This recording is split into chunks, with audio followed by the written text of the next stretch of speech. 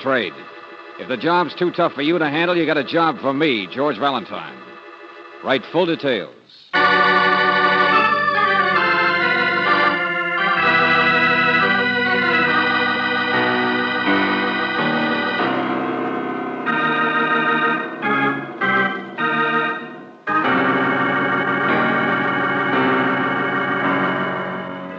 Standard of California, on behalf of independent Chevron gas stations and standard stations throughout the West, invites you to Let George Do It.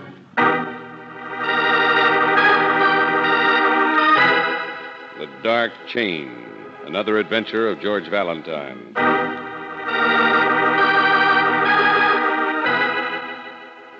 Dear Mr. Valentine, perhaps if my husband were still alive, I wouldn't need your help. He was the strongest man in the entire county.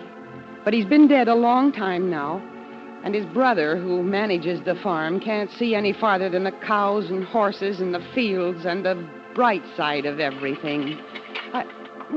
Now, Buddy, please, just play with your toys, dear. Oh, here, I'll open that safety pin for you. Can't you manage? Now, you'll be quiet, won't you? There is no bright side, Mr. Valentine, when my only neighbor for miles should be in prison. And unless he's put there soon, heaven knows what will happen. Buddy, you'll tear it. Now, that's your nice dog doll that Uncle Simon gave you for Christmas. Can't you? There, that's better.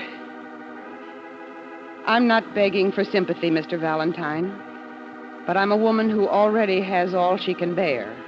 All the sorrow and the tragedy and the burden. Buddy, don't do that to your dog. It's your doll. Buddy, don't. Now, don't. Go outside, dear. Go outside, won't you? Go and see if you can help in the fields. I like my chickens. Don't you, Mama? Of course, Buddy. I wouldn't hurt my chickens. Would you? Dear, please. All right, Mama. Bye. Please help me, Mr. Valentine. Sincerely, Mrs. Purcell.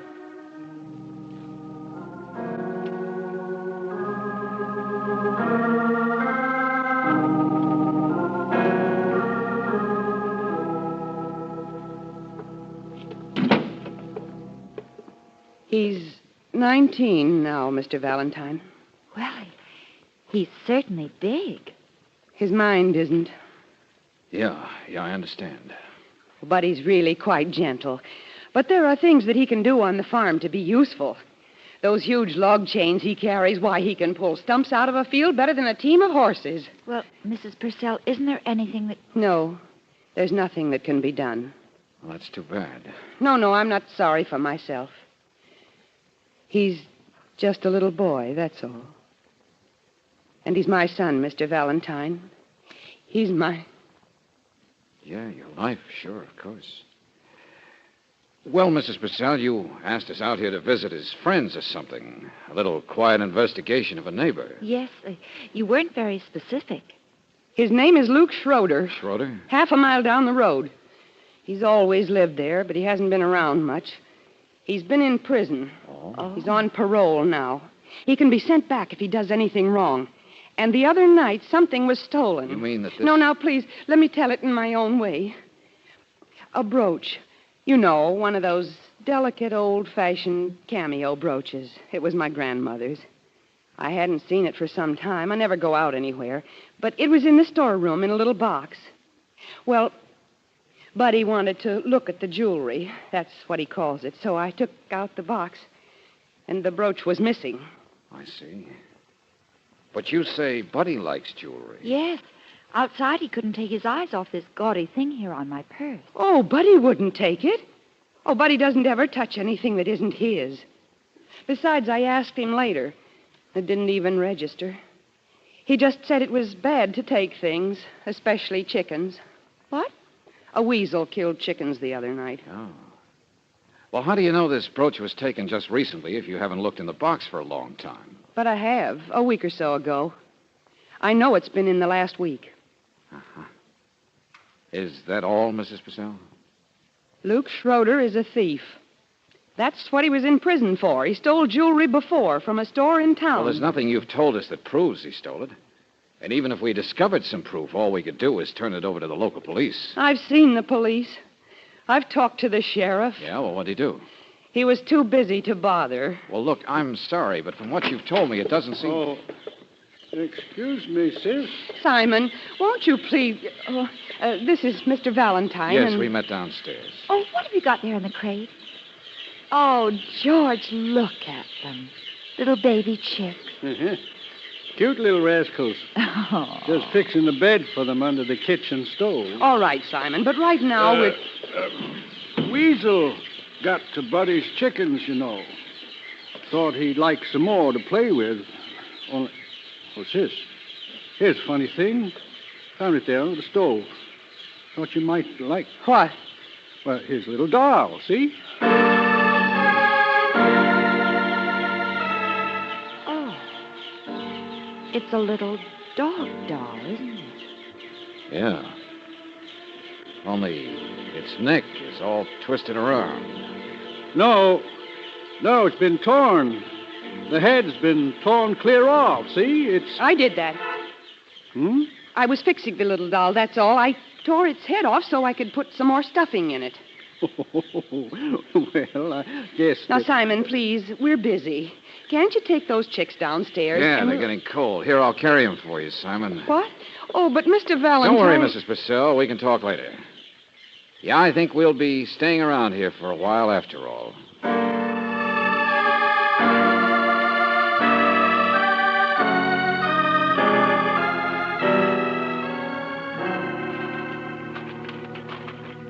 Oh, there's a bright side to Buddy, Mr. Valentine. You mean because at least he's able to help you here on the farm? Oh, not much. So clumsy, can't even harness up the horses. Oh? Then he gets an idea of his own, sticks with it. Nothing else matters. You know how little kids do. No, I was thinking more, he's happy. You know what I mean? He's not bothered by thinking he's smarter than he is, like most of us are in this world. Simon, I was thinking more about his mother. Upset, ain't she? Yeah, that's right. I used to think it'd be less strain on her if we put the boy in one of those homes or something, but she bristles out like a porcupine if you ever mention it. I'm upset right now about something. Oh. Well, I'm glad you're here. Friends are good. She needs friends. I don't know what it is, Mr. Valentine. She is upset bad. I suppose maybe it's only she has trouble seeing the bright side. What's the matter?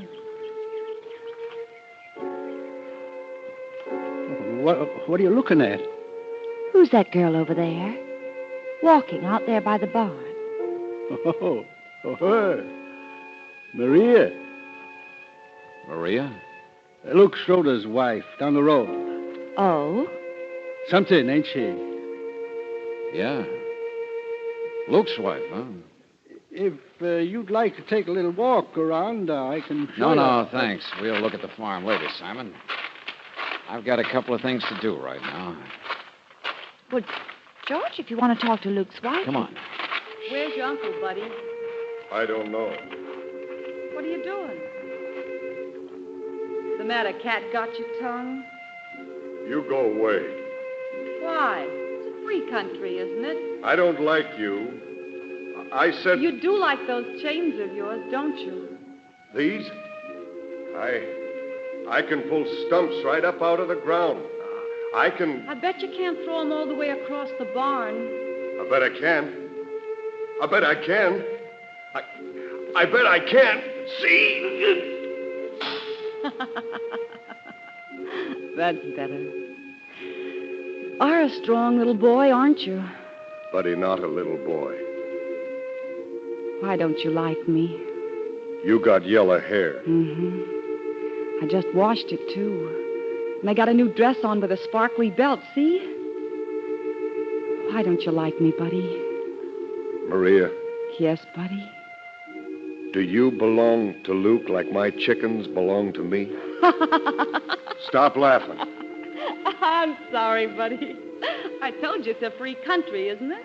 Stop laughing. It's not funny. They're dead. What? My chickens are dead in the nighttime. They're all dead. And when you're dead, you don't breathe anymore. I hate you. Buddy, what are you talking about? No. Tell Maria. Oh, George. Come on, Buddy, what is He's crying. Maria like you, Buddy? Oh, George, that girl's the most awful thing. All right, get out of the way. Huh? Go on, I said get out of the way, whoever you are. Slow down, Buster. Where is she? Where is she? Luke. Come on, Angel. We're in it now. Yeah? I was just wondering when you were going to... Get back to the house. Get back home. What? Your supper's ready, Luke. It's already just waiting, and it's... Hey, who are they? We're friends or buddies, Mrs. Schroeder. Stay out of this, mister. Go on, Maria, beat it. I will not. You got a fine lot of nerve in front of people. Hey, you. You hear me? How do you like that, mister? How do you like a... Yeah, he's real tough, isn't he, I lady? said stay out of it. Cool off, you big mug. I'm going. Bye, mister. Well, so you're the great Luke Schroeder. Yeah. I know who you are, too, Mac. No, you bitch. No. No, don't go away, mister. Don't go away, mister. Don't go away, mister. Shut up. Shut up, you crazy idiot. Buddy, leave Luke alone. Oh, mister, just leave me alone with this hates freak. Buddy hates You're not Luke. going to argue with me now, Put that are money you, down, mister? Luke. It's not going to do you any good. Buddy hates Buddy, Luke. stop it. Buddy hates Buddy, it's all Luke. right. Stop it. Buddy hates Will you be quiet, Luke. buddy? It's all right, buddy. Buddy hates Luke. George, come on, get out of Buddy here, hates Angel. Buddy, Luke. stop it. Buddy hates Come on, Luke. Come on, run, will you? Run!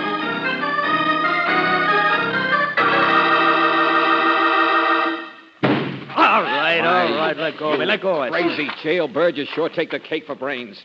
That poor kid back there's 5 times your size. All right, I said. Look, mister. The other night, a weasel killed some chicken hut buddies. Everybody in the county knows it's a weasel. They've had the same trouble. Only that crazy, overgrown bird brain gets an idea in his head, it sticks there like concrete. Oh, what do you mean? Come over here, in the back of my car. Something I just found on the road.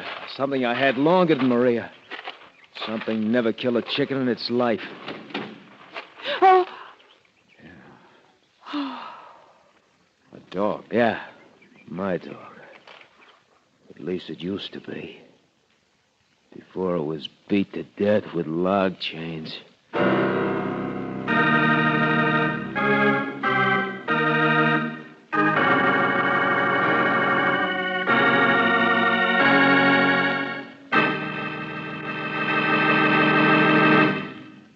We'll return to tonight's adventure of George Valentine in just a moment. No one likes to get up and get going on a chilly fall morning, and your car is no exception. For the gasoline in your car is sensitive to the weather, too. But it's no problem when you use Chevron Supreme gasoline. It's climate-tailored. Based on year-round weather reports, it's tailored to each different season and to the different altitude and temperature zones throughout the West. That's why you can count on it for faster starts every time, for faster, smoother pickup in traffic, and for extra ping-free power on hills. Try a tank full of Chevron Supreme tomorrow. Right away, you'll notice how much better your car responds to this premium quality gasoline. You can't buy a better gasoline for today's high-compression engines. Ask for Chevron Supreme at standard stations and at independent Chevron gas stations where they say and mean we take better care of your car.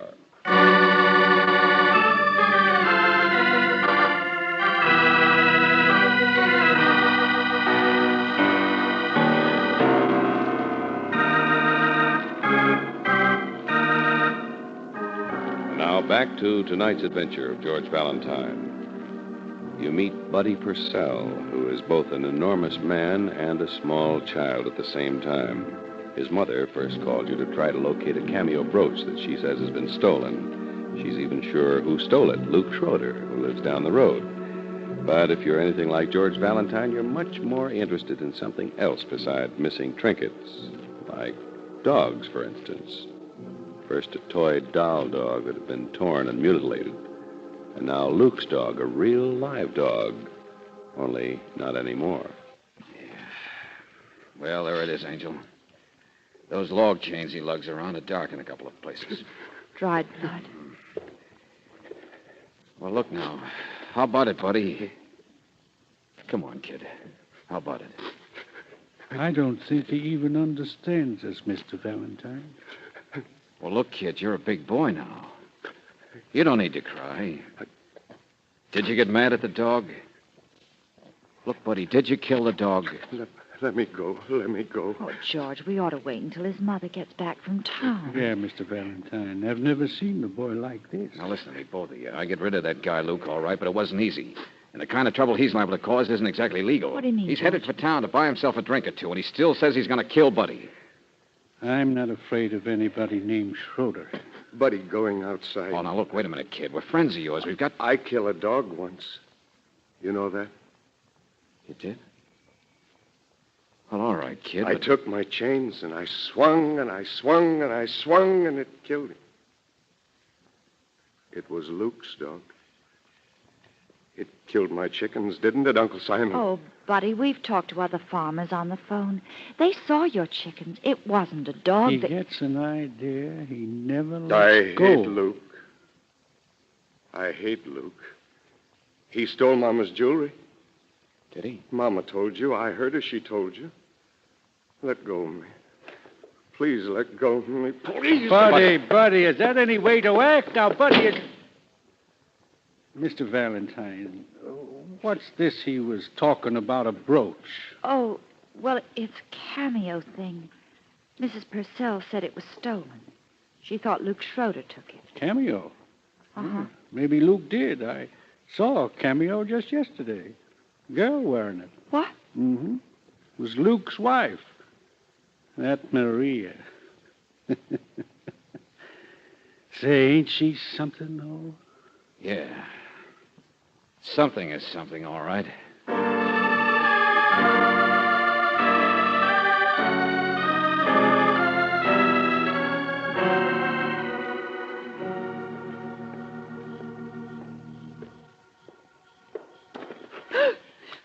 Sorry, we've been waiting for you, Mrs. Purcell.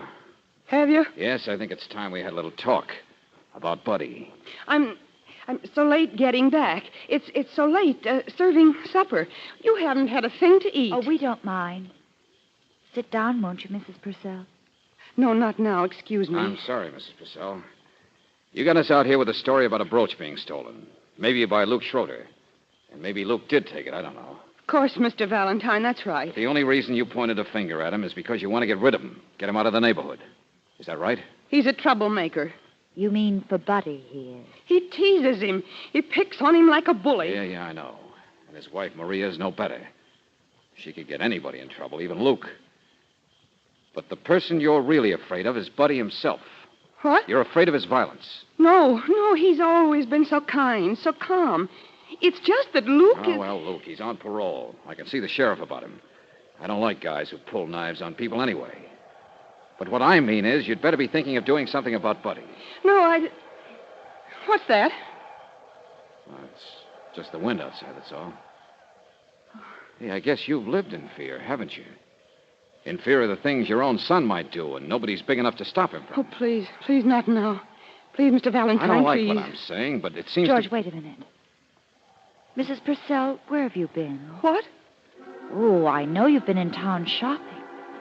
But I heard your car drive up quite a little while before you came inside here. Oh, leave me alone. And you've been so frightened just now that you've hardly heard us. Where were you? What's happened? Nothing. Leave me alone, both of you. Mrs. Purcell, you've also kept your hand in your pocket. Why? No, leave me alone. Sorry, but I have to... George. Oh. George. A cameo brooch. So that's why you had your hand in your pocket. Where did you get this, Mrs. Purcell? Come on now, where'd you get it? Buddy. Buddy? Well, where did he get it? I don't know. He just gave it to me outside and ran. Outside? But, George, Buddy was in his own room a little while ago. Come on.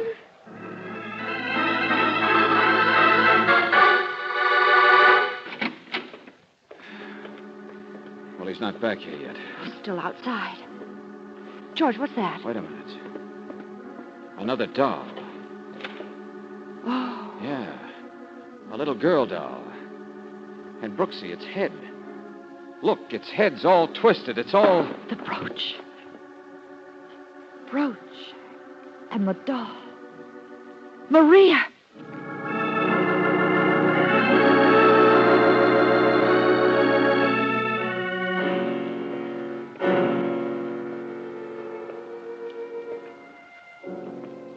Oh, Maria's dead, isn't she, George? Brooksie, that's an understatement. With a chain. Yeah. Bruises. Even scratches on the floor. Chains, all right. George, look. Look at her blouse here. 2 little tiny holes. Yes, so what? Well, it's where the brooch was pinned. See the mark of the clasp? This is where Buddy got it. Before he took it outside to give to his mother. Mrs. Purcell must have guessed where it came from. Uh-huh.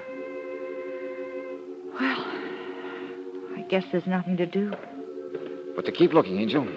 What? Something I noticed outside a second ago. Huh? Her husband Luke went into town, didn't he? Well, yes. Well, I saw something on the lawn, there by the bushes. Here we are. A hat, see?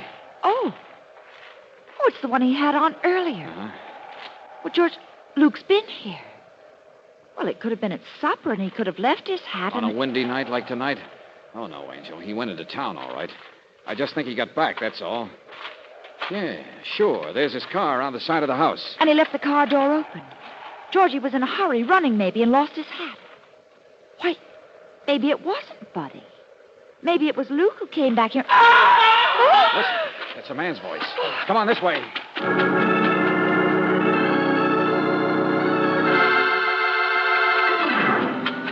There he is. Oh. Hey, Luke. Luke. Oh, no. The chains again. Luke, can you hear me? Luke, listen, can you hear me? What happened? Chains. He was waiting for me. I'd seen him earlier on the road with the chains. I ran. He chased me. Hit me. Chains. Oh, George, can't we get him back to the house? It's too late. What are you going to do? Look, this just happened, Brooksie. It just happened. Don't you get it? We interrupted it. You mean then someplace right around? Shh. Wait a minute. Yeah. It's the chains. Hear them? Oh, this crazy wind, you can't tell which direction. Across the road, Angel. That little patch of woods. Come on. What? Oh, George, you're not going. I said come on. We can see him if he runs for it across the fields in the moonlight. Oh. Yeah. Come on. In here someplace. Valentine! Mr. Valentine! Mr. Valentine! Oh, there you are. Well, hello, Simon. I have been chasing after you as fast as I could. I saw what had happened back there. And Luke, too. Oh, you did, huh? Yes, I wanted to. What's that? His chains. George. Yeah. Still in there. The woods. Huh? Come on now. A little more to the left, I think. Mr. Valentine, you're not going after Buddy when he's like this. Why not? George. But we can get the sheriff here in half an hour. Buddy wouldn't have time to leave the property. He wouldn't even know enough to. Right now, we only have to search a tiny patch of woods. But, George, there's no one else he can hurt except us. Oh, we're crazy. 5 times as strong as an ox, Mr. Valentine. You've seen it yourself. We can't handle him. He's clumsy. What difference does that make? Oh, George, please don't. He's moving. Listen. No, he's not. He's back to the right again, through here. I still say he's clumsy. He's got hands like baseball gloves. Mr. Valentine. So clumsy he can't even harness up the horses. It's closer, George. You know, I'll bet Buddy can't even open a safety pin. What? Can you imagine what he'd look like trying to unfasten the pin on a delicate cameo brooch? Huh? How about that, Simon? You should have torn it off Maria's blouse. It would have looked more like Buddy did it that way. George. That's the way you wanted everything to look, isn't it? But you made that one little mistake. What did you do after you killed her and took the brooch? Just give it to Buddy, knowing no one would believe where he got it? I don't understand. Mr. Valentine, the chains. He's right in here with the chains. Oh, yeah, sure, Buster. The chains are the weapon, all right. That's why I'm going after them right now instead of later. In a little tiny patch of woods, a man couldn't run away without being seen. But he could come out of the woods and pretend he came from someplace else like you did. No, I didn't. Buddy's right there. Look and out. if I search those woods and don't find Buddy, and instead I find... Sure, there they are. The chains, Simon. Right where you left them. Hanging on a branch, swaying in the wind. No. Oh, no, you don't, Buster. I guess you don't mind if I use the chains to tie you up.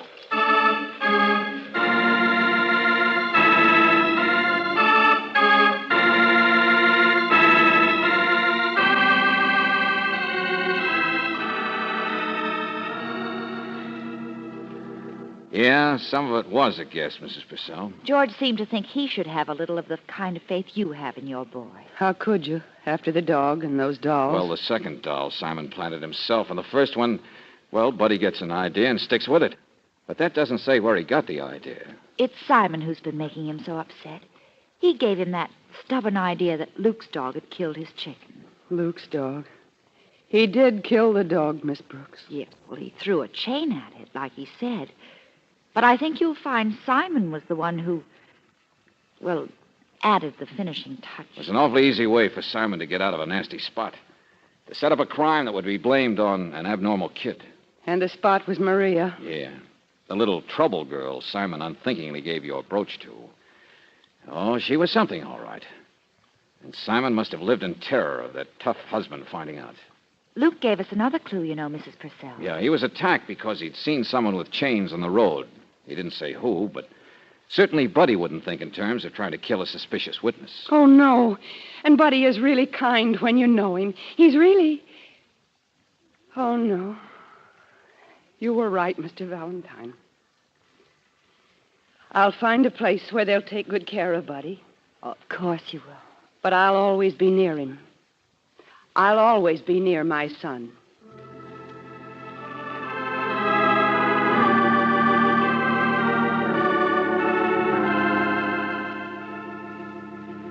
Oh, but I wish there were a happier ending for her, George. Oh, I don't know, Brooksie. Remember what Simon said? Hmm? At least Buddy's not bothered by thinking he's smarter than he is, like most of us are. Well, yes, Mr. but George... Valentine. Wait a minute, Mr. sir. Valentine. Mr. Valentine. Goodbye. Goodbye. Hope you have a nice time. Hope you be happy. Oh. Thanks, Buddy. Same to you.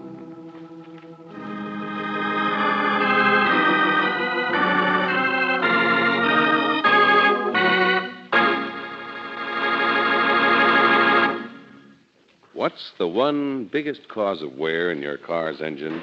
Automotive engineers have proved that internal corrosive rust is responsible for 80% of all engine wear. It starts the moment the ignition is turned off, the result of acid-laden moisture attacking cylinder walls and other vital parts. But when you rely on RPM motor oil, you stop this 80% of wear completely. That's because RPM is specially compounded to keep a moisture-proof film on internal metal at all times. With RPM on those vital parts, rust can't harm the engine, even though your car stands idle for days or weeks. No wonder this premium quality motor oil is first choice in the West. It's the oil that stops 80% of engine wear. Why not try it tomorrow? Ask for RPM motor oil at independent Chevron gas stations and at standard stations where they say and mean, we take better care of your car.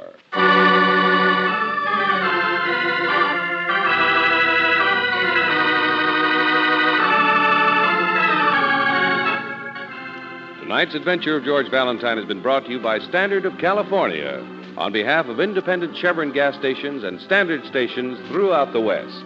Robert Bailey is starred as George with Francis Robinson as Brooksie. Let George Do It is written by David Victor and Jackson Gillis and directed by Don Clark.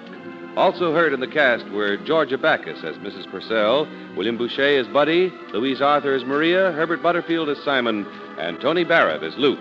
The music is composed and presented by Eddie Dunstetter. Your announcer, John Heaston. Listen again next week, same time, same station, to Let George Do It. This is the Mutual Don Lee Broadcasting System.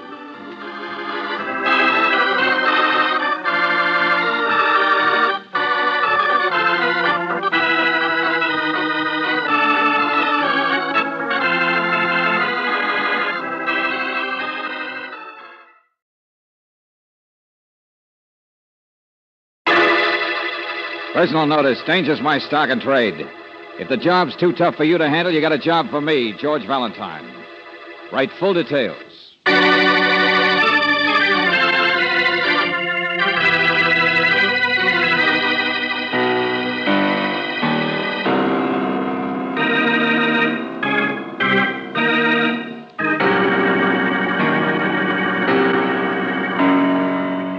Standard of California, on behalf of independent Chevron gas stations and standard stations throughout the West, invites you to Let George Do It.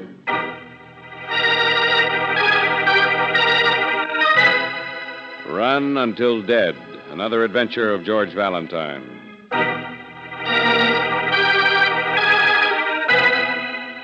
Dear Mr. Valentine, recently I've had reason to investigate and reassure myself of your integrity. I'm quite confident that you can handle a rather small task for me with the utmost secrecy. I say small, but it's a matter of great urgency to me. I only hope that it doesn't surprise you too much that I should be appealing for help. Sincerely, Dashiell Fenwick.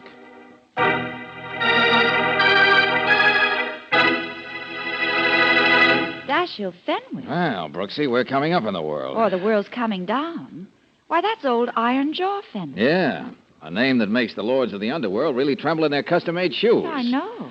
The little David that slew a dozen Goliaths because he's a private citizen with a crusade against crime. Angel, you can't possibly know what a surprise this really is. Why? What do you know that I don't know? Well, I was Lieutenant Barclay's guest at the grand jury hearing on the Suderman case. Yeah?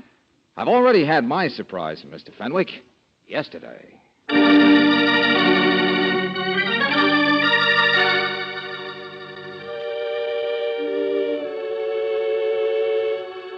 And so, members of the grand jury, as your special investigator, I must report that there is no case against Mr. Suderman. No case whatsoever. No case, no case. Did you hear what that guy said? Yeah. I'm asleep. Maybe I'm asleep and I'm dreaming it, or my ears are plugged. Oh, no. That's what he said, all right. But keep your head on, Lieutenant Barclay. It's only a state tax evasion case. Well, what else are you going to get a guy like Suderman on? You can't prove anything else. He's mixed up with everything in town, but you can't prove it, can you? I tell you, Valentine, if I didn't know better, I'd say old Iron Jaw had finally been reached. Fenwick? Hey, young Mr. D.A., you worked with Fenwick on this. How do you like it? I don't. Hello, Barclay. Hi. Well, maybe you can't reach an investigator, but you can reach a witness, eh? What are you talking about? Melina Atkins? Sure, that accountant wife for the past 4 months. Oh, yes. Well, we hoped it'd pan out better. Her stuff did kind of blow up in our faces, but that's the way it goes sometimes. Yeah. Well, you did a great job. If it hadn't been for Fenwick, we could... Barclay, Fenwick did exactly what I would have done. Huh? He had to make that report. On the evidence we found, Eric Suderman was just not guilty, that's all. On the evidence? Yeah. And after Fenwick's report, you can bet the grand jury will drop this like a hot potato. Now, what's the matter, gentlemen? Did you bet on the wrong team? Congratulations, Suderman. Well, I knew I wasn't guilty. I could have told you. Now, listen, Suderman. Sorry I can't buy you a drink, but I have my own celebrating to do. Now, for heaven's sake, don't look so surprised. Toughest crime investigator in the state says I'm innocent. Well, I am, that's all. It's, you know, what's that word? Oh, it's justice, that's all.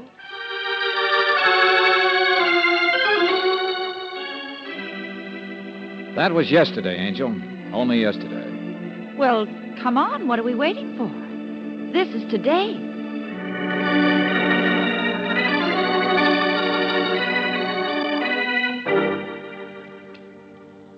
Mr. Valentine, that Suderman report was the most disappointing one I've ever had to make. Yeah, I can imagine. But, Mr. Fenwick, if the evidence didn't warrant anything else, what could you do?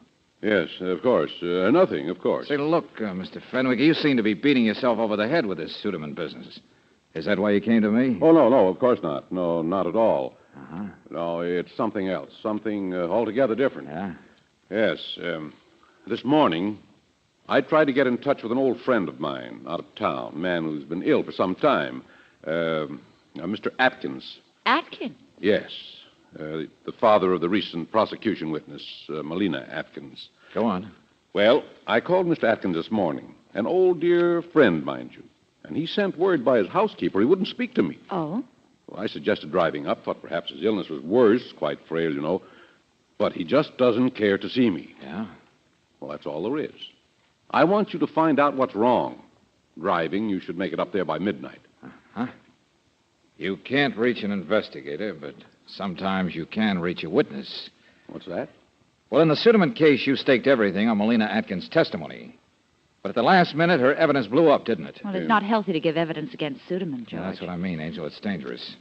And when a girl has a father to think about, too... Oh, she tried as hard as she could. Suppose she'd been forced to withhold something. Threatened, maybe. Or her father. Isn't there some way you could see the girl here in town? Ask her what's wrong with her father. Yes, I've seen Melina. She's upset and tired, naturally. Yeah, naturally. Yes. Anyway, she cares too much for me not to reveal any other reason for upset. What do you mean? I've said so much, I may as well complete the confession. It's my hope that Melina Atkins will shortly accept me as her husband. What? Yes. You mean you and... What's the matter, Miss Brooks? Do you think it impossible for a man of my years to be viewed with affection by a younger... No, excuse me. Well, I guess it's just my turn to be surprised, that's all. Congratulations. Well, excuse me, but you called it a confession. Yes, because I've kept it a secret. Because I was afraid of what might happen to Miss Atkins. Oh, I see. Yes. Oh, what difference does it make? Go find out what's the matter with Atkins. If it's just his bad teeth that makes Atkins so sour, well, then you get a cigar, Valentine. A whole carload of cigars.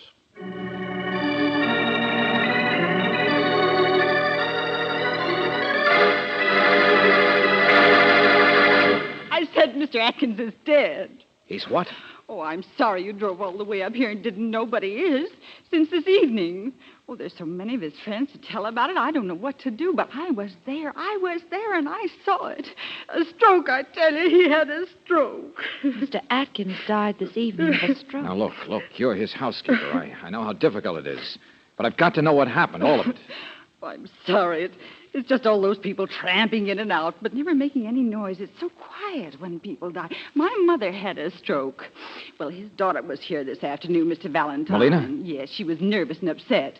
It just made me mad because I knew he'd be upset, too. No better than an invalid he Melina was upset about what?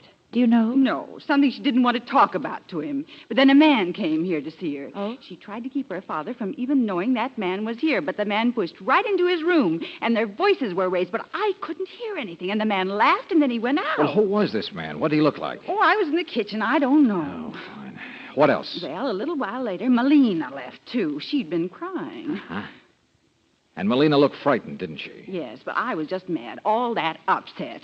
And when I went into Mr. Atkins' room, he wouldn't tell me anything. He just lay there in his bed like a ghost. It was half an hour later, Mr. Valentine. I heard his slippers on the floor. He's never supposed to be out of bed. And when I got to him, he was trying to climb the hall stairway. He was mumbling he had to reach the telephone, had to call somebody named Weirick or Fearick. Fenwick? Yeah, that's him. The same man he was worried about not seeing the day before. And I argued with him. He tried to push me away, but... Well, anyway, it was then that he... Right there on the stairway. Yes. All right, now, I understand. Well, Angel, I guess we can report to Mr. Fenwick now. But I don't think it's going to win me any cigars.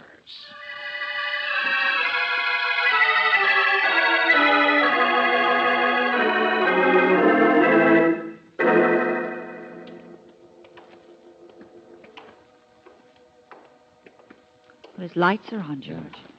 He must still be awake, but it's almost dark. Well, good evening. Yes, but I'd say it's good morning, wouldn't you? Oh, Valentine, isn't it? Yeah, that's right, Mr. Suderman. This is Miss Brooks. Mr. Well, how do you do? Nice morning for a stroll. Yeah, sure. And you always do your strolling in front of Mr. Fenwick's house? That thing behind me is not a Doberman Pinscher I'm walking. All right, we can go into the house now, Mr. Suderman. A policeman? George, what is it? All right, get him in here, Peters. Suderman, we've been looking for you for the past hour. Well, Valentine... Just skip the formalities, Barkley. Where's Mr. Fenwick? Or is he... No, he's not dead, if that's what you mean. Fenwick's a little too tough to kill, isn't he, Suderman? I was awakened from a sound sleep. I have no idea what you're talking about, and furthermore, Lieutenant... Oh, sure. Alibi. Barkley, we've been out of town all night, so come on, let's have it. Oh, tell them, Peters. Go on, you tell them. Yeah, sure, Lieutenant. And listen carefully, Mr. Suderman. After the lecture, we always have a question period. I'm willing to be instructed. Well, I'm on the 7th Street beat, see, downtown. Checking doors and night lights. You know how it is. When I see this guy wrapped around a telephone pole. On foot, I mean.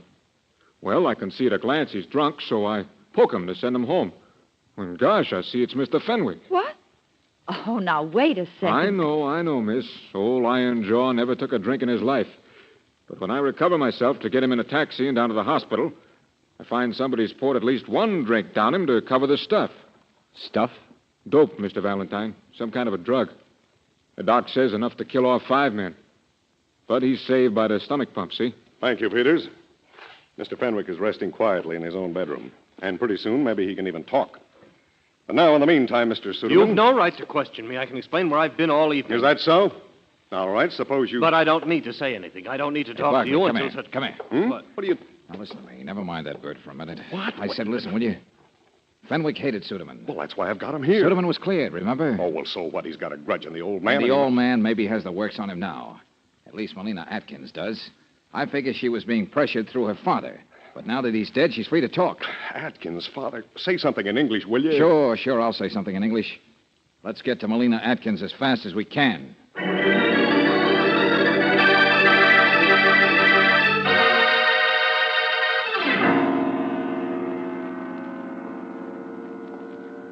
Well, it wasn't fast enough, was it? No.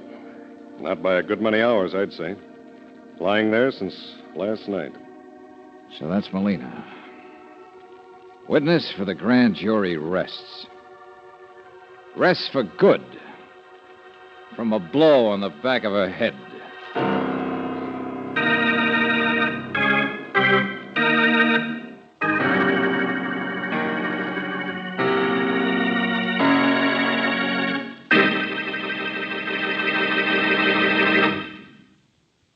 We'll return to tonight's adventure of George Valentine in just a moment.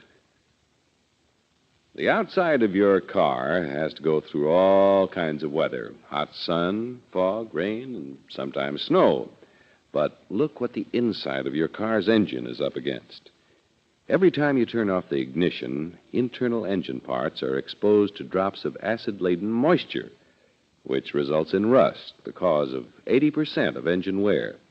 But here's the sure way to stop this high-cost rust. Use RPM motor oil. It's a premium quality motor oil that's compounded to keep a rust-preventive film on internal parts at all times. Turn off the ignition, leave your car standing idle for days or weeks, and this moisture-proof film stays on internal parts, keeps costly rust from starting. No wonder RPM motor oil is first choice in the West. It's the oil that stops 80% of engine wear. Ask for RPM at independent Chevron gas stations and at standard stations where they say and mean we take better care of your car.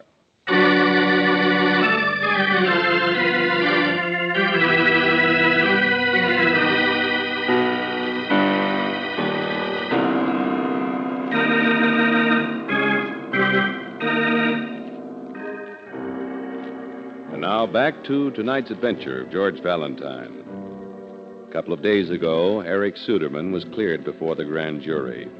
A simple state tax evasion case, but as Lieutenant Barkley says, on what else can you ever nail a cagey man like Suderman?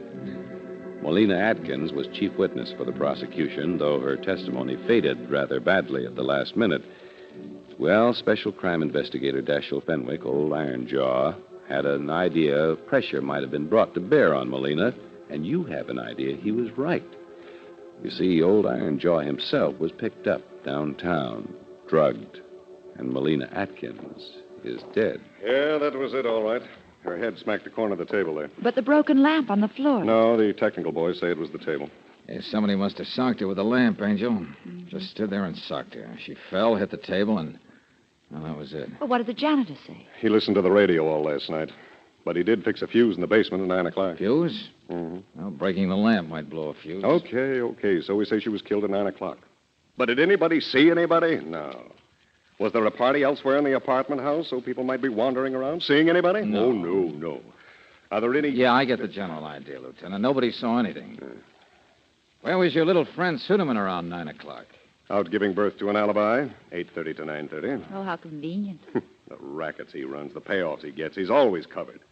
A whole family of alibis he has by now, and not one of them that we... No, wait a minute. You know, we have got one thing on him. What's that? Huh? DA's office is working on this case, too.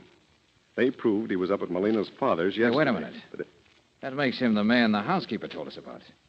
The man who paid a visit to upset everybody and make them scared. Yes. So at least we know Suderman was in touch with Molina.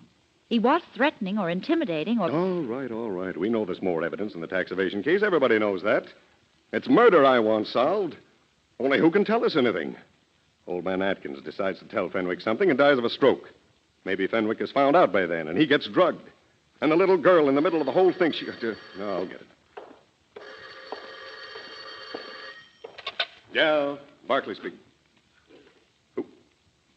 What? Lieutenant, what is it? Sergeant, you know what's going to happen to you, don't you? All right, then. Why didn't you... Yes, we'll see you later. Okay, spell it. An ex-sergeant who should be nameless is on duty at Fenwick's house. Where?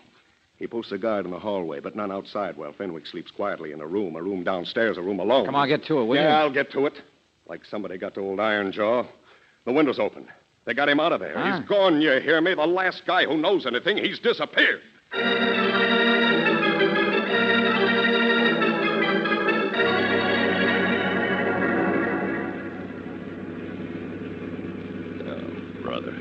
Right out from under our noses. Even took Fenwick's own car to get him away without being noticed. Well, be of good cheer, Lieutenant. Maybe we'll find something in his room. Oh, sure, an arrow maybe, pointing at the villain, yeah. A tough man with a conscience. We could use a few more like him. Instead of one less. To think if he'd only known in time, he could have... Hey, wait a minute. Look out, Barkley! Oh. Why, it's an ambulance. Hey, what the... Hey, what's going on down there? Come on. It's only an accident. Keep going. Move that car. You're blocking traffic. Oh, George, look at that car. Move that car, lady.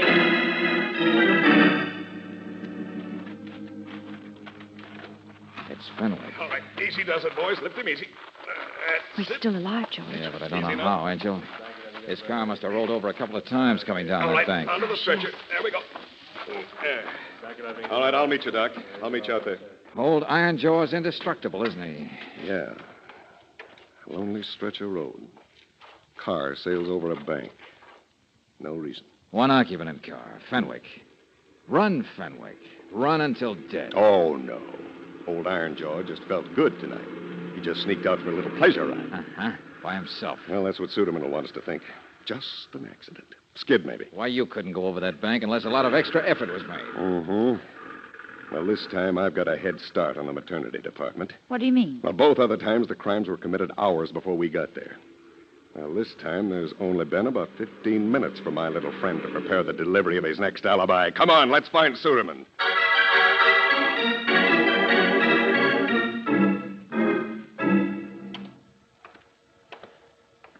Let go of me, will you? I'm not touching you. The rule book says I can't. Only just keep walking up there to the door, Suderman. Oh. He's back at his house again, huh? Mm-hmm. I told you Fenwick's too tough to kill. The doctor didn't want to move him any further than this. He's, that is, I suppose he's able to talk? No, you don't get an answer to that. Come on, get inside. Huh? What do you gentlemen want to ask me? We want to tell you that everybody else is being eliminated. I mean, everybody who could conceivably have a grudge against Fenwick or against Molina Atkins. Not to mention that there's nobody who could have a grudge against both of them, and the same night. Well? Well, point one. Fenwick cleared you of tax evasion because of insufficient evidence. But there was certain evidence not given. Check. Oh, you hardly expect me Okay, to admit... point two. Molina Atkins had that evidence, but was afraid to give it. Only it looks like last night old Ironjaw found out what it was all about, too.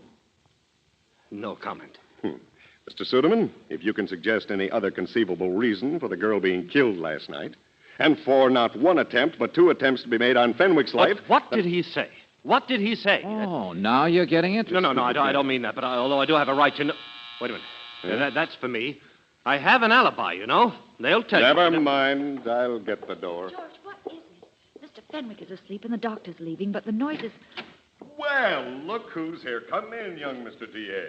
Hello, Barkley, everybody. Hello. Mr. Suderman, I guess your alibi can wait a little longer. Now that we've got a representative of the D.A.'s office present, suppose you just Barkley. listen to what he has...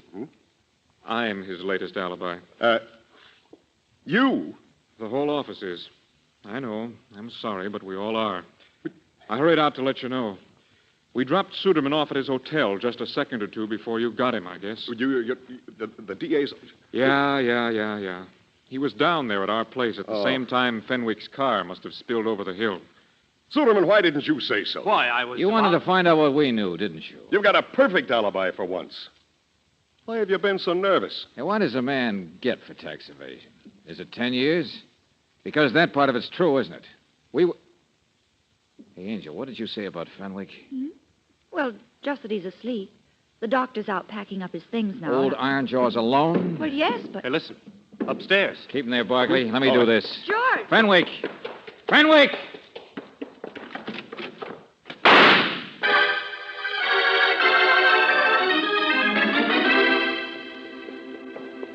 George, what is Shut that door, Angel. Lock it. Yes, but Doctor... He's all right. So am I. Just dumb, that's all. It had never occurred to us to believe alibis from a guy like Suderman. What? And an automobile crash or drug in a stomach can't be coincidence, accident, so they've got to be murder. Well, all they really were was what happened right now. Fenwick's been trying to commit suicide. Please, Mr. Valentine, please. Sure, you want us to go so you can try it again. No, you hired me. You're stuck with me. Just a minute, Barkley. We're all right. I'm a coward, that's all. A coward. The whole slate wipes clean pretty fast, doesn't it? You swallow some drug and a glass of liquor. Liquor to give you a little courage. Only a noisy policeman comes along to interfere. A coward. And then you sneak out by yourself from downstairs, take your own car, and try to... An old man and a coward. What was it? Molina? Yes. Uh-huh. She wasn't what she seemed to be. No. Well, I guess that coin has two sides, Fenwick, doesn't it? One way we looked at, she'd been pressured by Suderman. She was afraid of him. At the worst, maybe she withheld a little evidence. But look at it the other way. Everything that's happened. She was no good. She never was. You mean all of her evidence? It was all a hoax. What? I knew her father. I knew her. I staked everything on her testimony, Valentine. Her testimony, all of it, was very cleverly designed to swell bigger and bigger and then explode. She didn't say anymore. She didn't know anymore. It was a garden path. Designed by a very good friend, Mr. Suderman. And the thing that led you down that garden path. Well, I wondered when you told us in your office that you loved her. Yeah, never mind, Angel. I've written all this down, Mr. Valentine. It's in the mail. Eric Suderman's complicity, my own blindness. All that's necessary for someone else to bring him to trial again. Wait a minute. Suderman must have guessed you'd written it down. That's why he's been so nervous. He must have guessed you were really trying to commit suicide. But if that's the case, then he must have known... Get out of here, Valentine. Please get out of Mr. here. Fenwick, a man doesn't commit suicide just because he's been made a sucker. No. Suderman knows everything. I learned all this from Molina. Then Suderman found me, told me what he knew, and expected that I would keep my mouth closed. It didn't occur to him that I might close my own mouth forever. Suderman knows about you seeing Molina? All of it. I went because I'd been suspecting them and still afraid to admit it. It was around 9 o'clock. I told her I loved her. She laughed at me. I grabbed her. I made her tell. I heard the whole truth for the first time. I seized the lamp. I struck her. She fell to the floor. I ran. Uh-huh. But you left something out, didn't you, Fenwick? It's in my confession. It's what Suderman knows when he found me in the bar at 10 o'clock. Yes, I killed Molina Atkins.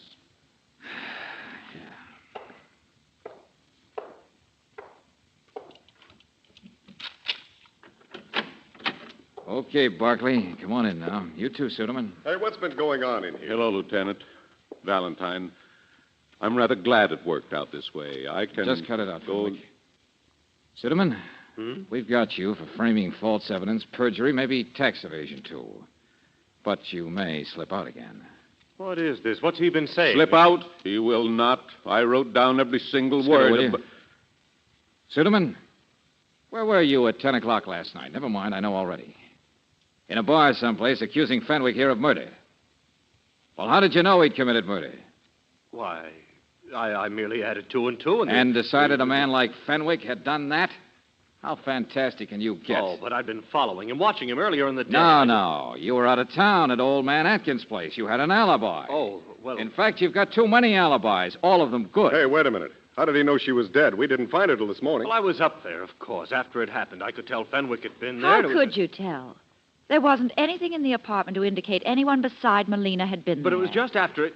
Well, I'd seen him leave. Fenwick struck her with a lamp at 9 o'clock, and then he ran. Now, how could you see him when you've got an alibi that says you were somewhere else 8:30 to 9:30? Too many alibis. No. Well, people told me they'd seen him. as Just he- a minute. Nobody saw anybody out there, not even the janitor. Wait a minute, Barkley. There is a way you could have been told, isn't there, Suderman? What? A way you could have got there after 9:30, then gone out to find Fenwick by 10, and still in the meantime be told who it was struck Malino with a lamp. One way you could have been told, just one. No, you Go ahead, grab him. I got it. The corpse told you, didn't she? Melina herself. Nursing a bruise, maybe, and telling you what happened. Sure. Sure, it was the corpse gave you the idea how to kill two birds with one stone, to keep them both quiet. All you had to do was add another bruise. The back of the head against the table. So she'd lie there more quietly, Suderman, like a real corpse should.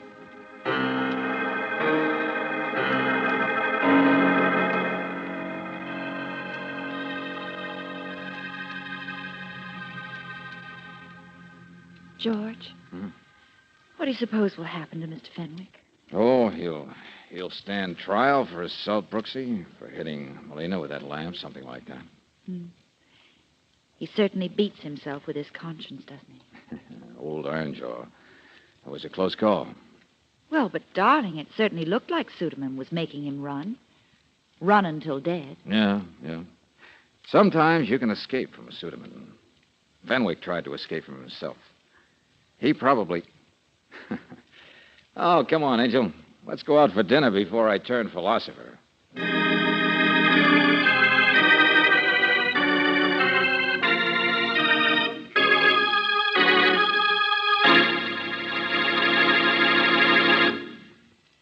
People who know the whims of November weather will be taking a raincoat to the football game next Saturday. And don't think Chevron Supreme gasoline isn't prepared for the weather, too. It's prepared months ahead of time by Standard of California, where automotive engineers know how sensitive gasoline is to seasonal weather and altitude, too. That's why Chevron Supreme is climate-tailored, scientifically tailored to meet the weather demands in your driving area. Try a tank full of this premium quality gasoline tomorrow, and you'll notice right away how much better your car responds. Faster starts, faster getaway in traffic, and ping-free power to lift your car over steep hills. In fact, you can't buy a better gasoline for today's high-compression engines. And because it's climate-tailored, count on Chevron Supreme to get the best out of your car every day in the year. Ask for it at standard stations and at independent Chevron gas stations where they say and mean, we take better care of your car.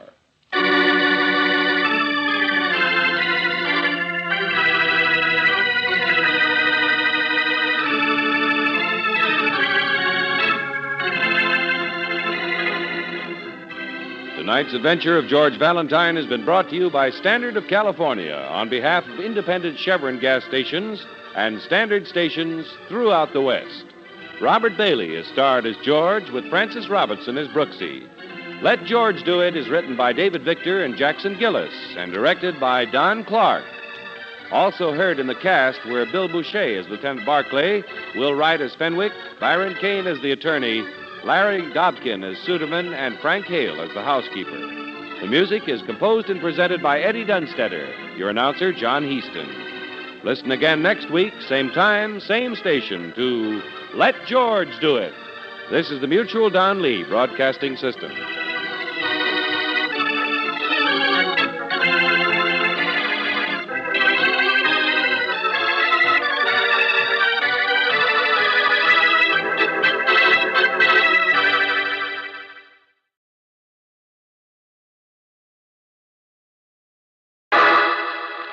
Personal notice. Danger's my stock and trade. If the job's too tough for you to handle, you got a job for me, George Valentine. Write full details.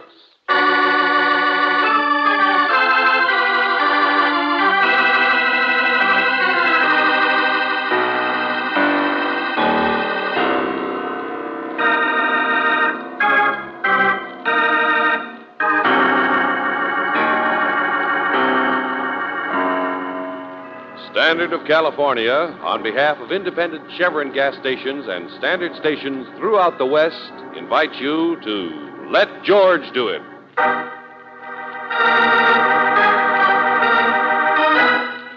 Sweet Poison, another adventure of George Valentine. Dear Mr. Valentine, I'm writing to you because I don't know where else to turn. And in this hour of need, I must turn somewhere. Can you hear me? Hello, can you hear me, Mr. Valentine? Yes, of course I can. But who are you? What are you calling Please don't interrupt, Mr. Valentine. I've already wasted 5 minutes writing full details the way your ad says to, but if you won't listen, if you make me send it through the mail, it'll be too late. Well, all right, lady. Go on and read your letter. Thank you.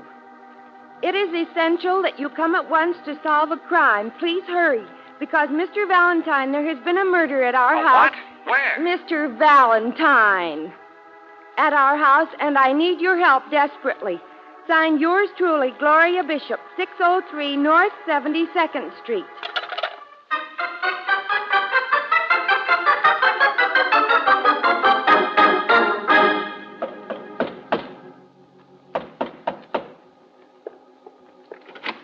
I'm sorry, we don't want any, not even samples. Come again sometime. George. Oh, no, you don't, Buster. Exit, will you? And don't forget to take your foot out of the door. This is 603 North 72nd Street, isn't it? Darling, it is also Monday afternoon, and on Monday there is a deadline. And inside is a man at work who doesn't like to work, not even on Monday. So please, if you love your fellow man... Who is it, Melville? I hate you both. Nobody! I like you too, Melville. Oh, you... Well, hello. Nobody. The name's Valentine. This is Miss Brooks. Don't apologize. Sit down. We'll talk. Know anything about the vintage wines, politicals, cooking? Jonas, please ignore them like they never happened. Get back to the easel. It's 3 o'clock. There's a whole lithograph company waiting. Silence. Oh. Forgive my rude friend, Mr. Valentine. This is Melville Bond, my publisher. Publisher? If I don't look the type, it's from smoking too many cigars and pulling out too many gray hairs. Men's magazines, that's my line. But what's in men's magazines? Women. And how do women get in men's magazines? By me trying to make characters like Jonas here work. Hey, hold it, will you? The drawings on the wall, all of them girls. He calls you Jonas. Well, you're the famous painter Wentworth Jonas, aren't you? Your clairvoyance is frightening, young man. The Jonas girls. Why, of course. Yeah. I'll bet your name is on every pin-up You picture. needn't spoil my afternoon, Miss Brooke. I know. Ashtrays, calendars, neckties. There's nowhere my infamy hasn't reached.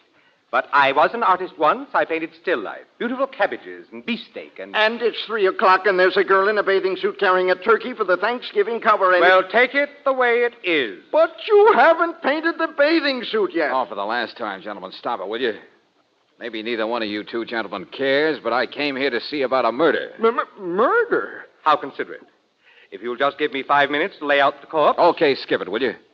But there's some crazy girl by the name of Gloria Bishop who telephoned me Gloria? and said... Well, why didn't you say so? Young man, I'll have you know Miss Bishop is the only woman in the world with a figure like one of my drawings. Go around to the back door. What? Of course, my back door. She's my housekeeper. A girl like that is your housekeeper. Well, what did you think she was? My mother?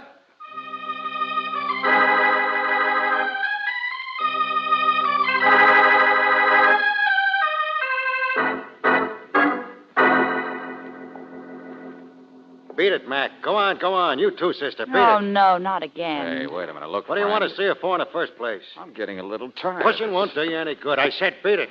Is that so? Oh, George. Yeah. That's better. The perfect bodyguard, huh? You know how to shoot that thing? Want to find out? Hey, what is this? I knock on the back door Stay and away you... from her, Mac. Far away. Otherwise, Maddie! Excuse me. Maddie,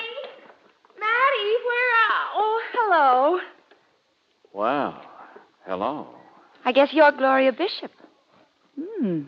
No question about that, George. Mr. Valentine and Miss Brooks, of course. But did you see a young man? Oh, sure. We bumped into him, left in kind of a hurry. Oh, that's good. I didn't want him here when you... Who is he, Gloria?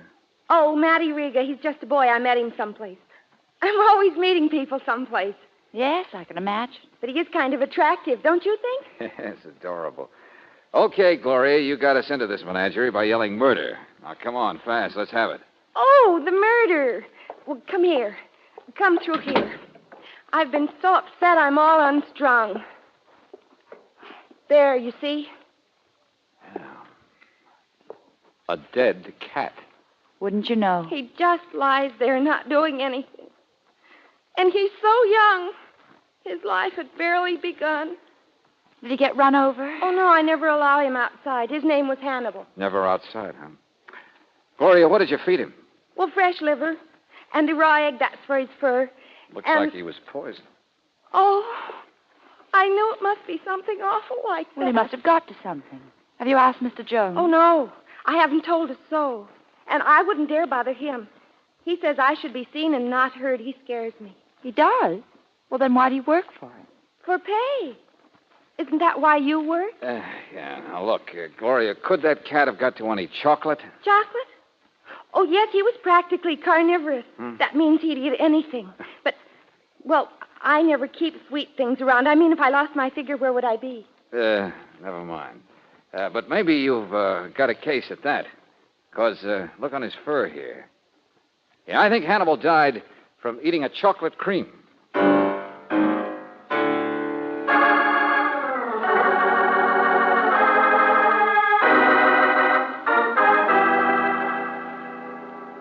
Of course, I didn't poison the beast, Mr. Valentine. I haven't killed anything for weeks. All right, Mr. Jonas. Besides, it didn't occur to me.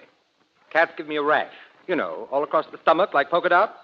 So if you expect me to weep copious tears over some I expect silly... you to answer questions, that's all. Chocolate creams, I said. Do you eat them? Huh. My doctor hasn't let me touch anything richer than my pocketbook since the Battle of the Bulge. But if the cat hasn't been out of the house, where did it Hold get... Hold on, young lady. I believe there was a box of frustrating things around here somewhere. Where, Well, Mr. why didn't Jonas? you say so? Well, how should I know? Go look for them. Yes, Mr. Jones. I'll help you, Gloria. Huh. Women.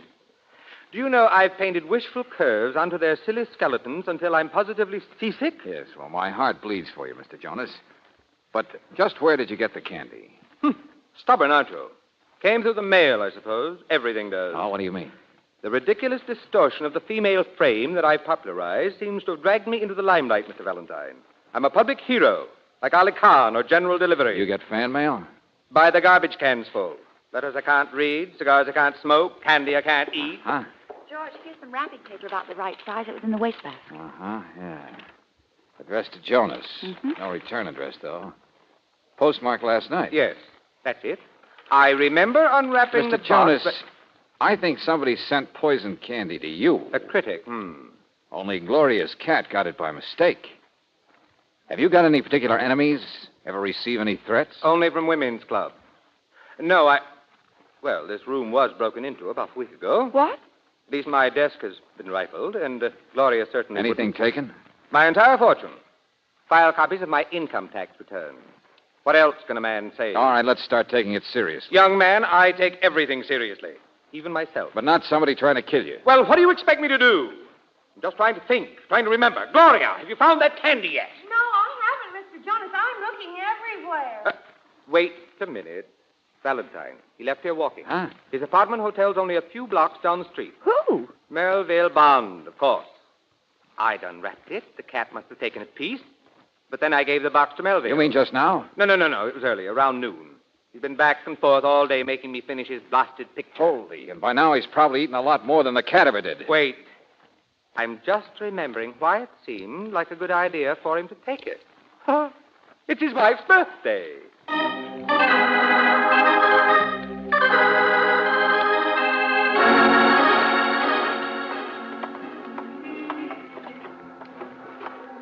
Mr. Bond! Mr. Bond! There he goes, Angel, through the revolving door. Apartment hotel, that's right. George is coming out again. Hey, Mr. Bond! Hey, back in again. What's the... George, he's falling. It's just going round and round. Bond! Come on, let go of that thing, will you? Let's get out of here. Now, here we go. Hey, Bond. Bond, can you hear me, Mr. Bond? Yes, Are you the doctor?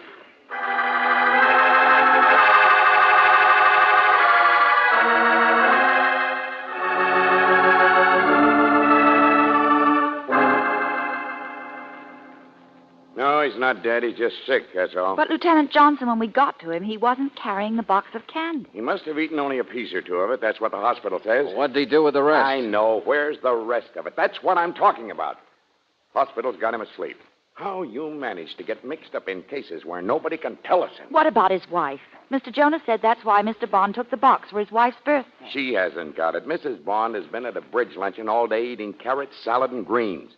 So now we've got to canvass every place in town that he's been... Hey, Valentine, where you going? Hey! George!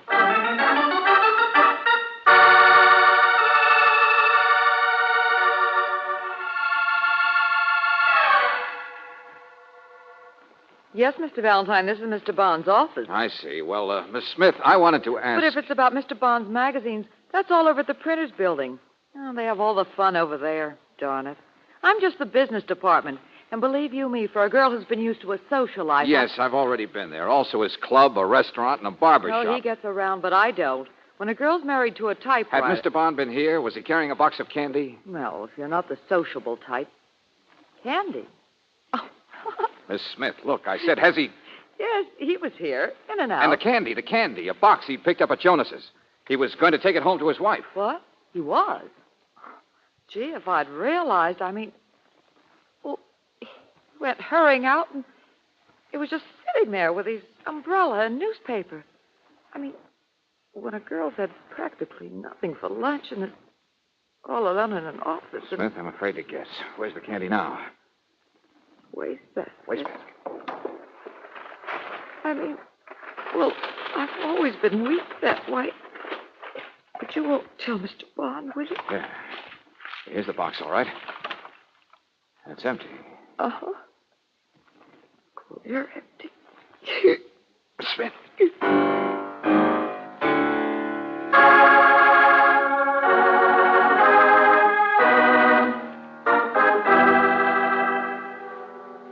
Coroner's report. 14 grain, tetranic, myoxide in stomach. No hope of counteracting. Miss Smith was dead on arrival.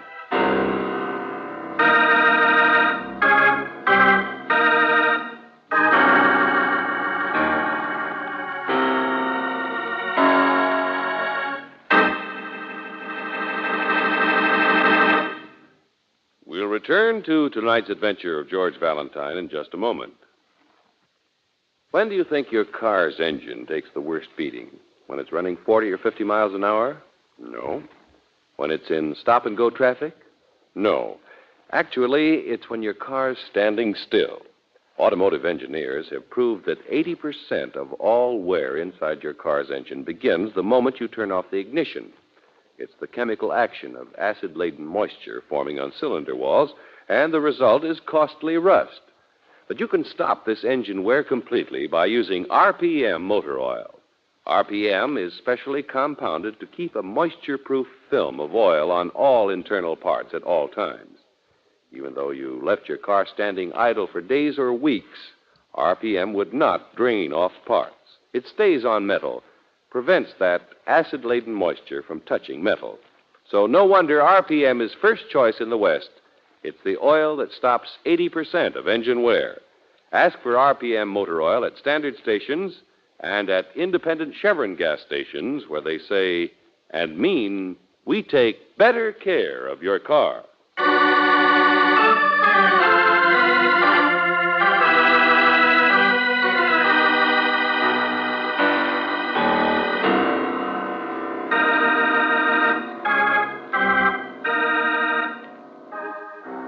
Now, back to tonight's adventure of George Valentine. A box of poisoned chocolates. One piece killed a cat. Then Mr. Jonas gave the box to Melville Bond, his publisher, who needed a present for his wife's birthday. However, before Bond ever got home, he tasted a piece or two himself and lived, though sickly, to regret it. The rest of the candy had been left forgotten at the office, and so a poor, unsuspecting secretary, Miss Smith, satisfied her appetite for sweets. Indirect, but it's still murder. And if your name is George Valentine, what bothers you is where did the box come from in the first place? Mr. Valentine, the notion that anyone in this wide world would want to kill me is utterly ridiculous. You mean you wish it were? Yes, Mr. Jonas, the candy was addressed to you. But why? Nobody hates me. They love me. The idiot. You mean they love the kind of pin-ups you paint? Stop telling me what I mean, young man. I've never known. How should you be able to? Jonas, please listen to what the detective... Melville, take a trip somewhere. Go convalesce. Now, look, both of you. Yes, I'm sick, and this is the thanks I get for worrying about you. Scares you, doesn't it, Melville? Oh. Yes, where would your magazine be if your little gold mine were dead? I almost wish I'd thought of you and gone off my diet. Jonas, no, please don't joke. It might happen again. Oh, now cut it out, both of you, will you? In the first place, it's not going to happen again. Lieutenant Johnson's putting a bodyguard on you, Jonas. A sergeant who'll stay at your house and who'll bring every piece of mail you get down to headquarters unopened. Oh, good. I hope there are lots of bills. And in the second place, Jonas, I don't think so much of your sense of humor. Mr. Valentine, I almost wish I'd gone off my diet and eaten the candy myself. I mean it. Why? I'm thinking of that poor girl just as much as you are. She was reasonably young, reasonably intelligent. You knew Miss Smith? Occasionally, she'd bring my checks from Melville to the house. She did just last week. You know, she's the only girl I've ever met who didn't seem envious of that preposterous invention of mine, the Jonas female figure. Miss Smith was not a dreamer. She was well-shaped like a human being, even fat like I am. And for such a rare, honest creature to suffer in my place... Oh, don't get carried away, boy. What should I do? Wear a girdle on my tongue? I know, it would be better if I had, because... Of course I make enemies, Valentine.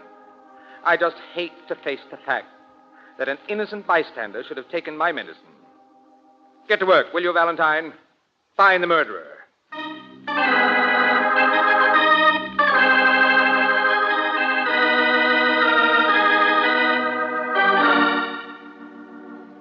Oh, what a night. Yeah. Jonas finally broke down and gave us a list of people he'd insulted. Half the town, I'll bet. That wrapping paper the box was sent in, we ran through every test known to mankind to Dick Tracy. Results? We've still got the anonymous poison. Oh, great. They're in an envelope, the boys tell me, are the last worldly remains of Miss Smith, an innocent bystander, as the saying goes. But suppose this guy decides to mail somebody else something. How can we stop it? Lieutenant, what about that boy, Matty Riga, the one who acted so tough with the gun at the back door? Riga? Nah. He's a strong arm, that's all. Works for anybody. But connect him with Jonas? Nah. He's never even met the guy. Listen. What is it, you want to bet? Huh? Another attempt on Jonas? Or is it our nutty killer sending poison to somebody else through the mail? Or is it your wife saying, come home for breakfast? Hello? Johnson speaking. Oh. Oh, yeah. Who is it? Melville Bond. Well, let me hear this. Go on. What's the matter? I said, get out here, Lieutenant. Get out here quick. But where are you, Mr. Bond? I came over to see Jonas first thing this morning, but no one answered the door. Please hurry, Lieutenant. But there's a sergeant of mine out there, Douglas. Where's he? I'm an ailing man, gray hair, and I don't What's the matter with you? I'm all right. I just can't stand the sight of blood.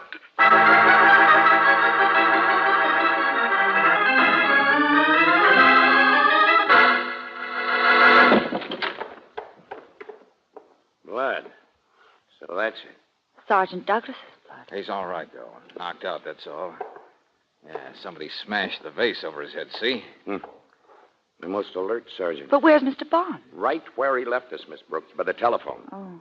Get his collar open. Come on, friend. Wake up. Hey, Brooksie, come on now.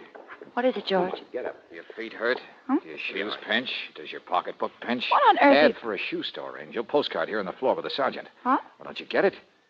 Maybe our killer is running a repeat performance.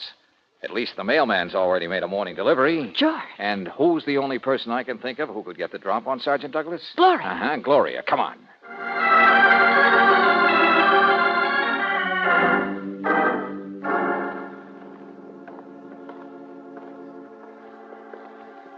Well, she's not in her room. Yeah, but if we're right, Angel, there wasn't much time to get away. I'm not in there either. Well, I guess... Hello, Gloria. Cleaning closets? Oh, Mr. Valentine, I didn't do anything, honest. I didn't mean to hit him so hard. You didn't what? I didn't, but the vase broke, and I guess it cut him, but I didn't mean to. And then Mr. Bond rang the bell. Listen. Hey, Gloria. Hey, kid, here I am. Gloria, I brought my car like you said. What's happened? Gloria, You mean what's going to happen? Slow down, Buster. Get the gun, Angel. Yes. That's more like it. Hey, Valentine, what in the Johnson, meet Matty Rieger, a tough boy. What's going on in my house? The birth of a nation? All right. Suppose we start with you, Mr. Jonas. Where have you been this morning? I went out for a walk. A walk? Yes. I've been reflecting. It's one thing for me to hate the world, but to reconcile myself to the idea that anyone should dare to hate me, enough to want to kill me, I still just can't conceive. Matty hates you, Mr. Jonas. What's that? He does, Mr. Jonas. Matty's divinely jealous. Hey, wait a minute. Slow down, kid. That's a cop over there. But you are jealous, Matty. You won't let anyone come near me. That's right, Gloria. Keep it up. Cut it out, both of you. I don't hate him. Hey, Gloria, is he jealous because you live here with Mr. Jonas? No, you're crazy. That's what's good about her, see? She's it, see? The only girl in the world with a figure like a Jonas pinup. That makes me a big shot if you know she's my girl. I like it that she's his model. You don't think it's her brain, do you? I'm a big shot. Matty! Before scandal rears its ugly head, may I point out to you, Junior, that Miss Bishop is my housekeeper, not my model. What? Oh, now look, really, she's the only girl in the world with I a figure. keep Miss Bishop here solely to scare away other applicants for the job. Models make me ill. I invented that hideous pin-up figure solely out of the dregs of my mind. Out of your mind? Well, what's in your mind most of the time, Lieutenant? All right. Skip that. Gloria, you thought Matty hated your boss.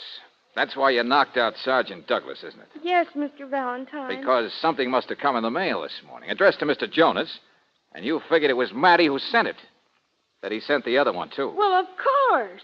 But I couldn't let him get away with it, and I couldn't let anyone find out either. I mean, I didn't know what to do except get the package and then find out. Well, it just had to be Matty. Why? Why were you so sure? Well, gosh. None of us hate Mr. Jonas, not you or Mr. Bond or even the police. It hasn't been in the newspapers yet, and just any old anonymous wouldn't send a second package to the same man unless he was here to know the first one didn't work. I mean, would he? George? Yeah, out of the mouths of babes. Huh? Me? Oh. I know I should be seen instead of heard, Mr. Valentine, Never mind, but kid, never mind. You're at the head of the class. Now, you and Matty go into the next room, will you? Johnson, have you still got that envelope with the papers and things of Miss Smith? Sure. What are you talking about? I don't know. Maybe it's not important, but motive, maybe. Here, take a look through it, Brooksie, see if you find anything. Okay, George. Mr. Valentine, I've been sitting here quietly because I don't feel so good. But you've been leaving me out. I know what that means. You think I'm the one. Well, if you think I hate Jonas, my own best meal ticket... Skip it, Mr. Bond. I know you don't want him dead. Well, then who does? It must be a crank. That's the first sensible thing you said, Melville. Gloria, let's have the package. What? Come on. The package that came in the mail this morning. The one you took. All right, Mr. Valentine. I'm sorry I took it. Here. Well, let's see that. Yeah, same printing. To Mr. Wentworth Jonas. Same size package, same paper. More candy, no doubt. I hadn't touched it yet. Oh, no. Just smeared the fingerprints, that's all. Well, what happens now, Lieutenant? You take it to the police laboratory? That's right. We run it through an X-ray first, then we take it... Give me that. I'll show you it's all a mistake. There's no poison. Now, wait. No. Now, there, you see? It's an ordinary box. Now, let go of me. Just one more string inside to pull. Hey, it's a firing pin of a grenade. Give me that. Look out! Oh, Mr. Valentine, I guess somebody doesn't like me very well. No, Jonas, you're wrong. Sending me hand grenades? Poison? You know, I don't feel very well. Brooksie, what did you find in that? Well, here, George. Income tax return. Huh? What? Sure. That might do it, mightn't it? Your old tax return copies. Remember, Jonas? Taken out of your desk a week ago. George, he said Miss Smith was up here to bring a paycheck a week ago. Hey, what's all this? They were found in Miss Smith's effects, Jonas, so she must have taken them. I don't understand. It's simple, very simple. Nobody hates you. But you could be a relay point for a box of poison candy. But the grenade. Forget the grenade, Johnson. Don't you get it? That candy was meant to deliberately murder a woman who couldn't resist it, Miss Smith. She wasn't any innocent bystander. She was it. What? Yes, Mr. Bond. Does stealing the tax files mean your secretary was curious about how much of Jonas's income you were pocketing? You're crazy. Why, would I be sending a meal ticket a grenade? Would I blow up a gold mine? Sure, why not? You're a cautious guy, Mr. Bond. You even ate a piece of candy yesterday to make that one look good. George, he was the only one there when you told Jonas he couldn't open his own mail. Sure, Brooksie. He knew the grenade had come down to headquarters unopened. The X-ray'd be harmless. But why would he send the grenade? Someone, somehow, might think Miss Smith wasn't just an unfortunate accident. So pound it in. Everybody hates Jonas. Look for a mythical crank. Oh, no, Mr. Valentine. I'm not a well man. I feel faint. That's right, sure. Go ahead, faint. That's where you made your mistake. Because this morning you walked into this room, you saw what we saw, that the package was missing. And then, well, who else would have fainted so soon? Who else but the guy who knew what was inside that missing package? All right, faint again. See if we care.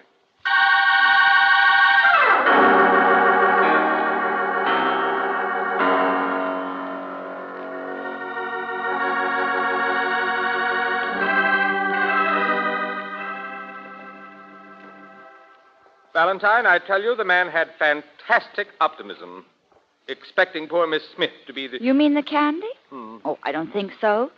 He knew you wouldn't eat it. Gloria wouldn't eat it. He knew he'd be at your house on the day it arrived, and you'd give it to him if he asked for it for his wife. But how did he know Miss Smith would eat it? Well, how do you know a mouse will eat cheese, that a cat will eat milk, and... Yes, George. Did you ever actually hear of a cat eating a chocolate cream? No. Hannibal was carnivorous. That means he'd eat anything. Are you still here? Haven't you gone home or married a gangster or something? I'm sorry, Mr. Jonas. I'll try to be seen and not heard. But goodbye, Miss Brooks, and goodbye, Mr. Valentine. Brooksy, that is our cue. I found that gangsters were fickle. What? Valentine, wait.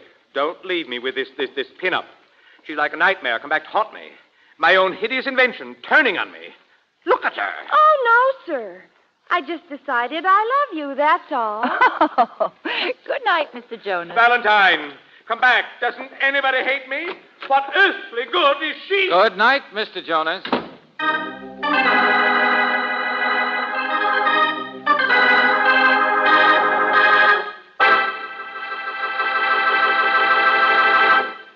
If you're planning a Thanksgiving motor trip, it'll be a better trip all the way if you go on Chevron Supreme gasoline, for it's climate tailored to get the best out of your car wherever you drive and whenever you drive.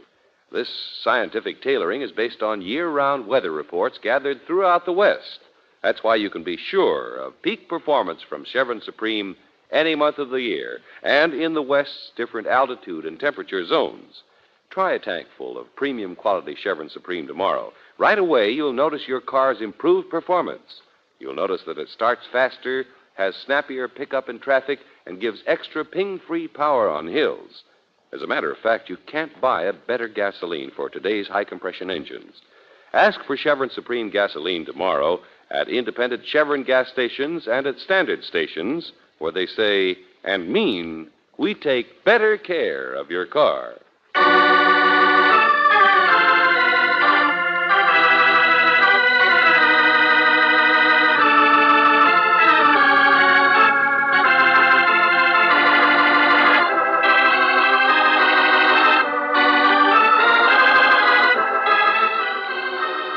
Tonight's adventure of George Valentine has been brought to you by Standard of California on behalf of independent Chevron gas stations and standard stations throughout the West. Robert Bailey is starred as George with Frances Robinson as Brooksie. Let George Do It is written by David Victor and Jackson Gillis and directed by Don Clark. Also heard in the cast were Ken Christie as Lieutenant Johnson, Virginia Gregg as Gloria, Stanley Farrar as Bond, Ted Osborne as Jonas, Clayton Post as Riga, and Yvonne Patey as Miss Smith. The music is composed and presented by Eddie Dunstetter, your announcer, John Heaston. Listen again next week, same time, same station, to Let George Do It. This is the Mutual Don Lee Broadcasting System.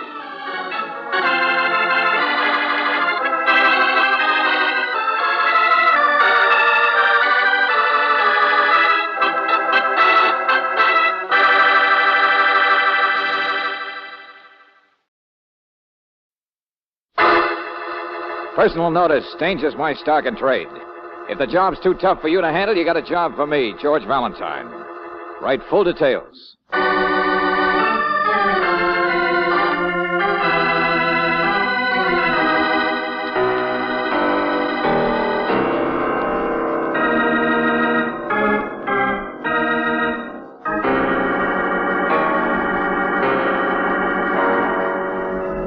Standard of California, on behalf of independent Chevron gas stations and standard stations throughout the West, invites you to Let George Do It. No Riders, another adventure of George Valentine.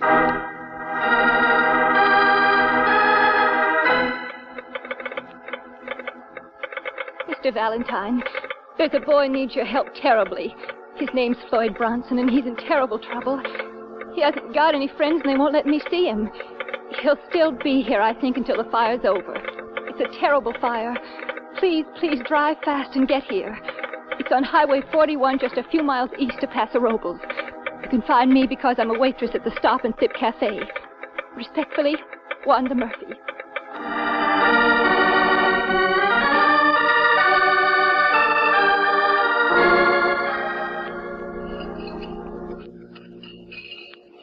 Hey, Mudface, where's the coffee? I'm fixing it as fast as I can. Oh, Mr. Valentine. Hey, what's this? I'm so tired. Everybody's tired. Well, Wanda, can't you sit down? Oh, I've been on alone since 6 last night. That's when he was here eating supper. Tommy Tucker, I mean. One that died. The what? He's a truck driver for a San Francisco fur company and... Hey, Mudface, what's this about Tommy? Oh, ask one of the men down the counter, Mr. Evans. They know more than I do. Oh, okay. Salesman, that's all. Sore because Mabel's not here. She's good looking. Yeah, we'll skip it. Now, look, Wanda, I know you're groggy, but in words of one syllable, what's it all about? Yes, and you said something about a fire. We saw carloads of men on the highway, but... Well, that's what I've been doing, feeding all those men. You see, Mr. Valentine, last night a truck went over the grade 11 or 12 miles east of here towards Bakersfield. Went out of control and the driver was killed. Uh-huh. That's Tommy Tucker. And the fire was from the wreck, is that it? Truck caught the grass on fire? Brush and scrub timber, yes. But they were afraid it would spread. They're only just now getting it out. Okay, I follow you that far, only... Hey, boy, what do you think of that old timid Tommy, huh, Mudface? Say, how long's he been on this run, anyway? Oh, George, give me a nickel. Yeah, here. Did you hear me, Wanda? I said, how long's he been on this run, anyway? Thanks, Angel. That's much better. Now, all right, Wanda. There was a wreck and a fire. But you wanted us here for something else, didn't you? Something like a boy in terrible trouble?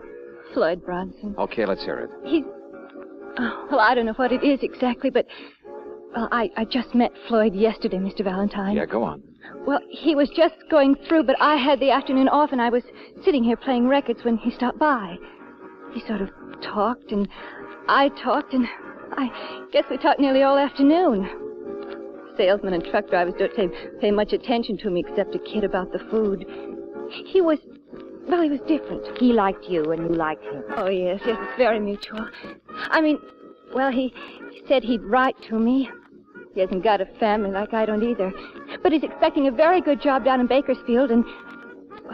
Anyway. Floyd isn't working now, huh? No, but he's really expecting... I meant yesterday he was going through hitchhiking, right? Yes. He left here late in the afternoon with a farmer who said he'd take him the first few miles. Hitchhiking on 41. Going east, right? Yes, sir. The same way as the truck that was wrecked later on. What happened, Wanda? Oh, I don't know. But the first we saw of anything was a highway patrol car coming back here. And inside was Floyd. And they locked him up in that auto court across the highway by the woods. But if Floyd's under arrest, what's it for? Well, he hasn't got any friends or anybody to help. I told you I don't know what... All right, Wanda. I'll find out for myself. But in the meantime, do something, will you? All right, sir. What is it, sir? Well, I was going to say pour yourself a cup of your own coffee, but... Hey, look, after this, call me George, huh?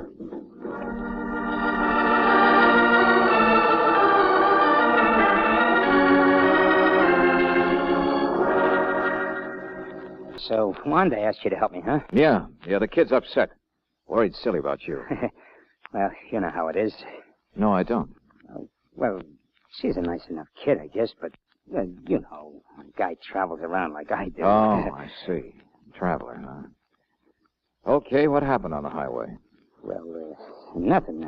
I got a hitch from a farm 5 or 6 miles, and then, boy, nothing had picked me up. Not many cars on 41 at night, anyway. Guess I walked for hours until, well, there it was. The wreck? Sure. Burning like a house afire in the brush, too. I was just wondering where I could get help when... Yeah, when a cop's car came along and you ran. Oh, but just to get out of the way. They were coming fast and, well... Uh-huh. Well, really, Mr. Valentine, that's what happened. That's what happened. Well, Wanda was sure right about one thing, Floyd. If ever a guy needs help, you're it.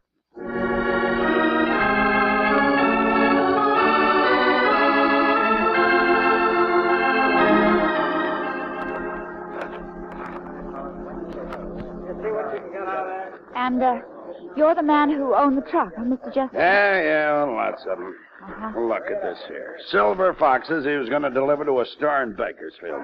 Couldn't tell them from parchment now. Stuff's insured, isn't it? Oh, yeah, but it's a headache. Know what happens to wholesale furriers like me? They get bald. Sure not much left at the back of that truck. And this crate of Persian lamb, shish kebab.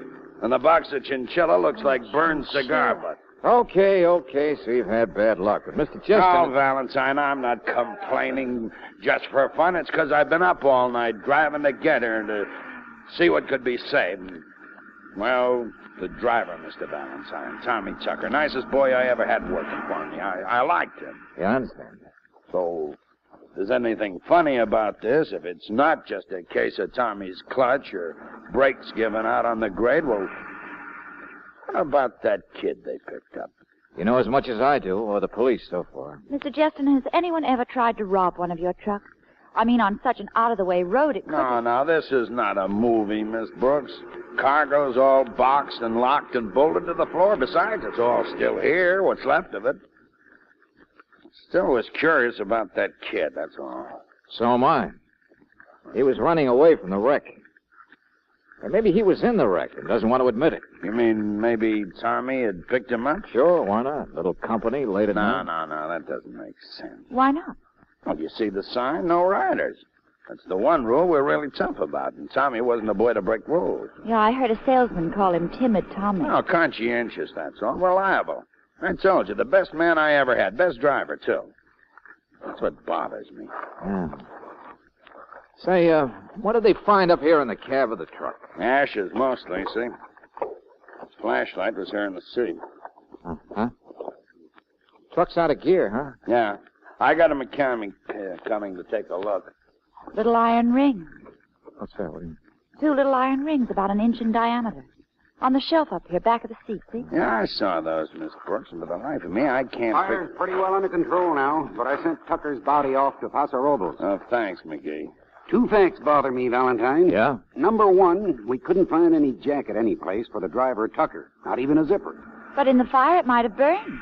And anyway, maybe he didn't have one. The cab of a truck is heated, isn't it? Well, I know it doesn't mean much. But finding a wallet does. A wallet? That's right. A firefighter just phoned from several miles down the road. Says come take a look at something he picked up there. Tucker's wallet.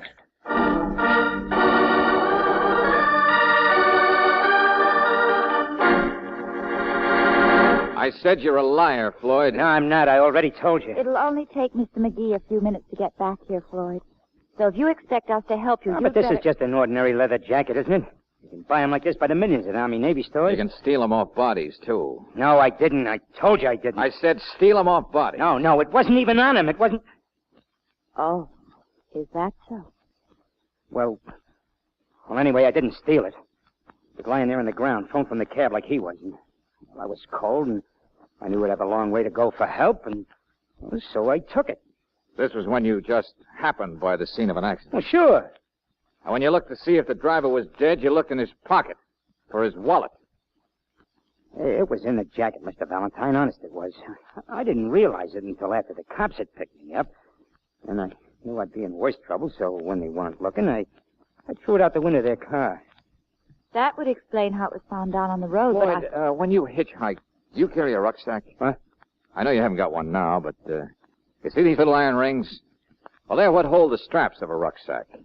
The rest of it was burned, I suppose. Inside the cab of the truck. Well, Mr. Valentine... Now, for the last time, would you tell me the truth? Well, what really happened... Never mind that phony preamble. Well, all right. I was walking down the road, see, and nobody picked me up, and I was worn out, so finally I stood in the middle of the road. Then a sedan came along, didn't even see me. I had to dive for the ditch. It hurt my ankle, and I was still lying there when the food truck came along. And it stopped. Sure. Driver thought I'd been hurt in an accident. He helped tape up my ankle. He did. Here, see it? Only he was such a conscientious jerk, he wouldn't let me ride. Said if anybody was seen in his cab, he'd be fired. It was the rules. Well, I pretended I was sicker than I was, and he finally opened the back of the truck where I couldn't be seen. He said he'd dump me out before he got to Bakersfield. Then what happened? Well, I was so tired, I fell asleep, and next thing I knew, there'd been this accident. It broke the whole rear end. You saw how. Well, I was awful afraid for a second, and the fire was burning around me, and, well, you know all the rest. Yeah. Now, even forgetting it's a wild story, what bothers me is, why didn't you say all this in the first place? It's like pulling teeth, isn't it? He will have to pull out a molar, Valentine. Mr. McGee? Yes, I've been out there listening. Some story, son. Well, it's what really happened. Is it? I just got a phone call, Valentine. Coroner in Paso Robles says Tommy Tucker was murdered. What? Hit over the head with a heavy instrument sometime before the accident. Instrument appears to be that flashlight we found. Your fingerprints are on it, Floyd.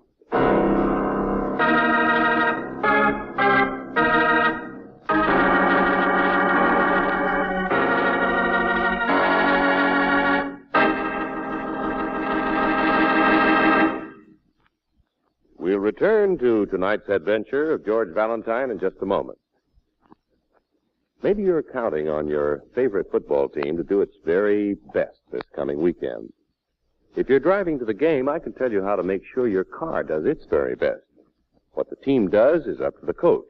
What your car does depends on your choice of gasoline. Make it Chevron Supreme gasoline, for here's a premium quality gasoline that's climate tailored. Tailored to the season and to each different altitude and temperature zone in the West. That means peak performance whenever you drive and wherever. Try a tank full of Chevron Supreme tomorrow. Right away, you'll notice the difference. Faster starts, smoother pickup in traffic, ping-free power on hills. In fact, you can't buy a better gasoline for today's high-compression engine.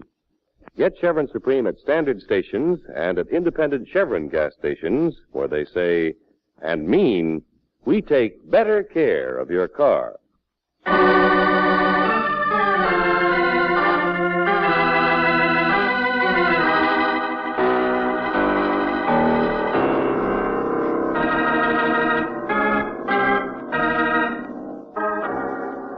Now back to tonight's adventure of George Valentine. You go to a little roadside cafe on Highway 41, east of Paso Robles. You go to help a girl who wants you to help a boy. The girl is plain and lonely. But the boy is a little harder to figure. Floyd Bronson was in the wreck of a truck last night, but it's like pulling teeth to get him to tell you about it. And if you're anything like George Valentine, you're never very satisfied with the teeth you extract. Which ones are real and which ones are false? Well, just now, Mr. McGee of the sheriff's office has said something which may shed a little light on the subject. Good Samaritan stops to pick up a hitchhiker, then gets brained and robbed for his kindness. Afterwards, it's a good idea to wreck the vehicle, cover up the evidence. I didn't do it. Well, how about your fingerprints on that flashlight? Well, I've been thinking about that. I guess I held the flashlight while he put the tape on my ankle, like I told you. Huh. You always seem to have explanations after we tell you what we want explained. Well, sometimes it's hard to remember, that's all. Kid, you watch the world like a card player expecting a crooked deal. Well, don't you know how that makes you look? A Sharpie holding aces in his pocket. Well, everything I told you is the truth. You can't prove anything is a lie, can you? No, Floyd, I'll say that for you. You don't trip yourself, but then neither does a lizard. Come on, Valentine. Let's go into town and see what else the coroner... Wait a minute, Mr. McGee. Why? I'll send a patrol car back for you. But I just thought of something. I did. Well, it is hard to remember. I mean, what really happened. This had better be good. Well, like I told you, I was asleep in the back of the truck, remember? Well, I think I heard voices. Voices? Where? Well, we'd gone over a bump, or maybe we'd stopped. Yeah, that's it. And then, riding along, I heard the driver talking to somebody with him in the cab. Hey, wait a minute. How did you know it was the driver talking? Huh? Well, Well, I didn't exactly. I mean, the whole thing was kind of a memory, that's all. 2 voices up there. But he must have stopped to pick up another hitchhiker, don't you think? Sure, that must have been it. That must have been. It won't work, son. Who was it told us Tommy Tucker wouldn't carry riders up front? Said he was so conscientious about the rules he wouldn't take a hitchhiker up there. Huh? Oh, well, I did, but... Well, I might have been wrong about that. Maybe he just didn't want me to ride up there, you know. Kid, don't make it any worse.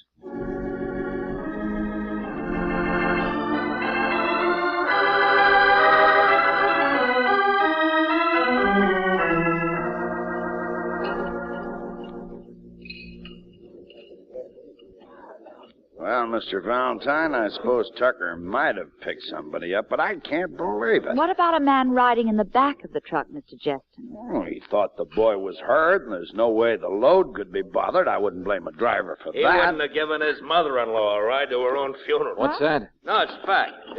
Evans is my name. Wholesale plumbing.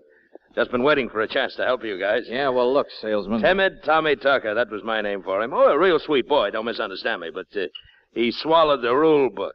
You know what I mean? Afraid of the powers that be. Now, look, friend. Wait a minute, George. Go on, Mr. Evans. A pleasure, miss. South of King City about a month ago, I ran out of gas and tried to flag a hitch. Along came Tommy, but do you think he'd pick me up? No, not on your tin type. And that's me, mind you. Travel the same route all the time. A friend, practically, you know? I think we get the idea. Thanks. Another funny thing that happened was... Thanks, mister, thanks. No, I doubt if Tommy did pick up a second hitchhiker, or that he was carrying anyone in front, Mr. Valentine, or maybe even in the back. Well, at least some of Floyd Bronson's story isn't true. How do you know? How do you know a person's guilty until they've been proven so? How do you? Wanda, come over here, will you? Excuse us. All right, sir. But how do you... listen to me. I don't get mad at a case just because I don't like the way somebody parts his hair. But that boyfriend of yours can't even look me in the eye. It's only a habit, Mr. Valentine. Is it? You've been standing around watching everything, scared to death Floyd would get himself in deeper and deeper. It's just that... Oh, well, I knew he'd act that way. Not really stand up for himself right. How did you know, Wanda? Well, even yesterday he told me things that weren't true.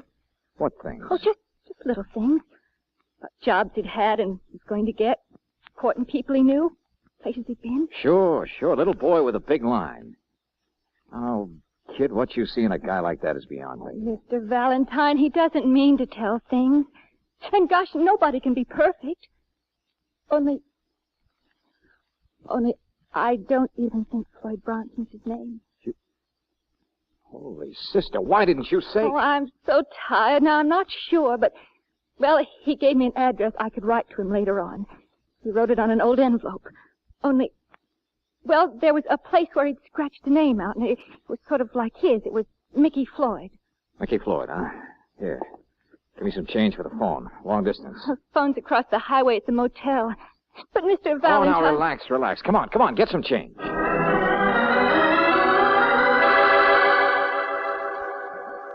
Yeah. So that's the story, huh? Okay, Lieutenant Riley, thanks. Sure, I got it. Well, George, what'd they say in the city? Same thing they'll say in the country as soon as McGee's fingerprint report comes through. George, what are you talking about? Mickey Floyd, alias Floyd Bronson, escaped from a reform school up in Idaho last week. Oh, no. Yeah, that's our boy, Angel. Oh, what are you going to tell Wanda? The truth? She'll just have to get over it. Well, George, at least it explains the way Floyd's been acting. He was just trying to hide who he is. Think again. Which would you rather have happen? Be caught and sent back to reform school, or let yourself be thrown in jail for murder? No, Brooksie, there's something else to it. Hey, come on. What the... Hey, Evans, what's happened? Oh, brother, I don't know. Somebody said the kid broke out. Huh? Patrol car came to pick him up, but they found the cabin open and the guard knocked out. Yeah, sure, listen to that. He must have headed up through the woods. Come on. No, we'll meet you. Go ahead. Brooksy, if he's running up there's nothing we can do. But if Floyd's really got a bad ankle, then he'd more likely head down the other way, wouldn't he? To make a getaway? What do you mean, George? I mean, I ought to have my head examined. I left the keys of my car back on the highway. So long, Angel.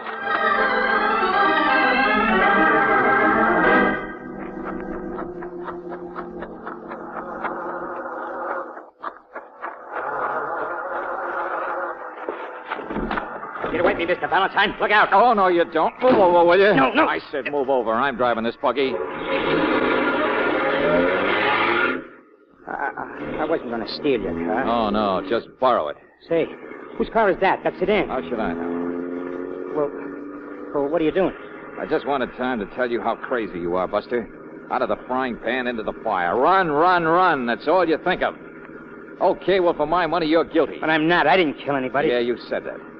Now, come on, describe the inside of that fur truck for me again. Huh? Come on, the back end of the truck. Oh, well, it was pretty dark and I was sleepy, but, there was a big box that had Silver Fox on it, and I laid down next to a big bolted crate that said Chinchilla. The bolts kept banging me. You gonna stick with that hogwash? Hogwash?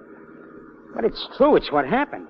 Why did you slug that guard? Listen, they're coming after us. I said, why did you slug that guard just now to get away? What guard? Oh, cut it out. The guy that was standing But there. he wasn't there. I didn't see him. I just found the door was open. I knew I had to get away before they put me in jail where I could.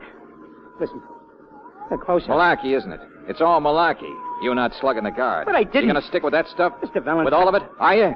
You're liable to start shooting. Right, faster. Now, you listen to me. Are you gonna stand on your feet for once? Look a cop in the eye and say that stuff and make him believe it because you believe it? Mr. Valentine, I'm a little guy. I'm all alone. There's nobody that I can... Look out! They're right behind you. What are you doing? Just take it easy, kid. We're not gonna be hurt. But... Yeah, that's right. I said we. Because I'm right here with you, Floyd. And I believe you. Everything you've said.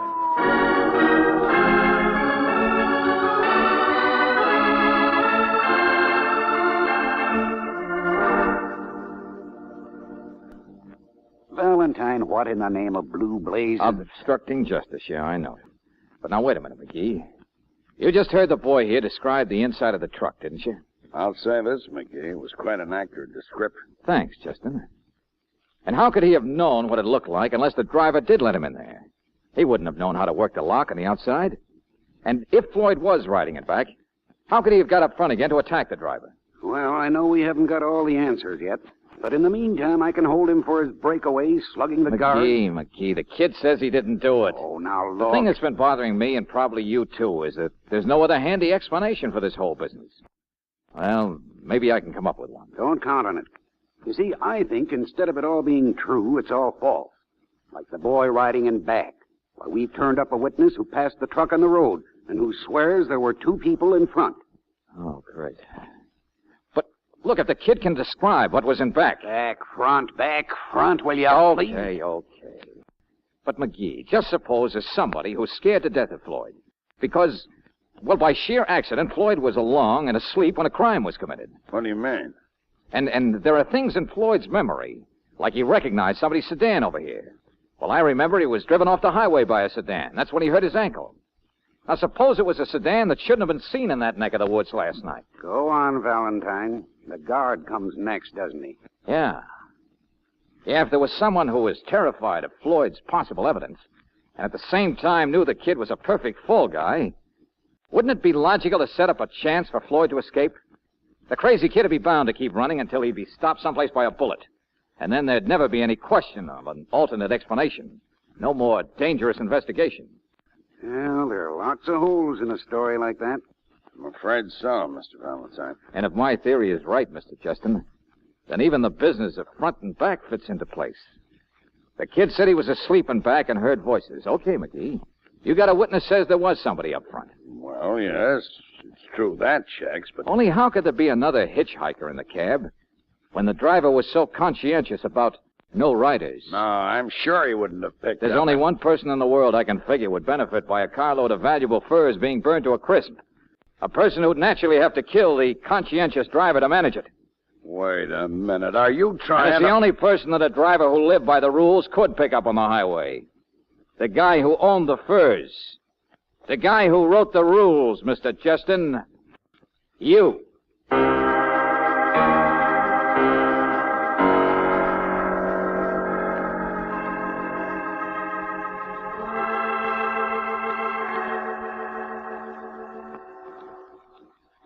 Insurance, Mr. Valentine?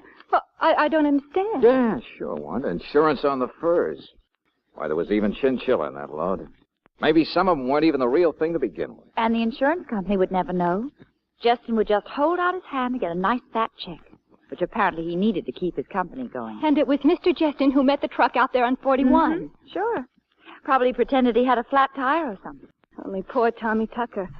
It's all going to be made to look like an accident, wasn't it? That's right, and it would have, if it hadn't been for your stumbling Romeo wandering into it. The police found enough evidence to make Justin confess. Oh, hey, give me a nickel, will you? Here, have some music, Wanda, because this is where we came in. See you later. George? What on earth? Excuse me. Hello. Mr. McGee said I could come in for a few minutes and, well, anyway. Before you go back to school, huh? Yeah. Well, Mudface is in there, Floyd. What? Oh, she's a nice enough kid, I guess. Not very attractive, but, well, maybe if you get a chance to travel around again, you'll meet somebody. Oh, wait a minute. Who said she's not attractive? What do you mean, Mudface? Look, Mr. Valentine, I've stood an awful lot of criticism for you, but when it comes to one... Hey, cool off. Go on, kid, get in there. Oh, George. I wonder if he'll ever really grow up, straighten himself out. Brooksie? I think he's already started.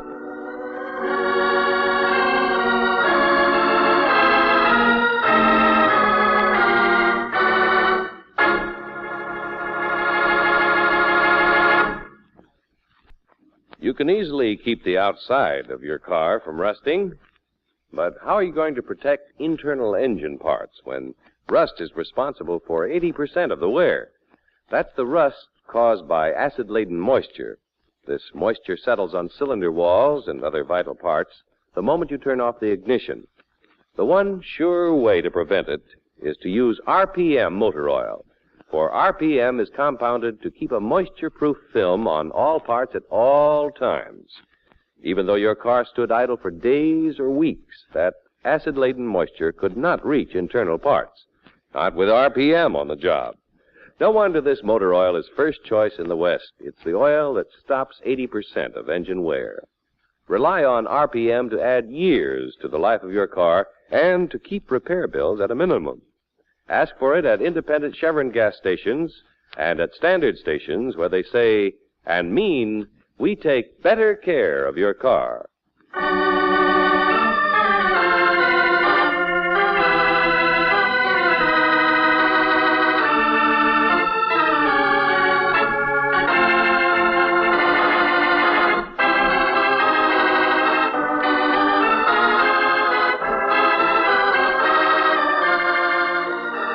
Tonight's adventure of George Valentine has been brought to you by Standard of California on behalf of independent Chevron gas stations and standard stations throughout the West.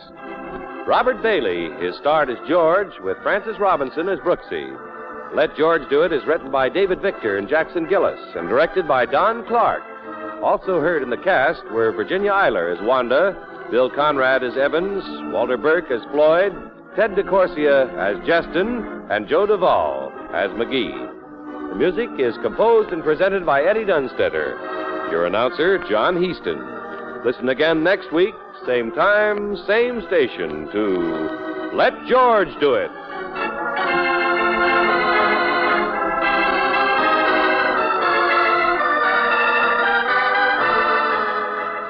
This is the Mutual Don Lee Broadcasting System.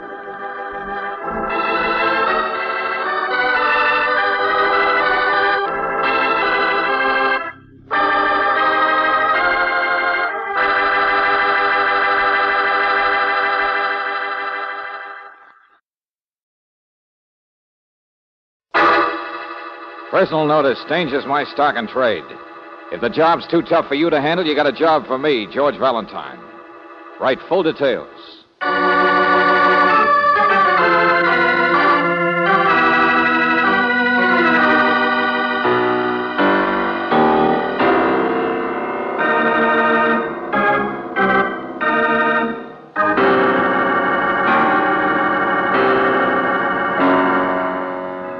Standard of California, on behalf of independent Chevron gas stations and standard stations throughout the West, invites you to Let George Do It.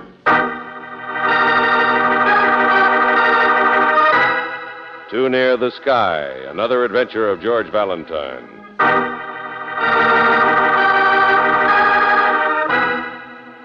Dear Mr. Valentine, My telephone number is Gramercy 3747. Can you remember that? Gramercy 3747?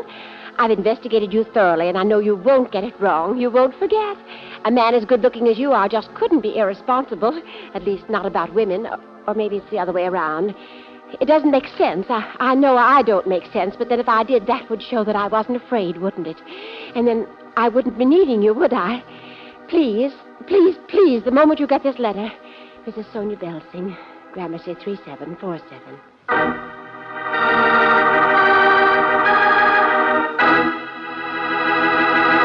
But we've been trying to telephone you all afternoon, Mrs. Belsing. Oh, I know. My line's busy. It's always busy. But, my dear, you said Mr. Valentine. I'm right here on the extension, Mrs. Belsing. Extension? Oh, my. It's just like one of those quiz programs, calling, isn't it? Yeah. They have a hard time getting answers, too. But, Mr. Valentine, all I want is for you to come to a party. You want us to come to a party? No one must know who you really are, so you'll be Mr. Valentine. Huh? But my cousin or something from out of town or Sioux City or Boston, do you understand? Well... Oh, but Miss Brooks. Yes? He can't have a date, if you know what I mean. Oh, well, I guess I could be Mrs. Valentine. I wouldn't mind a bit. No, that's one thing you mustn't be. His sister, that's it. You'll be Mrs. Belsing, please, you said you were afraid. Of whom? Of what? Why? There's an old, dear friend of mine who's just back from Lake Tahoe for the first time in a year. Vivian Hargrove. She's giving the party in her penthouse, the 32nd floor. That's the top floor of the Hargrove Sims building. Yes, okay, so much for that. Are you superstitious? Huh? I mean, it's rather a strange place. I hope it doesn't make you uneasy or nervous. Vivian, I mean. Oh, yes, and there's someone I want you to introduce yourself to. Eric Sims. But don't really say anything. You'll understand why when I meet you there. If we can't talk, I'll write a little note giving you instructions. Mrs. Belsing, I'd rather understand everything right now. So would I, Mr. Valentine, but there's no hurry. And besides, something has come up. What I mean is, by the time I see you, I'm sure I'll have the answers for you. I'm not a coward, and I've never made a false accusation in my life, but I am superstitious. But why do you want us there? Superstitious about what? Why, Mr. Valentine, murder, of course. Isn't that your business?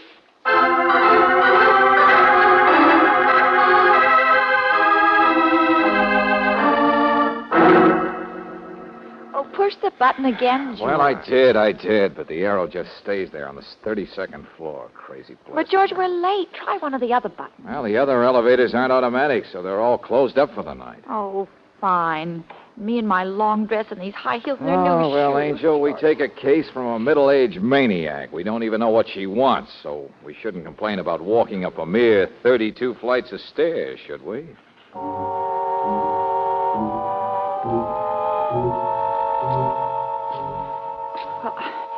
I can't help it, George. This hike toward the sky gives me the queerest feeling. Yeah, no. Nothing is deader than an office building at night. And shadows. Lots of shadows. You know, I think if I believed in ghosts, I'd imagine them living in a place that... George, what is it? What? It's nothing, Angel. You just bumped into a fire extinguisher. Oh. What's more dangerous to us is the sign over it. What do you mean? Yeah. It only says the 21st floor.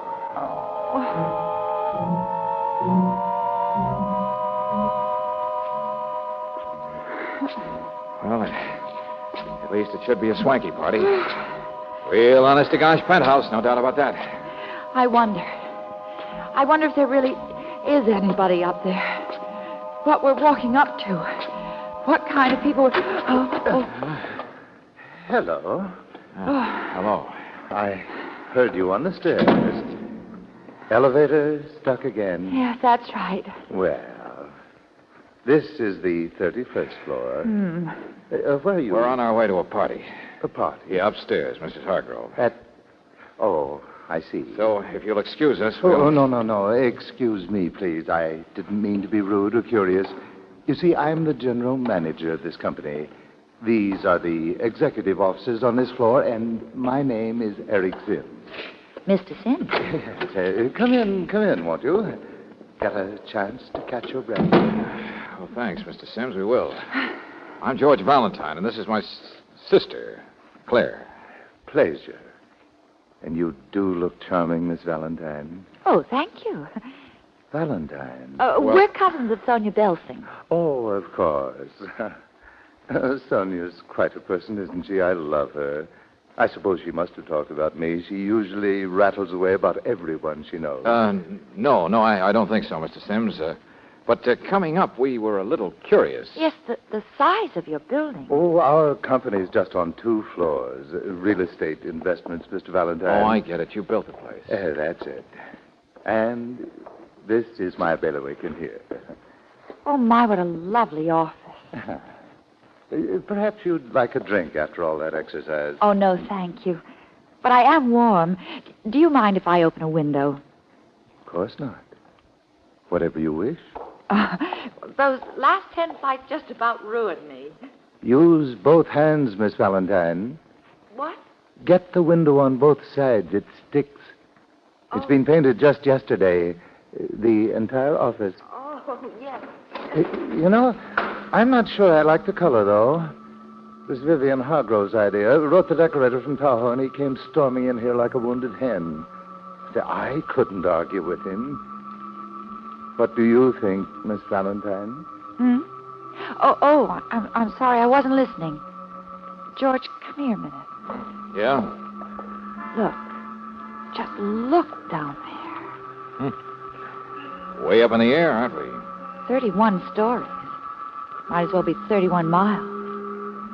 Look at those cars in the street. They're so tiny. Mm-hmm. Say, what's the overhang up there? Cuts off the view above. It's a guardrail. For the penthouse. Guardrail? Safety ledge, that's all. Just put up. Well, there certainly isn't one down here. George, look, the way the wall of the building just falls off below you. Down, down, and down. Excuse me, the draft. I have a little cold. Of course. I was just enjoying the view. Look here, I don't mean to be rude tonight, but I've been finishing some special work on my desk. Yeah, sure, Mr. Sims, we understand. We'll go on upstairs to the party. Well, Sonia may have given you the wrong impression. There really isn't a party. What? Huh? It'll be just us, I mean. The few of us, the lonely people in the tower. Don't let us throw you. We'll manage to have fun somehow.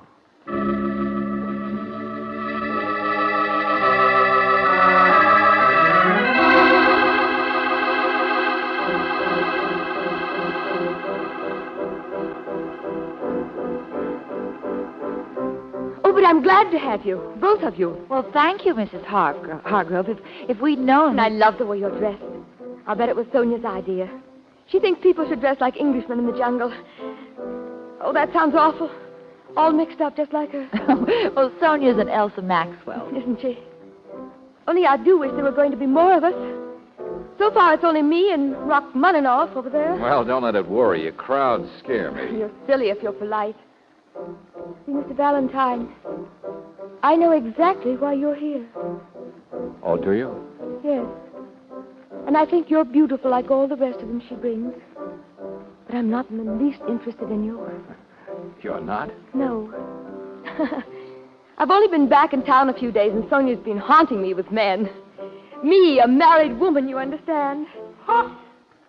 I said me, a married woman, and I love my husband. Oh, shut up, will you? Shut up yourself. Shut up! Shut up! Well, Rachmaninoff's quite a little gentleman, huh? Forgive it. He's my brother, Peter Cannon. And he knows not what he does. Hello. How do you do? Brothers and sisters should...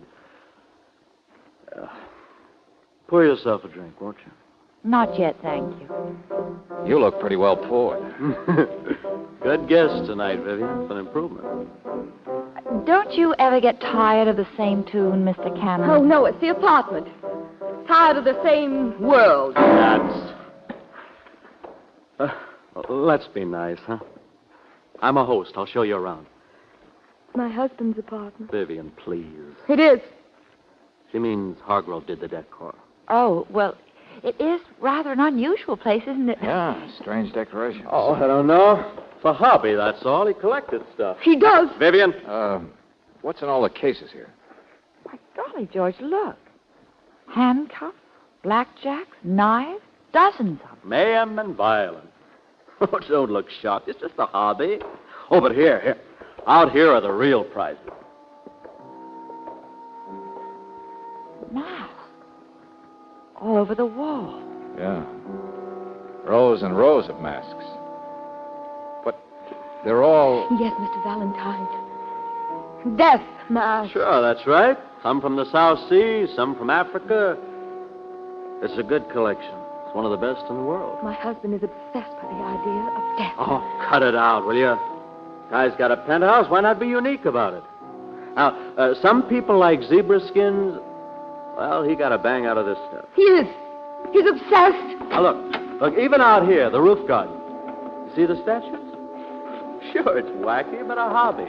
One guy's hobby, that's all. Are you superstitious, Mr. Valentine? Are you? Are you? Well, I'm beginning to think maybe I am. Feel the wind. Look at the stars. It's a penthouse with wacky decorations. And that's all. Just picture a penthouse. Of course, way Mr. up in the Valentine, sky. my husband is. Chimneys. My Both of husband... you, please be quiet, will you? Mrs. Hargrove, I know we've intruded and you don't want us, but let's get this straight. When I heard you'd been living in Nevada the past year, I naturally assumed... Oh, no, we're not divorced. We're quite happy. We're quite... The last time, Bippy, will you get out of that present Hey, tense? take it easy, Buster. No. Her husband's been dead for the past 6 months. He says if you live too close to the stars, you've got to fall sometimes. And he walks out here alone. And he moves toward the railing. Like this. And he stands on the edge and stares down. And then, very smoothly, Mrs. like a Hargrove. shooting star, aimed at the Mrs. Hargrove. What? Oh. Oh, Mr. Valentine, I'm sorry. I'm sorry. He's dead. I know he's dead. He fell. Well, there's no need for you to go along, too, you know. Oh, I won't. Forgive me. I'm not really out of my mind. Oh, no, not much. But you're gonna be, Bippy, if you don't stop this. Here, please. It's this place. This crazy, haunted place. Sweet slice of heaven where just you and I killed my husband. That's what it is, Mr. Valentine. 6 months ago, I killed my husband.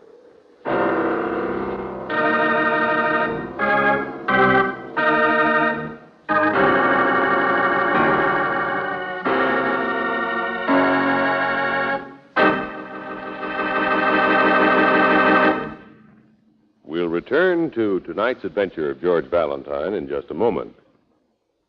Winter weather in the West offers a grand variety of sports, but it nearly always means extra work for your car's battery.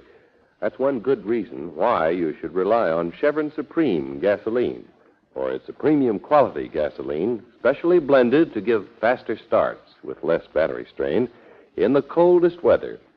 But equally important, Chevron Supreme is the gasoline that's climate-tailored. It's tailored to each different season and to the different altitude and temperature zone throughout the West. So wherever you drive, rely on Chevron Supreme to get the best out of your car. Faster starts, faster pickup in traffic, ping-free power on hills. Try a tank full tomorrow.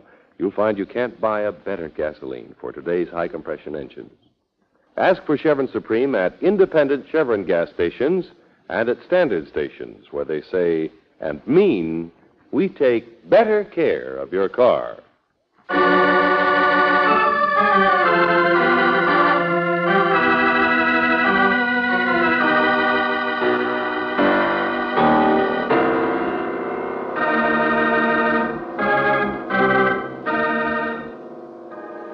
Now, back to tonight's adventure of George Valentine. A penthouse, too close to the sky, decorated with weapons and curios and death masks. Sonia Belsing, who asked you to this strange place and this strange party that isn't a party, hasn't even shown up yet. You're not even sure why you're here. But if your name is George Valentine, you have a pretty good idea what needs to be done when Vivian Hargrove screams out that her husband is dead. That 6 months ago he fell 32 stories to the street, and then almost casually adds the remark that she killed him. Mr. Sims, what sort of a man was your partner? Hargrove? Oh, well, he drank a bit, like his brother-in-law Peter there. But he was big, hearty, the greeter of the firm. With an obsession about death? Yes. Uh-huh. And now his wife is all... I really don't know Vivian very well. She's been away so much. See here, I really think it would be better if you and Miss Valentine would... Well... Yes, okay, we'll be going. Oh, how is she, Angel? Oh, hello, Mr. Sims. She's all right now, George. Perhaps I'd better go in. Excuse me. Did you find the telephone, George? Telephone? Yeah, I did. I wonder if you'd mind if I went in to see Mrs. Hargrove, Mr. Sims. I'd like to tell her good night. Well, of course. And in the meantime, it'll give you a chance to go over and pour some black coffee on those piano strings.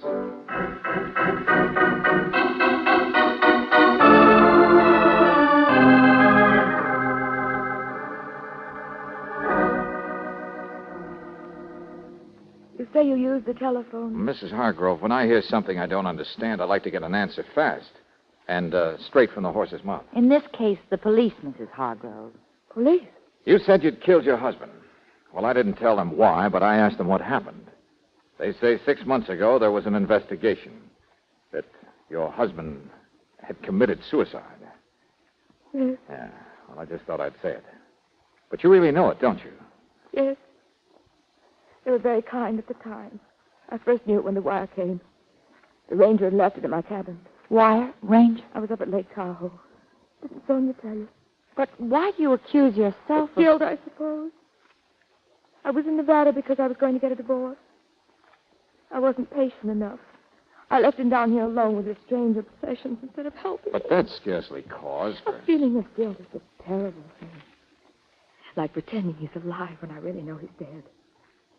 But I didn't ever act this way or feel this way until I came back for the first time a few days ago. Why did you come back to the same place at all? Well, the furniture had to be sold, the apartment leased, that sort of business. I certainly don't intend to stay here.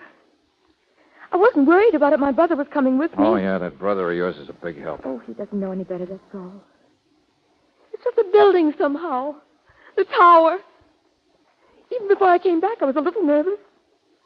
I ordered my husband's old office, Mr. Sims now, repainted, so I wouldn't remember him. I started out in that office. I was my husband's secretary several years ago. But the things up here I had to face, and I couldn't. All the souvenirs of death. I get so mixed up. Why, Mrs. Hargrove? Maybe because you still think your husband's collection was just a hobby, the way your brother said? You've never thought it was an obsession that led to suicide? I wish Sonia were here. She called from the drugstore if it were just the elevator. Oh, everybody's upset. Maybe no one close to him thought he'd actually do it. Only in your case, you can't see any other explanation, and so you develop all this stuff about your own Mr. guilt. Valentine, no. No, Mr. Valentine, please. But you... No, I won't listen. I'm mixed up enough. I can't believe that. It had to be suicide. All right. I'm sorry. Forget it. You're afraid I'll go spinning off the handle again, aren't you? No, skip it, will you, please? I know the elevator wouldn't stop Sonia. But maybe I should see about having it fixed if it hasn't been... I've already spoken to your brother about it. Oh, Peter doesn't know what to do. Down in the office is a separate house phone to the building engineer. I'll run down and talk to him. Yeah, that might be a good idea, Mrs. Hargrove. Give me something to do, you mean? Maybe. I'm all right, really, I am. But we'll do lots of things tonight. And singing and dancing, and we'll have so much fun. It'll keep my mind off this awful place. And, Angel, we don't even know yet why we're here. Well, George, it wasn't just to take care of an hysterical woman. Sonia said she was afraid... Come on. What do you think you're doing, you... Hey, what is this? Look at him, handcuffed. I did it. Handcuffed? Get me out of these. Valentine, take that key away from me. Oh, no, you don't. No. English handcuffs at that. They're antiques. Hey, what? Now try and find your key. All right, Buster, so you threw it to the birds. What's the big idea? I was just standing here of all the ridiculous notions for a joke. Leave him here, Mr. Valentine, and come with me, will you? Come with me out to the elevator.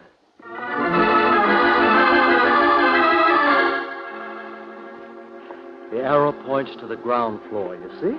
And earlier the one down there was pointing up here. So since then it must No, have no, no. Look at this arrow. You reach up, you can grab it. Yeah. Yeah, it's swinging loose. It's been pulled that way. So nobody would guess. What do you mean? That the elevator isn't broken at all.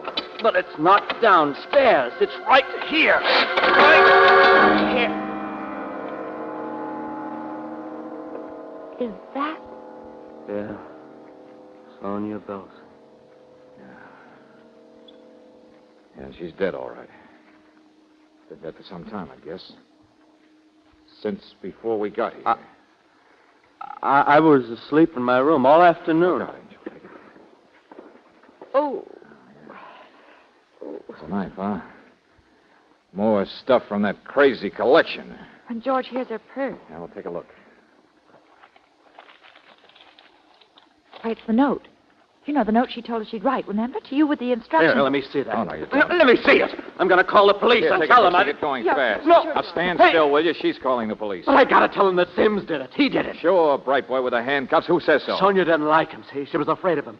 She wanted Vivi to get interested in other men so Sims wouldn't try to get next to her. You make as much sense. I know I've been drinking, but believe me, nobody close to Hargrove ever thought he killed himself. And it drives all of us crazy. But his death masks were just a laugh, that's all. They were a big gag to pull at parties. Okay, Buster. Don't you see? Sonia was wise. She thought it was his partner, it was Sims, who murdered Hargrove, and I'm going in and tell... Oh. No, Petey, you're going to stay right here for a while. Pleasant dreams.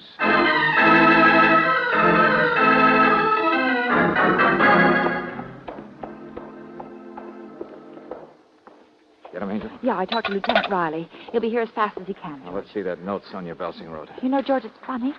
It was our instructions, all right, but she was going to fire us. What? Yes, it just says she's sorry to have bothered us, but she's decided to handle matters in another way. And, quote, don't say anything to anyone. Please, please, please, Sonia Belsing. Huh? Darling, she must have been threatened. That's the only explanation. So she did know something.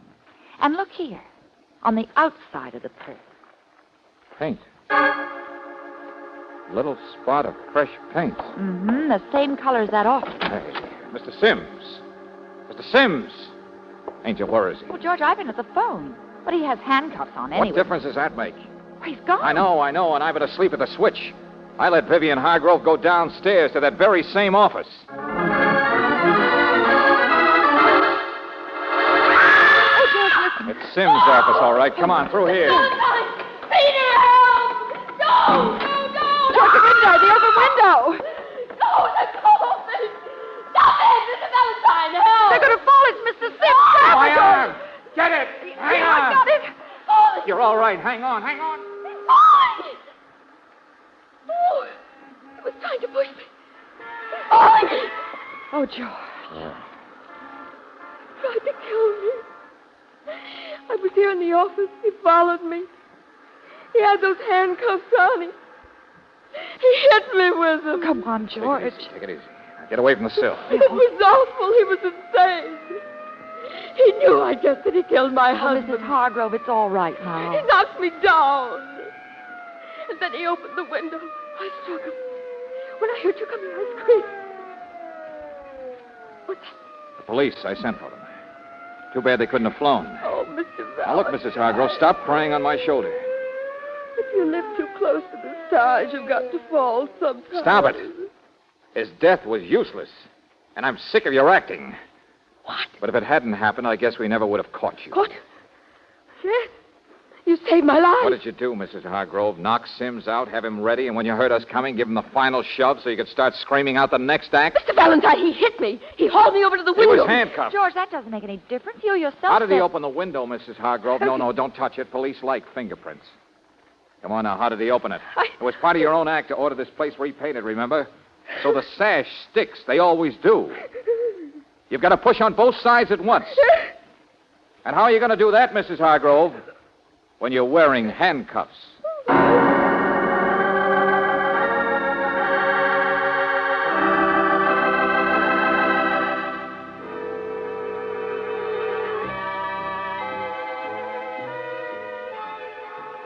No, I'm an idiot. No, Peter. You've just been trying to dodge the truth. And after all, Sonia Belsing picked on Mr. Sims just as you did. Well, that's what she was going to tell us originally. Only then, the paint on the purse. Sonia got together with Sims. Began to realize what he'd already begun to suspect. That it was Vivian all along. That's when Sonia wrote the note we found, saying she'd handle it some other way. Oh, it's not easy for a best friend or a business partner or a brother to decide what to do about a woman they suspect of murder. I still can't see Vivian doing it. Sure, it's hard to face, Peter. But Mrs. Hargrove admitted to the police she wasn't really at Tahoe. She was down here. Yeah, I know. I heard him. But why? Well, maybe she was ambitious. I don't know. Secretary married one of the partners. He was going to divorce her, so she knocked him off. Half owner. Then 6 months later, she comes back with a neurotic act to cover knocking off the other partner, Sims. Then she'd own the whole company. Only she realized people were getting suspicious. She had to get rid of Sonia first, and then in we walked. No wonder Vivian was so scared and upset. Hey, Peter, why do you keep playing that record? Doesn't bother me. So happens I like my sister. Yeah, kid, I know. Picture a penthouse way up in the sky. George, I still get dizzy just thinking. Hey, that's not the line to remember, Angel. Hmm? We can thank our lucky star that we're living as we are. Let's go, Brooksie.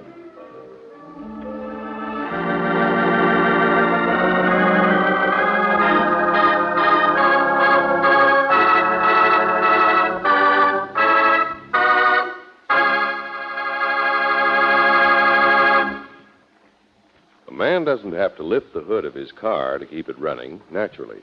He can put some gas in the tank, forget all about the vital parts under the hood, and his car will run all right for a while. But if you want both safety and savings for your own car, it's wise to have your station man look under the hood regularly.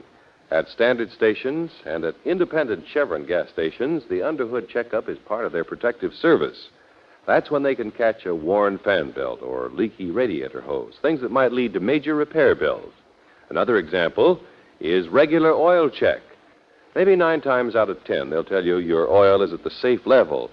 But when fresh new oil is needed to avoid costly engine damage, that's when protective service pays its own way many times over. A few minutes of your time tomorrow for an underhood checkup may save you hours of delay and expense the day after.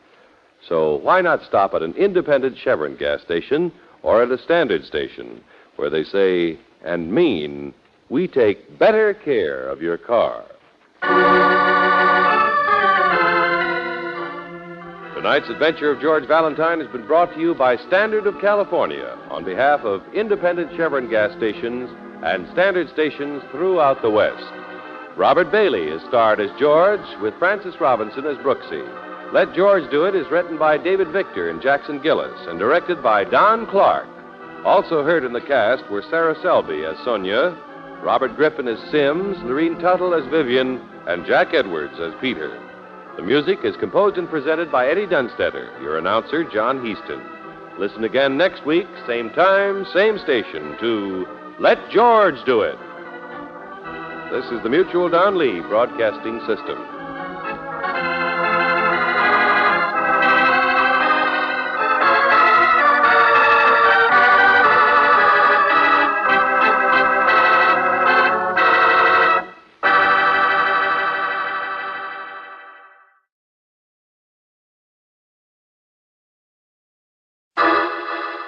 Personal notice, Stanger's my stock and trade.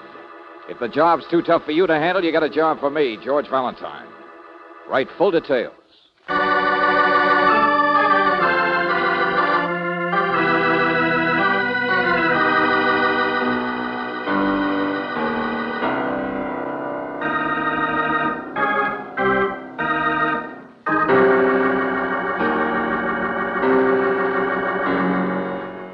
Standard of California, on behalf of independent Chevron gas stations and standard stations throughout the West, invites you to Let George Do It.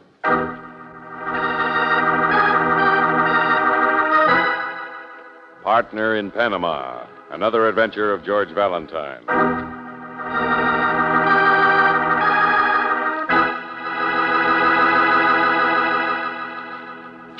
Mr. Valentine. The job's not too tough for me, but I don't want it. Hey, wait a minute. Who is this? Lieutenant Riley? It's the voice of desperation. Get over here quick. Why? Why? Why, he asks. Valentine, there's a character wrapped around my neck. His name is Grovich. The stupendous Mr. Grovich. Hollywood's most colossal producer of popcorn bait. He makes movies? Oh, no. Not without you, he doesn't. That's the job, Valentine. You're going to be the man behind an Oscar. That's an 8-ball in arms.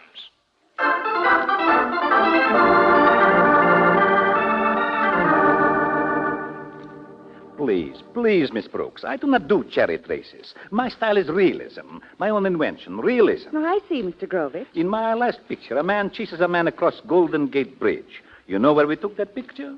Golden Gate Bridge. Precisely. You have the feel of it. Real people, real places, real blood in the heart of the heroine, real bullets. Yeah, sure, Mr. Grovich, and it's real money, too, I suppose. But what is he's made a picture, but he can't release it, Valentine. Why not? Nobody will buy it? The world is clamoring for it. So is the Academy.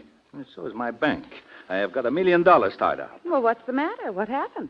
Vic Ruskin. That's what's happened. Vic Ruskin? Huh? Yes, a name from ancient history. One of the prehistoric thorns in my side. Lieutenant, I've heard of Ruskin, but I thought he was dead. So did I. So did the police in half a dozen cities all over the world. Only to be honest about it, he just disappeared 10 years ago. He might have stayed that way if it hadn't been for my friend Grovich here. But no, he's got to go around raising the dead. Mr. Valentine, this latest picture of mine that I can't release, it's a masterpiece. Why? It is real. What's real about it? People. Real people like bank robbers, murderers, you know. Like Vic Ruskin. He's in it. His name. Things he did. Oh, now I get it, Mr. Grovich. You've done one of your super thrillers based on some of Vic Ruskin's crimes. And, you haven't bothered to get his permission first. But I thought he was dead, and he had no relatives. What makes you think he isn't dead? He sent us a letter. He read about the picture in a fan magazine. He wants $50,000 for the right to use events of his life. $50,000 cash, and the lawyers tell me. Did he sign the letter? Yeah, sure. But there isn't a record of his signature we could check. But there's a record of other things. In the letter, he gives facts about his crimes only he and the police could have known. No, there's no doubt about it. It's him, all right. Okay. So Vic Ruskin's alive instead of dead. And he's got the amazing goal to want $50,000 for giving you... We're going to give him the money. What? And if he sticks his neck out far enough to take the cash, maybe the police can close in and get him extradited before he pulls into hiding again. Say that again, will you? Extradited? Well, whoever delivers the money will have to go to Panama, naturally. That's where the letter came from. Panama? Oh, now, wait a minute. But, Mr. Valentine, think of my picture. It's in the can, but on the hook. Look, it's a big favor to us, Valentine. Now, if you'll only Stop it, both of you. George, it's suicide. Vic Ruskin will know that whoever's bringing the money will want to catch him, Miss too. Brooks, all Valentine does is deliver the money, get Ruskin's signature on the release, then duck out, and we do all the rest. Yeah, and I suppose I find this guy wearing a sign around his neck saying... Well, it's here in the letter. You meet a guide who'll take you to him, Del Catone. Now, you meet Del Catone at Balboa when you land at Tocumen Airport. There, you see, nothing to it, Angel. Just an 8-ball with wings.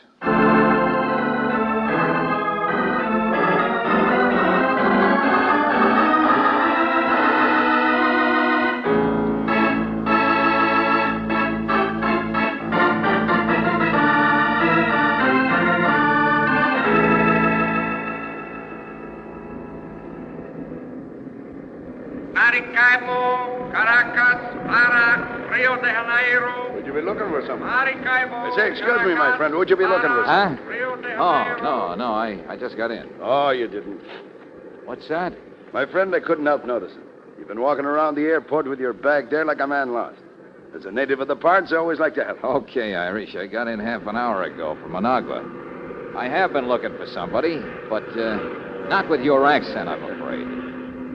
You're not Del Catone. A friend, my friend, a friend. He asked me to meet you. Poor Catone is a musician, plays in the Sailor Place in the old town, Club Cortez. And, Mr. Valentine, since your plane come in at night... He would have met me anyway. Of course, to guide you to something. So if you'll just be coming with me... Not quite so fast, but... Such a crowd here, a man would... Well, he should know how easy it is in a crowd to... No, you don't. Let go of that bag. Hey! Senor, what is it? You're sick. What has happened? Senor, please. No. It's nothing. Forget it. But, senor, the man. I saw the Yeah, man. nothing happened, I said. Skip it, will you? A sucker just stole my 3 clean shirts, that's all. Welcome to Panama.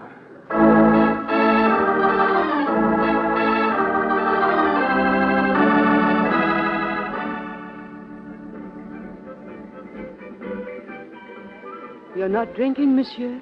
No. In the Club Cortez, everyone drinks. Yeah, sure. Well, I'm way behind. I'm an exception, that's all. But you are alone. Well, that's the way exceptions always are. Now, look, there's an English sailor across the bar who wants somebody to talk to. He's quite happy talking to himself.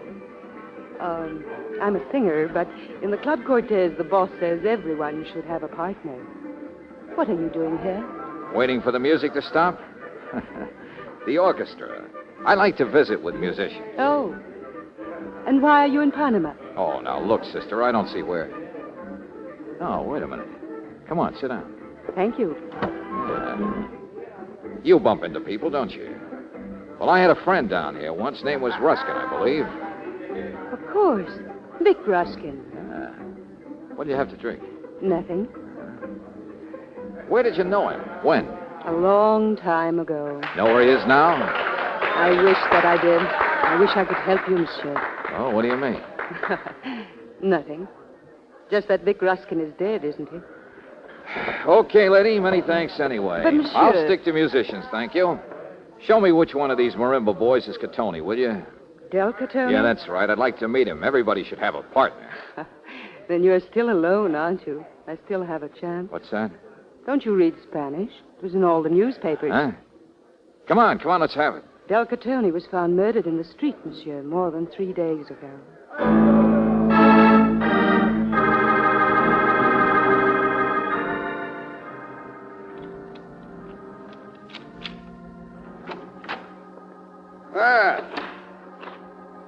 We meet again, eh, Mr. Valentine? Well, make yourself at home in my room, my friend. I had a little key, and it just happened to fit. Oh, well, don't apologize, Buster. After the runaround I've been through, I'm glad to have a man-sized shadow to work out on. No, now let go. I suppose you brought my suitcase back, Yes, huh? yes, I did. The shirts didn't fit, huh? You came to look for some more. Please, I only wanted to see All right, Irish, here I am. Now make it fast. Well, my regards to you. Now, in the first place, Mr. Valentine... Come on, faster. But you must understand about the airport. I didn't intend... Now, you listen to me. You knew Catoni was dead, but he was supposed to meet me. You know I'm delivering money to Vic Ruskin. Maybe you even know where Ruskin is. Well, now take the words out of your mouth and let's have it. Mr. Valentine, my name is Pizarro Fane. Oh, great combination. The South American Irish. I'll have you know in the artillery under Simon Bolivar, my grandfather was... Yeah, come on. All right. But never mind. It's a good story sometime. By occupation, Mr. Valentine, I'm by way of being a barrister. Lawyer? Oh, this gets wilder and wilder, doesn't it? What do you chase for ambulances down here? Ambulances? Oh. I'm not in regular practice, as they say. Yeah, I can imagine. I've a preference for living down the coast, you know, banana plantations and hardwood jungle. You mean down where it's hotter, you find there's less heat? You're a smart man. I admit the stupidity of trying to steal that $50,000 from you, but, Mr. Valentine, do you know what a quid pro quo is? Sure. It's the first nickel in the slot machine. Remuneration, reward. It'd even be legal. You mean if you can't fry a fish one way, you'll do it another. Now, what's the idea? You want to sell me what you know? Is that it? I'll do even better. I'll sell an object. A statue. A what? A statue, my friend. In a bamboo thicket by a path crossing. And as for what all I know, well, I'm sure we can reach a price. Yeah. You know, prices are slipping these days. Mr. Valentine, my information would be accurate. I'm not an amateur informer. Don't be so eager, Pizarro. You make it sound even phonier. Please, don't bother to answer that. Yeah, hello? Hello, monsieur. Well, it's you, huh? Who better would you expect, monsieur? Pan American Airways with a free ticket home. I'm getting sick of the local population. But I'm only trying to help you, monsieur. Oh, sure, I know. Now, look, I'm busy right now. I've got a professional liar Now, here. look, Valentine. But, monsieur, listen. I've been tracing the actions of the musician for you, Del Catoni. I found a ship captain, Captain Tugg, who was with him a week ago down the coast. Down the coast? The captain knows nothing, but he picked up Catoni a week ago from a visit to some banana plantation. Huh? Lady, maybe you've just begun to clean up a liar. What? What? But, monsieur, can't I help more? Can't I? Thanks, no. I just decided to make a purchase someplace else. Mr. Valentine. Hold it a second. Mr. Valentine, outside there, look out!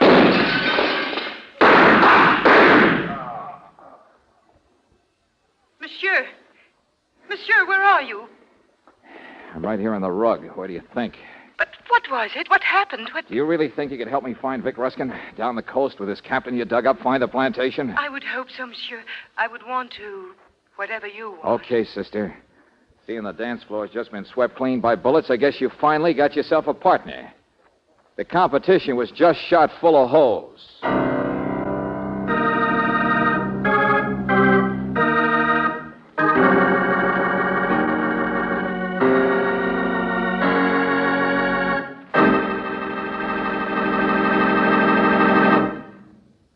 We'll return to tonight's adventure of George Valentine in just a moment. One of these days, you get in your car to start out to a dinner party, a business trip, or maybe a family gathering. You touch the starter, and, dead battery. But there's an easy way to avoid that kind of holdup and have your car start fast every time. The protective service you get at an independent Chevron gas station and a standard station will do it. They can tell in a jiffy if corrosion is threatening the battery cable. They'll make sure the watery level is right and the terminal posts and clamps are okay. Why not get this speedy protective service tomorrow? Avoid the delay and extra costs of a neglected battery. It's especially important at this time because short trips and cold weather put extra drain on the battery, cut down on its ability to do its job. And, of course, your battery loses power most when your car's used least. So for full starting power and to keep your lights and radio working properly, ask for a battery check. It's another protective service offered you at standard stations and at independent Chevron gas stations where they say and mean we take better care of your car.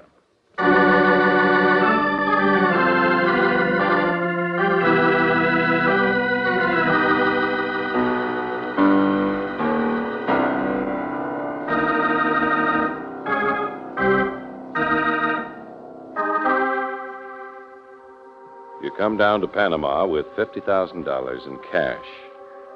You're to deliver it to Vic Ruskin, a criminal who's been hiding out for 10 years but is now threatening to sue a movie company which dared to make a movie about him on the supposition that he was dead. But it's not so easy delivering the money, is it? The guide Ruskin sends to meet you is murdered before your arrival. And then a lawyer of sorts who is offering to sell his knowledge is shot from outside your own hotel window. Well, if your name is George Valentine, you give yourself a third and last chance as you sail down the coast with a girl you found in a bar and the boat captain she found, Captain Togg. Well, a little calmer this morning, huh? Yeah. You don't talk much, do you, Captain? Why talk? There is nobody to talk to but people. Ha! All right. Anyway, it is a little calmer. I'm turning into the main river current. Yeah, so I see. Can't you remember any more about dropping Catoni off, picking him up on your way back to Panama? Didn't he? Wake up down there, Pedro. High speed. Watch the bridges scraping in the mud, huh? Say, look, Captain Togg, the plantation pier. Don't you know who lives there? Haven't you ever heard the name Vic Ruskin? From you, yeah. I know the big plantation I do business for. The little forgotten dead ones. Numbers and places, that's all. For the alligators and snakes to lie waiting for man to lose his fight with the jungles. Each one of us to his own craziness, eh? What do you mean? Here she comes. Oh. Now listen, Togg, she found you, but I hired you. I'm paying the bill, you understand? Huh? Perhaps not so crazy. I don't forget. Slower on the engine, you idiot! We're almost there, monsieur. Yeah. When we go ashore, when you give him the money, what will you say? I'm going alone. It may be hard to find If it. there's a house, it won't be far from the pier. If Ruskin's in it, I'll be back on the boat fast. I knew him once. I could help to recognize him for you. Look, sister, I've got my own way.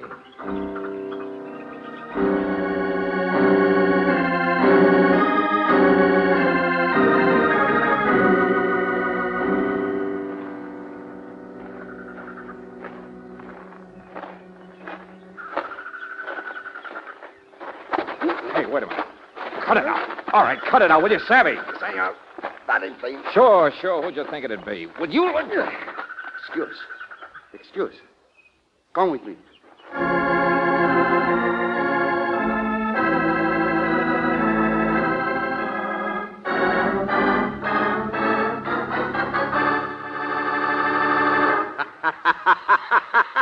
Oh, yeah, sure. It's real funny, isn't it?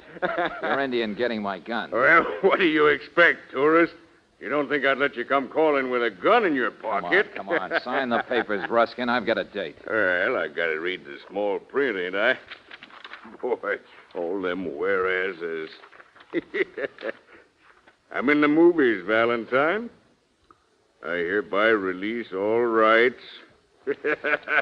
That's me. Yeah, well, it kills me, too. Let's see a sample signature. Oh, a legal beagle, huh? And there. How do you like that?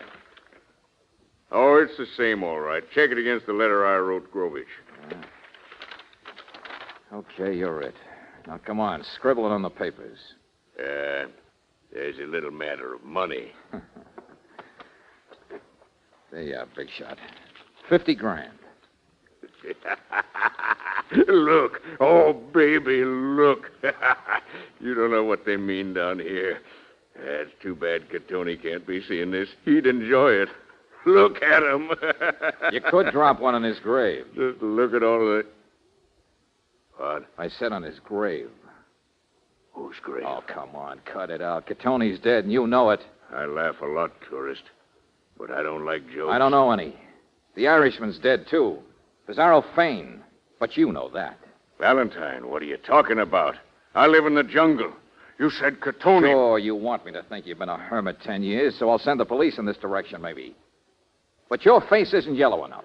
What? A guy in the bush lives on Ataprine, doesn't he? For malaria. And this place of yours, Buster, it's broken down. You haven't got enough supplies.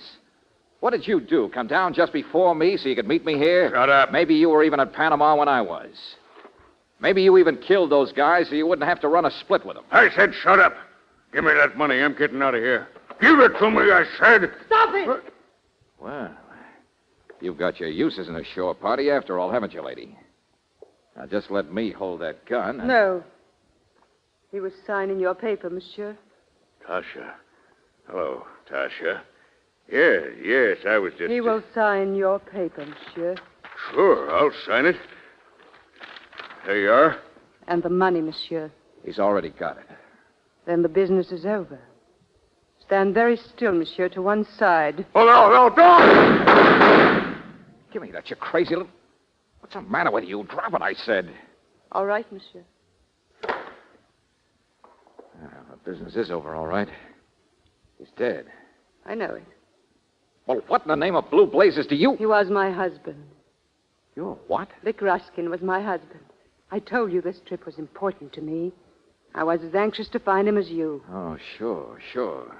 So you kill him in front of a witness. Big love. You may do what you like. I've tried to find him for years. You were really married? In Venezuela, 10 years ago. You ran away, took everything I had. My life isn't very pretty. And now you're a widow. And he was such a heel, a local court might let you off easy. And then you'd have $50,000 inheritance. Maybe it is worth it. I don't want the money. You take it. There, in your pocket, monsieur. What? Well, okay, sister. Now go on back. I'll take care of things here. Shall I wait for you outside by the bamboo? No. Go on back to the boat. Tog won't leave without me. Of course not, but don't you think... Go on, I said beat it, will you? Yes, monsieur. Something a wild Irishman said keeps sticking in my mind.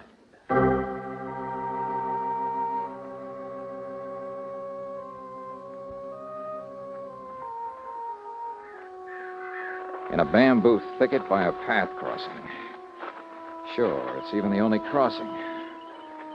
I'll sell you what I know, my friend. An object, a statue. Pizarro, I'll bet you're laughing at me.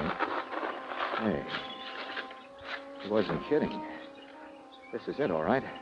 Homemade statue. Tombstone. Rest in peace. Victor Ruskin. Died 1939. Valentine, I guess you finally dug a grave for yourself, didn't you?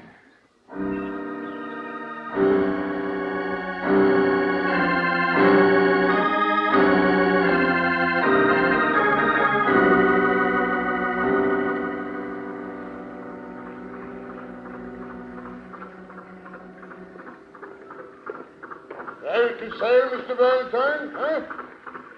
Tide below won't wait, you know. Yeah, Captain. I'm all finished ashore. Yeah. Pedro, your legs has come. Where's the girl now, Captain?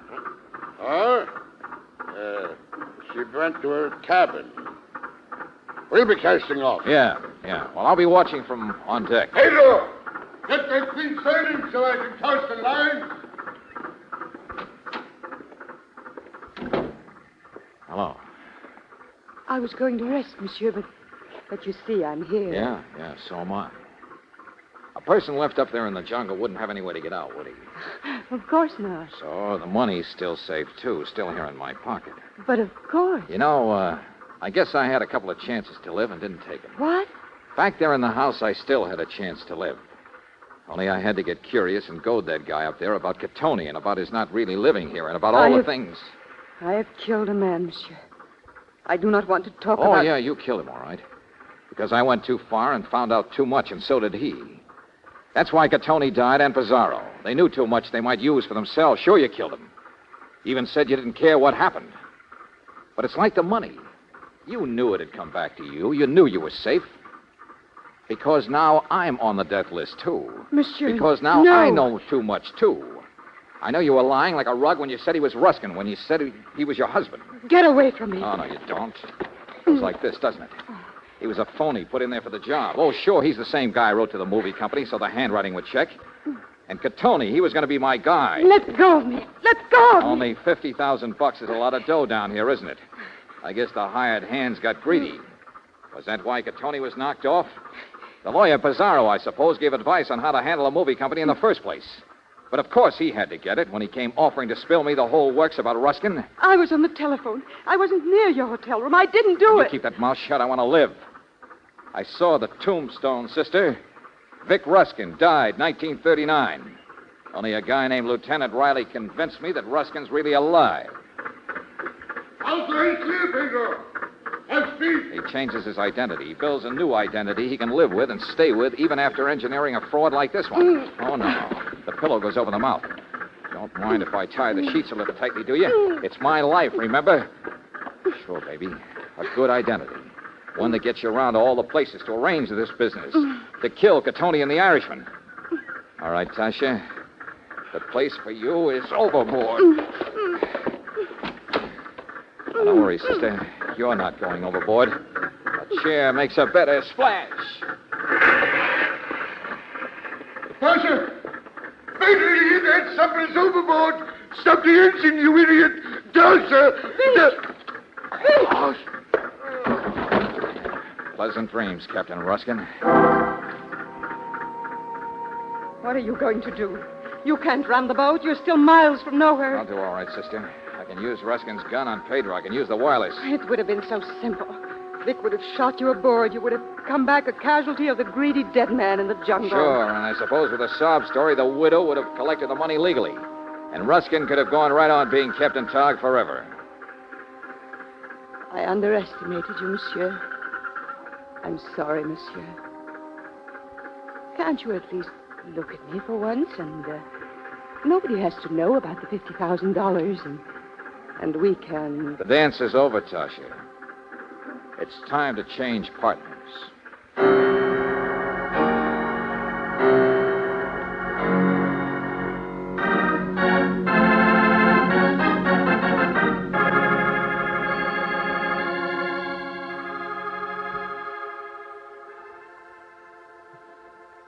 George, what was she like?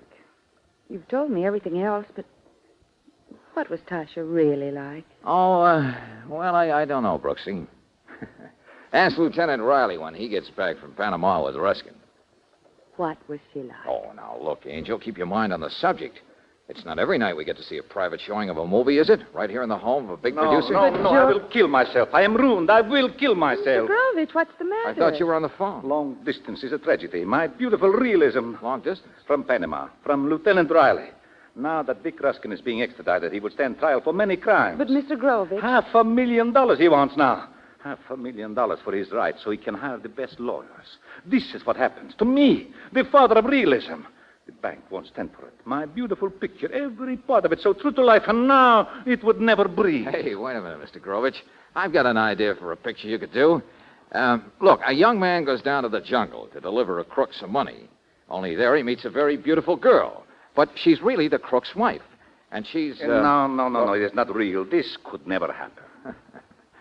There's your answer, Angel.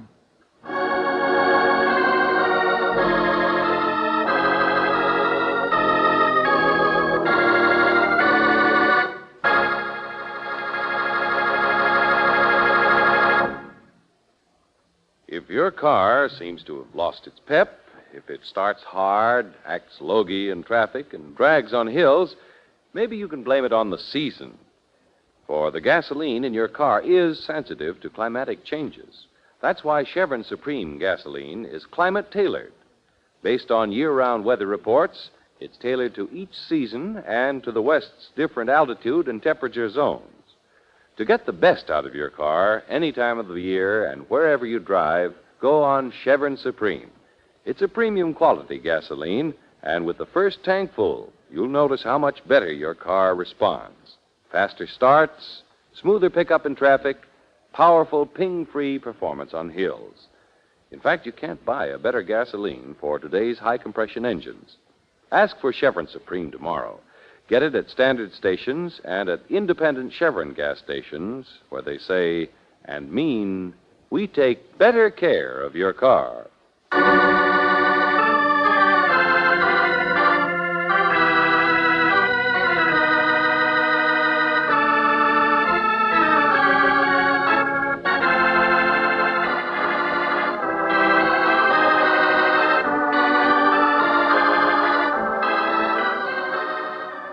Tonight's adventure of George Valentine has been brought to you by Standard of California on behalf of independent Chevron gas stations and standard stations throughout the West.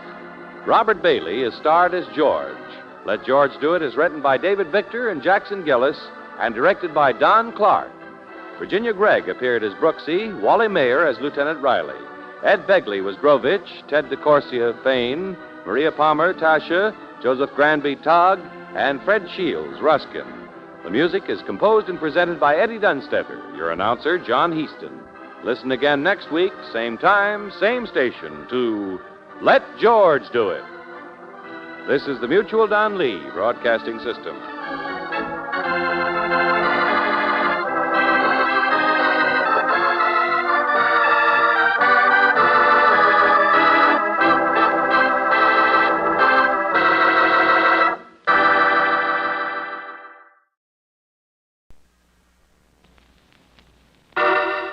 Personal notice, Danger's my stock and trade. If the job's too tough for you to handle, you got a job for me, George Valentine. Write full details.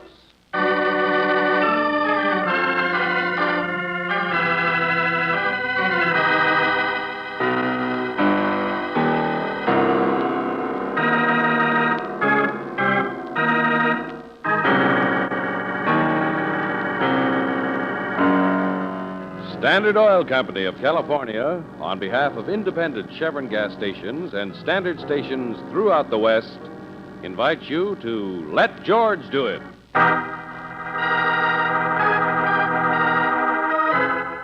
Follow that train, another adventure of George Valentine.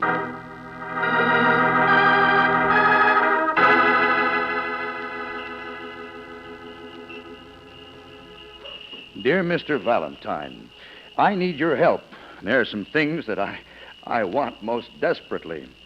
Well, what I want is the following. A green electric train with a real whistle and a blue and yellow observation car, a jump-up turtle that snaps at you, an atomic rocket gun M1 non-automatic, a yo-yo, and a pair of skates. Signed, Santa Claus.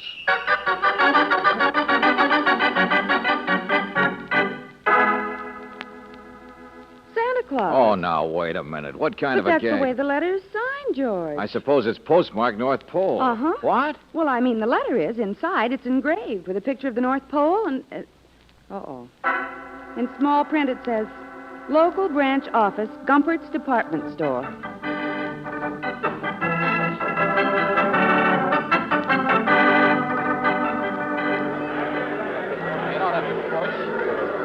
George, where are you? Well, I'm right here, Brooksie. Oh, those shoppers. There must be millions of Yeah, them. hang on to me now. Oh, watch the umbrella, lady. Oh, come on. Let's get out of here, Angel. It was nothing but a gag, the whole thing. Letter from Santa Claus. Publicity stunt, Oh, maybe. that's my foot you're walking on, Bud. Okay, Buster, but get those packages out of my... Hey! Riley! Well, hello, Miss Brooks. Merry Christmas. Why are you here, Lieutenant, buying stockings for your wife? Handkerchiefs this year. No, it's the policeman's charity down at the orphanage. Say, you coming? Yeah, I guess so. Oh, some of the stuff turned over to us was broken. Got to get a new motor on this thing, see? You mean people give toys for charity that aren't any good? Well, I grant you this item was, well, you see, me and some of the boys were playing with it down at the office, and it broke. Hey, wait a minute. Electric train motor, isn't it? Yeah, and it's got the slickest blue and yellow observation car you ever saw. It's still on my desk. Sergeant Del Valle is fixing the wheel. Yeah, let me see the rest of that package. Huh? This Hey, wait a stuff minute, all you'll mess come up the together, didn't wrappings. it? How should I Hey, know? who sent it? Oh, it's just a box of new presents, that's all. Somebody just dumped it off at headquarters. It's nice stuff. George, the electric train. Huh? Jump-up thing that's dressed like a turtle. Yeah. What? Atomic rocket gun, yo-yo, and a pair of skates. Yes, Angel, exactly the present Santa Claus wants. Exactly the things in the letter.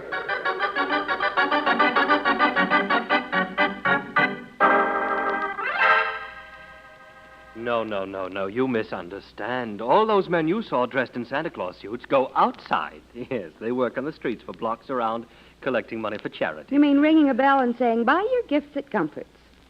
Well, people are used to commercials. But really, sometimes even I don't know how many there are. The agency always seems to send one more than we need. Yes, but look, inside. Is there only one Santa Claus inside? Well, but of course. His name is Joe Smith, the most reliable young man. A young Santa Claus? Well, he looks the part, all right. Oh, he's the real one. He's been with us several years now. The children all believe in him. Well, then he's the guy we want to see. Perhaps if you would tell me why we don't allow adults inside North Pole. There's a fence around it, naturally. Please, I'm a busy man. Here's my calling card. Yes, but... Oh, of course, Lieutenant. It's easier if you slip through the credit department here. This side door. Watch your step. That's supposed to be an ice floor. All right. I'll get the answer to this for you, Valentine. There's nothing to it. I'll just open the... What the... That's Blitzen. All right, little girl. You'll be next. Come on, follow. Oh, North Pole. You couldn't get in there today. Well, I guess maybe we'd better shut the door. Valentine, maybe we gotta forget. Riley, let me have that package, will you? Huh? And you, where does this Joe Smith eat his lunch? Why, he eats at home, I believe. Uh-huh.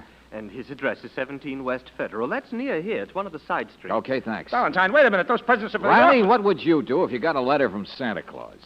Well, I'll grant you I'm still curious myself, but... Okay, you can have your electric train after lunch. Huh? Now, maybe this is crazy, but I don't want anybody disappointed at Christmas time. Especially St. Nick.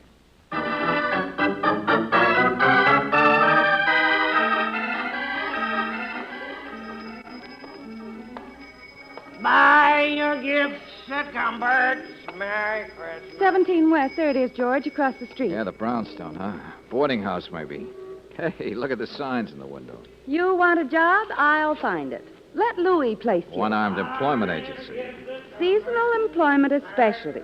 George, maybe it's the place that hires all the Santa Clauses. Yeah, maybe. Only the guy said that's where Joe Smith lives. So, let's get across here, Angel. All right. It's all right, I got the package. Buy your gifts at... Hey, look out for that taxi, man. Jump, Angel. Holy. Oh. Boy, was that close. Yeah. Well, thanks for the warning, Santa.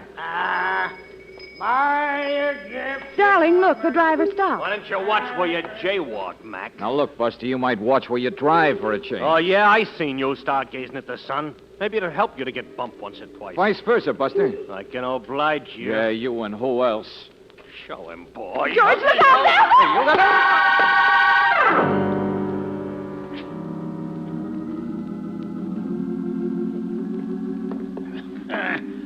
Bad enough a man should be a Samaritan. He shouldn't strain his heart doing it. No, Hilda. His feet on the couch, not under him. Yes, Mr. Louis. He might break his leg. You want he should sue us? No, Mr. Louis. Oh, my back. Yeah, there we are. Oh. Men my age carrying bums off the street. Hey, where am I? It's Mr. Louis' house, sir. Louis' house? I'm the cook, Hilda, and I saw you lying out on the street. Louis' and... house. Oh, the employment agency. It won't do you any good to sue us. Well, this is where Joe Smith lives, isn't it? Oh, no, sir, no. Joe Smith lives. That does it. I break my back like a Samaritan for insult. Joe Smith is my boyfriend, that's all, sir. I mean, he lives in a cheap little hotel, but this is a better address. Lives here. That's all I need. A worthless bum. Every time I turn my back, he's eating my meals. Every time I go out, he's sneaking in. Okay. You don't like your cook's boyfriend. Skip it. Hey, I was carrying a package. A package? Now he thinks we're stealing. What package? And wait a minute. Where is she? Where's Miss Brooks? Who? The girl. The girl who was with me out there on the street when some guys jumped us. Where is she? You pick up a bum, what happens? How should we know? Here's a guy on the street, Hilda says. He's all alone. What girl?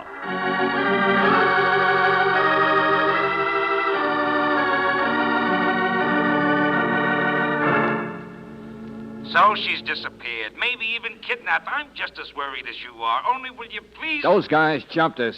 She's not maybe kidnapped, Riley. I've got every man on the force searching for her. What else can I do?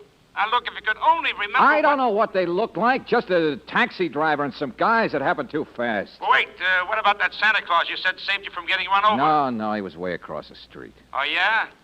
Well, listen, I had a man check the people on the street, and he says there wasn't any Santa Claus there at all on the street. Okay, it's a riddle. I don't care. All I want is to find Brooksie. Valentine, will you please let us do the job we can do best? Will you please stay with that electric train and... Riley, you can take that electric train, and you know what you Look, do. get smart, will you? It was stolen from you. That's why you were attacked. Only listen. Were the wires made of platinum? Was there a crown jewel in the headlights smuggled dope on the yo-yo? No. Me and the boys took every one of those toys apart down here at the office. They were just toys, that's all. Toys worth no more than $50. Okay, well, you figure it. Okay, Riley. Gee, Mr. Valentine, I know how you feel. Me and Joe love each other so much, only we can't get married. He only works part-time, driving fruit trucks in the summer and being Santa in the winter. Mr. Louis won't pay me enough to support both of us. Oh, it's no fun being apart. Hilda, let's talk about something else, huh? The only times I see him is when the boss is out. But gee, if a person thought you would never see the other person again. Hilda, will you please answer the door? That might be Joe. Coast clear, honey? Uh-huh. Oh, Hilda, baby, Merry Christmas. Joe, show your whiskers. All right. Break it up. I'm George Valentine. Oh, well, how are you, Mr. Valentine? Say, isn't this a swell day, though? Yeah, sure. Now, you're the one who wrote me that letter. Why? Huh? Why did you write it? Santa Claus wants presents. What's the gag? Why those special toys you listed? Oh, it's no gag. They were stolen. Stolen? From the North Pole, I mean, yesterday. Go on. Well, it all started yesterday, Mr. Valentine. A guy I used to know once bumped into me on my way to work. Mo Dickerson. He asked me could he take my place today as Santa Claus and wear my stuff. What, Joe? No, take it easy, honey. Of course, I said no. I thought it was just a rib. Until last night, I saw some of my toys were missing. And then I got a phone call saying unless I let Mo do what he asked, those toys wouldn't be returned. What's so important about that? Well, if they weren't returned, I'd be in trouble. I'm responsible. Nobody's allowed in the North Pole except me and the kids. Not even store help. Oh, no, I'd be in trouble. Uh-huh. It was Moe's way of pressuring you into doing what he wanted. Only I wonder why he wanted to play Santa. And, Joe, if people can't get in there, how did he steal the toys? Gosh, I don't know. I don't know any of those things. I got the kids to think about, Mr. Valentine, and I wanted you to figure out... You don't know where Moe lives either, do you? No, I'm sorry. He's a skinny guy with a sort of a nosy voice, brown hair, and a mole on his ear. Wait a minute. Eyebrows go up, little scar on his cheek? Yeah, that's right. He drives a taxi sometimes. Say, do you know him? Sure, I met that guy, and I'd like to meet him again. When was this changeover of his supposed to take place? Today, after lunch. Okay, you're going to make that changeover, Joe. Only with me.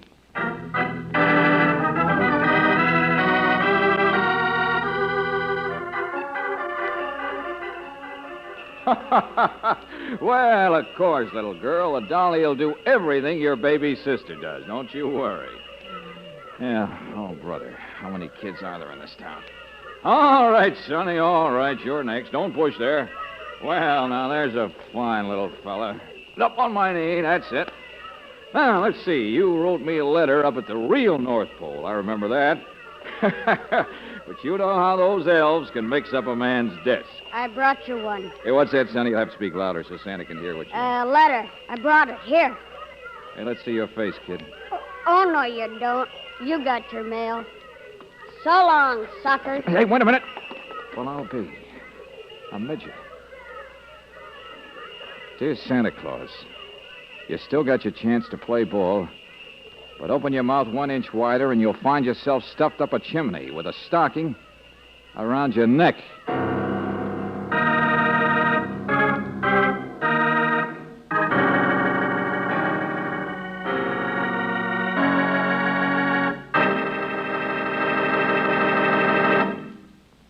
We'll return to tonight's adventure of George Valentine in just a moment.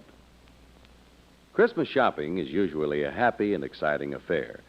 But when you have to do a lot of heavy traffic driving all over town, it can get a little rough on your nerves. Rough on your car, too. That is, if you have the wrong kind of gasoline. For perfect traffic performance, just try Chevron Supreme gasoline. It's a premium quality gasoline that gives your car a fast start every time. No delays, no extra strain on your car's battery. Smoother, faster pickup, and ping-free power on hills. Best of all, Chevron Supreme is climate-tailored. Tailored according to weather reports from your area. That's why this gasoline gets the best out of your car in any season, in each different altitude and temperature zone of the West, wherever you drive. In fact, you can't buy a better gasoline for today's high-compression engines. So why not try a tank full of Chevron Supreme tomorrow? Ask for it at standard stations and at independent Chevron gas stations, where they say and mean we take better care of your car.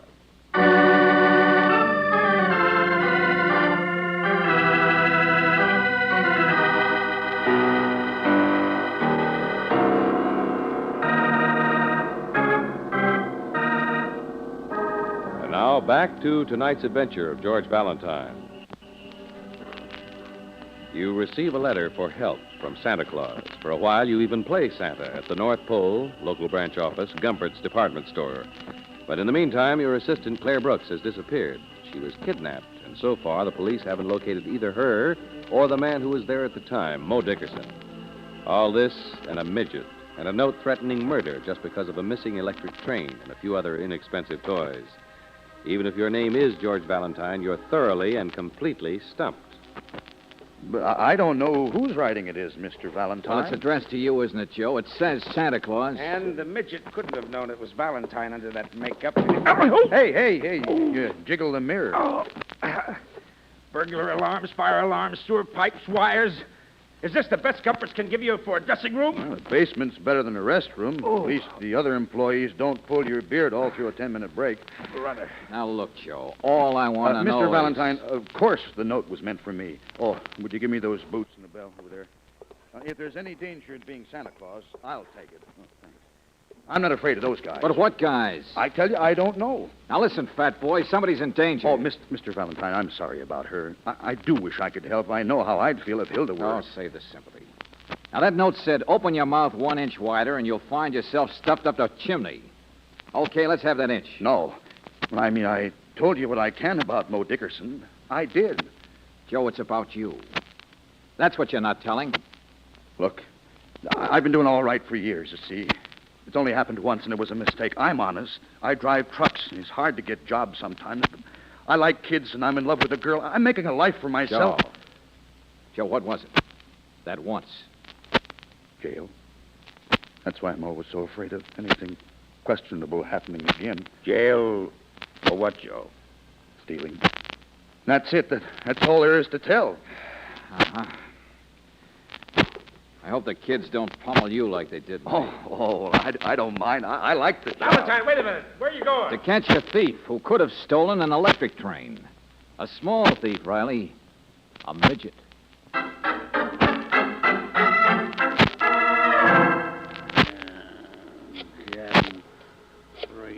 For trick jobs, Louie. If you can't be very many of them in town, they ought to...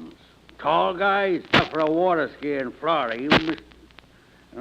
who is employment? Now, here, listen. I want a paycheck, so get over here. No. What's what?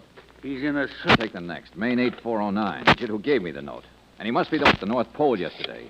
Tell me who he is, then he can fools the rest of the boys. Yeah. Good job for a radio announcer now. Hey, results. Somebody at the door. Something. I get a commission. Come on, what? Hawks. All right, small fry. Don't wait. What's this gift? Brooksie.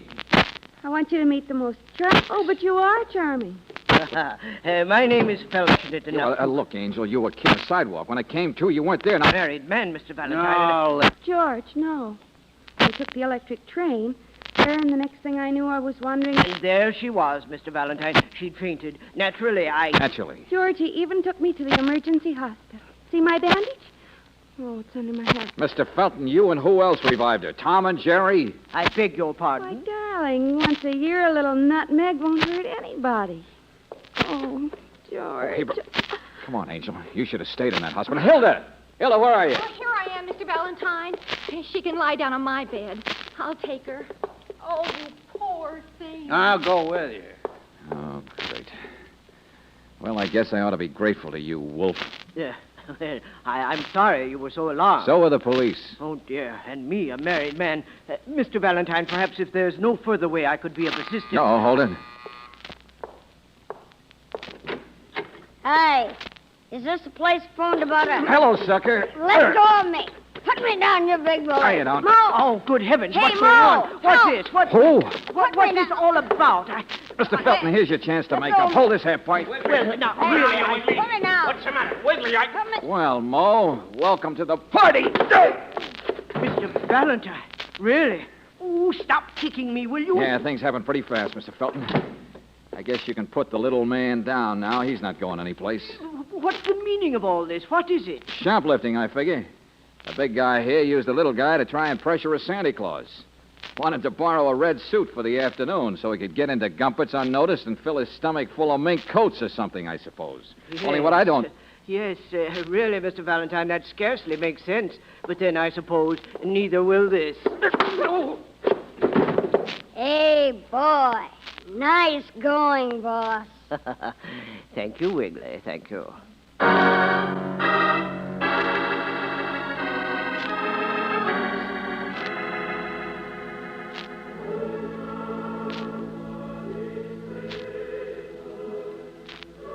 Oh, no. Okay, so I am a sucker. What are you going to do about it, Mr. Felton? Yes, and why do you need me? I should be cooking supper or be upstairs with Miss Brooks. Oh, stop sniveling, Hilda. They're not going to hurt us. Bombs, that's all. Of course, no one will be hurt. No, we don't hurt people. Ha ha. Ha. Quite a convention you got on your hands, Felton. 7:53, boss. Plenty of time, Mo. Relax, Wiggly. Listen to the music. Yeah, you're a big wheel, Felton. That's where I went wrong, figuring it was just shoplifting, isn't it? Just shoplifting would scarcely make sense with all the effort you guys put out over that electric train. I assumed you'd come to your senses, Valentine. Naturally, I had to detain you. I could fix it so he loses those senses again, boss. Don't be so anxious, Mo. But you did want to play Santa Claus. And you keep watching the clock. Something's slated for tonight, isn't it? Sure, that's it. At closing time, the guy playing Santa Claus would go down to the basement to take off his makeup. He'd be there late. And the burglar alarm wires are down there. Boss, he talks too much. Buy your gifts at Gumpert's. That place must take in close to $100,000 a day this time of year and can't bank till next morning. Well, you've got a big organization, all right. The man inside the basement blocks the alarm system. The rest of the team goes to work. It's robbery. Big-time organized robbery. I know it. Bums, that's all they are. Oh, shut up, Louie. You're in it yourself. What's that? Yeah, you guys sit around acting like you don't know each other. Well, who hires people? Who knew about that basement dressing room? And why do you think I wanted you to phone Midgets today? It was to see if the right midget would take orders from you, Louie, and he did. He came running. And the crackpot way you and Felton picked Miss Brooks and me up after Mo and the boys slugged us. Mr. Louie, no. Oh, no, Mr. Louie, Shall no. I kick him in the shins for you, boss? Turn that blasted radio off. Mo, you and Wiggly run down to Fred's garage. Pick up a car. Get back here fast. Sure, Louie? Yeah, Louie. Now, cool off, Louie. You've got a bad heart. There's no need. Louie, Smooey, shut up. All day you've been botching. I have not. Just a bit of bad luck. Picking that Dame Brooks off the sidewalk. But the boys had hit her too hard. They'd hurt her head. It only seemed decent to... well, she didn't know what happened, Louie, and you yourself brought in Valentine. Samaritans, bums, you and dumb Hilda. I didn't know, Mr. Louie. I just saw him lying there. I didn't know you were a criminal. You didn't know nothing. You never do, but you do now. Too much. Yeah, and so do I. Now, you listen, Buster. I finally figured out the electric train, why it's important.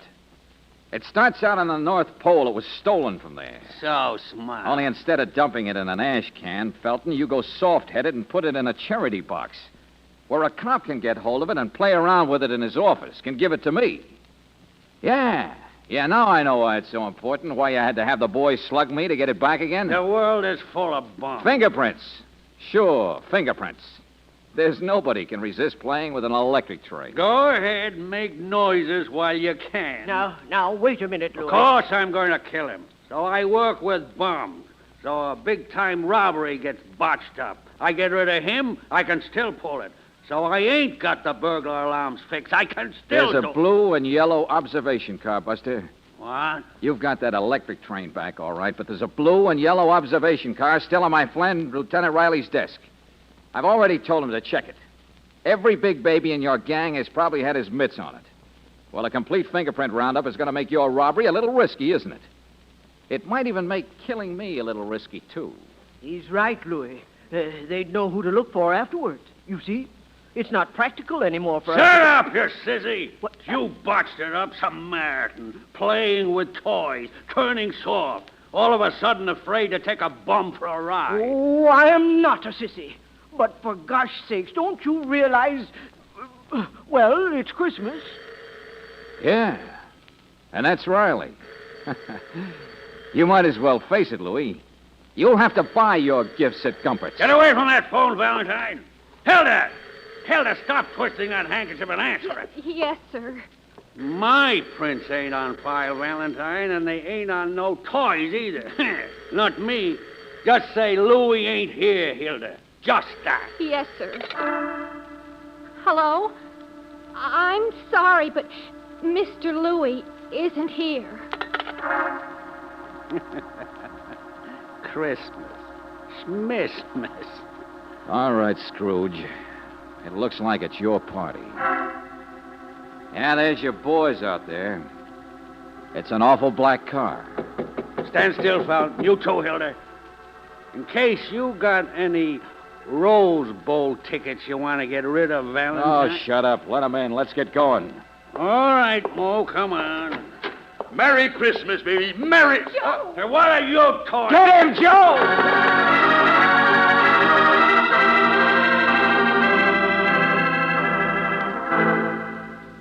Gee, Mr. Valentine, you knew all the time it would be me on that telephone. Boy, I came tearing. Well, the only times I can see her are when she tells me that old bum Louie isn't there. Oh, it's lucky that other Santa Claus told me to phone the minute I got off work.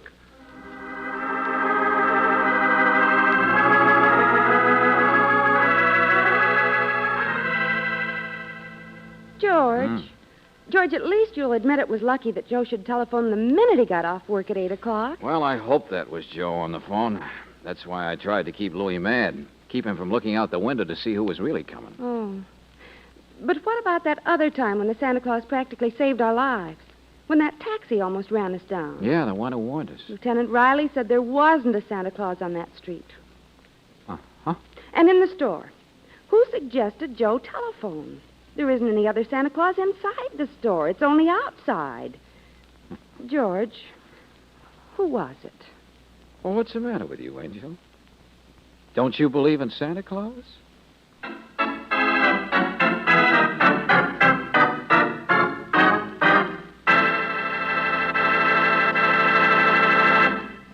It won't be long now before we celebrate the holiday that is probably everybody's favorite.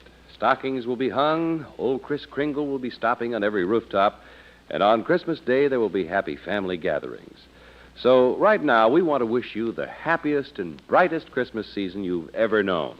A Merry, Merry Christmas to you from all of us here in the studio, and from the sponsors of Let George Do It, Standard Oil Company of California. Incidentally, this is the 4th Christmas season we've been on the air with you. And once again, independent Chevron dealers and Standard Stations personnel also want to sing out to you, Merry Christmas. Have a happy week, a happy holiday, and we'll be seeing you next Monday night. Tonight's adventure of George Valentine has been brought to you by Standard Oil Company of California on behalf of independent Chevron gas stations and Standard stations throughout the West. Robert Bailey is starred as George. Let George Do It is written by David Victor and Jackson Gillis. Virginia Gregg appeared as Brooksie, Wally Mayer as Lieutenant Riley. Larry Dobkin was heard as the executive, John Daner as Joe, Herb Butterfield as Louie, Virginia Eiler as Hilda, Junius Matthews as Felton, and Tony Morris as the Midget. The music was composed and presented by Eddie Dunstetter. Your announcer, John Heaston. Listen again next week, same time, same station, to Let George Do It. This is the Mutual Don Lee Broadcasting System.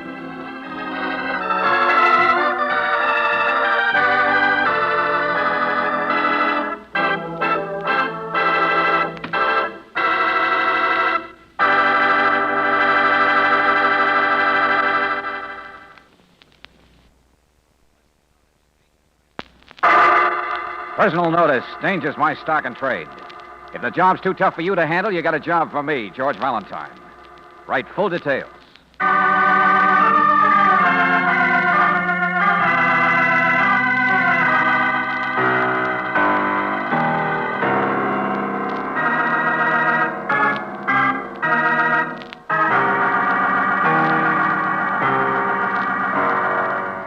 Standard Oil Company of California, on behalf of independent Chevron gas stations and Standard stations throughout the West, invites you to Let George Do It. Snowblind, a transcribed adventure of George Valentine.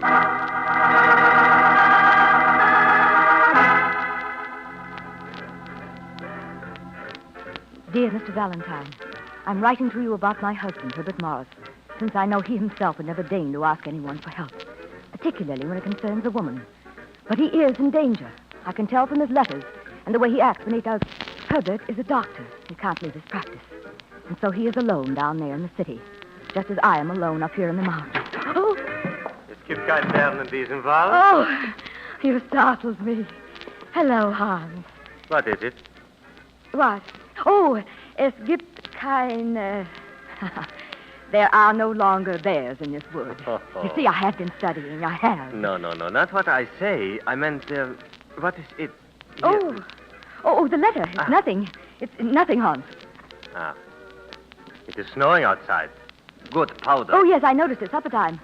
I can practice my Christie in the morning, can't I? You'll help me with it, won't you? Before any of the others, Hans. Of course, Mrs. Morris. A ski instructor is only to oblige. Oh, Hans. What is it? You won't tell me? Oh, well, it's just, it's a note for supplies I need up at the cabin. Oh, Hans, wait. I'll be in a moment, sit down. You sind andere Damen. Yes, I know. There are other women, that's what you said, isn't it? Yeah. But I'll be just a moment, Hans. Ich, nein. Well, No, stop it. It's a dead language, like the people. Why bother? Oh, don't say that, Hans. You'll wait for me, won't you? Whatever the lady says. Oh, please. Won't you? How else could I do? So, Hurry to order the bacon. There is dancing to be done. Huh? Hurry! Mr. Valentine, my husband is in danger from a woman. Her name is Dorothy Graham, and I believe she is at the Hotel Continental. I can be reached at our winter cabin several miles north of Sun Mountain Lodge. Sincerely, Stella Morris.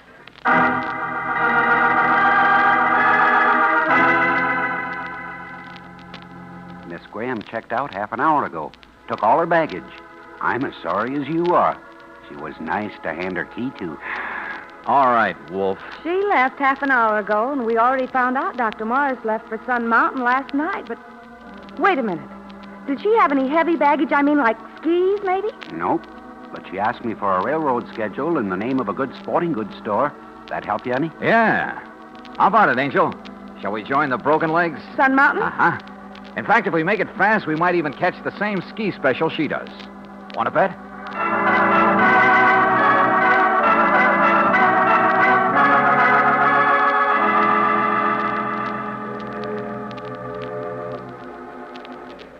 Miss Dorothy Graham, Miss Graham, Miss Dorothy Graham, Miss Dorothy Graham. Oh, Porter. Porter, that's me. Telegram, Miss Graham. Delivered to the train at the station. Oh, of course. Here. Thank you. Oh, thank you, miss. Well, pardon me. May I? Chair's empty. Yeah. Well, I guess everybody's a little friendly, headed for a vacation and all. I suppose so. Yeah. This is my first trip this year. You pretty good on the sticks? I don't ski. Skate? No. Well, then what are you doing on the train? Would you please... Oh, look, excuse me. You got a wire. You haven't had a chance to read it. I didn't notice, Would you please give me a match? That's all. Oh, sure. There you are. Thank you. Hey, you're burning your telegram. Yeah. I like fires and ashtrays, don't you? Now, if you'll excuse me, I think I'll get some sleep.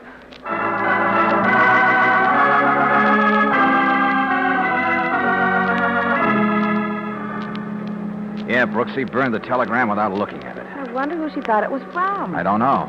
Particularly since it was me. What? Sure, that's the wire I sent her, a fake one from her hotel. Just so it'd be easy to find her here in this crowd. Well, while you were in the club car, I took a simpler way. I asked the porter which was Dorothy Graham's compartment. You what? And I looked through her handbag, George. She only has a one-way ticket to Sun Mountain, a lot of sleeping tablets, and a gun.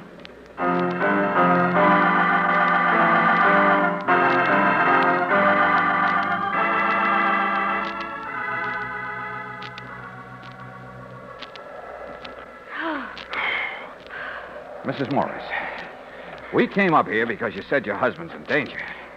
We didn't come up here to ski. Please, Mr. Valentine. Please, not now. But when will you talk about it? Ever since you met us at the station, you've been... There's so little time with the good snow. It'll be storming again later on. And you do enjoy it, don't you? Oh, yeah, sure, of course we do. But I also like to know what's going on. Why'd your husband come up here unexpectedly? Why did Dorothy Graham? Why'd she carry a gun? What's it all about? Well, I'm sure there's nothing to worry about. The gun or about her. Not now. You said she took a room back at the lodge. Well, Herbert's miles from here. He stayed up at our cabin for the day. Next one. Where's the next one? Now, all day it doesn't take to climb up here. Oh, that's you, Miss Brooks. I haven't got my wind yet. The lessons will help you. To fall down. Come, Miss Brooks. Bend your knees this time. Go ahead, go to it, Angel. Let's see you fall on something besides your face. Oh, here goes nothing. Now, that's it. Lean. Lean. Now swing your arm, your shoulder. Now, swing it. Yeah, it's all a lot of fun, isn't it, Miss Mr. Morris? Valentine, I will tell you, but not in front of Hart. It's all right, Mrs. Morris. Show her how it's done. There's not all day. It's getting colder. Only the skis. Keep them together. Together. Swing now. That's it. All right, Hans. Watch me, Hans. Hey, she's not bad. Must have been practicing a lot. Yeah. But you, Mr. Valentine, you do not need lessons. Neither do you. Why not, Mr. Valentine? What else is to life except mountains and snow and women? Well, you left out a dog and a fire. Now, look, Hans. You know Mrs. Morris pretty well. You've been with us ever since we got off the train. Do you know her husband? The doctor? Yeah. Well, what's he like? Well, American. I don't know. It's just this morning I meet him. I drive to their cabin for coffee. I brought her back to meet you, her friends. He's, well, he drives a new red convertible. Is that bad? Expensive. It is her money. Oh, I see. Of course, the man is a doctor. No, I get the idea. You don't like him? No, why should you say that? He's nothing, one way or the other. Yeah, I understand. Ski instructors don't get so much dough, Mr. so... Valentine.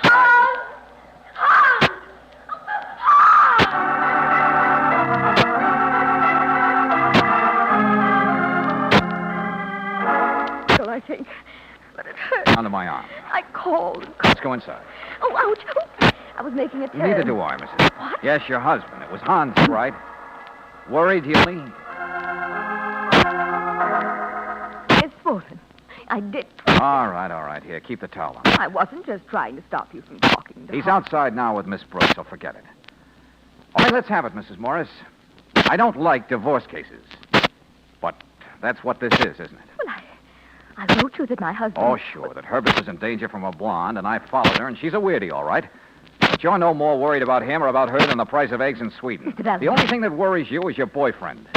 The way you watch that Austrian ski boy out there is enough to... I beg your pardon, Mr. Valentine. I love Hans very much.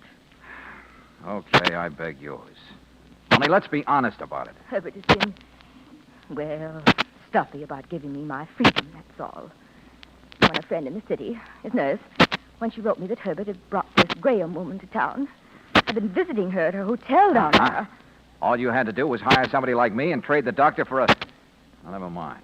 First impressions. Oh, but when you get to know Hans, it's just that he's been through so much in his own country. And he's sensitive and proud. And ambitious? Mr. Valentine, I'm sorry I misled you. But I didn't expect everyone to come galloping after us to the mountains. Oh, it's you. Gibt kein Werden in diesem Wald. Oh, darling, I'm much better now.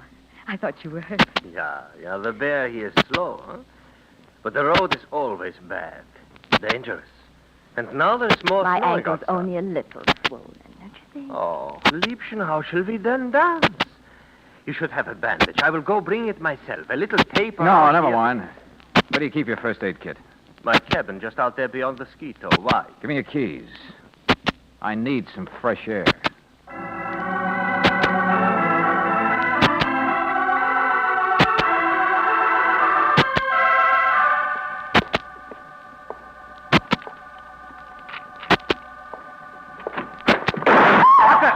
Drop that thing.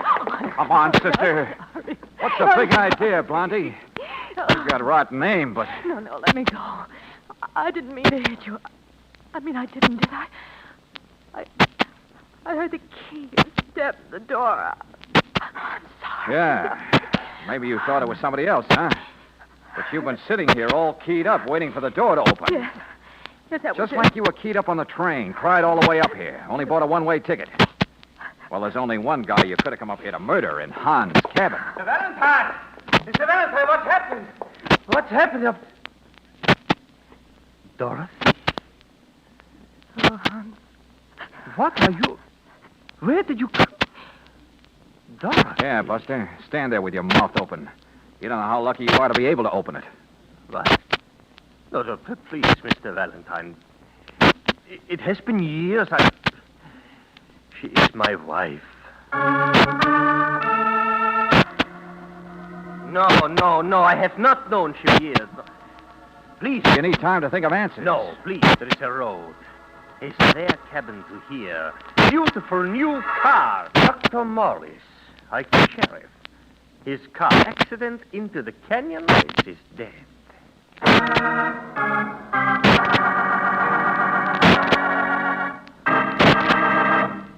Picture of George Valentine in just a moment. Several weeks, there will probably be... What's the big trek all about snow country? But how will your trust climate tailored? It gets the best out of your car ride. That's because Chevron Supreme is specially tailored to the West's different altitude and temperature zones. It's tailored also to the season. So try a tank full of this climate-tailored gasoline tomorrow. Right away, you'll notice how much better your car performs. Faster start, smoother pickup in traffic, sting-free power on hills. In fact, you can't buy a better gasoline for today's high-compression engines. Ask for premium quality Chevron Supreme at independent Chevron gas stations and the standard stations where they say and mean we take better care of your car.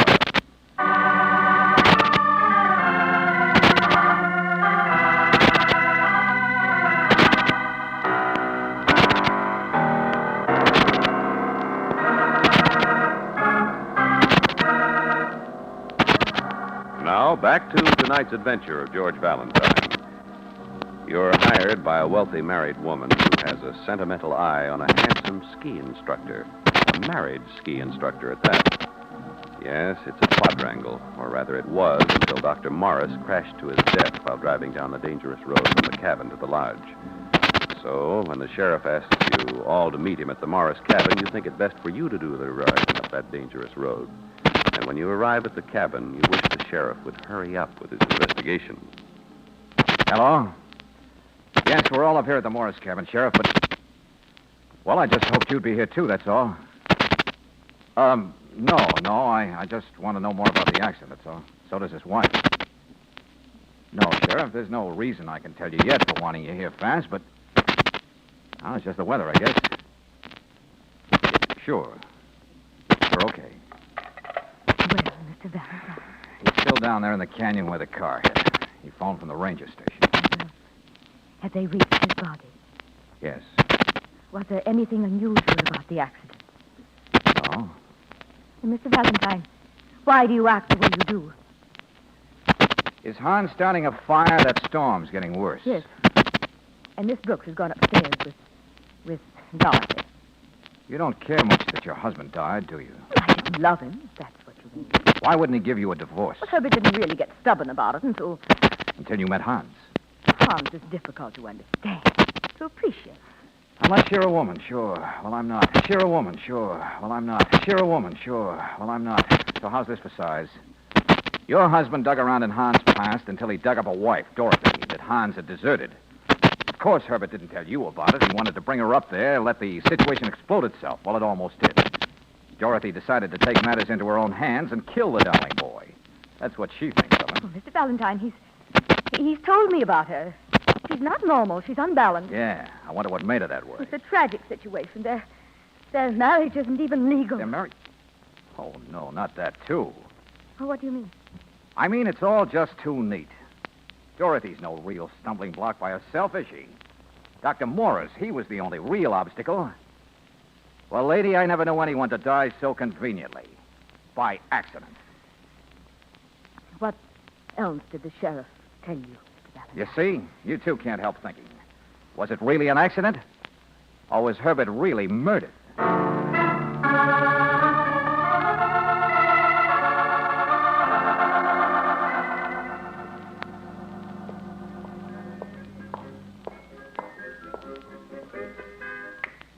Well, Mr. Valentine, I was just trying to persuade your lovely assistant. Oh, yeah, sure. Somebody dies, so it's a great time to dance. Where's Dorothy? Upstairs, I suppose. She's all right, George. Long faces for the dead. Black pretense around the arm. Sentimentality, isn't it? In this household, maybe you're right, Buster. I talked to the sheriff on the phone. What did he say? Quick on the draw. What's the matter? You nervous? Well, why not? The man is on top of the world. A split second of ice, and he has slipped into the abyss. Even at the wheel of a fine convertible, a man can... Skip it. I know the doctor was driving alone, if that's what you're trying to remind me of. I go around in circles myself. My wife appearing from all these years. And the accident, and your unpleasant remark. Yeah, be sure to remind me of the word accident.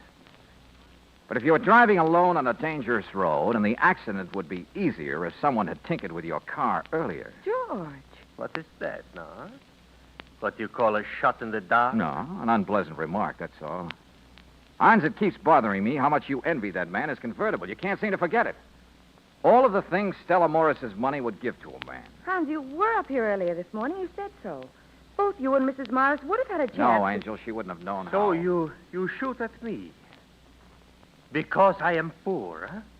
Because you cannot understand the simple envy of people who are persecuted. I'm not interested in what makes you tick, Buster.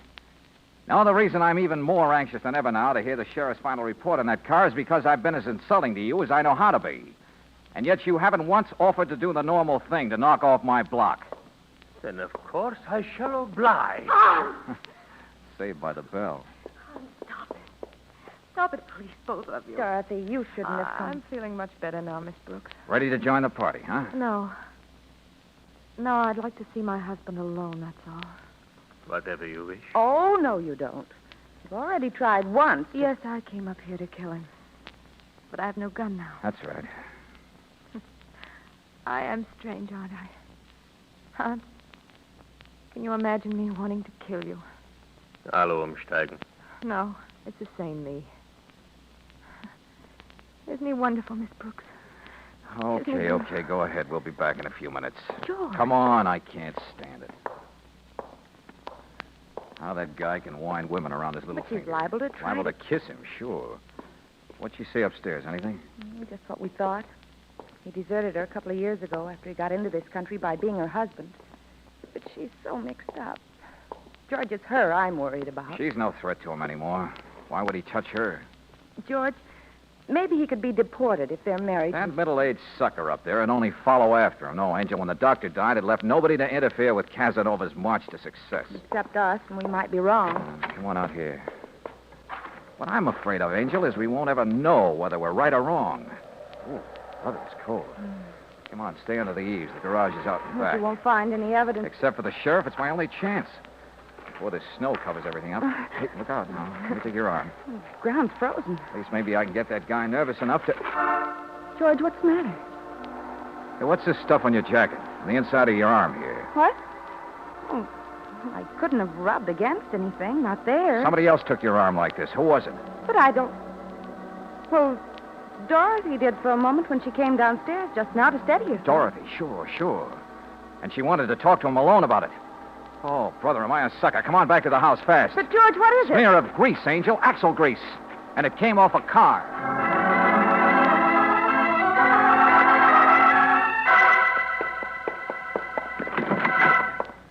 Mr. Valentine. Where is she? Here, George, here. Dorothy. Oh, Mr. Valentine, Dorothy. I was just going to call you. We were talking and she seemed to start to fall asleep. Dorothy, can you hear me? It's those pills she takes. She must have taken all of them. Yeah, she tried to kill herself and she was alone. Mrs. Morris. Mrs. Morris. What is it? She's not quite asleep yet, George. Get some baking soda, will you? Whatever you do, make it fast. I'll get it. That's it, Dorothy. Can you walk now? I'm Hey, holding Brooksie, wait. you. Here's the keys to my car. As soon as you can, get her wrapped up in a blanket and down to the lodge as fast as you can drive. Only leave the windows open. But that road, it's worse all the time, even with chains. She's got a license, Buster. Only you might be a little careful, Angel. Don't worry, George. Oh, Mr. Valentine, it is ridiculous. We should go with them. They can do better than we can. Besides, you're not leaving this room, not yet. Now, let's see. A glass, maybe. How did you give her those pills? In whiskey? I don't know what you're talking about. She tried to murder me. She's upset. She tried to kill herself. Yeah. This glass might do it. Uh-huh. That's number one. Number what? Evidence. Things you show to a jury, just in case she can't testify or doesn't know herself what happened. Oh, no. Mr. Valentine. Really? Oh, yeah, sure. I'm way out on a limb, Buster. But I'm building a ladder fast. Now, let's see. No coat, no purse. Oh, no, you don't. I'll pick that up. Uh-huh. Yeah, here we are. Handkerchief covered with grease. Man's handkerchief. Yours? Give me that. I said stand still, Buster. You can't give a gun an argument. Sure. Your initials. A guy tampers with a car, he gets a little greasy. Dorothy got this down below, didn't she? In your cabin near the lodge. Wonder what else she stumbled into. I might have had this before. What? Identification card. You were in the Luftwaffe, huh? What's this long word? Machinist something. Mr. Valentine, this is what you call circumstantial, is it not? Oh, there they go. In the car. Yeah. Let's see what... Pliers. Well, now, don't get so... No, I use those on ski binding. Or maybe this is the type that comes out of the toolbox of a red convertible. Oh, stop it. Mr. Valentine, you are so ready to accuse me. So ready to invent what a crazy woman's story would have been. Yes, now you are watching me now, huh? You are... Look, you see... Let go of that gun.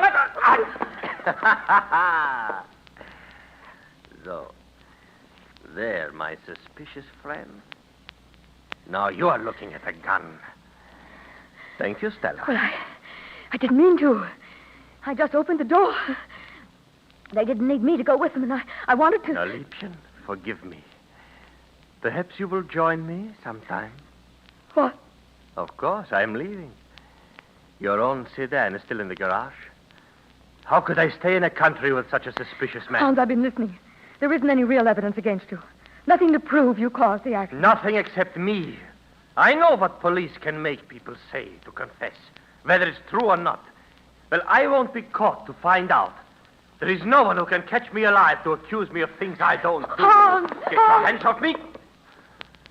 If I run, it doesn't make me guilty. It makes me free, that's all. Free to get the things I want.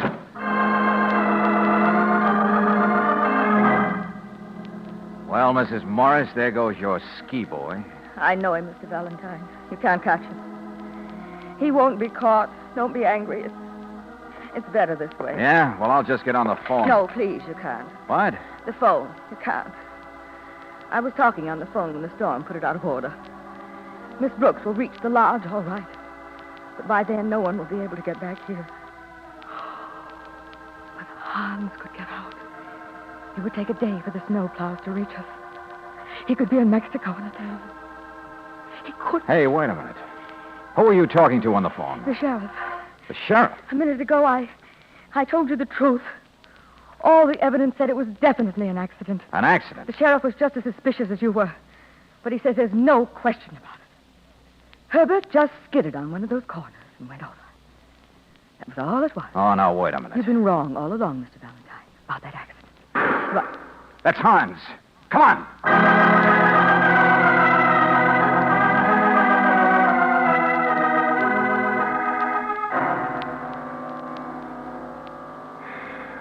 Well, he's dead, all right. There was no other way out for him. He would have been caught. I see what you mean. I remember how your husband was on his way to you, your bad ankle. He was a doctor. He was considerate. I would have been warmer, more comfortable if he'd brought my car. The sedan. Yeah. Which left nothing here in the garage for Hans to escape in but the car he himself fixed as a death trap. A brand new red convertible.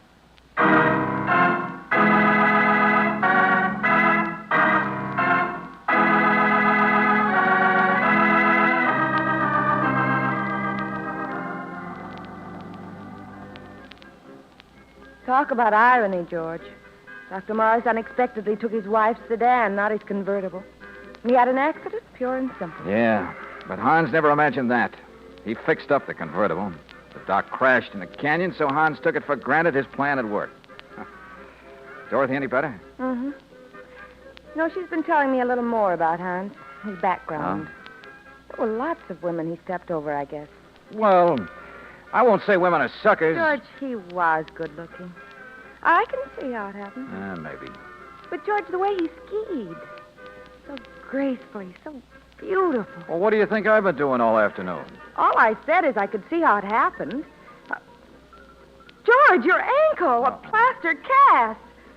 But you were just on a bunny slope. A child couldn't get hurt. How did you... How'd this happen? I'm lucky you couldn't see that.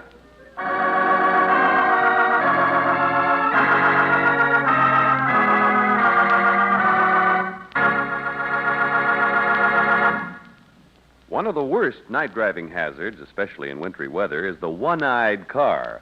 And you probably don't think highly of that car's owner. But when were the lights on your own car last checked? For your own safety, friends, make it a point to get your car lights checked at regular intervals. At standard stations and at independent Chevron gas stations, a light check is one of their many protective services. And it's a speedy service, so why not play safe and have it done tomorrow? While you're there, ask them to inspect your windshield wiper, both the arm and the blade. If the arm is faulty, they can replace it quickly, so you won't have to risk its failing when you need it most. And remember, in stormy weather, a worn wiper blade is almost as bad as none at all. They sound like small items, lights and windshield wipers, but they're very important to your personal safety. And they're part of the protective service offered to you at independent Chevron gas stations and at standard stations, where they say, and mean we take better care of your car. Tonight's adventure of George Valentine has been brought to you by Standard of California on behalf of independent Chevron gas stations and Standard stations throughout the West. Robert Bailey is starred as George. Let George Do It is written by David Victor and Jackson Gillis and directed by Don Clark. Virginia Gregg appeared as Brooksie. Larry Dobkin was heard as Hans, Lorene Tuttle as Stella, Jean Bates as Dorothy, and Joe Duvall as the clerk. The music is composed and presented by Eddie Dunstetter, your announcer, John Heaston. Listen again next week, same time, same station, to Let George Do It. This is the Mutual Don Lee Broadcasting System.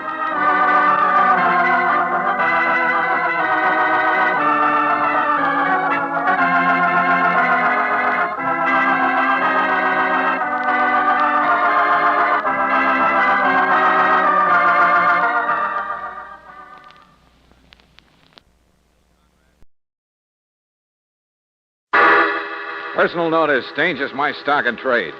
If the job's too tough for you to handle, you got a job for me, George Valentine. Write full details.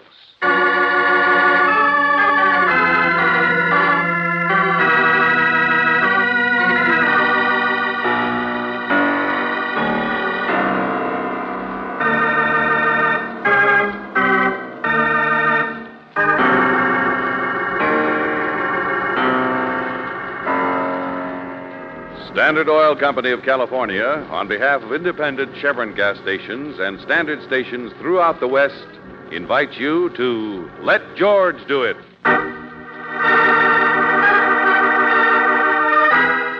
Needle in the Haystack, another adventure of George Valentine.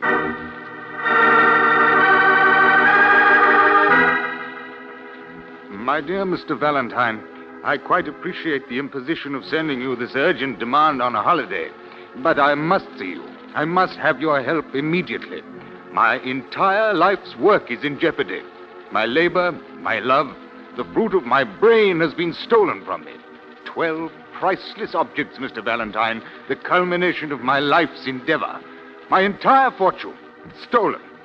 Please meet me at your office regardless of the hour.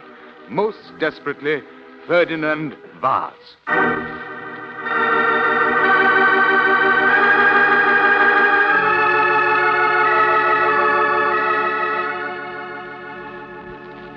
All right, let's have it. Something pretty valuable was stolen from you, is that right? Oh, my most priceless possessions, Mr. Valentine. Without them, I am nothing. Without them, Yeah, well, what were they? My roses. Huh? 12 red roses. You lost your roses, Mr. Vaz? Precisely. I suppose it gives you kind of an empty feeling. Oh, rather, yes. Yes. Brooksie, it's been a rougher weekend than I thought. Wait a minute, George. Mr. Vaz, where did you lose these 12 red roses? In Pasadena. Pasadena, huh? Look, Buster, get out of here fast before I... Mr. Valentine, what is the matter with you? Have you gone crazy? Oh, no, I'm as sane as you are, Napoleon. But let go of me. Now, please, listen, Mr. Valentine. The flowers are worth thousands. My life's work. They are. Sure. Worth thousands of Rose Bowl tickets, I know. Find a dozen roses among millions. Oh, now, listen to me. I have devoted my life to those roses. They're the only ones of their kind in the world. They're not just red. No, they're flame. They're crimson. They're fire. The Ferdinando rose. Ferdinando? It was the mater's idea, the name. Rather appropriate, don't you think? We live in Mexico City. Oh, sure, I could tell from your accent. Quite so. Oh, yes, I see what you mean. But we've been there for years now. And climate, you know. Mr. Valentine, you don't seem to appreciate. The Rose Festival in Pasadena attracts the world's foremost authorities on flowers. My unveiling of the Ferdinando today would have emblazoned my name in history. Like Martha Washington. I beg your pardon? Skip it, never mind. Somebody clipped your buds, stole them, huh? Okay, how'd it happen? Well, I came up on the train, and then at the last possible moment, the mater posted the roses to me by air express. And so they'd be fresh, you know. But I have never received them. Did you call the airline? Oh, yes, the box was transported all right yesterday, but somewhere in the express delivery service it became lost or stolen. The service insists that they've never even heard of it. Oh, well, look, that sounds more like a mix-up in mail than it does... Mr. Valentine, I have the name of the man at the delivery branch office. I'm not concerned with whether he's a criminal or an idiot. All I want is my roses. I've tried to see him alone, and I've got nowhere. There's only a few hours left, man. My roses will be wilted unless you help me now. All right. Take it easy. We'll go see this guy with you. Oh, brother, what a way to start the new year.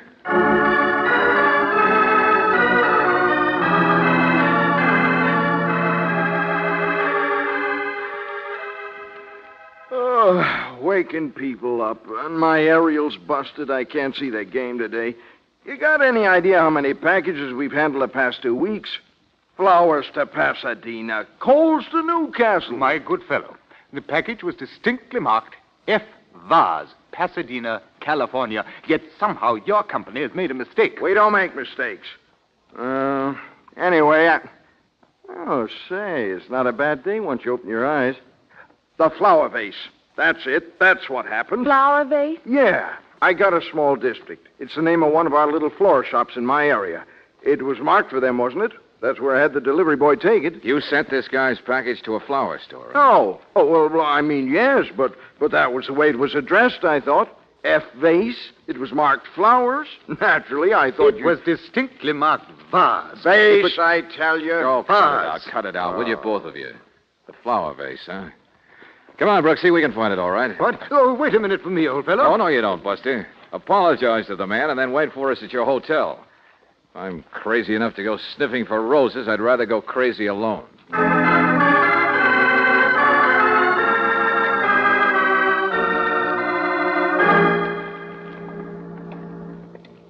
This is it, I guess, George. Yeah. Not much of a shop. Well, it's a neighborhood place. Far cry from all the excitement up on Colorado, isn't it? Looks like it's open, though. At least somebody isn't rushing to get an early seat for the parade. Oh, brother. When I think I could be having scrambled eggs and waiting to tune in the Orange Bowl.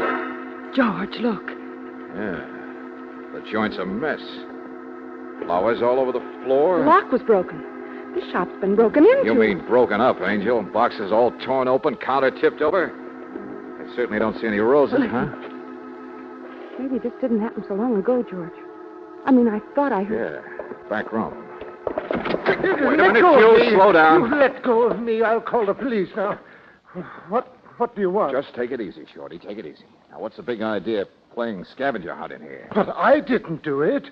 Well, I'm the owner, Theodore Herman. Flowers for funerals. That's me.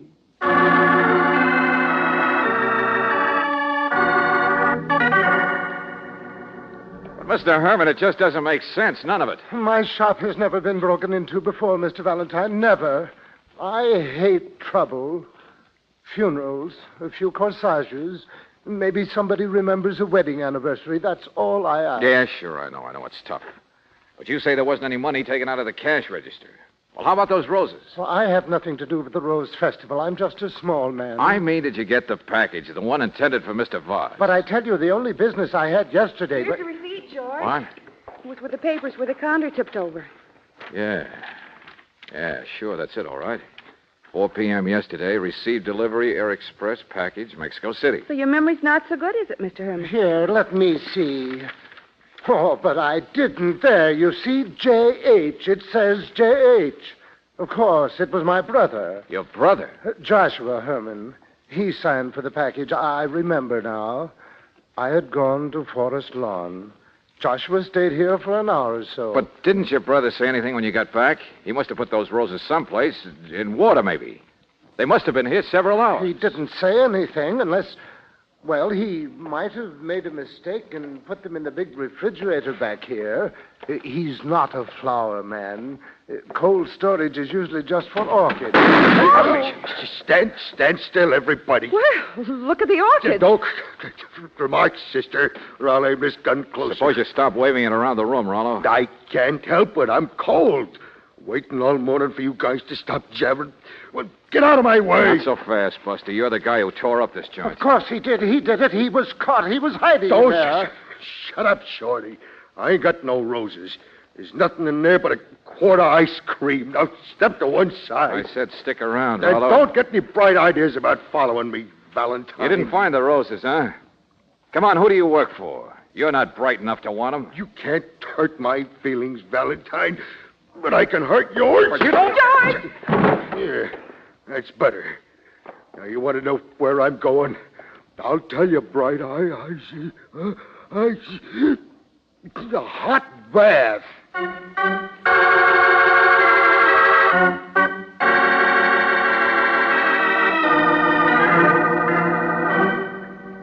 Oh, dear.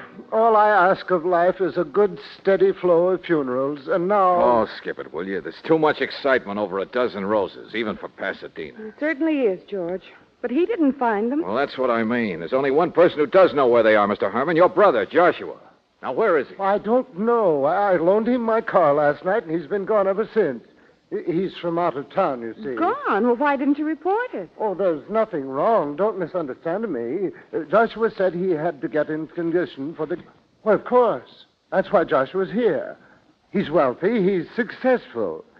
He's just a little blind, that's all. He thinks Ohio State is going to beat California.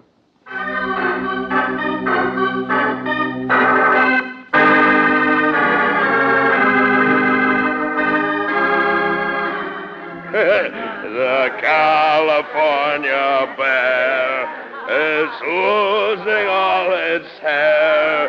Its teeth are growing yellow. Come on. The roses. Let me tell you that any team from the Midwest can lick any team from anywhere. Solari, who's he? Bronc, I never heard of him. Step right up and place your bets, gentlemen. I will give you... Come on, bartender. Bring us 2 cups of coffee, will you? I say, that guy didn't want to talk football either. What guy? Well, I was there at my brother's store, like I told you. And then this guy comes in a few minutes later. He didn't even know who Savick was. Can you imagine that? Did this somebody want to talk roses? No, he didn't talk at all. Big person, you know? Takes one look at the roses. They were the only ones in the joint. He grabs them fast, throws me a dollar bill, and then he runs. You're getting warmer, brother. Remember anything else about him? Hey, he left a big Cadillac sitting at the curb with a motor running. Catch the license number? Well, sure I did. It was, blank, blank, something 38. Okay. Yeah. Mr. Valentine, I just thought he was a big sport grabbing flowers for his wife, you know? Oh, yeah, something else, too. He was, kind of squint-eyed and had a mole on his cheek. Okay, thanks very much, Ohio. Stick around. What was he? Anyway, a crook or something? Say, I'm not really from Ohio State, I just happen to know a girl who was born in Dayton once. And let me tell you that we're football... But Joshua and I will be seeing the parade, going to the game. Keep your eye on Ohio, will you, Brooksie? He's in the next room there beyond the palms. Sure, George. We don't want to be mixed up in any trouble. It's his holiday. I'm sorry, Mr. Herman, but I'm telephoning the police. And 2 bits say they want you both to stick around to answer questions. This 3-ring circus is getting wackier by the minute.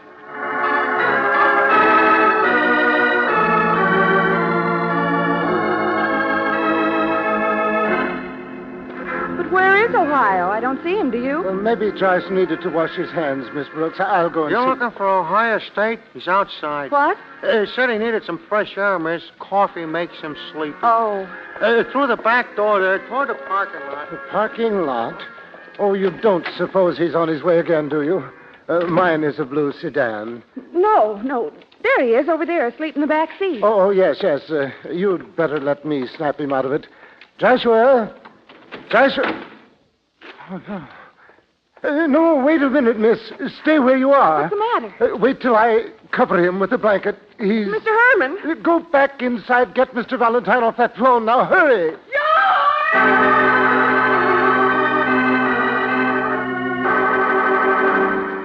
I shook him. There was blood on my hands. Me asking for a steady flow of funerals. And there he was, dead. My own brother, stabbed.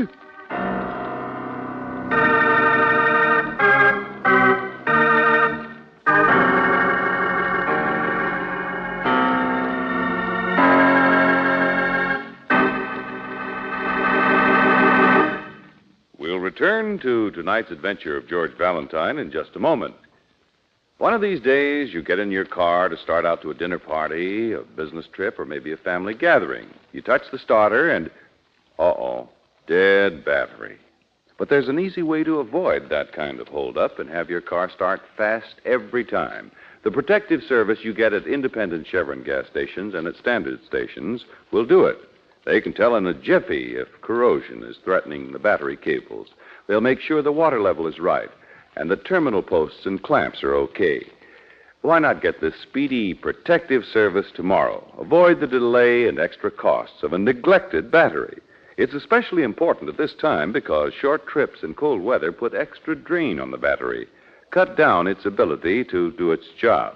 And, of course, your battery loses power most when your car is used least. So for full starting power and to keep your lights and radio working properly, ask for a battery check. It's another protective service offered you at standard stations and at independent Chevron gas stations where they say and mean we take better care of your car.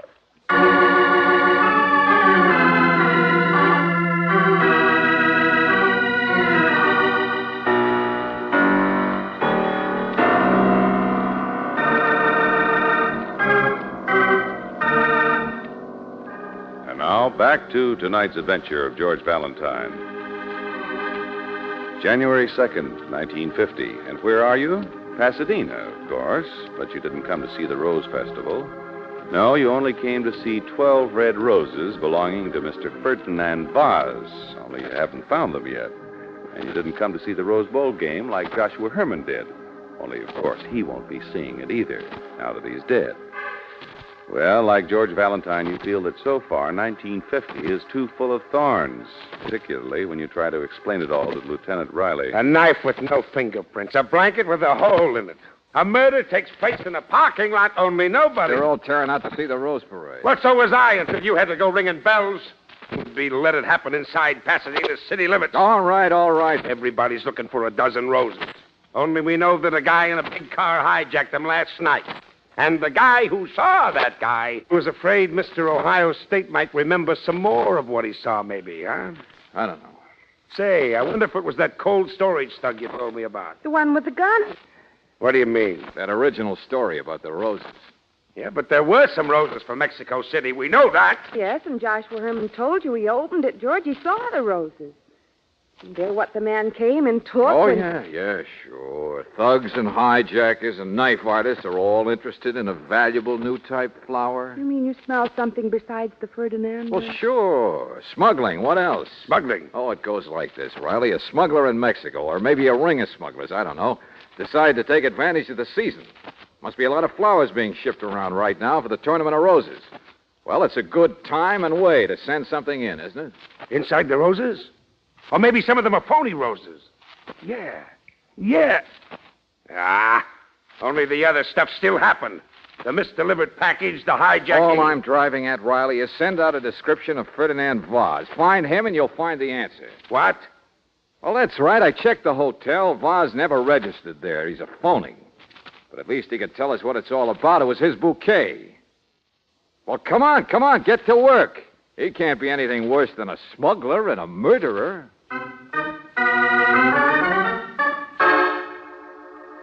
We got a lead on that car, Lieutenant. Cadillac blank something 38. The one you said the guy who took the flowers was driving? Good work, Sergeant. Who's it registered to? We're checking it up now. The guy driving was big, dark, squint-eyed with a mole on Where's his the car? Well, just parked, that's all, Lieutenant. How could anybody move anywhere with the streets all cleared for the parade? It's right in the heart of Pasadena with the rest of the world.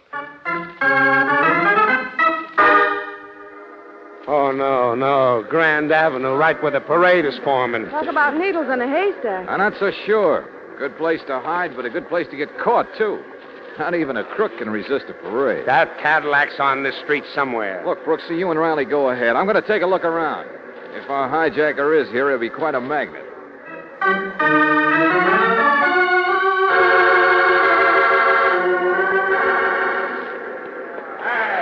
Quit shoving. Plenty of room for everybody to see. Sorry, there was a lady standing on my foot. How soon's the parade start? Here, search me, buddy. Oh, boy, look at them girls on the floats. They're blind with a bathing suit made out of daisies. See it? Oh, boy, she loves me. She loves me not. She loves me. Hey, quit shoving, you. You can see over my shoulder. You can... Hey. Yeah, Rollo, it's me, Valentine, remember? You followed How was me. your hot bath? I had coffee instead. Beat it. Man at work, huh? Don't you know it's a holiday? I still carry a gun. Get lost. Okay, you slide through the crowd, I slide through the crowd. Join me, you'll join the pavement. I don't mind. Go ahead, pull the trigger. Fearless Fosdick, huh? With a few thousand witnesses, sure. Go on, create a little excitement. Smart boy. Look out, don't slide that way. Cop over there. Yeah, thanks. Hey, what do you want, Valentine? Oh, not much. Spotted him yet? Shut up. You'll never find him staring at the girls like that. Come on now, keep your mind on your work. I won't interrupt. Oh, there he goes. What? There he goes, in the sport coat, red necktie, running out on the street. So that's him, huh? The hijacker. Oh, I say, Valentine. Well, hello, Mr. Vaz. Welcome to the party. What'll I do with him, boss? I can't shake him. Well, never mind. Get after that red necktie. He's got the flowers. Sure, get the hijacker. Let's see what's in those flowers. I'll attend to Valentine. Run. The man will get away. He's heading for one of the floats. Boss, wait a minute. You can't shoot a guy in this crowd. Will you do as I say? Now, run. After all, Valentine, a chap could use a knife in a crowd quite successfully. A knife? Well, not on a decoy, I'm afraid. I beg your pardon? I got fans in the audience, mister. About a dozen cops watching me. You see what's happening to your strong boy already? Come back there! Get out of the street! Well, stick around and watch the same happen to yourself. Not to me, Go down on one to go, Buster. I'm going to grab that hijacker myself.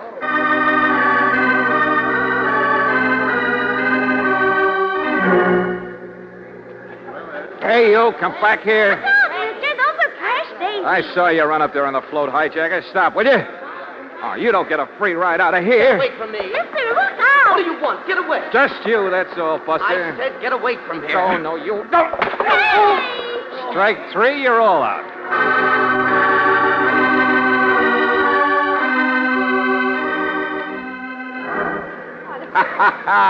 That's it, Valentine. We got 'em all.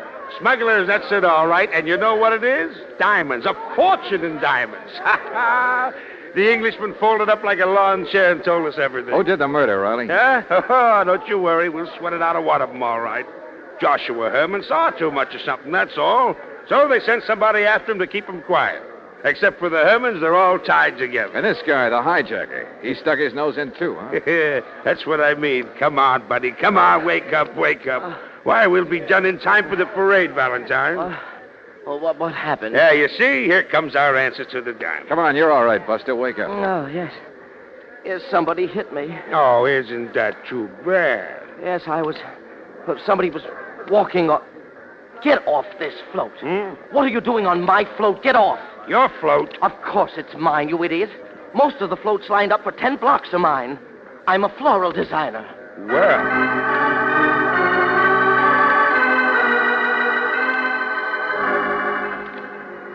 Yes. I ran into Herman's last night and bought some roses. I ran into every flower shop and front yard in Pasadena. But don't you understand? We needed them at the last minute. We were short of roses at the last minute. We thought you were a hijacker.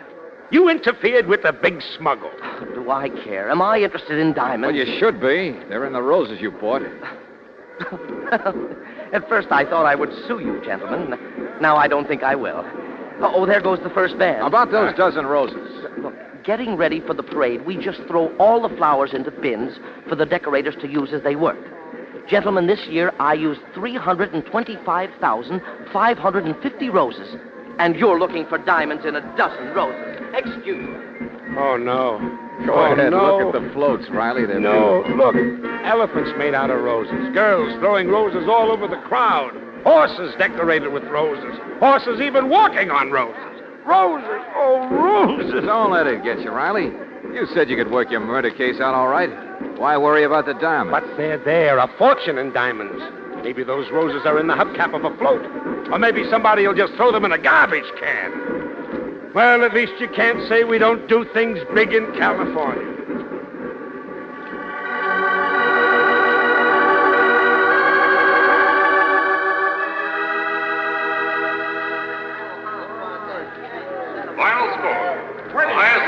Well, that's it. We better be moving if we're going to reach the car before midnight. Oh, George, what a game. I only wish my brother could have seen it. It would have done his heart good. Well, I have to admit, they don't play bad football in the Midwest, Mr. Herman. Yes, and it was so nice of you to bring us. Not at all. Made quite a day for us. George, You forgot the blanket. No, I didn't, Angel. I've been thinking about it. What? But you left it back up there. You'd better run back Oh, and I get can it. get it, Miss Brooks. No, don't bother. Leave it there. Forget it. George. I don't want us to get separated in the crowd. But if you said you were thinking about it, It why was didn't... the other blanket I was thinking about, Angel. I've been thinking about it all through the second half and feeling guilty for sticking around to see who won. Why, Mr. Valentine, what are you talking about? A steady flow of funerals, Mr. Herman. Yours. What? Don't bother to look innocent. You killed your brother. I can wrap it all up in a blanket. The one the police have, Exhibit B. The one with a hole in it. George, what on earth The are you- one Mr. Herman here covered his brother's body with, Angel, remember? Remember how you walked outside and saw Joshua lying in the back seat and you thought he was asleep? Yes? Well, I guess maybe he was asleep. Oh, Mr. Valentine, no. Joshua was lying Yeah, there. Mr. Herman. It was you who went over to open the car door and then told Miss Brooks not to come any closer. You pulled a blanket over your brother so she wouldn't be upset by seeing him. Told her to run to me for help. Well, yes, George, that's right. Well, but- Brooksie, how did the hole get in that blanket? Unless our friend here stabbed his brother through it. After you'd gone and just before he came running back to the bar. How about it, funeral fan? Goodbye, Mr. Valentine. Hey, what's your rush, man? Excuse me, get out of my No, way. Mr. Herman, you're not going Get out anyplace. of my way! Not in this crowd. Stop shoving, will you? 103,000 people make a pretty good jail.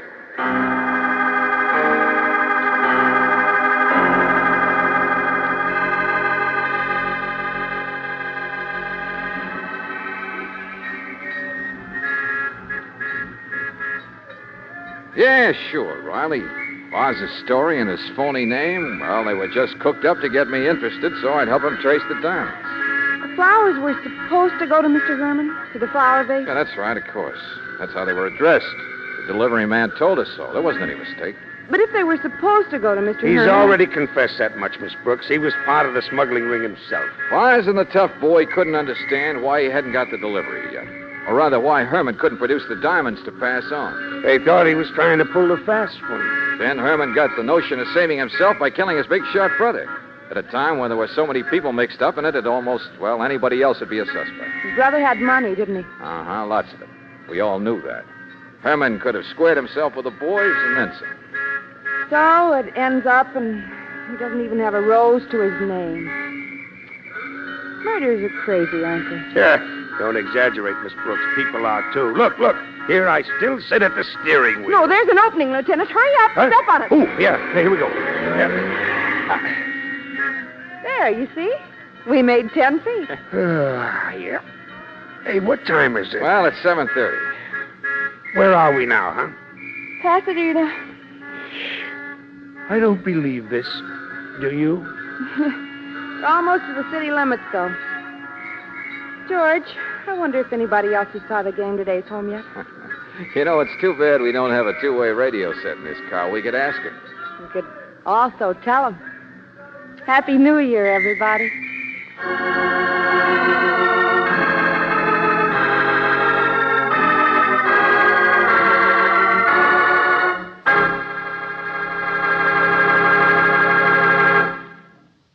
If the family car could pick up a pencil and write a list of New Year's resolutions, I'll bet you'd find this at the top of the list. I'm for Chevron Supreme gasoline, and Chevron Supreme is for me. Smart car. For this premium quality gasoline is climate tailored. Based on year-round weather reports, it's tailored to each season and to the West's different altitude and temperature zones. So to get the best out of your car each month in 1950, and wherever you drive, go on Chevron Supreme. With the first tank full, you'll notice how much better your car responds. Faster starts, smoother pickup in traffic, powerful ping-free performance on hills. In fact, you can't buy a better gasoline for today's high-compression engines. Why not try Chevron Supreme tonight? Or ask for it tomorrow at independent Chevron gas stations and at standard stations, where they say and mean, we take better care of your car.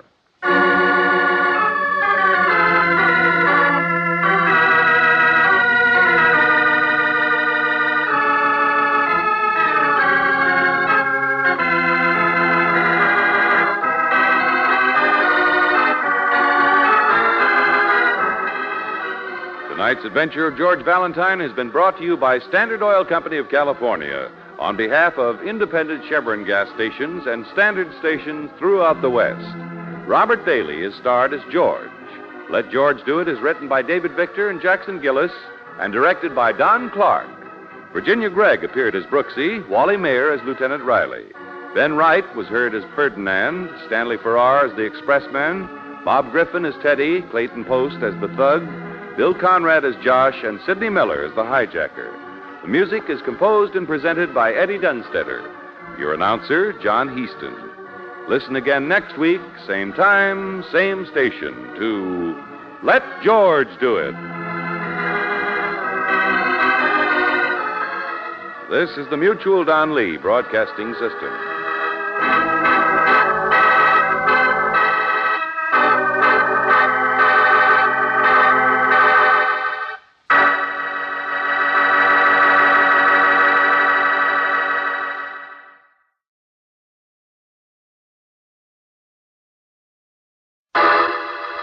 Personal notice. Danger's my stock and trade.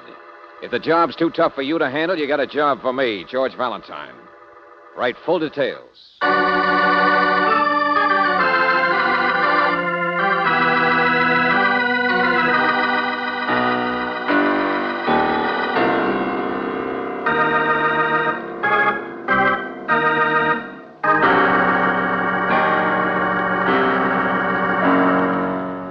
Standard Oil Company of California, on behalf of independent Chevron gas stations and standard stations throughout the West, invite you to Let George Do It.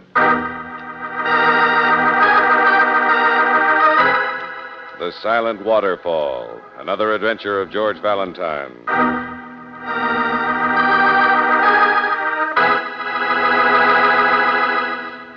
Listen to this, George. Huh? Dear Mr. Valentine, my name is Dora Duncan. I need your help desperately. I don't know any man that I... Wait a minute, Brooksie. When did that letter come? Just now. Yeah, but the mailman was here an hour ago. Oh, well, she brought it herself, George. What? She's out there in the waiting room now. You know, the deep, dark problem type. Writes a note so she won't have to confide her secrets to the underlings. Well, didn't you explain your lofty status in this menagerie? Yeah, she's like a duchess imitating Greta Garbo, George. So I just opened her note instead.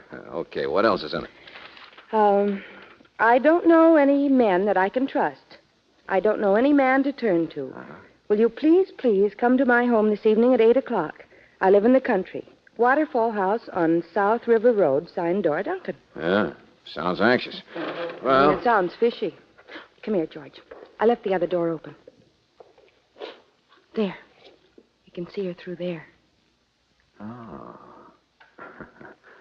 You mean you can't quite swallow that I don't know any men routine? Oh, well, she could use a little more makeup. But... Makeup would only get in the way, Angel. George, she's not that good looking. That mink coat she's wearing is real, so she must be wealthy. She has jodhpurs on underneath, Angel. Maybe she's only attractive to horses. Uh-oh, she's looking at me. Come on, let's go. What's your step, pony boy? Miss Duncan, I'm George Valentine.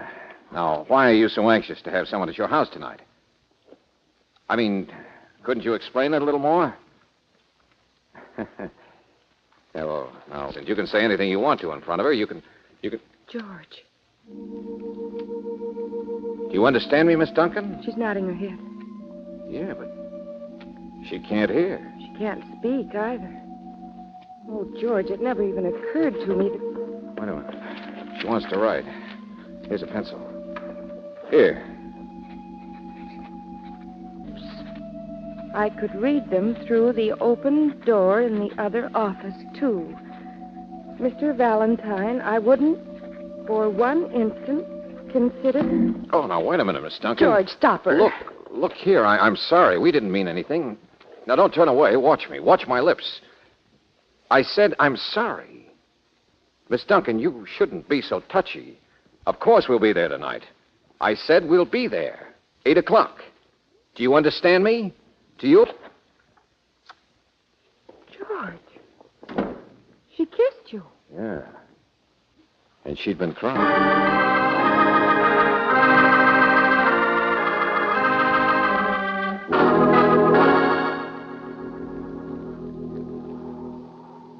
Well, come in. Come on in before the house blows down.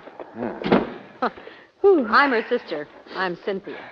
Here, I'll take your coat, Miss Brooks. Oh, thanks. Okay, there we go. Oh. Oh, boy, look at that fireplace. Well, help yourself. She'll be down, I guess. The maid says she's dressing tonight. That's because I have a suit on. What's that? Huh? She'll be down. That's her music you hear. Drums. Plays a stack of drum records on her phonograph all the time. Says she can feel the rhythm of it. You want a drink? Drum buoy, maybe? Jumbo? No, thanks. Say, this is quite a place, isn't it? I guess so. I will. Somebody's a hunter. All the trophies and the guns hanging on the walls. My father. He's dead, though. She liked it, too. He used to take her riding and fishing with him all the time. Tell me, Cynthia, has your sister always been the way she is? No, Mr. Valentine. Dora lost her hearing from an accident when she was 13 years old. Oh. But then her speech shouldn't have been... Oh, that was part of it. She was in bed for more than a year. It was one of those mental things, too. The doctor said she was forgetting how. But she can hear and talk a little now if she wants to. I see. She used to have a beautiful voice, and now she can't trust what it sounds like. She can't hear it. She's proud. Catch on quick, don't you? What are you doing here tonight? Well, didn't Dora inform you? I've only seen her for a few minutes since she got back. You mean back from town this afternoon? Back from India. Yesterday. You didn't know that? No. Well, what difference does it make? So she travels? Yes, she travels. And when she got back, she sent for me. She ordered me out here tonight, too. What is it you want to explain, Cynthia? Nothing. Why should I? This is her house. It's her money. Father left it all to her, and the courts upheld it. She's a poor, suffering little thing, Mr. Valentine, and you might as well... Oh, it's 8 o'clock, isn't it? Yes, but I think that's the door. I know, but I've got to shut that door, those drums.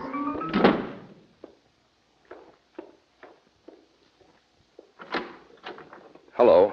Oh, it's you. Can I come in, Cynthia? Of course, Jake. Oh, thanks. Dora wanted me to... I know. Yeah.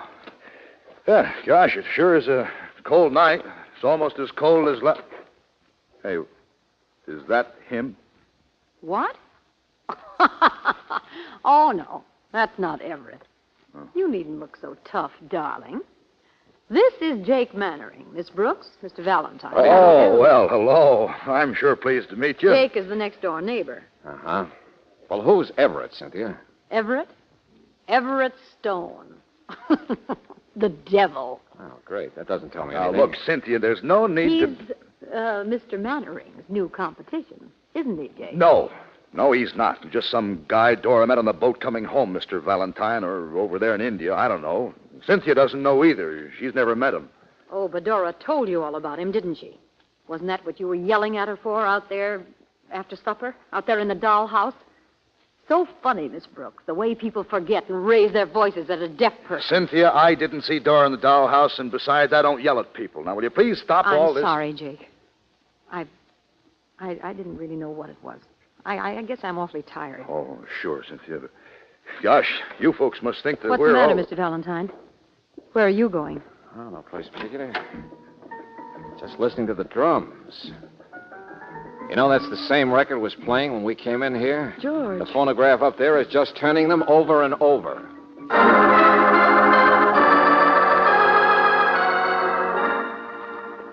Dora? Her evening clothes are still laid out on the bed, George. Yeah. The maid says she hasn't seen her since lunch. The clothes and the records and everything were just notes. Dora gives all her orders by note. Uh-huh, lunch, huh? Well, around supper time, it was the dollhouse. Okay, let's take a look at that dollhouse.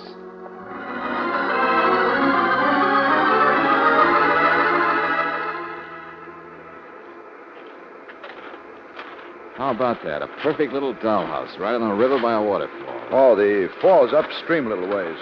Oh, here, will you flip your flashlight over? It's a pretty fancy dollhouse. Her father built it for Dora. She likes the rhythm of the water, I guess. She always has. But, George, she's not here either. Oh! That's Cynthia. Come on! No, this way, upstream.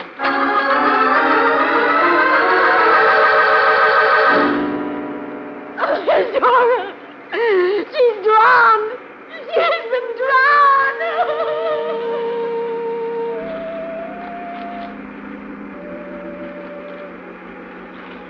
Okay, I'll call Riley when we get back to the house. Yes, George. Hey, Brooksie, Dora was upstream from the dollhouse, just below the waterfall. So it must have happened farther up someplace, and a body was washed over the fall and then against the bank there. But, Brooksie, I'm positive it happened at least an hour or two ago.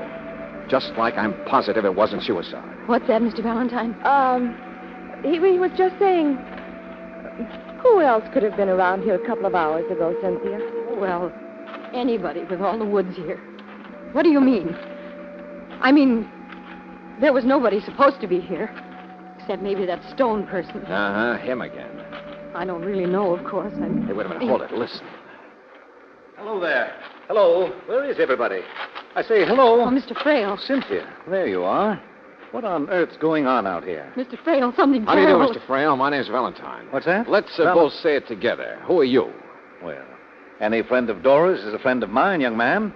Cynthia, I'm so sorry I couldn't make it out any earlier, but the traffic... Oh. Valentine, huh?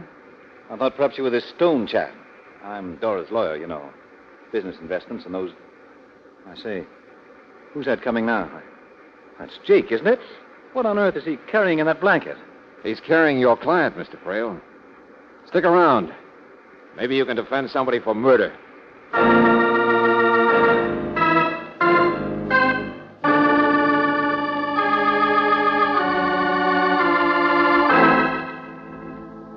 I don't know why we're here, I tell you. I rather assumed it was to meet this new young man, that's all. Oh, sure. Stone, that's all I hear. But at least you can hear, Mr. Valentine. Life wasn't very easy for Dora, you know, living in the silence, not knowing what people were saying, people trying to take advantage of her. That's not true, Mr. Frail. Now, see here, Nobody Jake. ever took advantage of her. Nobody ever tried to, not even for her money. She just thought they were. She wouldn't let herself be loved. She was so proud, so afraid of pity. Just because you weren't successful, young She man. never let herself love anybody. I'm just trying to face it. I don't know who this guy Stone is, but I can't believe I'll that tell you who he is, Mr. Valentine. A fortune hunter, that's all. A smooth-talking fortune hunter. And some man was with her earlier this evening, you said? Cynthia heard a man's voice in the dollhouse, and if it wasn't Jake here, You then... talk too much yourself, Mr. Frail. No, I'll go answer that. Hi, Mac. Duncan's residence, ain't it? Yeah, that's right. Yeah, I got a fare looking for it. Oh, wait a minute. Who is he? How should I know? Don't ask me. Never mind. I see now. Yeah, it's the people's choice. Who else? What's this? Here comes the guy who shouts at people, Mr. Frail. The smooth-talking fortune hunter. Now, why didn't I guess? What do you mean? Oh, I should have figured the guy a girl like Dora might have fallen for. Hello, Mr. Everett Stone. Welcome to nothing. No point in talking to him, Mac. Yeah, I know. He's deaf and dumb, too, isn't he?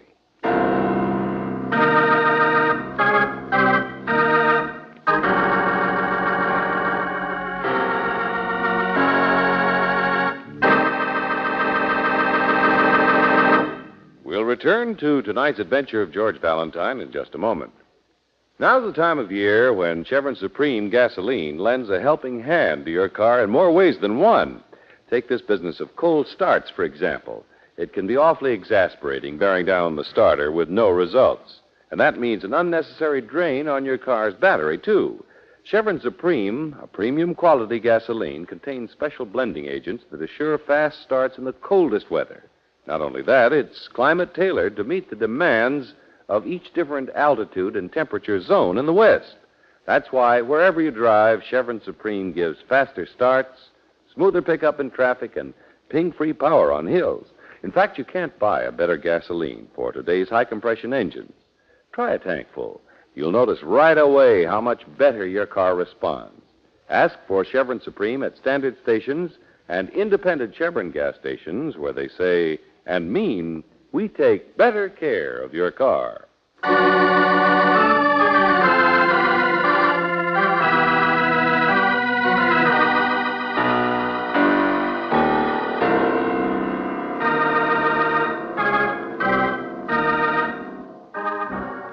She was a strange, proud girl, oversensitive about the fact that she couldn't speak or hear. She asked you and several others to keep an urgent evening appointment at her palatial home in the country, Waterfall House.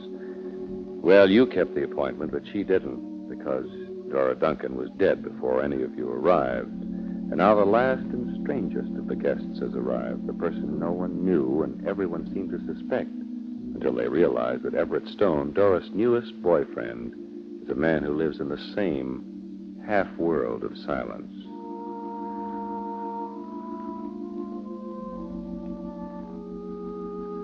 I'm watching, Mr. Stone. Write some more.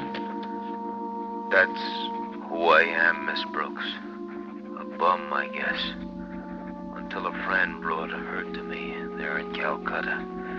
She was wonderful to me. Maybe because I was even worse off than she. It only happened to me a year ago, my being like this, result of a shock. I guess I was pretty sour until I met her. She was even starting me on learning how to read lips. She was even... Oh, nuts. Go on, Mr. Stone. Keep writing, won't you? I loved her. Now look.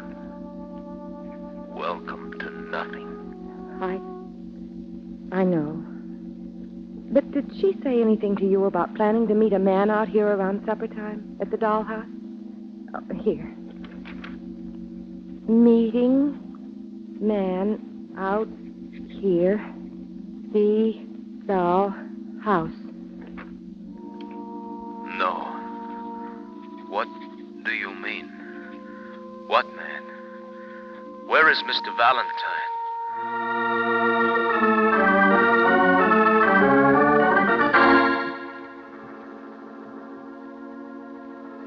No, Riley, I haven't found the place it happened yet. It was out in the woods, up the river. All right. I'll be out there as fast as I can. We'll get some men to help after I get out there. The local doc says she was dead before her lungs filled, so it wasn't drowning, you understand me? Oh, Valentine, how you can always manage to get mixed up in...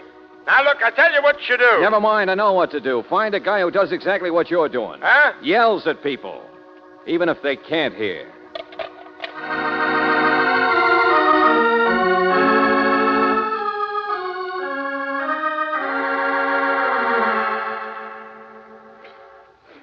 Feeling any better, Cynthia? Oh, I've just been crying. I can't help it.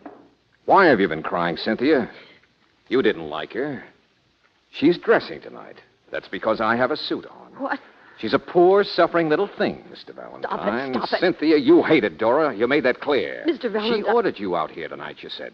Dora's so beautiful. She's got all the money. She gets all the sympathy. No. She gets all the boys. Isn't that it? It's about Jake. You love it. Lady, maybe I don't blame you for resenting your sister. You should. You should. She was handicapped. But she wasn't like most people when they're handicapped. She was a little hard to take, maybe. Oh, my trouble is I've always been normal. She didn't want Jake, but she wouldn't let you have him. Only out there in the dollhouse, for some reason, he got mad at her. It was Jake's voice you heard, wasn't it? That was your first impression, and that's who it was. No. I don't know who it was. Yeah. Now you're again saying you heard it. Confused, aren't you? So either you're protecting the guy or... Or what? Or you're protecting yourself. Thanks for clearing up the motive, Cynthia. Yours, I mean.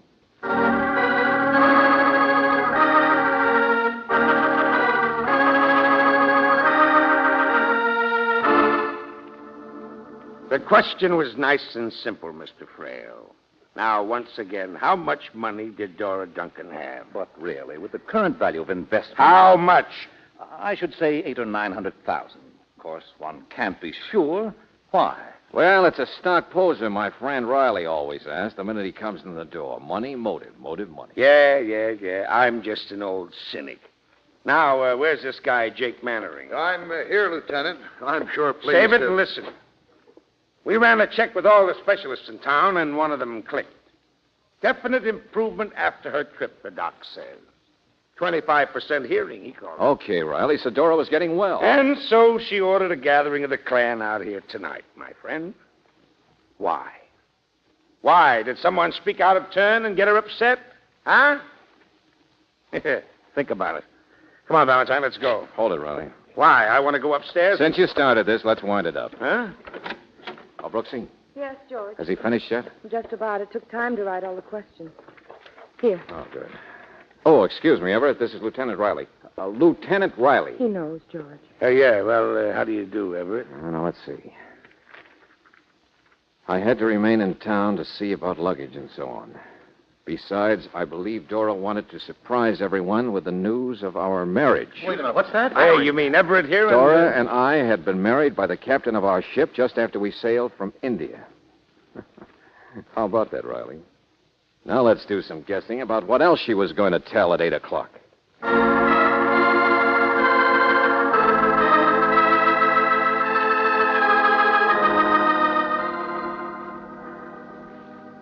All right. So you put a bee in everybody's bonnet. Well, that's all you were doing, Lieutenant. But I didn't try to get a bullet put in somebody's bonnet. Yes, George, don't you see?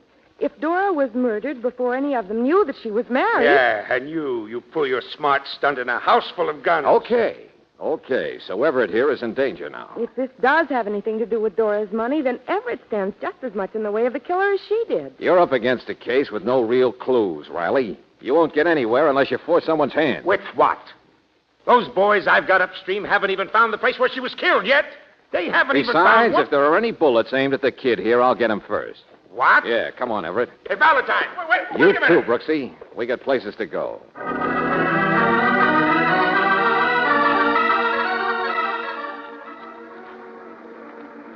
The dollhouse, George? Yeah, this thing won't make sense otherwise. Come on in.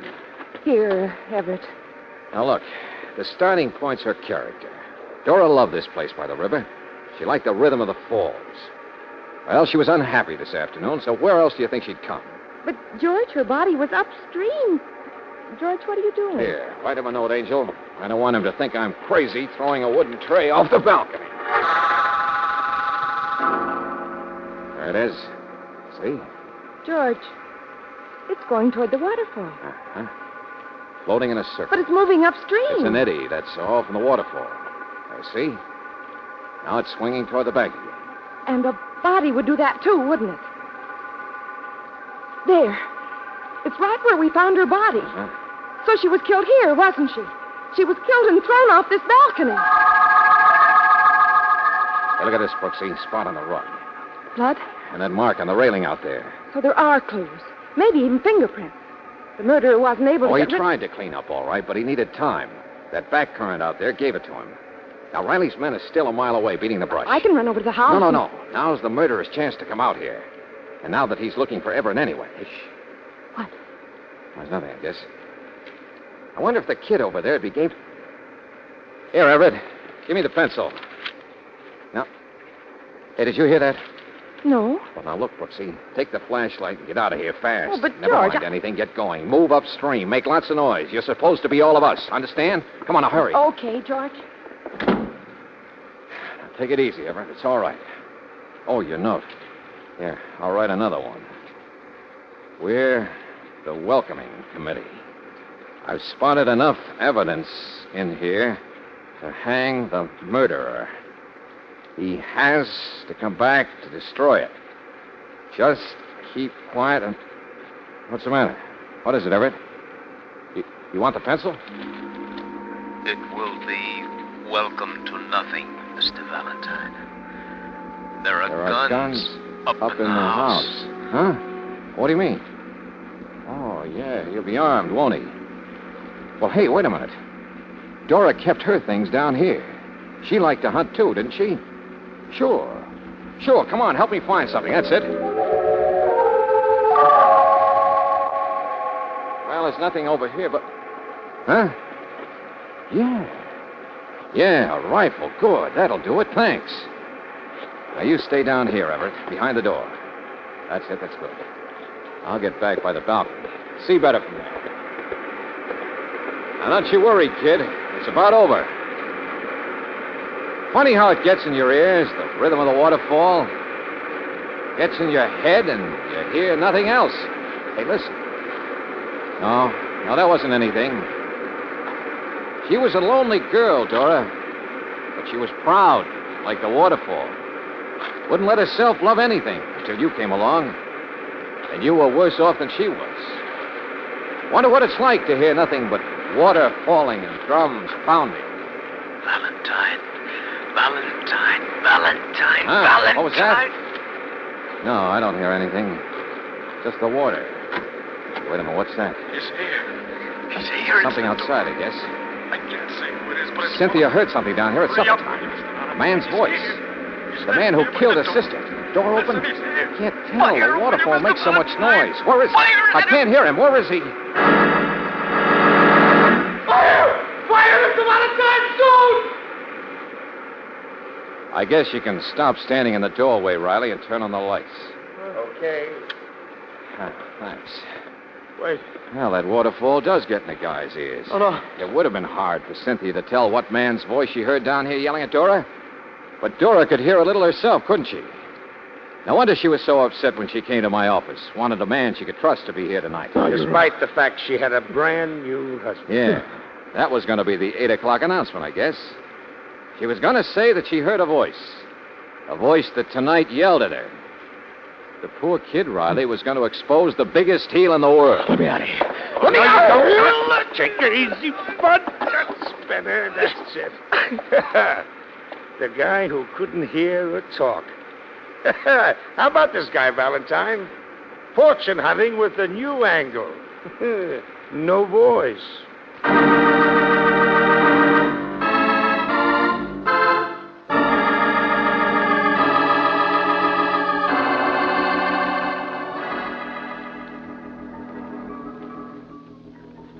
Cynthia, the only thing you should feel bad about is that he almost got away with it. Yeah. You know, Everett put in a lot of practice for that act. It was going to be worth $800,000 or $900,000, wasn't it? Getting his sympathy, being her husband. And if I hadn't read that note George wrote me the minute I got outside saying to get Lieutenant Riley, He might have got away with it. Well, I knew the only way to make Everett talk in front of anybody was to scare him into it. Feed him a lot of phony stuff about finding evidence, like coffee stains on the rug. Coffee stains? Why, you said... Yeah, Everett actually thought if I'd shoot Jake or Mr. Frail, then there'd be a fall guy. And the evidence would just be a few notes and a postmortem. He'd be left clear. That's why he was so anxious to give me that rifle. How did you guess, Mr. Valentine? Welcome to nothing. That was a phrase of George's Everett seemed to like. Not much to go on, but, well, he repeated it in 2 of his notes. Mm-hmm. And when I gave him that phrase, I spoke it. He was just getting out of a taxi. It was dark.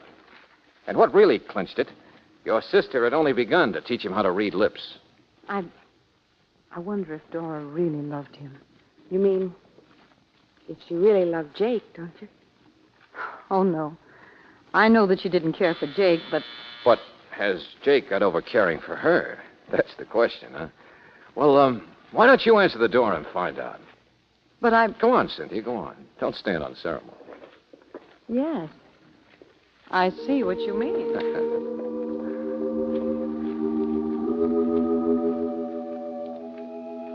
George, well, you are in favor of love, aren't you? Angel, let's sort of put it this way. I think it's here to stay.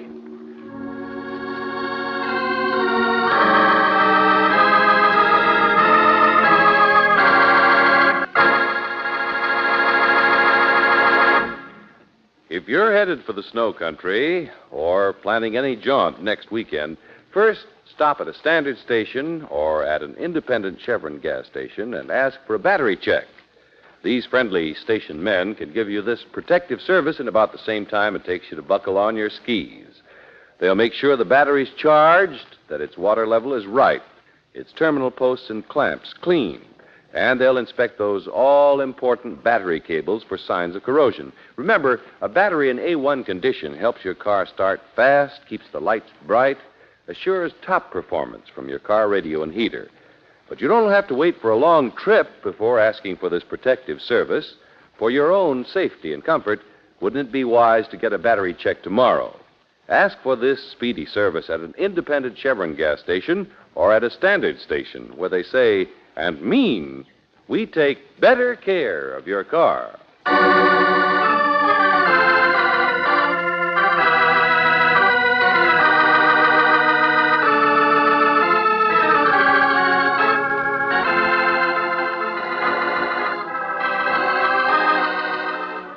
Tonight's adventure of George Valentine has been brought to you by Standard Oil Company of California on behalf of independent Chevron gas stations and standard stations throughout the West.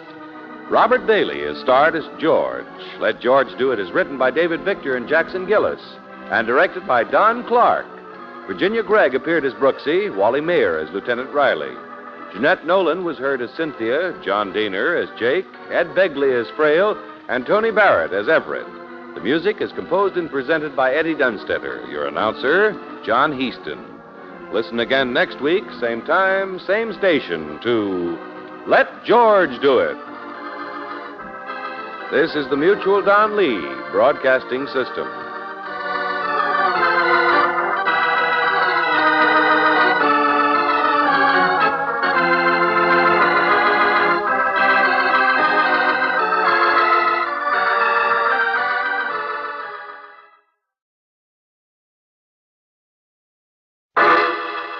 Personal notice. Danger's my stock and trade. If the job's too tough for you to handle, you got a job for me, George Valentine. Write full details.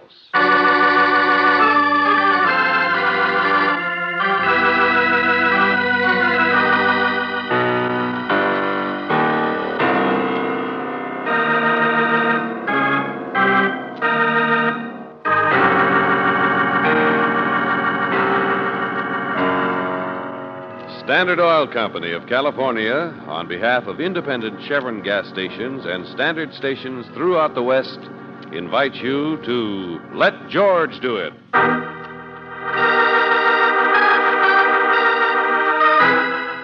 Juniper Lane, another adventure of George Valentine.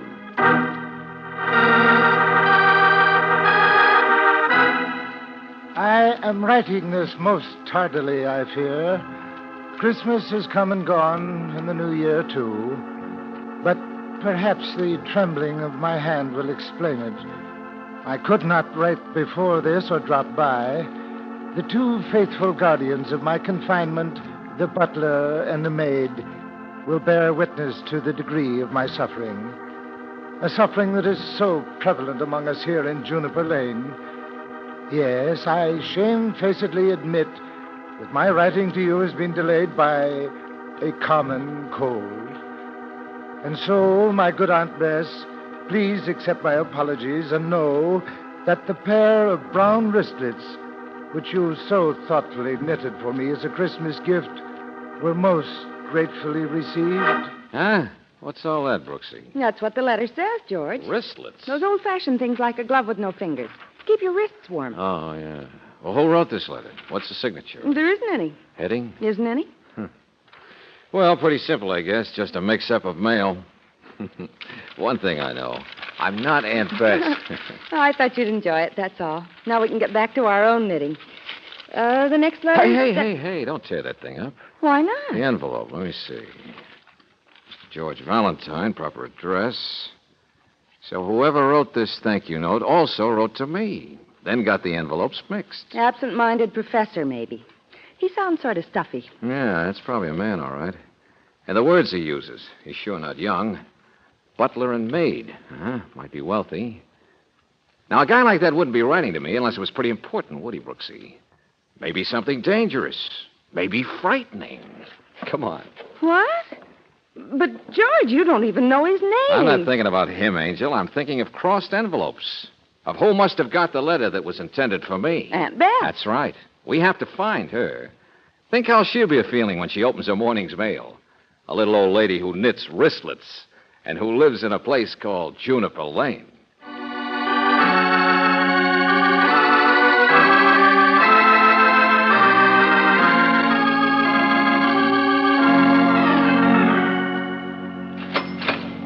Sure it's Juniper Lane, Bud. What'd you think it was? Barclay Square? Well, at first we didn't even realize it was right here in the city. Bounded on the north by Industrial Street, on the south by Noise, gas works to the east, and the west is too smoky. Yeah, I get the idea.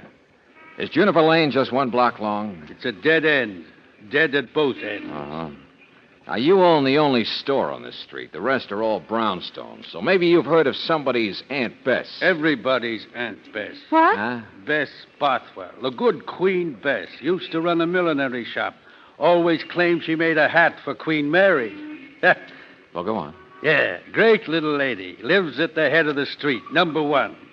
Aunt Bess owns Juniper Lane, Mac. Well, come on, Brooksie. Let's visit the Queen Bee.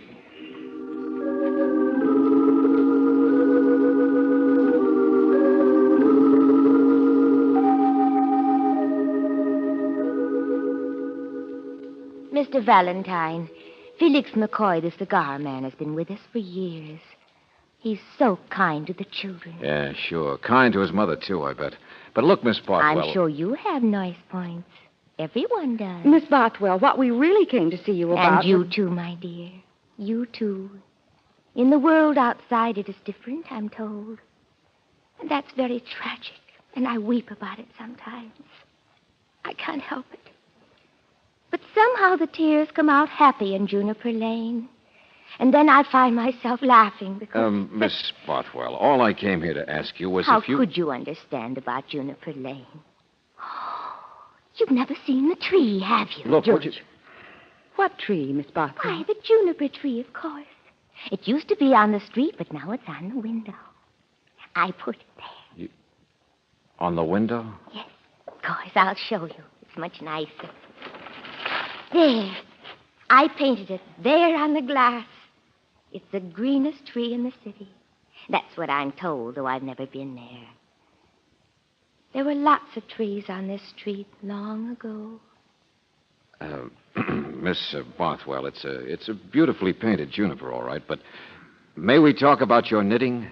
Knitting wristlets? Oh, there it's happened again.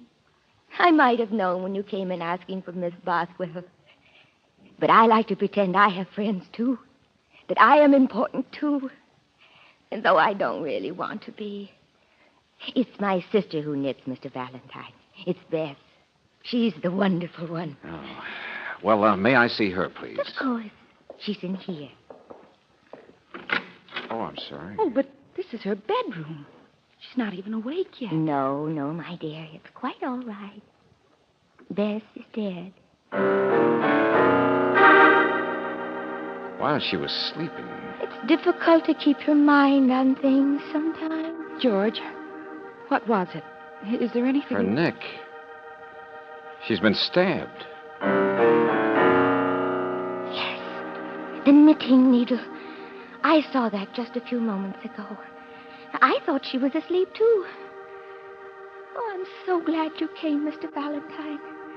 I've been all alone here, just staring at the juniper tree. Just wondering what to do.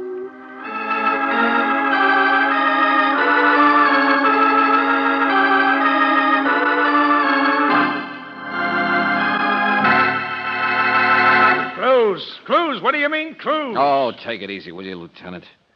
What time did the doctor say she died? Sometime before midnight last night. But look here. Her room's at the head of the stairs, and the front door down there is always left open. And in this neighborhood yet. So anybody could have walked in, picked up the needle there? Yes, and the whole street was here last night.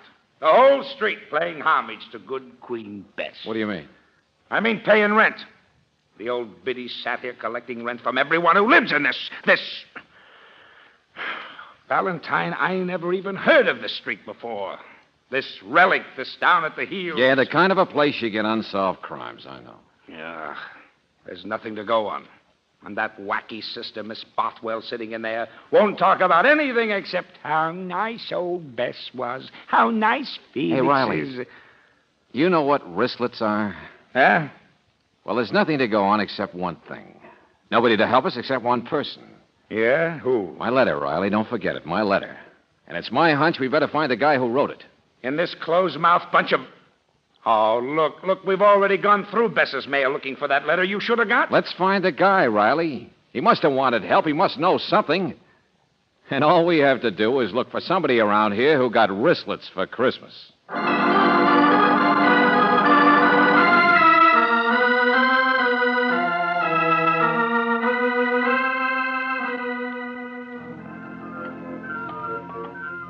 George. Oh, it's no use, Angel. Queen Bess always gave everyone in Juniper Lane wristlets for Christmas. George, come here. Down these steps, the basement apartment. Yeah? Listen. Fugitives Listen from to the the man junkyard, that's all you are.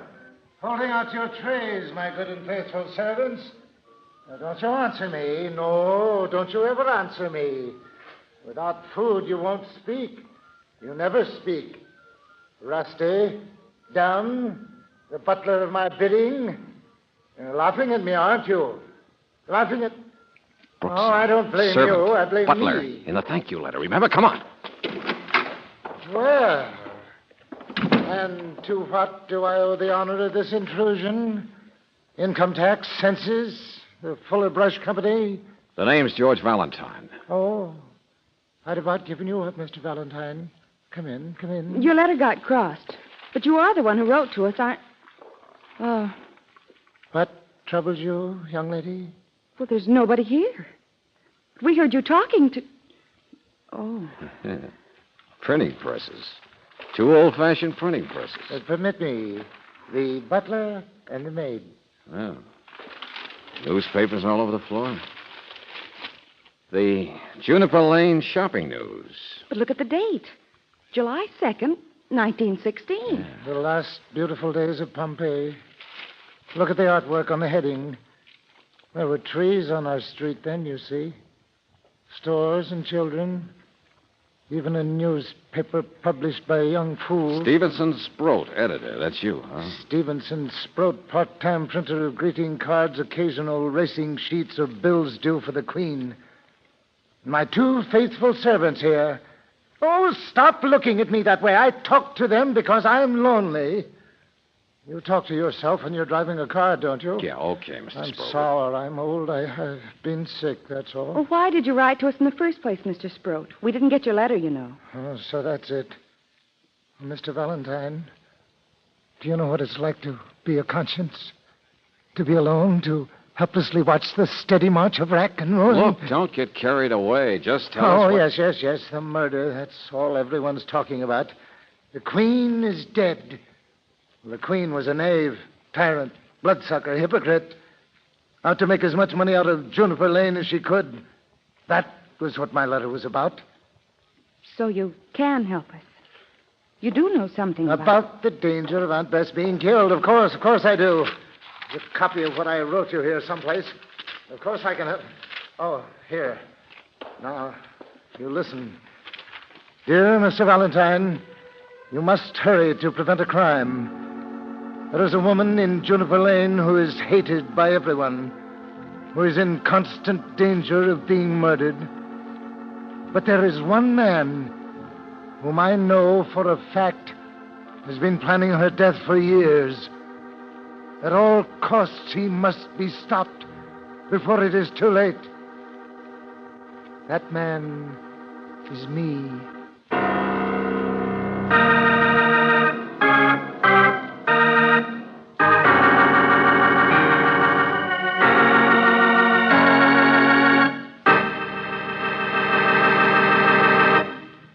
We'll return to tonight's adventure of George Valentine in just a moment. A man doesn't have to lift the hood of his car to keep it running, naturally. He can put some gas in the tank, forget all about the vital parts under the hood, and his car will run all right for a while. But if you want both safety and savings for your own car, it's wise to have your station man look under the hood regularly. At standard stations and at independent Chevron gas stations, the under-hood checkup is part of their protective service. That's when they catch a worn fan belt or a leaky radiator hose, things that might lead to major repair bills.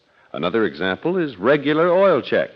Maybe 9 times out of 10, they'll tell you your oil is at the safe level. But when fresh new oil is needed to avoid costly engine damage, that's when protective service pays its own way many times over.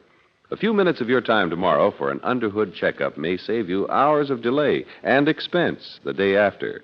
So why not stop at an independent Chevron gas station or at a standard station where they say and mean we take better care of your car.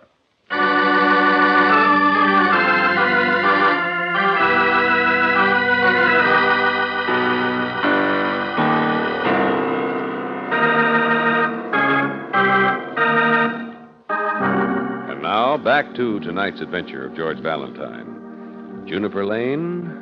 A few good people, a few bad, a little excitement Saturday night. Oh, yes, and if you live on Juniper Lane, you get a pair of knitted brown wristlets once a year. Doesn't sound important, does it?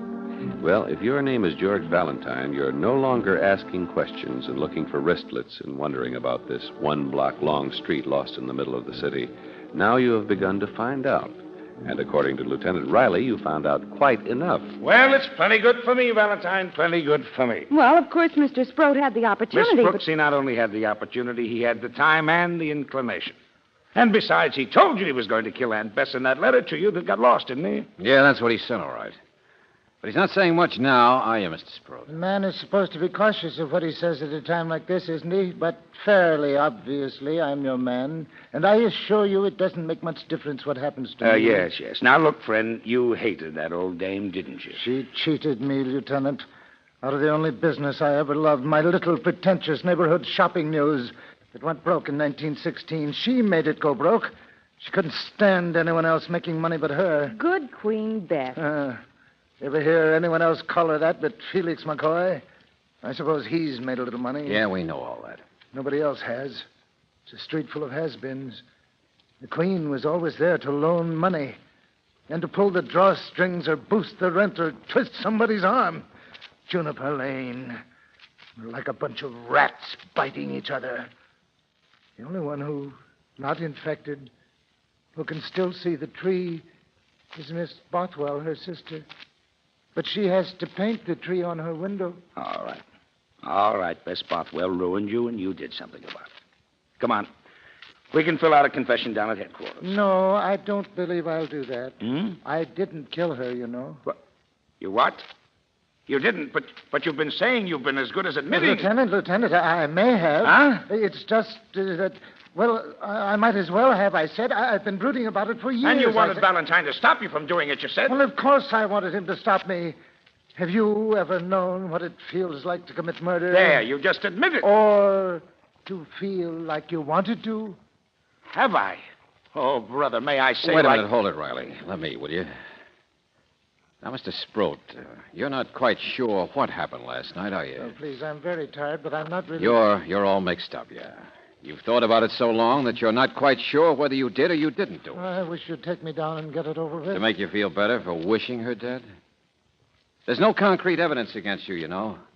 A man doesn't like to admit to this kind of confusion, but, well, you can't honestly remember last night, can you? No, I'd been drinking a bit. But who else, Mr. Valentine? What if I don't think I really did it? When all's said and done, who hated her as much as I? Well, don't just stand there, Valentine. Let's keep looking. Juniper Lane. Oh, my.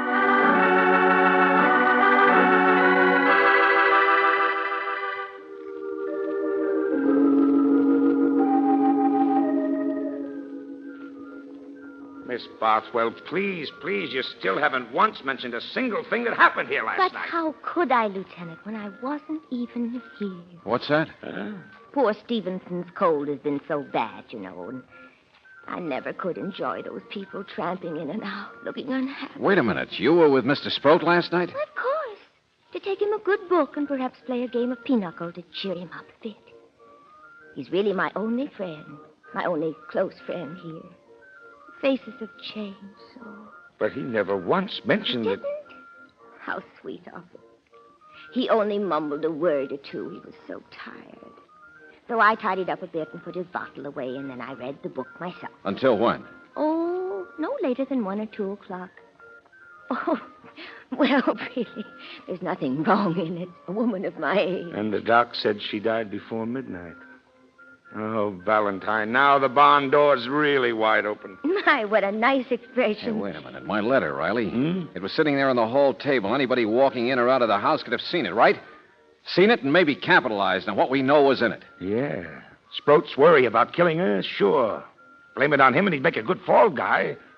Only how in the name of... Yeah, Brooksie. Come here. The bills, those collections Bess was making last night. They were by her bed. Yeah? I checked them against the police list of the neighborhood, and there's only one name that's missing, that there's no bill for. Yeah? If his bill is missing, then he might have been the last one up here. Who? Felix McCoy.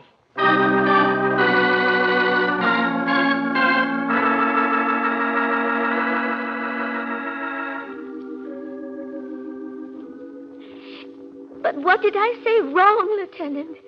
That Felix McCoy was Bess's husband? So why should she send him a bill? Oh, really? Sometimes it's very confusing. Your sister was actually married to that small-time... It was all so long ago that no one remembers. She never even took his name. I hate scandal, don't you? Oh, Mother McCree. They did admire one another in a business sense. I haven't even remembered their marriage for years. But now you've made me think about it. Take it easy, Miss Bothwell. And made me think about her being dead now. I hadn't thought about her being dead yet. Like all the greenery that used to be along Juniper Lane.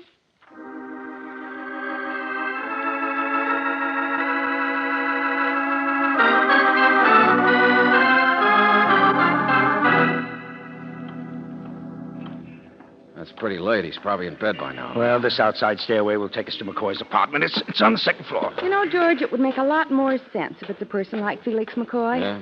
This property Bess owned around here must be worth a good deal. Oh, look. There he is. Hmm? You can see him through the window. Sleeping like a baby. George, the door just opened over there. It's hard to see. There's somebody standing there, moving toward the bed. Come on. How do you get into this place? Balcony door's locked. George, there's a knife. He's going to stab him. Stand back. Hey, you stop! Hey, it's too late. There's the knife. Riley, slow down, will you? Well, I'll be... Well, look what bounced back at us, Valentine. All right. You don't have to keep your knee in my stomach. Oh, yeah. Yes, thank you. I'm not going anyplace. Not this time you're not, Mr. Sproat. Felix dead? Yeah, Riley. Well, this time I won't be begging for confessions. Come on, get up. Take it easy, Riley. He didn't kill him. Huh? What's that, Mr. Valentine? Felix looks like he's been dead for several hours. Only shot to death.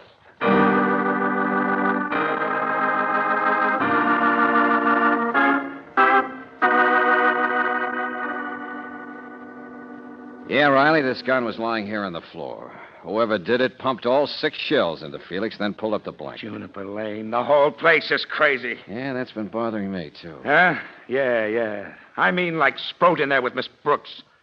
He knew where we were, yet he came up here to stab Felix. Felix was Bess's husband. Long time ago, but I suppose it still sticks. I'm not sure I like the way it ties together, but it does, and it all points to Miss Bothwell.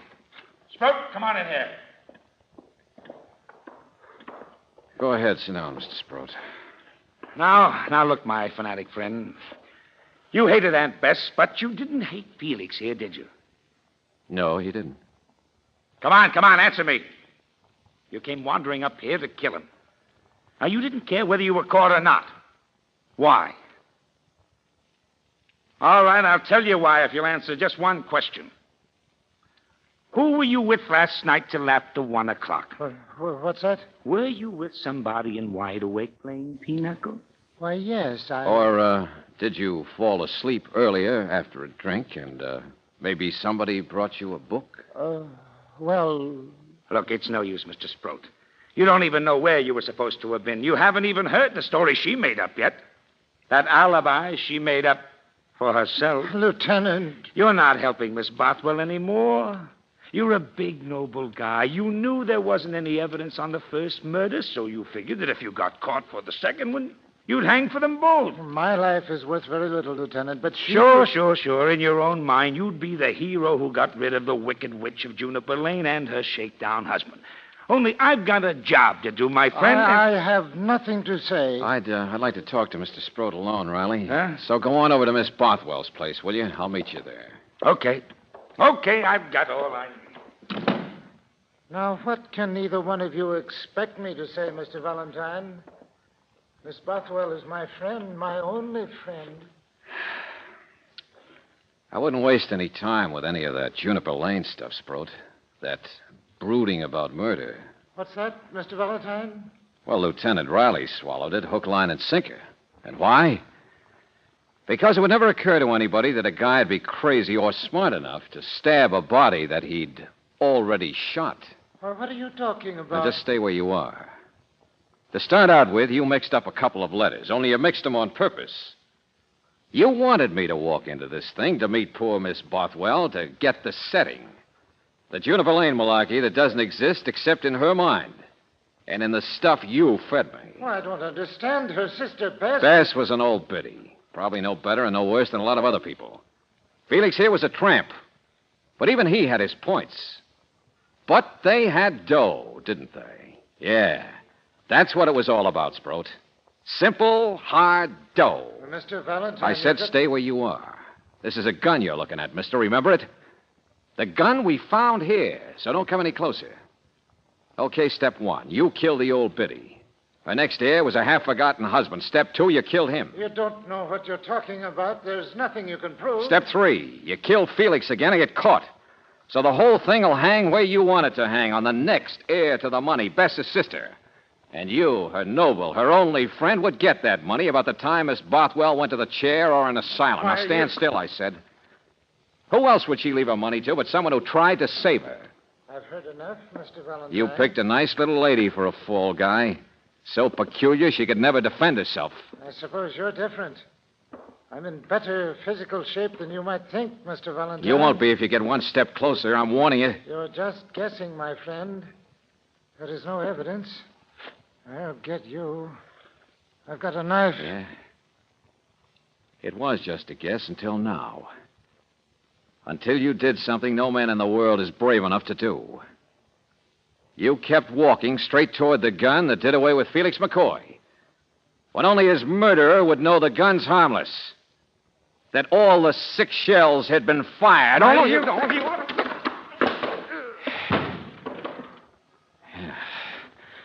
But the other end of the gun worked all right.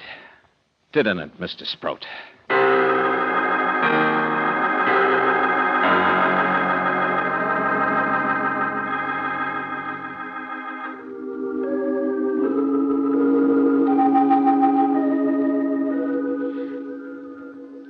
Mr. Valentine, I'm quite sure. Quite sure. Please, Miss Bothwell, that alibi for Mr. Sproat wasn't true, was it? It's the only thing that doesn't fit. Oh, it wasn't very nice of me to lie. But he asked me to. Yeah, sure, we understand. Do you? You're so much younger than I. You have so much more time left to understand about the world. The world is just the same as your street, Miss Bothwell. No, it isn't. There's no place like Juniper Lane. It must be perfect. And everyone in it must be good. That's why I lied for Mr. Sproat. Mm-hmm. Is it wrong for a lonely old woman to fool herself? I know that I painted that tree there myself, Mr. Valentine. But if you stand right here, the tree's on the curve. And if you stand over here, it's farther down the street. Sure.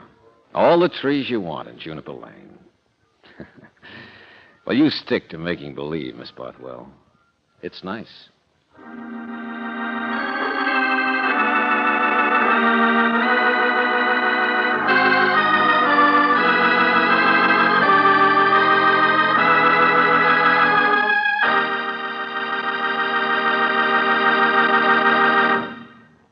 Sometimes during winter driving, maybe you have the feeling that your car has lost its pep.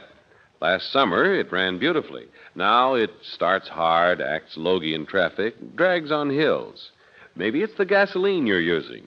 But just try Chevron Supreme gasoline. It's climate-tailored.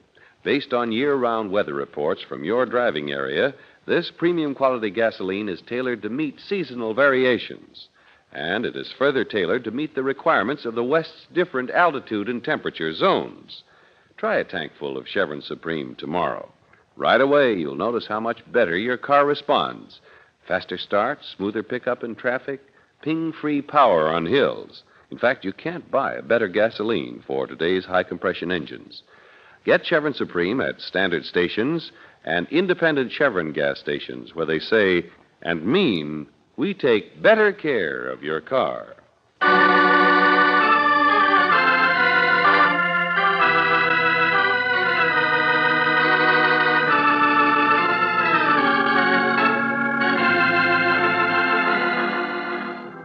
Tonight's adventure of George Valentine has been brought to you by Standard Oil Company of California on behalf of independent Chevron gas stations and Standard stations throughout the West. Robert Bailey is starred as George. Let George Do It is written by David Victor and Jackson Gillis and directed by Don Clark. Virginia Gregg appeared as Brooksie, Wally Meir as Lieutenant Riley. Bob Griffin was heard as Sproat, Lorene Tuttle as Miss Bothwell, and Herb Butterfield as Felix. The music is composed and presented by Eddie Dunstetter, your announcer, John Heaston. Listen again next week, same time, same station, to Let George Do It. This is the Mutual Don Lee Broadcasting System.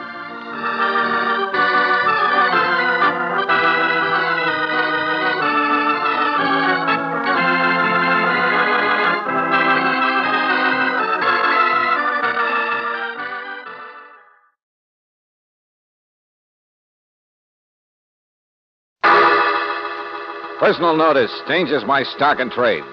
If the job's too tough for you to handle, you got a job for me, George Valentine. Write full details.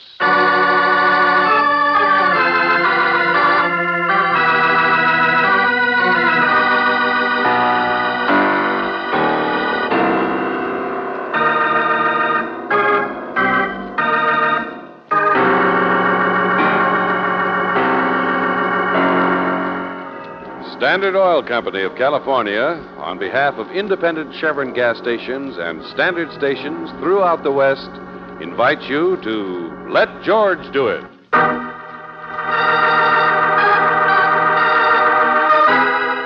The Floaters, another adventure of George Valentine.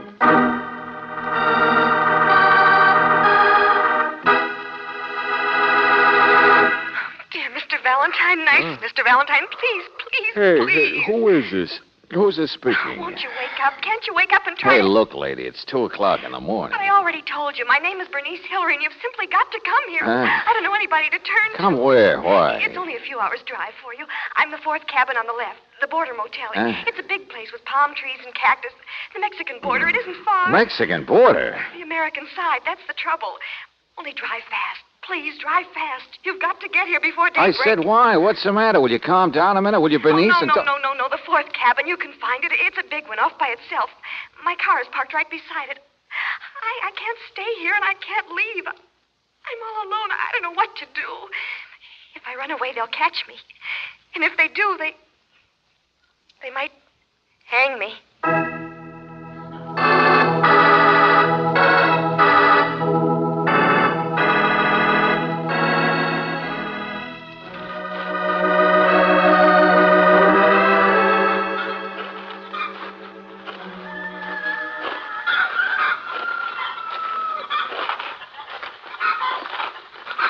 It wasn't much of a drive. Oh, no. This doesn't look like much of a place either, does it, Brooksie? Might have been once. Nobody awake but us chickens. Here, that's the 3rd cabin. Uh-huh. Yeah, the motel's all run down. Yeah. Business on the border must be slacking off. Hey, wait a minute. Here's her car. If it is, she certainly doesn't need anybody's help. Enough chromium to start a bicycle shop. Yeah. Come on, let's take a look. Probably locked, George. No, it isn't. It's what? Excuse me, senor. Oh, no, you don't. This isn't a drive-in movie, Buster. What are you doing sitting in that car? Excuse, I said, chump. Slow down, will you? Senor, I take it back. You don't excuse. Hey, okay, you don't, but the senorita will. Excuse me. Hey, you... Oh, what a chump. George, are you all right? Oh, yeah, sure. Nobody here but us chickens, huh? First one I ever saw with a mustache. He tried to hide when we came along. But here, see? He'd been rifling the dash compartment. Yeah. Hey, the car's registered to Miss Bernice Hillary, St. Paul, Minnesota. Now, Brooksie, she's a long way from home.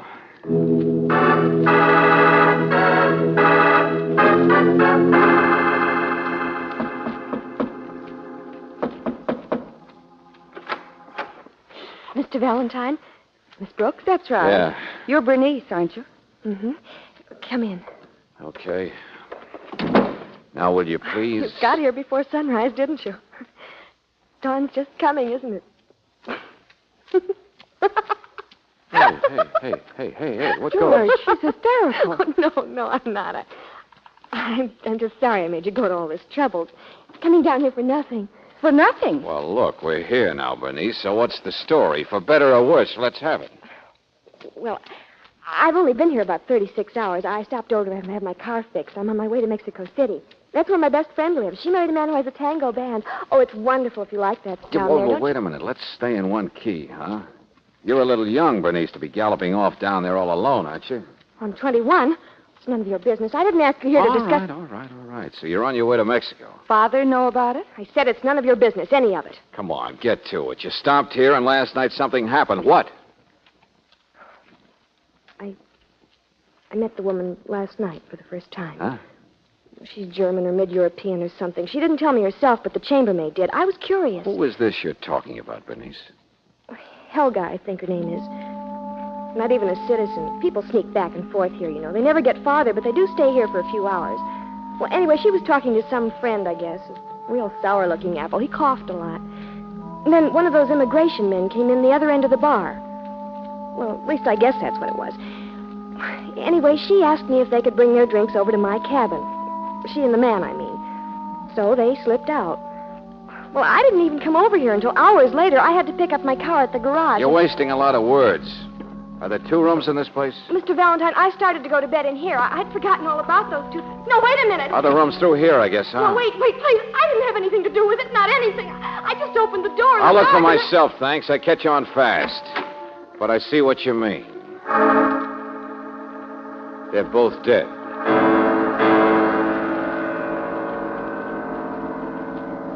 It's a double suicide, George. Yeah, Angel. Poison. Looks like it hit her harder than it did him. There's 2 whiskey glasses there. This little box is what it must have been in. Ooh. Not almonds, but it's something that smells a little like it. Mm-hmm. There he is in the chair. Looks like maybe she changed her mind when it was too late. Tried to make it to the phone. I didn't see all that at first. Can you blame me? All I could see was something dark, and I touched it, and she was dead. And... Yeah, well, never mind, Bernice. Who's the manager of this motel, the owner? Wait. Fred Dexter, I think that's it. Go find him, will you, Brooksie? Yeah, sure, George. Washed out looking blonde. Muddy skin, cheap clothes. So that's Helga, huh? She was a sad sort of person, I guess. Chambermaid says she's been trying to get into the country for months legally. It's only a few blocks. She'd sneak over this far in the evening sometimes. Sure, I know.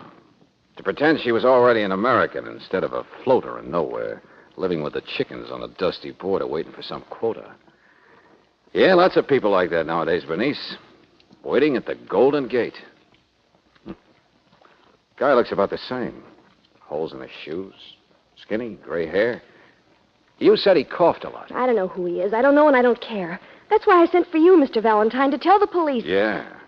You get mixed up in anything, and your father or whoever it is will find out where you are, haul you back to St. Paul. Look, I'll pay you $1,000. It's written all over you, Bernice. And it's also written all over you how mad you are because these 2 people were inconsiderate enough to pick your room to die in. Well, kid, for my money, you ought to be spanked. And if you think I want to face the music for you, you... Please, Mr. Valentine. Stay there.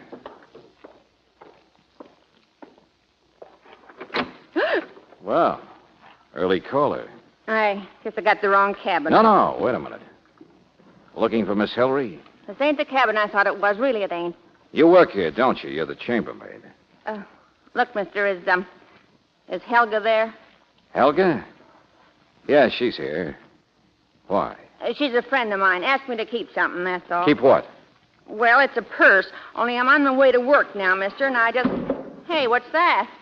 Hey, what's the matter? Hey, Bernice! Bernice, come back here. Hey, you... Oh, for the... Oh. Okay, chambermaid, come in here, will you? Come on. Who? What are you talking about? Dexter's my name, Fred Dexter. Yeah, I figured. But where is... That's Janie, laundress, cook, bottle washer. She's on her way to work, that's all. Getting my breakfast. And don't get so lathered up. Cops will be here, nothing to steam about.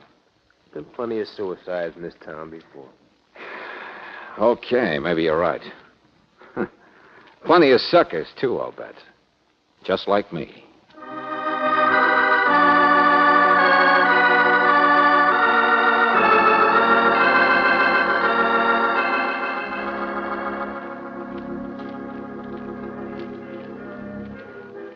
Well, we call the police, Mr. Valentine. Now we'll just wait. What about this guy who coughed? Who was he?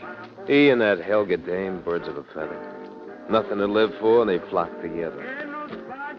It's easy to drink your last toast if there's somebody with you to keep your courage up. He never would have been admitted, made the quota, so why not? Yeah, but I said, what about him? Who was he?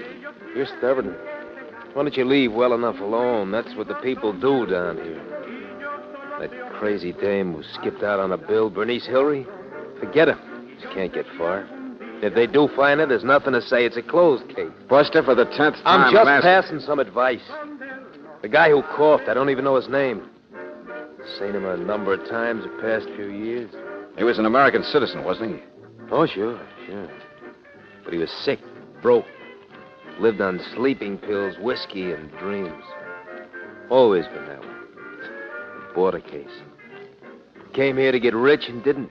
There's a lot of money floating back and forth, you know, if you're smart enough to latch on to something. He wasn't. Are you?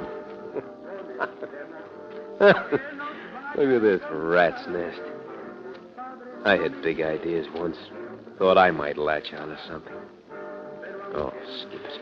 Okay, that Mexican mustache who hit me. How about him? I never saw him in my life. Okay, then this woman Janie who works for you. She's fat, reads movie magazines. I know what she's like. I just want to know where she lives. You mean a room? Where is it? How should I know? In town someplace. Why? You want a date? I'm going to do a little floating around myself, Buster. Maybe I can latch on to something.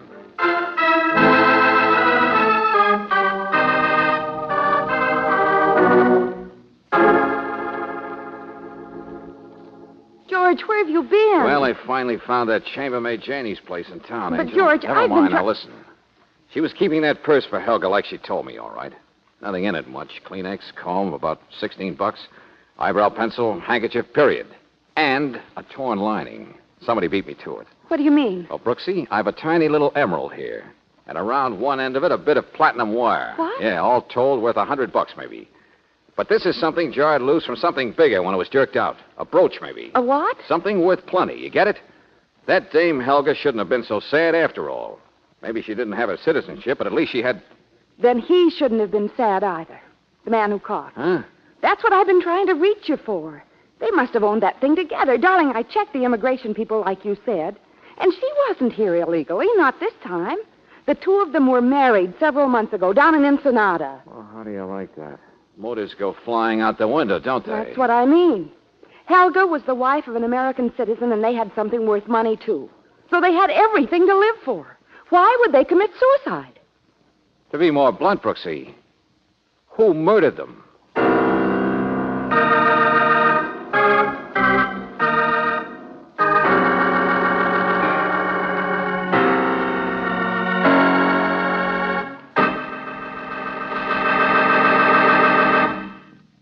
We'll return to tonight's adventure of George Valentine in just a moment. People are sensitive to seasonal changes, that's for sure. But do you know that the gasoline in your car is also sensitive to seasonal changes? You bet it is. And that's why Chevron Supreme gasoline is climate-tailored to each different altitude and temperature zone. This scientific tailoring is based on year-round weather reports from all over the West. Today, tomorrow, any day in the year, depend on Chevron Supreme to get the best out of your car wherever you drive. Try a tank full of this premium quality gasoline. You'll notice right away how much better your car responds. Faster starts in any weather, smoother pickup in traffic, ping-free power on hills. In fact, you can't buy a better gasoline for today's high-compression engines. Get a tank full of climate-tailored Chevron Supreme tomorrow. Ask for it at standard stations and at independent Chevron gas stations where they say and mean we take better care of your car.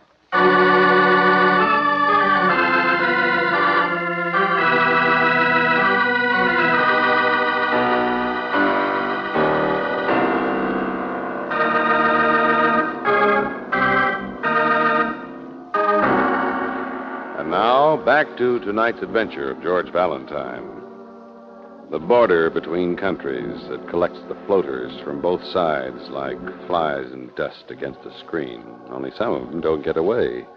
Like the mid-European Helga and the sad man who coughed. Yes, the couple who at first you thought had entered into a suicide pact, only now you realize they were both murdered.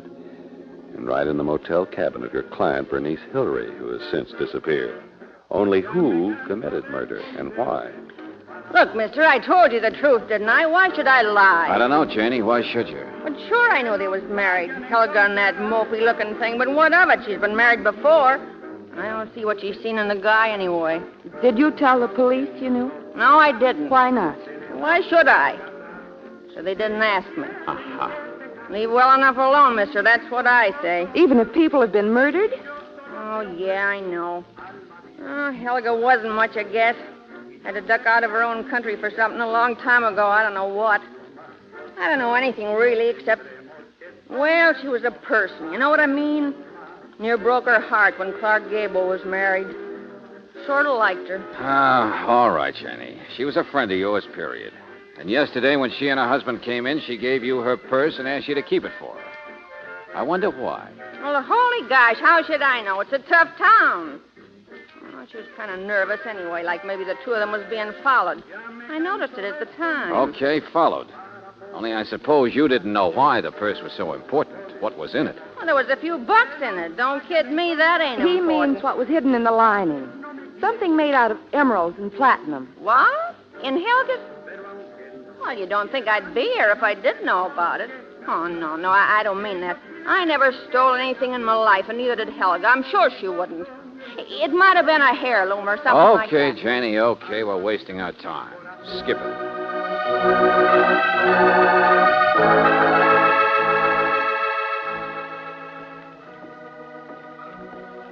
Well, George, what are you going to tell the police? Everything I know about it, but I wish it were more. Well, 16 parola, here we are. Huh, it's a saddle shop, farm supplies. What? Yeah, it's a pretty good trade, too, doesn't it? I just want to double up on something the police already have found out, the poison. You remember that little box that smelled like almonds? Yeah. Well, they say it's some kind of stuff used on vermin, and this is a place that sold it.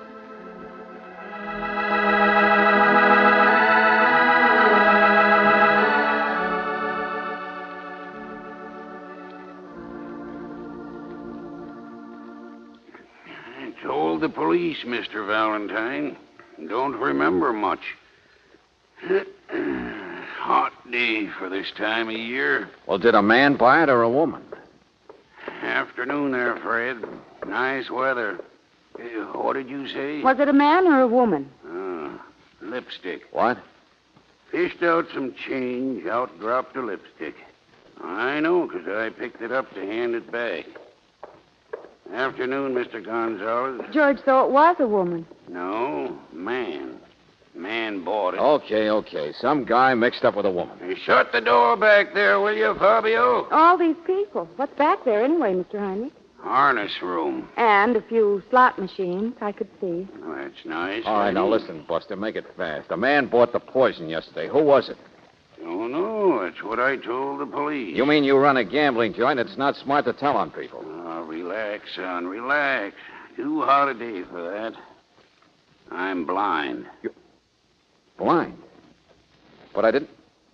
But you've been saying hello by name to all these people who've been walking back... Old customers, that's all. Recognize their steps. Oh, I see. Okay, I'm sorry. Come on, Brooksie. You're going the wrong way, Mr. Valentine. Harness room is for friends. Oh, I got some money to throw away. Okay, friends. Thanks. Only, Brooksie, maybe you'd better... No, there's a ladies' table. Help yourself. George, why are we When going... that door was open, I saw a guy, Angel, the far end of the room, sitting right by the window. A guy with a mustache.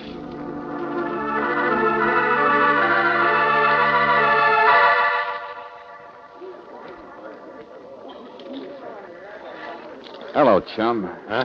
Having nice cards? Senor, no, I'm not playing now. I am. Come on outside. I want to talk. No, senor. Excuse, please. Never mind that excuse routine again. Don't be tough. Not you. Not a sucker for the I left. said come on outside. I'm staying here. You say anything, say it here. Say goodbye. Oh, you chump. Stop it. Get away from me. No time to argue, senor. Take it easy. Just a friendly little spat, folks. That's all.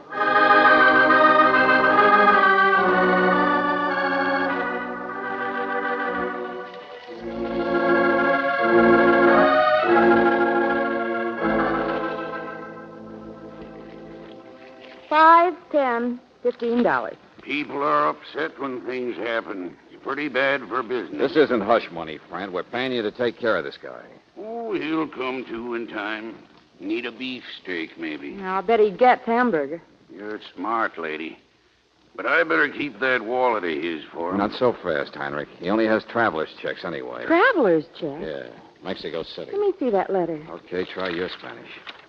Jose? Oh, Jose, that's him. George, Jose. He's a detective. What? Be good reward in it if you can trace for me. Darling, he was on the trail of an emerald brooch. So that's what it was. Emerald brooch stolen, George. Go on. From, anyway, you pronounce it, jewelry store, Mexico City, 2 months ago, signed by an insurance company. That's it. So Tough Boy here's a detective. He must have been looking in Bernice Hillary's car for the brooch. Hey, wait a minute, Angel. What are you talking about? Jose didn't start swinging till I tried to get him outside, to get him to move, to get him away from his chair by the window. Why?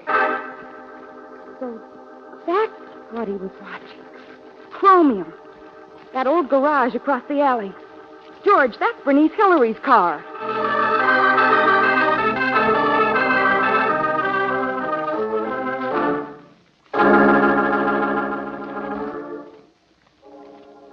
George,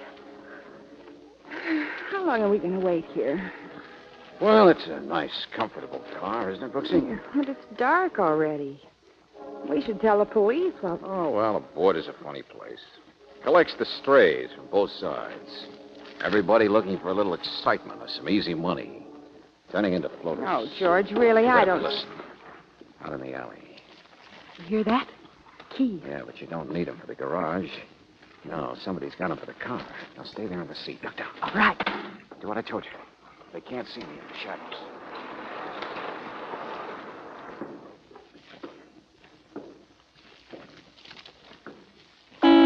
What the? Who's in there?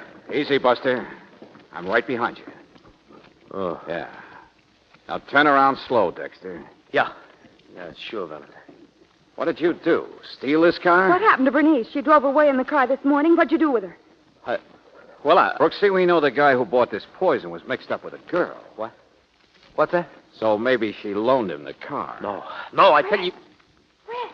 Hey, what's the matter? There's no one in the street. Can't you start again?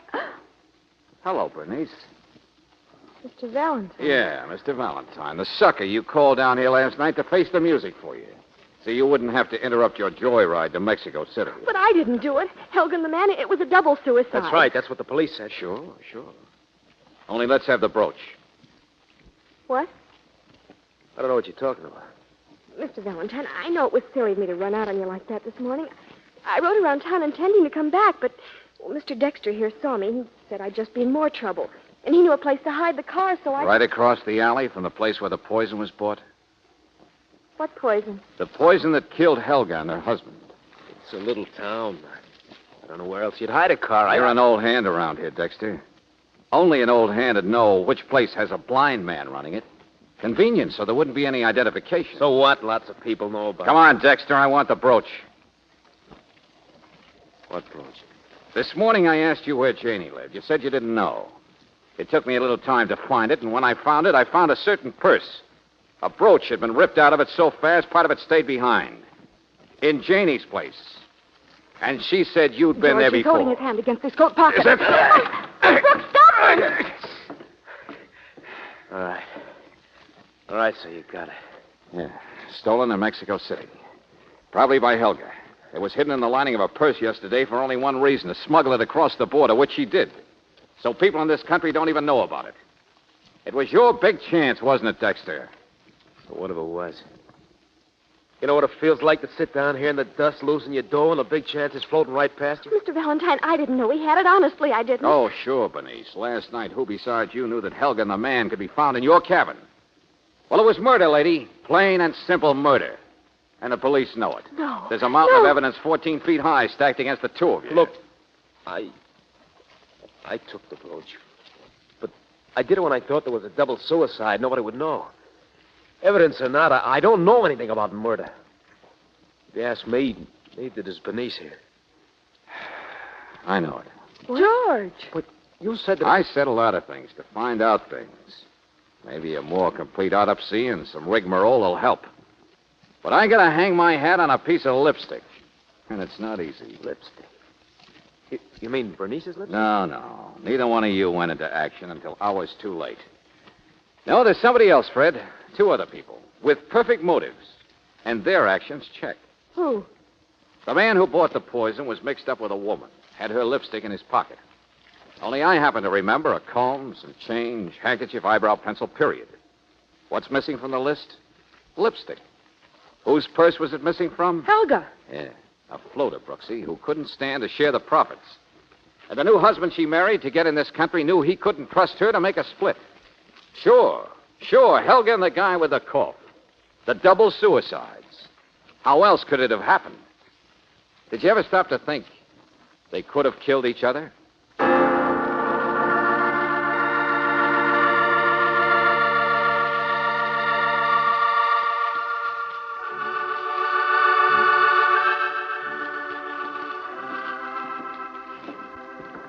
A double murder. Timed so perfectly it looked like a double suicide. The gingham dog and the calico cat. Yeah, the husband was filled up with his own sleeping pills. Helga must have fed them to him earlier in the bar. Then she borrowed Bernice's room so he'd have a nice place to dine without being able to yell for help. And that gave him a chance to use the poison he'd bought from the blind Mr. Heinrich. Mm-hmm. Helga didn't marry that guy for love. She did it cold-bloodedly to buy herself a ticket into the United States where she could safely dispose of the brooch. And to get the man to do it, she must have had to offer the poor groom a 50-50 split. Poor groom? Huh. Neither one of them was the kind who could take half of anything, and they both knew it. So the minute they were safely past immigration, bang. Only instead of a bang, they picked the obvious method down here. The one either one might have got away with. Poison suicide by just another floater. The border. Sad part of the world. George, I wonder if Bernice and Fred Dexter will ever wake up to what their lives are really for. I think they've already started, Angel. Here's the car. Have the keys? Mm-hmm. In my pocket. Look out, chicken. You know, George, I was awfully impressed with you. The lipstick. Noticing a clue like that. You noticing lipstick. Well, I'll tell you a secret. I just realized that clue was no trick. But it was perfectly obvious Helga had just given it to her husband. Well, now, look, any man should have realized. Here, look. Look what was in my pocket. One of your lipsticks. And can you prove when or where I got it? Probably been there for weeks. Women are always doing that. George, you're right. It doesn't prove anything. But explain just one more thing to me, will you? Sure, go ahead. This is not my lipstick.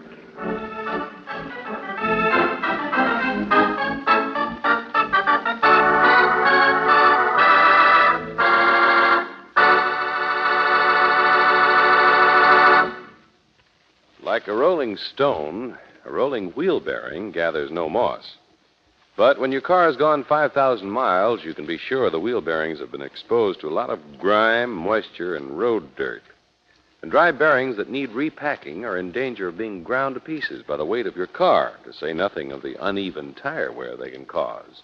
So why not play it safe and ask for the protective service offered to you at standard stations and at independent Chevron gas stations. Here, the experts are specially trained to keep your car's wheel bearings in A1 condition. They use only RPM wheel bearing grease, a lubricant that's tailor-made to seal out harmful grit, dust, and moisture. A lubricant that won't harden in cold weather, won't melt in hot weather. So, for your own safety and economy, have your wheel bearings repacked every 5,000 miles. Ask for this protective service at independent Chevron gas stations and at standard stations, where they say and mean, we take better care of your car.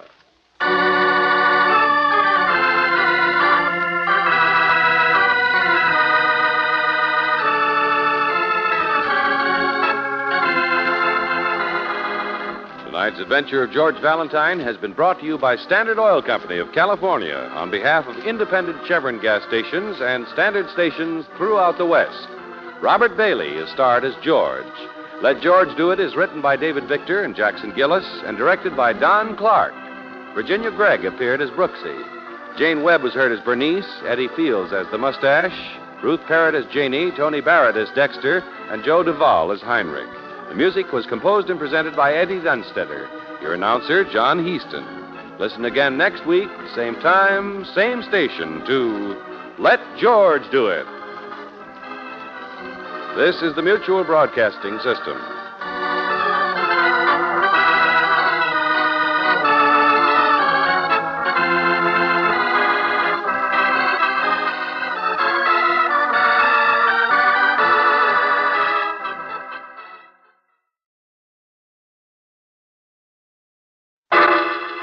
Personal notice, danger's my stock and trade. If the job's too tough for you to handle, you got a job for me, George Valentine. Write full details.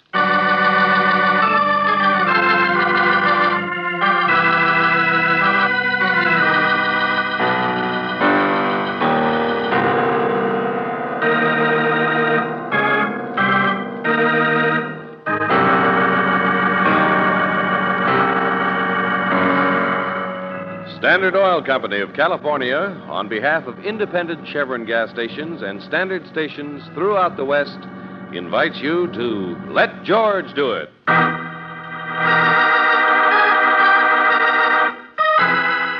The Ugly Duckling, another adventure of George Valentine.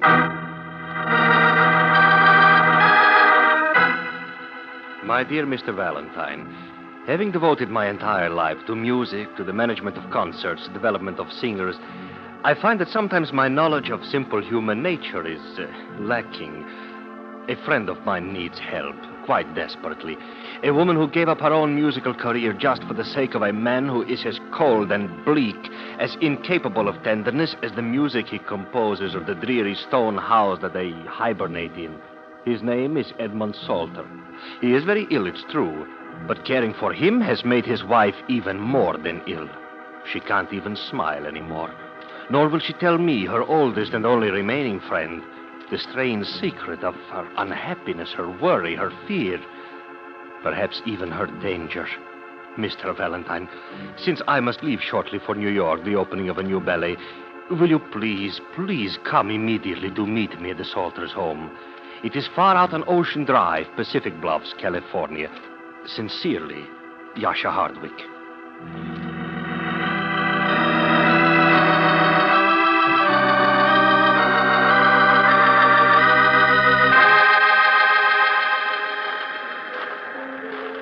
Come on, George. He won't mind. He?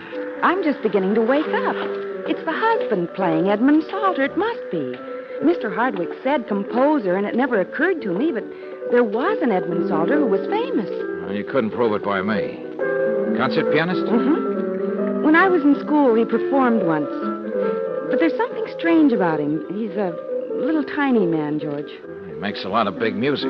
He was shy, and... Why, he's the one they call the Ugly Duckling. Well, Oh. how'd you do? Oh, excuse us. We were just listening to... I have absolutely no statement to make for the papers. And if you think you're going to hear a personal, private requiem... Oh, well, just a minute. My name's George Valentine. This is Miss Brooks. You're Mrs. Salter, aren't you? The friends of Yasha Hardwick from town? Yes, that's right. Oh, excuse me. He has such odd friends, I never would have guessed. Well, I'm one of the oddest. Don't be offended. Yasha's staying at the hotel, but he's on his way over now, I think. You may wait for him here. Mrs. Salter, is that one of your husband's own pieces he's playing? Johann Sebastian Bach. Yeah. Oh, well, I didn't know. I just... Johann Sebastian Bach. Lovely, isn't it? Edmund plays it so neatly, so cleanly, so precisely. Alongside of my husband's own music, you know, Bach sounds like Chopin, like the springtime, like Boogie Woogie. What's that? Like something with blood in it, Mr. Valentine. I'm afraid my husband was much too self-centered to be ever quite capable of... What's the matter, Mrs. Salter? Oh, pardon me. Yoo-hoo, Mary. Mary, darling, may we come in? Oh, of course you may. Hello, Bertha. And you, too? Oh, this is Emile, darling, my new husband I told you about. Mrs. Salter. Well, you get such handsome husbands, don't you, Bella? What does she say? Oh, nothing, dear. Mary, darling, I rushed back. These are friends of Yasha's, Bella. Miss Brooks, Mr. Valentine. Hello. Mrs. Bella Rappo, Emile Rappo. Oh, hello. How do you do? Such a pleasure. Emile Rappo. You're a pianist, too, aren't you? In this house? No. Alongside of Edmond Salter, I would call myself a bricklayer. Oh, he's so modest, too, and polite. And such a friendly smile. Yes. Mrs. Salter. Oh, Mary, darling, I understand how upset you are. I rushed back from San Francisco just the moment I heard. But if only I hadn't left here yesterday, it was such a tragic surprise. Yes, you rushed back. Of course you rushed back. And I'm so glad that you did, Bella. I've been just waiting for you. I've been just waiting to slap your face. Hey. Mary, darling. What in the name of... Why on earth did she do that? Why? To hit you? I don't know, lady, but it seems... Oh, no, please, both of you. The poor thing must be almost out of her mind. After all, she devoted her entire life to him. Well, won't one of you please go in there and shut off that phonograph? Phonograph? It's just It's making it worse for her. It sounds so real. Well, I will shut off the phonograph. Oh, we should have guessed it, Angel. Yes, it happened late last night. She wired me. He had another attack. Edmund Salter. The ugly duckling is finally dead.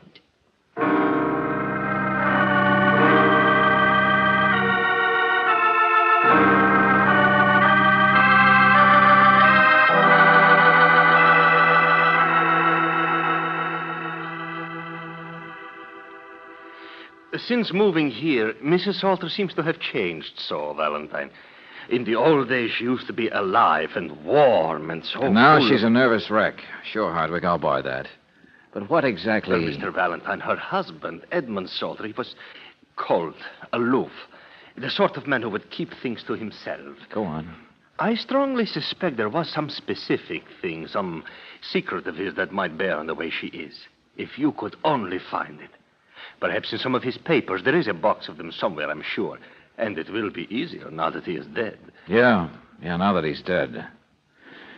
And Salter died of his illness, of course. Another attack.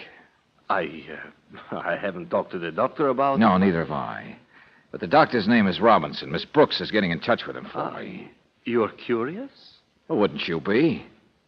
Haven't you noticed all the bottles and medicines in this house? Well, of course. And a but- good many of them with red labels? Drugs? Maybe poison? Mr. Valentine, I asked you here to Pacific Bluffs because I was afraid for Mary Salter. She had the foolishness to devote her life to a man incapable of love. A selfish man, a man she may have feared for some reason, but... No, I can't imagine she ever grew really to hate him. I didn't say that. Oh. I didn't say anything. Yeah, this is quite a place they have here. Worth a good deal, I imagine. Oh, he was wealthy, yes, if that's what you mean. He made it on concerts, invested wisely, I suppose. Why?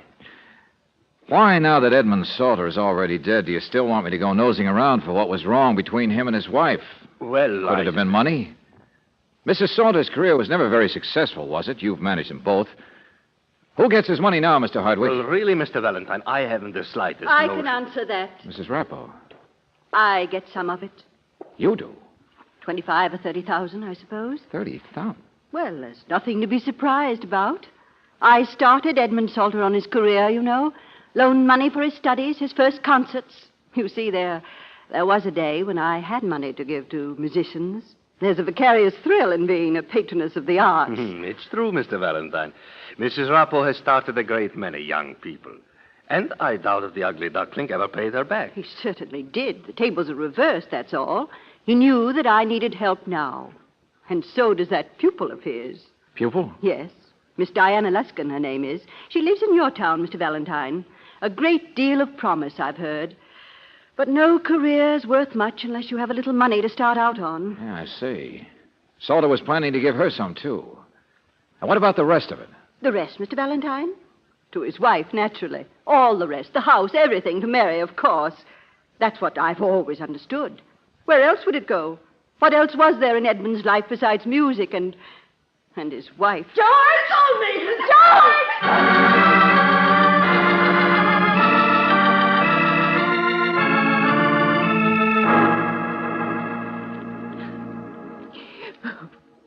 It's none of your business. None of your business. I found her burning things in here, George. I didn't mean to interrupt, but the door was open and she was so startled, screamed at me to get out. Some sheets of music. That's all that's left. Well, that's all there was. No, it isn't. Those other papers weren't music. Well, it's my house. I can do what I like. A little fire might warm this house up. Yeah, sure, of course you can, Mrs. Salter. But you just found this stuff, didn't you? It was in the box there. Your husband's name on it. My husband's dead. It's my estate now. I can do what I like. Now I can do anything I like.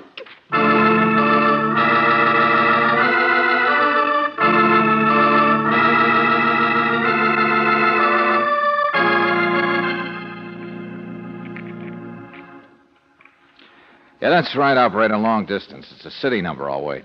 Yes, sir. George, what are you doing? Miss Diana Luskin. What? Curiosity's getting me, Angel.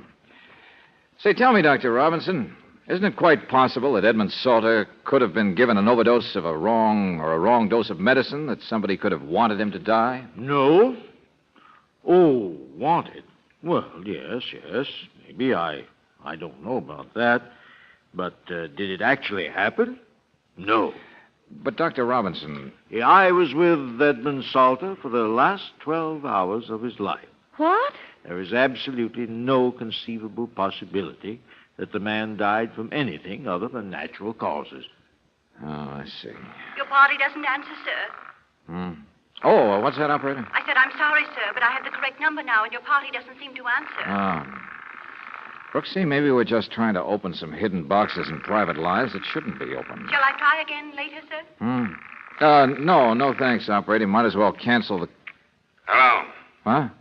Oh, I'm sorry, but never mind. Hey, look, say hello again, will you? Valentine, what in the name Lieutenant Johnson. I was calling Diana Luskin. What are you doing there? You can't talk to her. She's busy. I'm busy watching the rescue squad bring her around. What do you think? Bring her around? Oh, the young lady drank a little too much wine, that's all. Out of a little gift bottle sent to her yesterday from up where you are, Pacific Bluffs. And what do you think was in that wine, Valentine? Poison.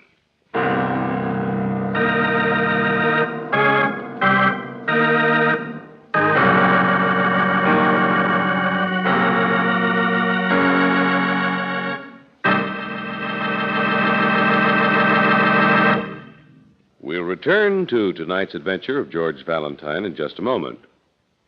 A squeak or a rattle in the family car is annoying, to say the least. But even worse, it's a sure sign that something could be wearing out.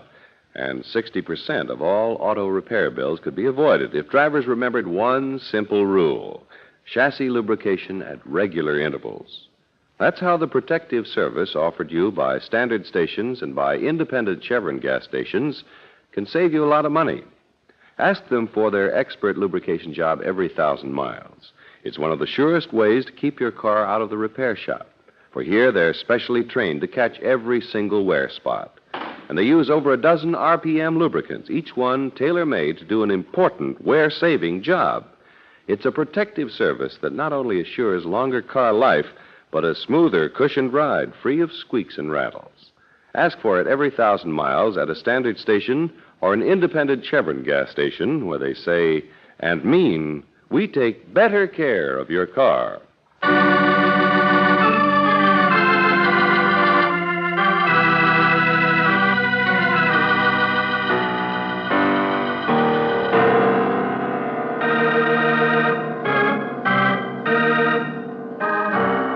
And now, back to tonight's adventure of George Valentine. The ugly duckling is dead. A strange, cold man. Once a concert pianist, and then a composer of perfect, concise, cold music. Edmund Salter is dead. The doctor insists his death was quite natural. But there's nothing natural about any of the little group of people collected in the lonesome stone house overlooking the ocean near Pacific Bluffs. And so if your name is George Valentine, it's no great surprise when you learn that a distant beneficiary of Salter's will, Diana Luskin, was made ill by a gift bottle sent from Pacific Bluffs, by a drug, a poison, which you very soon confirm could only have come from this very same house. Some of Salter's medicine. Here, George. This is the room we caught Mrs. Salter bringing those things in. The sewing room, huh? Yeah, I guess so. There's the little box of her husband she took the papers out of, whatever they were. I don't know what I expect to find, Angel. The doctor's already rounded up all the medicine bottles for fingerprinting. Just ashes, that's all. Uh-huh. And this folder of music is the only thing left. Manuscript paper. Something he wrote himself. All we've got left to tell us the story of the ugly duckling. Dum, dum, dum. He's out of your class, George. Here, let me try. What was that? I don't know. Thought you said everybody was downstairs. Well, In here, I think. the next room is the study or the library. Yeah. Huh. Empty. Sounded like something metal. Yeah. The porcelain stove there, maybe. Only whoever it was. George!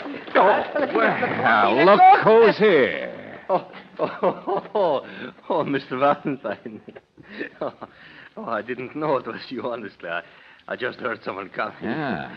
What were you doing tinkering with the stove, Mr. Hardwick? Prying around? George, at least he wasn't burning anything. The grate's cold. No, of course. I'm just curious, like you are, Mr. Valentine. I can't stand not knowing. Not knowing what? That's just it. That's what I hired you to find out. You didn't find anything destroyed in here? No, not after your experience. I thought perhaps poor Mary has had to destroy many things recently. Or has thought she had to. But there was nothing in the ashes there except these two little loops of ribbon. Here, let me see. Must have been pink ribbon. Silver threads kept them from burning completely. Yeah, and burned some time ago. Now, wait a minute. Here. Corner of a newspaper caught on the lid, see? Last week's newspaper. Pink ribbon. It's tinsely and dainty. Not exactly Mary Salter's style, is it? Well, nor her husband's, the ugly duckling. So I doubt if my discovery amounts to much. Mr. Hardwick, do you remember what happened to the ugly duckling in the fairy tale? What? Come on, Angel. Bring that music. The duckling turned into a swan, Mr. Hardwick. A swan.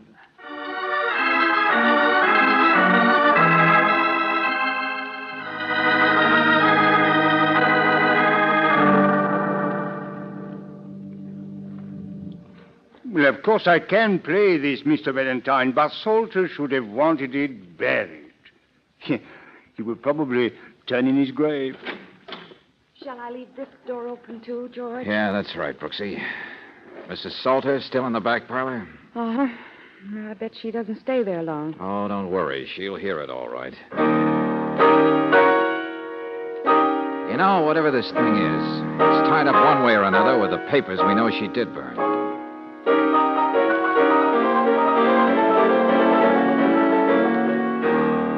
There, you see, it is soupy, too much sentimentality. Keep it up. You're doing fine. The one thing Edmond Salter always had was dignity. Calm, concise clarity. Too cold for the common ear, but musicians, music. Never mind the lecture, Mac. Hey, Brooksie, look. Yeah, here she comes. It's a magnet, all right. Hey, Neil. Oh, what on earth? Mrs. Rappo. Hello, my pet. How do you like this hot fudge sundae? What is it? What? Come on, keep playing. It's a new work of Edmund Salter's, Mrs. Rappo. What? Oh, no. Oh, yes. What the man says is true, my pet. Poor fellow, he would die all over again if he could know anyone was hearing it. Let me see the pages. Mrs. Rappo, I'm sorry, but I want him to keep playing. Did you look through the pages?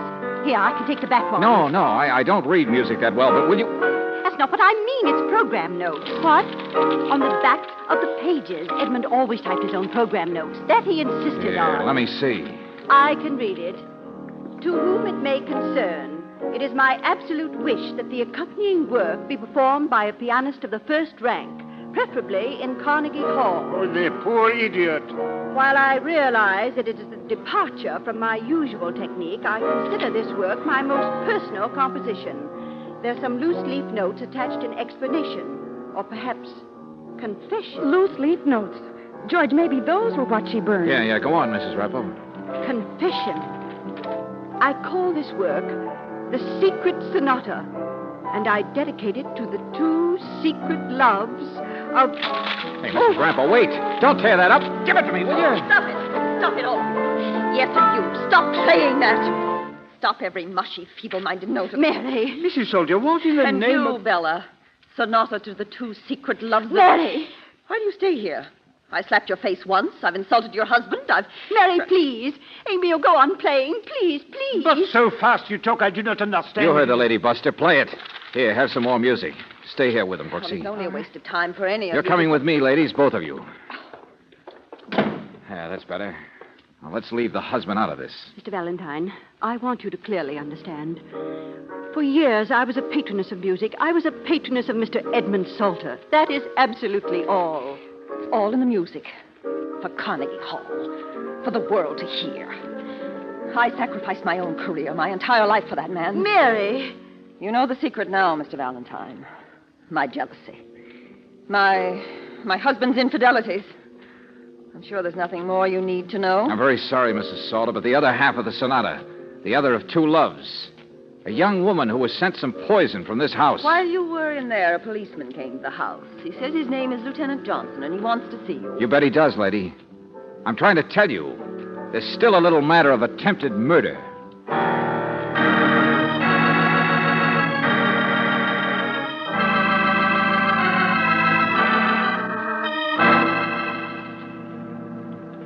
Oh, but Johnson, for the love of Pete. You heard me, Valentine. There's no case. Oh, but Diana Luskin was mailed poison. That's attempted murder. They bottled their own wine in this house. Sure, some drug got into it by mistake, but not enough to kill a mouse.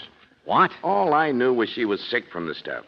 Well, the office had a message waiting for me at the local police. But I know now there's only one person who could have sent that stuff to her. Sure. Mrs. Salter herself. She's the one sent the poison, all right. A vindictive gesture. Vindictive gesture? That's what it'll be called. What else could we ever prove? Oh, so that's it. Mrs. Salter was the one who always gave that medicine to her husband. She'd have known how much to use for a lethal dose, wouldn't she? And there's the case right there. Uh-huh. The most important thing is Miss Luskin herself refuses to bring charges of any kind. She says it must have been a mistake, too.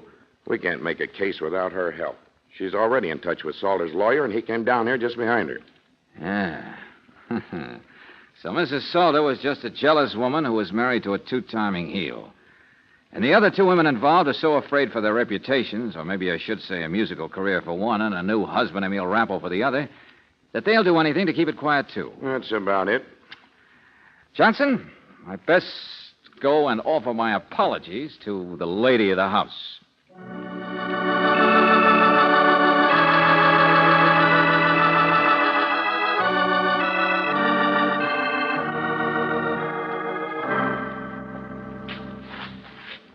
Mrs. Salter, what did you burn this time? The pages of the sonata that were still there on the piano? Pages of it? What do you mean? What did the lawyers say about burning the sonata? About going against your husband's wishes? Well, I did it before they came. They thought it was in the best interest of my husband's memory. Yeah, the stony, cold little guy on top of the musical pedestal. I devoted my life to him, Mr. Valentine. I never once suspected. Toward me, he was always, incapable of tenderness, of sentiment. Why don't you cut it out? What? Tell me something, Mrs. Salter. What was the rest of the deal to hush it up? With the lawyers and Mrs. Bella Rappo? And maybe they've talked again to Miss Luskin on the phone. I don't know what you mean. I've already talked to Mrs. Rappo myself. She's not inheriting $30,000 anymore, is she? And the girl isn't taking hers either, is she? Not if there's a scandal to go with it. Oh? Mrs. Rappo's got her husband Emil to think about. And I suppose the girl thinks too much of the memory of your husband or too much of her own career. They'll both refuse that money. Mr. Valentine. That was the price you asked for burning the sonata, wasn't it? The price for interfering with your husband's supposed desire to have that thing performed at Carnegie. To air some bad music and nasty program notes like the family wash in public. Well, I tried to burn it before. I didn't want it to happen that way. Yes. It happened just the way you planned it, lady. There'll be no concert, and you'll get all the money. Yeah, pretty neat. Except that it's not going to work. Simply because of your bad timing. Bad timing? You said you tried to burn the music before. Well, then, Mr. Salter, why didn't you? When Miss Brooks caught you at it the first time, why did you leave your door open? And how did Yasha Hardwick know there was a secret box somewhere unless you told him about it? And if you knew, then why hadn't you already looked into it? Your husband was an invalid. Yes, why didn't you burn the sonata days ago? Mr. I'll tell you Valentine. why, lady. It's because you wanted the big secret to be uncovered just the way it was today. Oh, I know none of what I've said is concrete, but this is. Where did you get that? Just one page from that sonata, but it's all I need. I stuck it in my pocket on a hunch. And the hunch is right, isn't it? Give me that. Give it to me. No. This is what I'll take to his publisher, who can examine his musical figures the same way a handwriting expert examines a forgery. No! Give it to me, please! Please, let me have it! Let me have it! No! Because that's it, isn't it, lady? It was you who made up the whole nasty thing about some very nice people. And I don't know why I didn't realize when I heard what bad music this was. Because he didn't write the sonata. That was your fraud, Mrs. Salter. You wrote it. There's still nothing you can do, Mr. Valentine. Even if I did write it. No. So long as you don't interfere with Salter's will. Oh, how can I now? It was such a joke, that sonata. Making people believe that he could be sentimental, capable of tenderness. Mrs. Salter, I guess there isn't any way you can be punished. Except maybe one. You see, there's one thing I've left out. A couple of pink ribbons. They'd been burned in the stove in your husband's study a week ago. I showed them to Mrs. Rappo. She said they'd been tied around the letters he wrote to her, which she'd returned later on. What? He never wrote to her. They were just friends. He was incapable I of... suppose he burned those letters himself so as not to hurt you by finding them after he died. Funny, isn't it? The little guy must have been considerate and kind and lots of good things. And the only punishment I can think for you, Mrs. Salter, is to tell you the real truth. Your husband did love Bella Rappo, and probably the girl, too. No, you're mistaken. But not in a way that you can understand. He loved them from a distance because they were all he had. Bella said he once wrote her that he wanted to give you so much happiness, that his tragedy was in marrying a woman incapable of tenderness.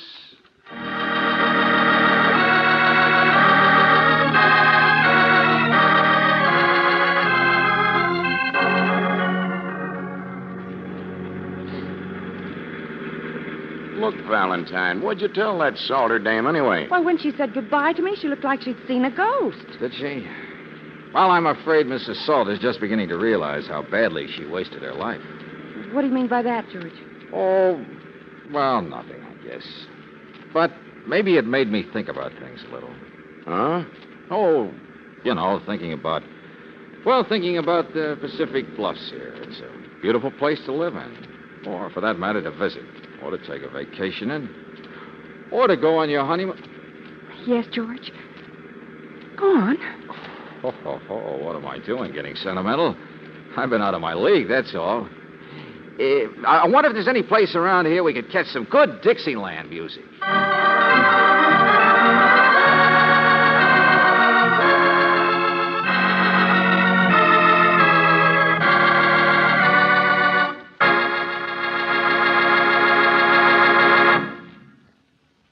Who drives the kids to school in stormy weather? Who uses the car to do the family shopping and other errands around town? In a lot of families, these are equally shared duties. And if you want to be extra nice to the person who's going to use the car next, let me give you a tip. Before you put the car away, make sure there's plenty of Chevron Supreme gasoline in the tank. This premium quality gasoline is climate-tailored.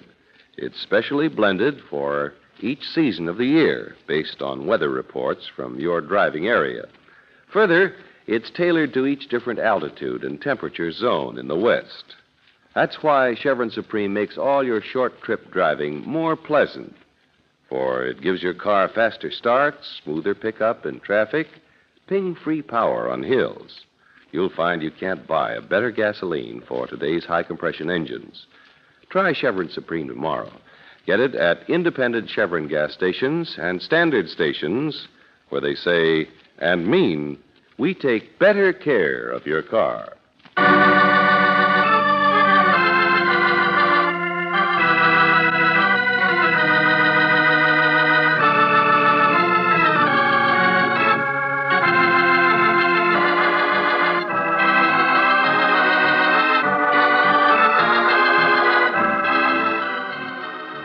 Tonight's adventure of George Valentine has been brought to you by Standard Oil Company of California on behalf of independent Chevron gas stations and standard stations throughout the West.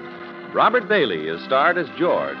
Let George Do It is written by David Victor and Jackson Gillis and directed by Don Clark. Virginia Gregg appeared as Brooksie. Ken Christie was heard as Lieutenant Johnson, Larry Dobkin as Hardwick, Irene Tedrow as Mary, Lee Patrick as Bella, Jay Novello as Emile, and Victor Rodman as Robinson. The music is composed and presented by Eddie Dunstetter. Your announcer, John Heaston. Listen again next week, same time, same station, to Let George Do It. This is the Mutual Don Lee Broadcasting System.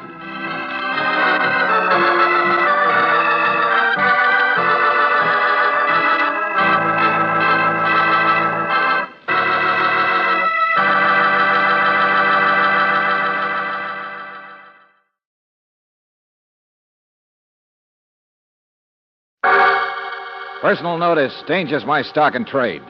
If the job's too tough for you to handle, you got a job for me, George Valentine. Write full details.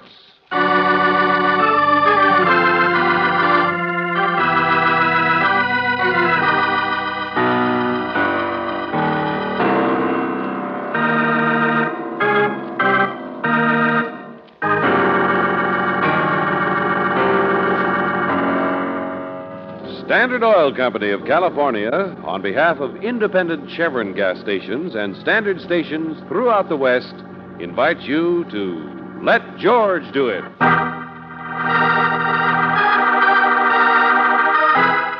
The Old Style, another adventure of George Valentine.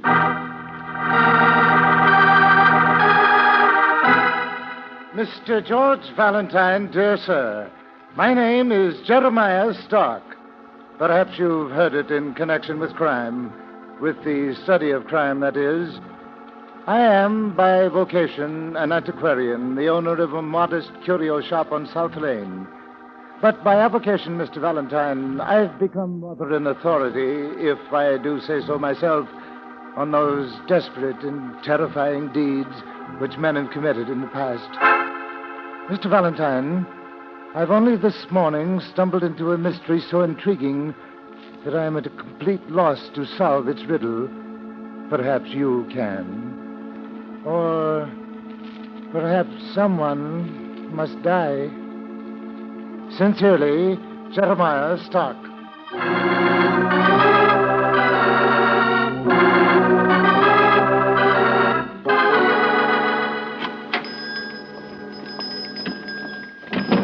Huh. It's certainly a curio shop, all right. Yeah. Antique bedsteads, snuff boxes, and old porcelain. Everything but a Venus with a clock in her stomach. I don't know, George. There's Diana on a hat rack. Yeah, the kind of place you buy your relatives' presents. You mean if they happen to be spiders or bats? Hey, wait a minute, Angel. The stuff on this counter here. A knife, piece of rope, and the stuff in the glass case. This is the actual Bowie knife that figured so prominently in the Sykes-Jefferson killings in October 1912. There's a card on each item. 1893, Hangman's Noose. This broken wine goblet was Exhibit A in the state of Illinois trial in early 1903 of Eric Stockwartz. He killed his wife, you know. She was a dancer. What's that?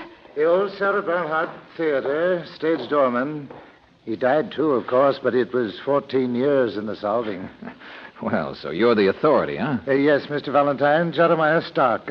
Here, let me show you.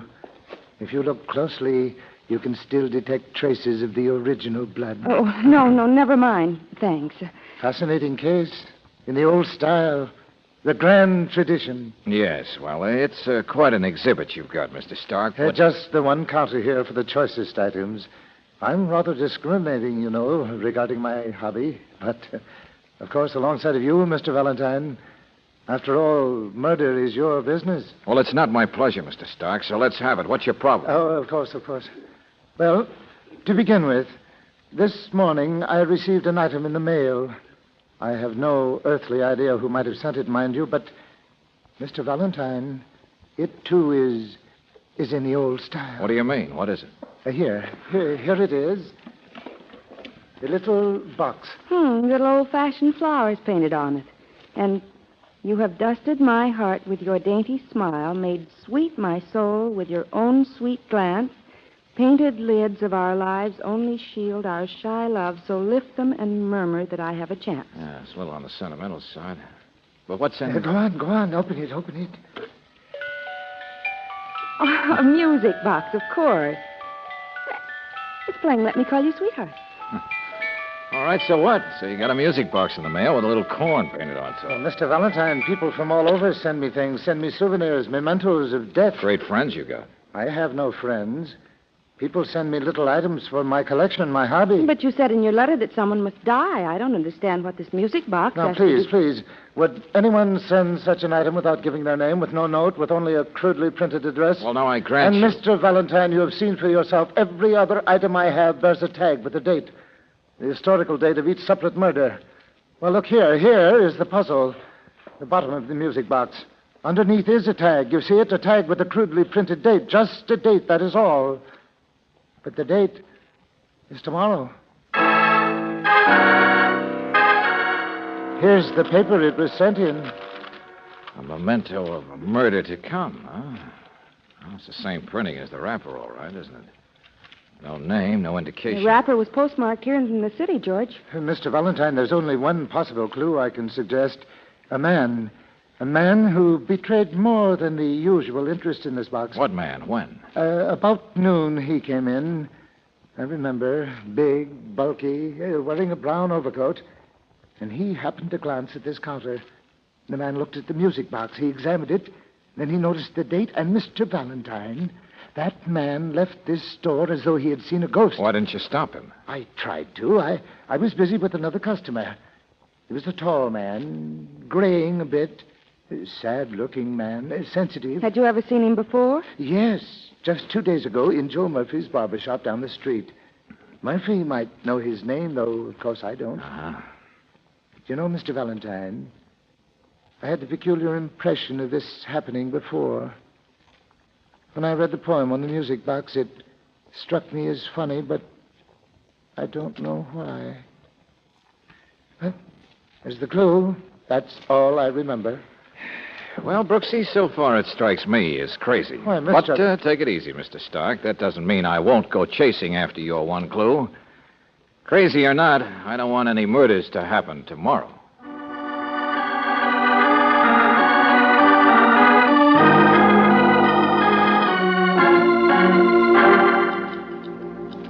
Mr. Elmington, that's his name.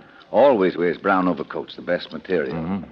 Been coming in here for haircuts the past 10 years. Yes, it's Mr. Elmington. That's the man Stark means. Hey, hurry it up, will you, Joe? The old lady will chew my ears off. I'll be with you in just a minute, sir. Yes, Mr. Valentine, that's the man Stark refers to. Elmington, huh? Not the usual type in this part of town. He made his wad and moved out. Still faithful to the old barber, that's all. What else do you know about him, Mr. Murphy? Where could we find him? Telephone book, probably. We don't talk much. Why? Well, look, Joe, we're not prying. We're just He trying made to... his money manufacturing barrel hoops, if that'll help you any. A long way from music boxes, isn't it? Yeah. Okay, thanks a lot, Joe. We can find him. Just a minute, Mr. Valentine. Joe, for gosh sake. Be right back. Did you say music box? Yeah, a particular music box. Plays Let Me Call You Sweetheart. Has a poem on top. Yes, of course it does. You mean you saw it down there in Mr. Stark's curio shop, too? No, but I know it. The music box belongs to Miss Castor. What? Who's Miss Castor? My manicurist, Mr. Valentine. Emily Castor. A very beautiful young girl, a real lady. Huh? Then, George, how did it get to... What's the matter? I thought you were in here for something serious. Yes, and that's when Jeremiah Stark noticed Mr. Elmington in my shop here a couple of days ago. The music box, sure. All right, clear this up, will you, Buster? What's the gag? Well, you saw it, didn't you? That's when Miss Castor got it a couple of days ago. Delivery boy brought it to her here. She'd no idea who sent it, but I remember she was manicuring Elmington's nails at the time. A sallow-faced man was waiting. Helped her open the package. Got a big kick out of it. Jeremiah Stark, he was under the towel, half asleep. George, Mr. Stark said he had the impression of its happening before, of there being something funny about the poem, and if he was half asleep... Of course it's funny, don't you think so? You'd have dusted my heart with your dainty smile, made sweet my soul with your own sweet glance. Miss Castor, she nearly died of laughing. They all did. Oh, my sweet soul, she said. What corn, she said. On whose foot, I said. That killed them. I got the biggest laugh of all. Well, what's the matter? What's serious about it?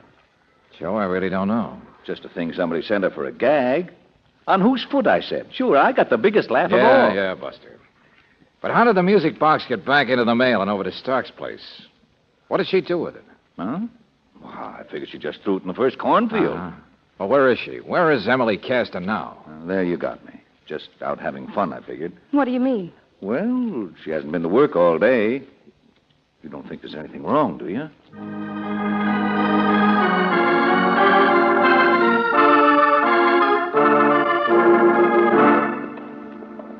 Here we are, Angel. Second door is Emily's. Here's the landlady's key, George. Oh, George. Yeah. Dead, all right. Stabbed. It must be he. Brown overcoat. Tall. Graying. Sure. It's Mr. Elmington's body, all right.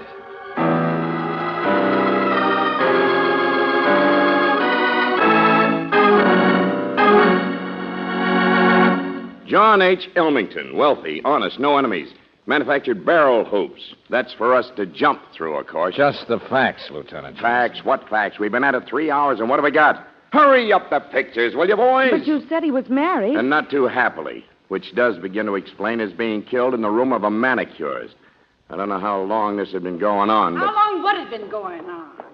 Oh, if that isn't just like a man adding 2 and 2 to get 5. Okay, Mrs. Bond. When I told you already she only seen him on Mondays, and he took her to the races, Mr. Lieutenant. So there. That much I do know.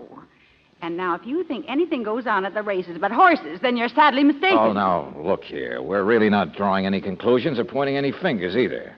But as her landlady, you'd know. Emily is a girl who likes to have a good time, isn't she?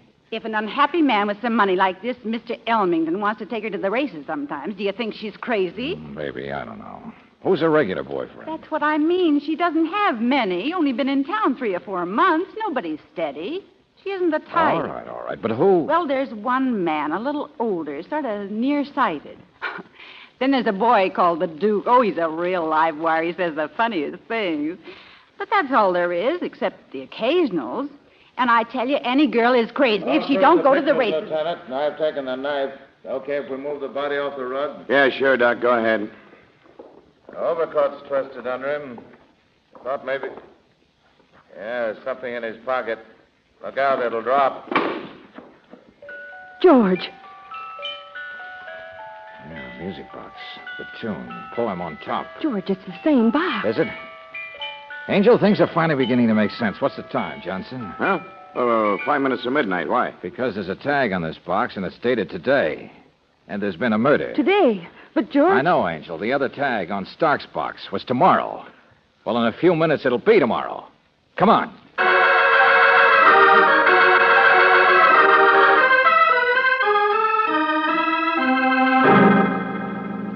Oh, my head. He struck me. The head. All right, now, take it easy, Mr. Stark. Yeah, this is it, Valentine. An old vase. Must have been smacked down on him from behind. George. Yeah, Angel? George, the first music box is still back there on the counter, and the tag is just the same as it was, too, dated tomorrow. You mean now it's today, Angel? It's 10 minutes after 12. Stark must have been attacked just after midnight, just a second before we got here. Oh, it's a great case, Johnson, the old-fashioned style. Huh? Yeah, in the grand tradition. We're up against a killer who keeps his promises. I wonder how many more music boxes he's sent around town.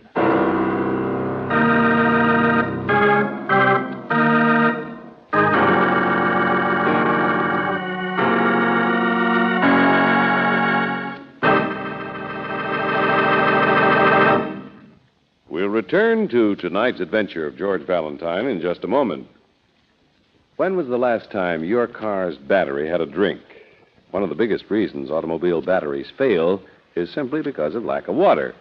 That's why it's important to get regular battery check where they specialize in protective service at standard stations and independent Chevron gas stations.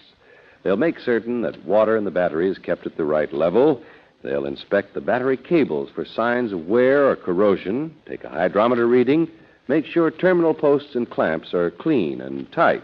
Remember, a battery kept in A1 condition helps your car start faster, helps keep lights bright, helps the radio and heater to do their best. So why not ask for a battery check tomorrow? It's another protective service available at independent Chevron gas stations and standard stations where they say and mean we take better care of your car.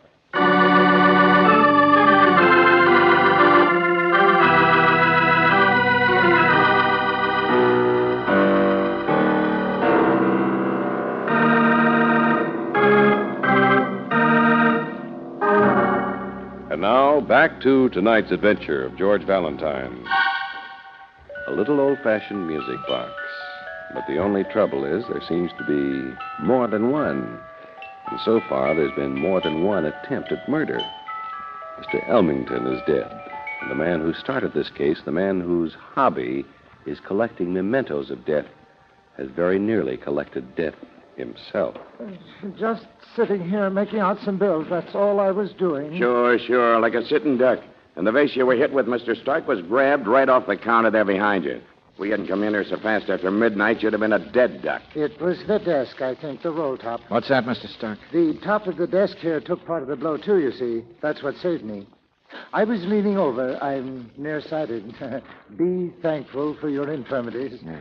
Well, you're all right now. Yeah, but your head must be soft to start with. Sitting here alone at night when you'd already received a music box. But it was for my collection. It had nothing to do with me. You thought it didn't have anything to do with you. Well, how could it? Why would anyone want to kill me? I have no enemies, no debts, no money to steal. Don't ask us to make any sense out of it, Mr. Stark. You're the one who likes mysteries and riddles. Well, I grant you. But I prefer the type that are already solved. Oh, sure. The old style. All neatly laid away in a glass case with clues and motives. But this is like some of those cases. The terrifying type, without rhyme or reason. Now, it must have been the same man who attacked us both, Mr. Elmington and me. And yet we have absolutely nothing in common. We've never even been introduced. You don't have to rub it in. We know we're up against a lunatic. Who else would send music boxes with dates on them? Wait a minute, Johnson, wait a minute. Maybe it makes both rhyme and reason. At least there's a poem in it. And at least we know now why Elmington acted so funny when he was in the store here today. Yes, he must have already received his music box. And when he saw the one here with a different date... Sure, Brooksie. He tore out of here and up to the girl's place to ask questions, maybe. Only he got killed for his trouble. You say you're nearsighted, eh, Mr. Stark? Well, yes. I need correction in both eyes, but the left one... She doesn't have any steady boyfriends, but there's one called Duke. And one man a little older, sort of nearsighted. George. Hey. I beg your pardon. Miss Emily Castor. There's something you had in common with Mr. Elmington, isn't it? An interest in the same girl, the manicurist. Well, come on. You are the one the landlady was referring to. No, Mr. Valentine. I mean, yes, in a way. But you wouldn't exactly call it an interest. I've only escorted her out a few times. Uh-huh. Yeah, it's a pattern, all right. Duke, come on, who's he? Duke? Yes, Duke. He's the other one, isn't he? The other boyfriend? Oh, really? I don't believe I've ever heard his name. Well, come on, think, will you? Landlady wasn't any help. What's he look like? What's the rest of his name? Forget it, Lieutenant. There isn't time. Isn't time. The girl's good looking. There's liable to be hundreds of boyfriends. Johnson, I'll buy. We're up against a crackpot. Sure, find Duke. Find everybody. But it's the music boxes we're after. So get every cop in town after Emily Castor. George. Find the girl and quick. She's the one we know got a music box first.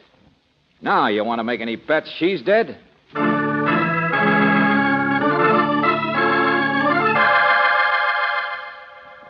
Valentine, do you happen to know, did Emily Castor have her manicure stuff yesterday? What's that, Johnson? A pair of manicure scissors, her initials, E.K. Where'd you find them? They just turned up in the police department's own lost and found.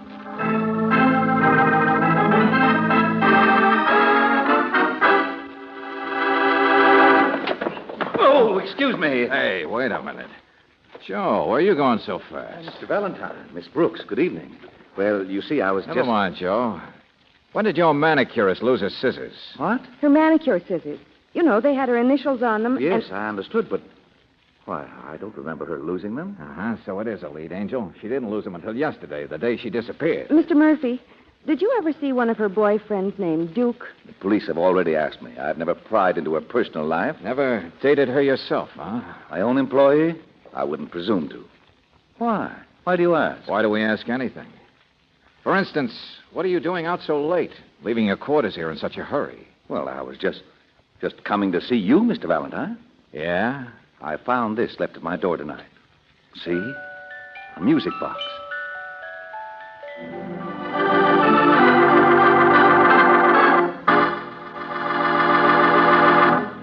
right, Valentine, all right. So everybody's getting one. Maybe you'll get a music box yourself someday. But how many music boxes are there?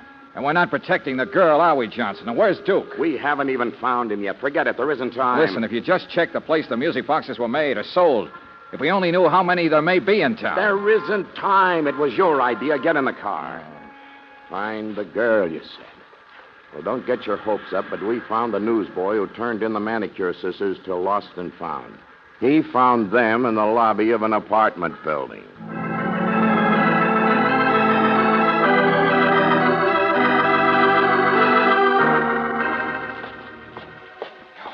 Well, this is the last chance, top floor. Any building that hasn't got an elevator. Ought to have the rent reduced. Probably did 50 years ago. What a joint. Nobody knows anybody. No janitor. Place hasn't even been swept out since McKinley's election. At least if Emily dropped the scissors here, maybe she was someplace in the building. Hey, hold it. There's only one door. One apartment. Yeah. Yeah, one door with cloth stuffed in the keyhole. Huh. On the outside.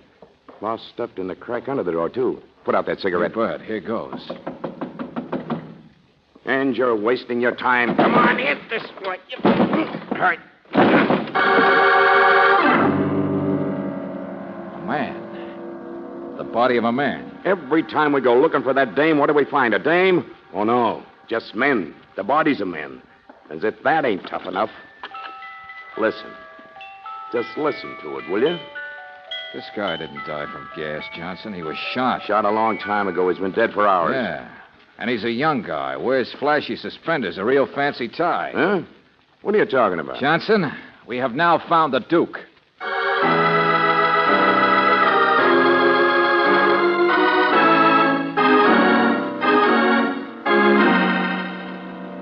Lieutenant, come here.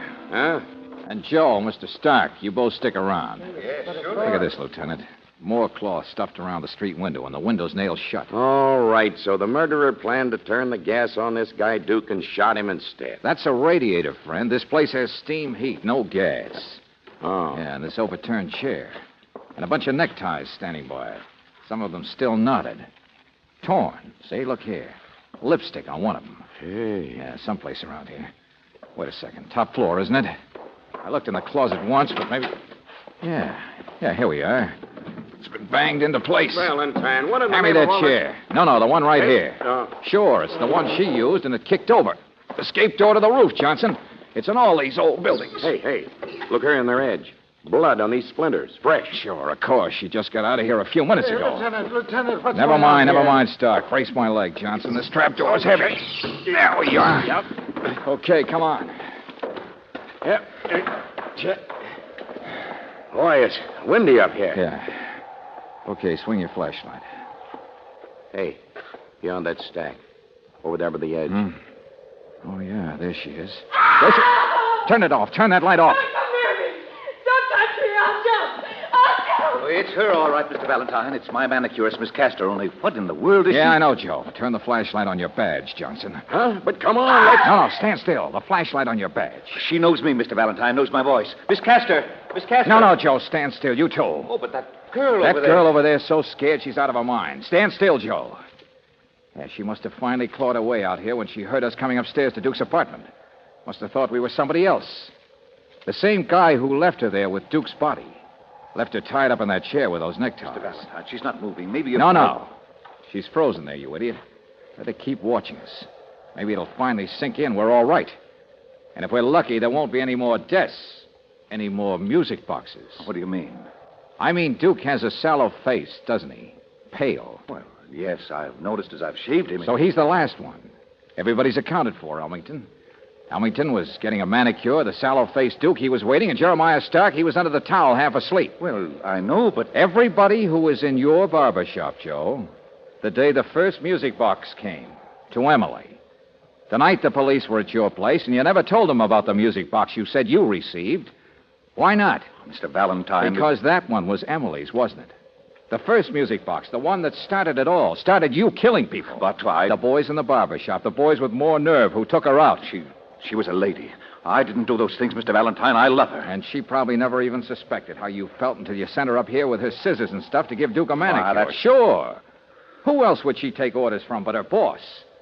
Then you followed along and locked her in until you could finish the other boys. Oh, that's... What was the big plan? Were you going to come back here and jump off the building together with her? Big romantic deaths? Only we moved too fast for you. Mr. Valentine, I'm here, aren't I? I'm here on the roof. Sure, you're here, Buster. I'm here, and you're not touching me. And if you grab, I can run. If she sees me coming... Nobody's going to hurt anybody, Joe. Stand still, Lieutenant. You won't stop me, not before Emily and I go to our... Joe, I like you. I wouldn't Oh, hurt you. cut it, Johnson. Let him go. It'll be a big romantic death, and people will laugh their heads off. What? Oh, what a sucker, they'll say. What a jerk. It'll be in the newspapers and everyone. Joe, you killed me. Stop that. And the poem. I can see it on the front page. Silly little flowers all around it. You have dusted my heart with your dainty smile, made sweet my soul. Oh, my sweet soul, they'll say. That Joe Murphy's a car. I laughed, didn't I? I laughed at the poem, too. Sure, because you had to, because you said it. Corn on whose foot, you said, and it killed them. You got the biggest laugh of all, and no wonder. A guy like you dreaming about a blonde manicure. Stop laughing. Just a gal, but what a laugh you'll get this time.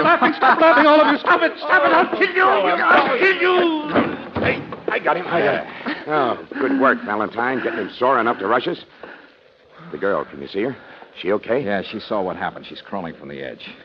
Why, that poor kid. She's been near this same abyss for months and never knew it.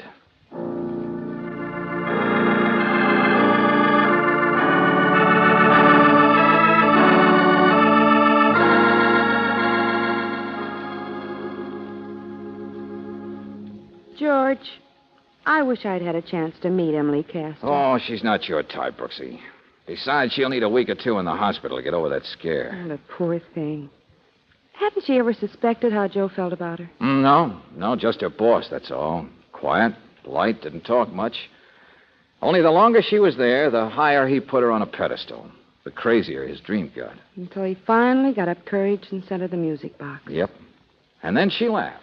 And the boys laughed. And the dream blew up. And just because of that, all those murders. No point trying to explain a guy like Joe, Brooksie. But he happens sometimes. Too much loneliness, too much under his lid. Makes you wonder, doesn't it? But she shouldn't have laughed. Well, she shouldn't have. I know some girls like to go out a lot and have a good time and be happy and everything, but, well, she shouldn't have laughed. I mean, listen.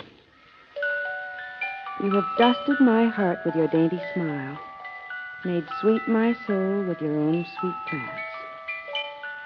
Now, what's funny about it? What if it is sentimental? Why should people be so self-conscious nowadays about sentimental things? Well, don't look at me that way. I'm not laughing. I'll say you're not. Oh, the old style, huh? Play that again.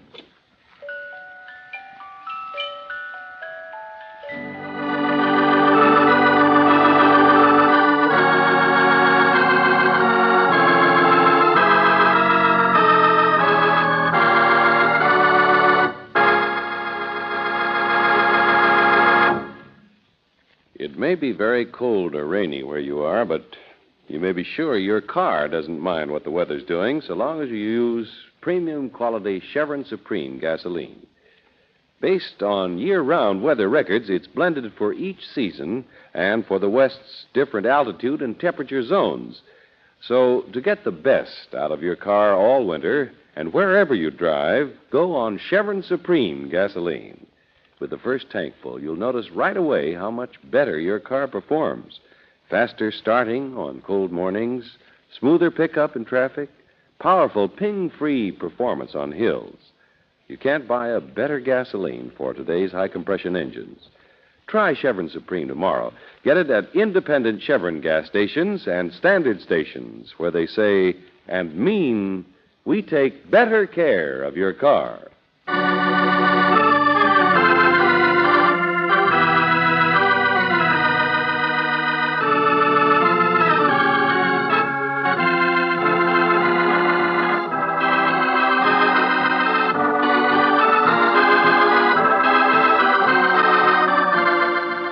Tonight's adventure of George Valentine has been brought to you by Standard Oil Company of California on behalf of independent Chevron gas stations and standard stations throughout the West. Robert Daly is starred as George.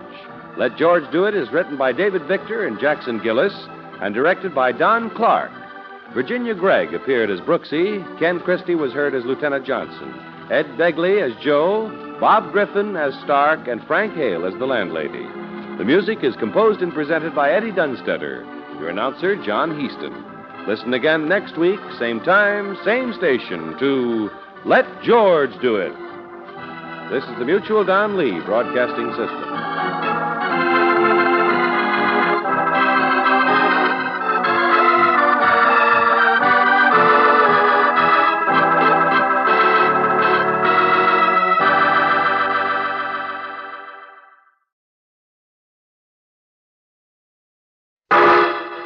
Personal notice, danger's my stock and trade. If the job's too tough for you to handle, you got a job for me, George Valentine. Write full details.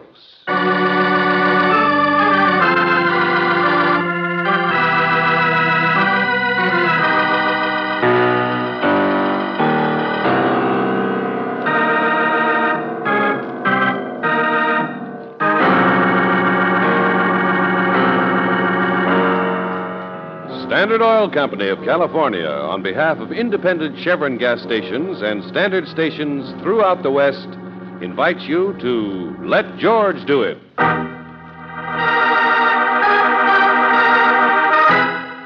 Go Jump in the Lake, another adventure of George Valentine.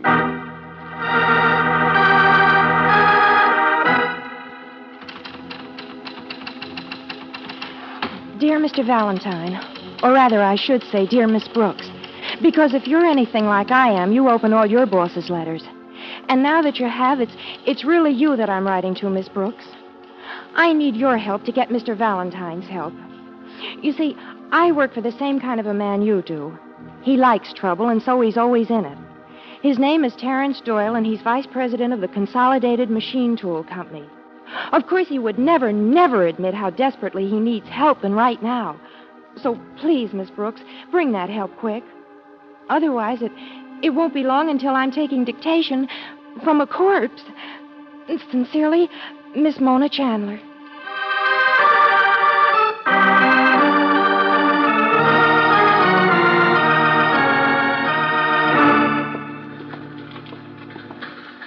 Well, let's try this one, Angel. Uh-oh. I think you're in the wrong office. Excuse us, we were just looking for... Sales department's down on the next floor. Employment's out at the plant. We're looking for Miss Mona Chandler. She's an old friend of mine. Oh. Well, Miss Chandler's pretty busy this afternoon. I asked you to run through some financial statements. Oh, sure, we realize, but... you did, huh? That's right. And she's out. Perhaps if you called later, you could speak... Oh, so I'm a liar. You got back quick, Miss Chandler. Any reason? No, sir. He's not back yet. All right. Friends of yours. Mr. Valentine? I'm Claire Brooks, Mona. Oh, thanks for making it so fast. Sit down, won't you? Yeah, thanks. That boss of yours throws out quite a welcome mat. Yes, and Mona, he's not quite... Well, I expected something a little more Errol Flynnish. What? Oh, no. No, Mr. Doyle's out of town for the day. That was Gil Frank, Mr. Frank. He's the other vice president. He's quite different. Oh, I get it. You mean you're not in love with him? I'd like both of you to understand I don't love Mr. Doyle. Oh, I'll grant you he's exciting and different, but... Well, you can only take so much adrenaline, you know, and I got over that a long time ago.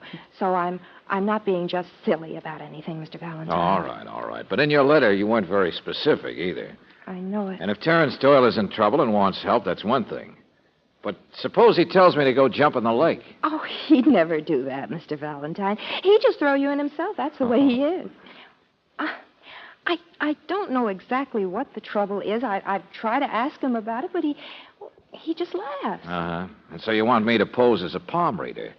Well, look, lady... Well, do you think it's normal for a bright young businessman to get mixed up with a lot of thugs and to have to stay at work at night because in the daytime he's busy dodging strange callers? Well, Mona, that's... Oh, I've nursed him through escapades with heiresses and fights with newspapermen, but this is different, Mr. Valentine. It is. Do you think it's normal for a man who loves publicity to jump a foot every time the telephone rings? Nervous condition. Mr. Valentine, do you think a man should have to sneak out and buy himself a gun? Go on. I'm listening. I know I'm not very specific, but I'm positive he's finally gotten mixed up in something that's way over his head. What about that gun? Well, he bought one day before yesterday, and he got a permit to carry it for self-protection just because this office handles money sometimes. But that isn't it. He's in danger. He's being watched. He's being threatened. I know he is. And look what came this morning, a package addressed to him. You see? Just addressed in printing, but I've already opened it. Here. Well. Merry Christmas. Mr. Doyle. Home again, sweetheart. And a Happy New Year to you and you. Oh, Mr. Doyle, these are friends of mine. Miss Brooke, how do you do? Oh, pleasure. I like friends. And Mr. Valentine? Valentine? Of course. It's me who's out of season, isn't it, huh? My real name, thank Must you. haunt you like a red necktie this time of year. Well, go on, sweetheart. Open the box of candy. Oh, it's addressed to you, sir. I already didn't.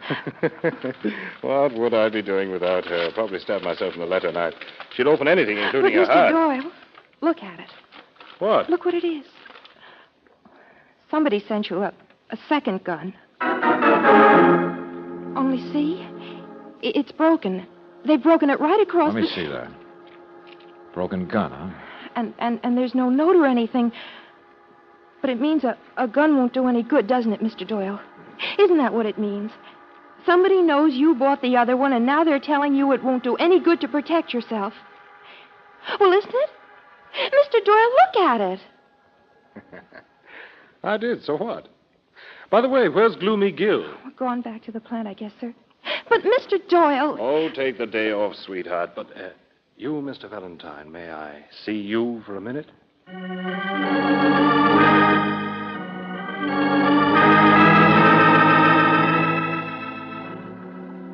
My secretary thinks I'm in trouble, doesn't she? Never mind the understatement. What's this all about? She's in love, you know. That stretches a woman's vision. Carries a torch for a blind man. That stick of a man, Gil Frank, only he's too sober to I look said, at it. what's this all about? What's with you?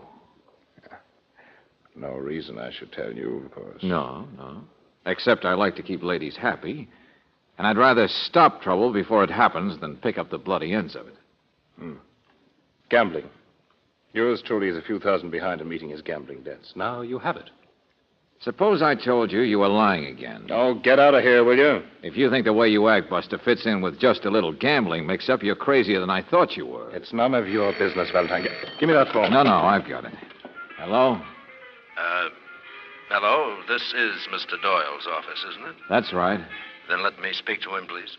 Who shall I say is... If you please, I said, will you let me speak to Mr. Doyle? All right, Valentine. Now let me have it. Thanks. Hello? Yeah, this is Doyle. Hang on a second, will you? Goodbye, Mr. Valentine. Okay, sucker, be the big shot. Be the one-man band. Now, look here, Valentine, I'm sorry. I wish I could tell you, but I don't want to spread this danger, that's all. That's how people get a quick spread on a tombstone. What if it is? I can take care of myself. I can take care of everything. Now, beat it. Go jump in the lake.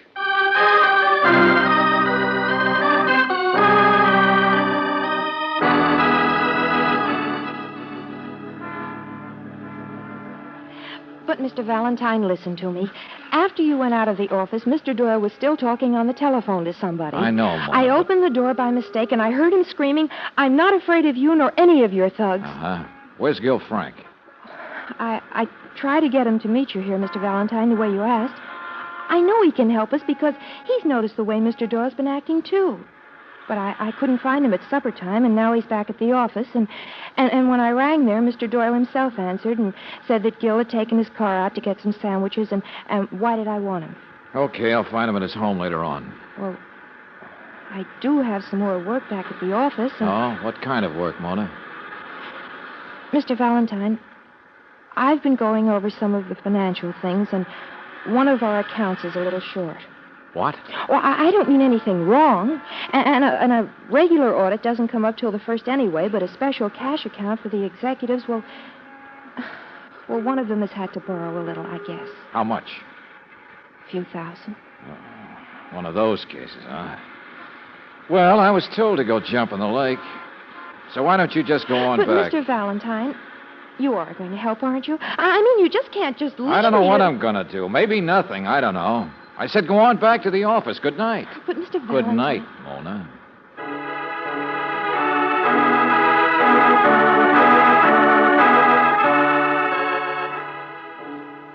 But, George, I thought you said you weren't going to handle the case. The fewer people know I'm crazy, the better, Angel. Now, listen. Guy phoned you. You can hear a Roomba band in the background. The guy talking might be a gambler. Question, where is he phoning from? Oh, a Roomba band.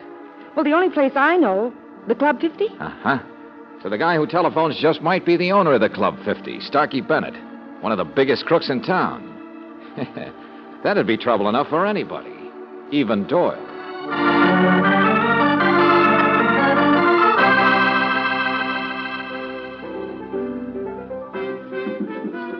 Hello? Yes, hello.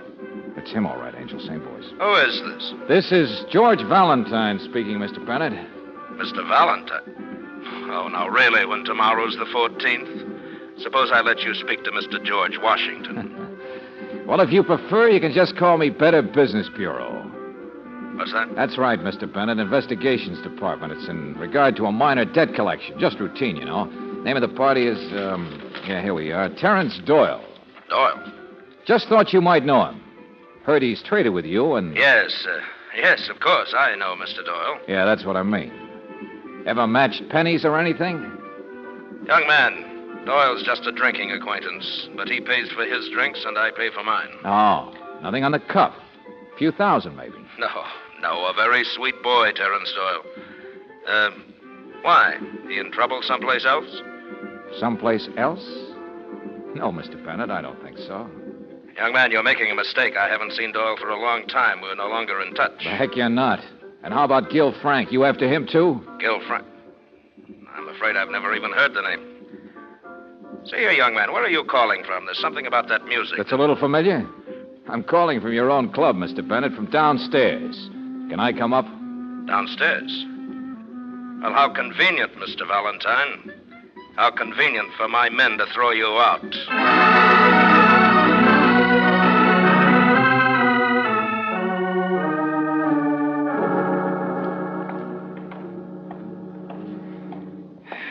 I guess it's just that nobody wants a Valentine, Angel. Here we are, number 316. Yeah.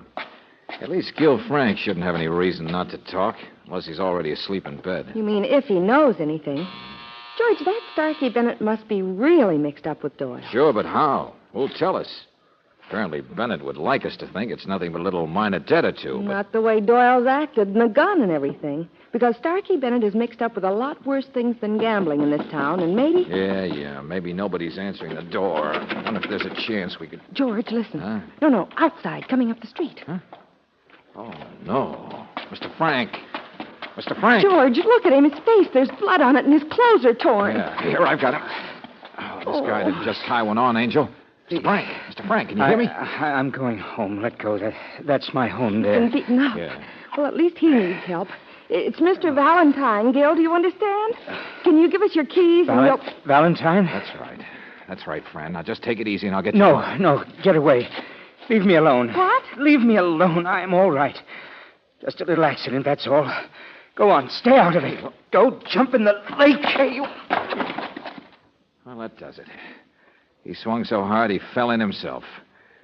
Brooksie, at last I got company in that lake.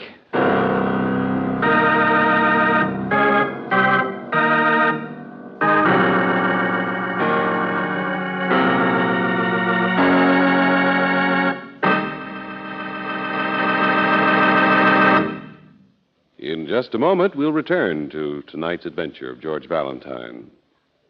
If the family car is a sweetheart and you want to treat it like one, give it Chevron Supreme gasoline tomorrow and every day.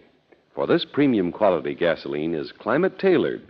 Based on year-round weather records from your driving area, Chevron Supreme is scientifically blended for each season and for each different altitude and temperature zone in the West. That means any day in the year, wherever you drive, your car performs better when it has Chevron Supreme in the tank. Faster starts, even in cold weather, smoother pickup in traffic, and ping-free power on hills. In fact, you can't buy a better gasoline for today's high-compression engines. Get Chevron Supreme tomorrow at a standard station or an independent Chevron gas station where they say and mean, we take better care of your car.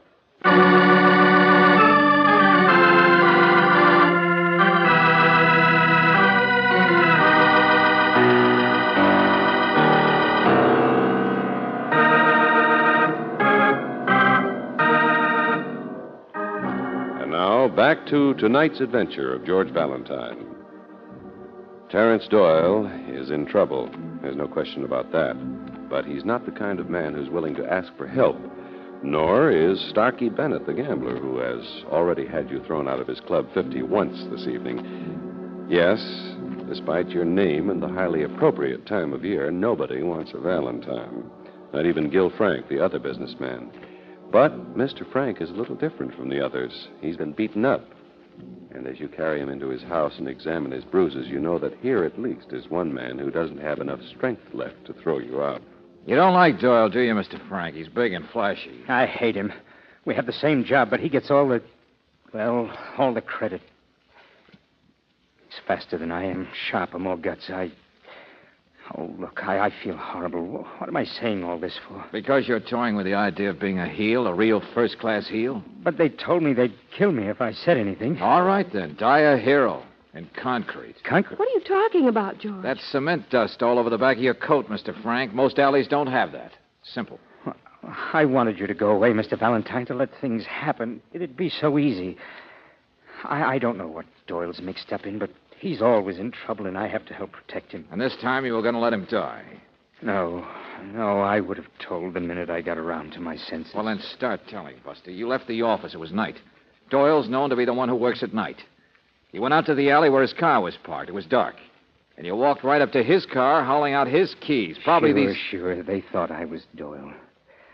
There were two men, Mr. Valentine. I never did get a good look at them. Just guys in overcoats. Midwestern accent, though. Anyway, I put up a pretty good fight until one of them got me over the head. Next thing I knew, I was in the back seat of a car. A big convertible it was. My pockets were inside out, and I heard them talking. They were mad about something. They had my wallet and stuff, identification card with a picture. I remember one of them said something about a mistake. Then they slammed down the brakes and kicked me out of the car into the gutter. That was it. That's what happened. Uh-huh. What else was in the back of that car besides cement? Some baling wire, a couple of chains. George. Yeah. A concrete coffin designed for Doyle. All right, Buster, you were pretty lucky. Taken for a ride, only they gave you a transfer. I intended to tell, of course. It's what happened. Say, what are you doing? You believe me, don't you, Mr. Valentine? What difference does it make? I'm calling Doyle's office to see if there's a...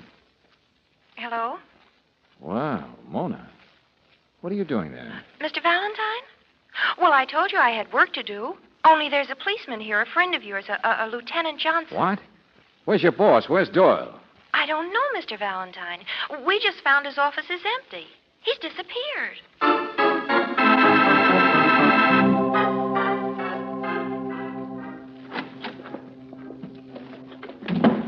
Happy Valentine's Day, Valentine. 14 minutes after midnight, and in honor of your name, I probably won't get any sleep until the next midnight. Oh, forget it, Johnson. Now, you take, for instance, two thugs from Kansas City. What's that? Oh, yes, my friend. The police department's ever alert.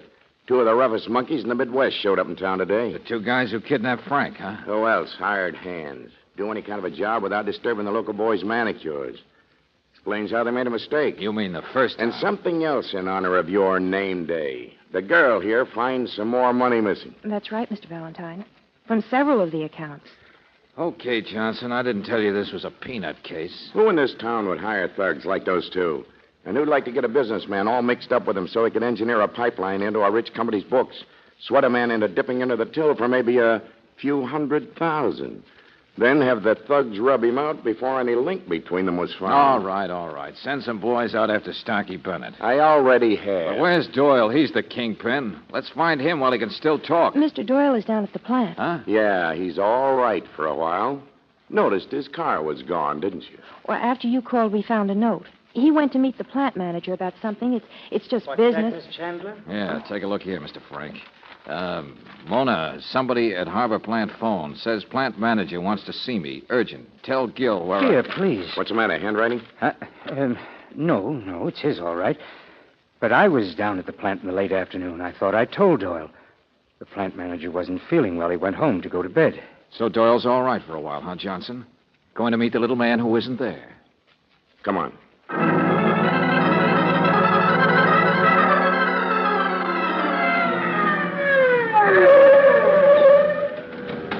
Any sign of him out front? Nobody's car's out there with the side entrance empty. The night watchmen are all inside. They didn't see anything. Well, there's no reason they would, Lieutenant. But I checked them all to see if anyone had telephoned the office from here. And they hadn't, of course. And the plant manager is in bed.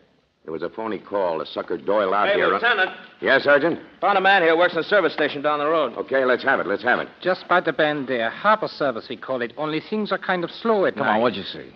Well, there was 2 cars, sir. I mean, just a little while ago, that car of Mr. Doyle's came driving by. I see him stop there by the plant. Yeah? But there was this other big car parked there already. And when he drove up, a couple of men got out and went over to him, and they put him in their car, a convertible, and drove off. Oh, go on. I saw they had him sitting in the front seat with the driver, and the other 2 guys were in the back seat to watch him, I guess. Which way to go? Down to Ocean Road, Bay Road, the one that goes to the pier. Up the pier, huh? Well, Valentine, if at first you don't succeed, try again. They got him this time. Don't be so sure, friend. It takes time to build a concrete coffin.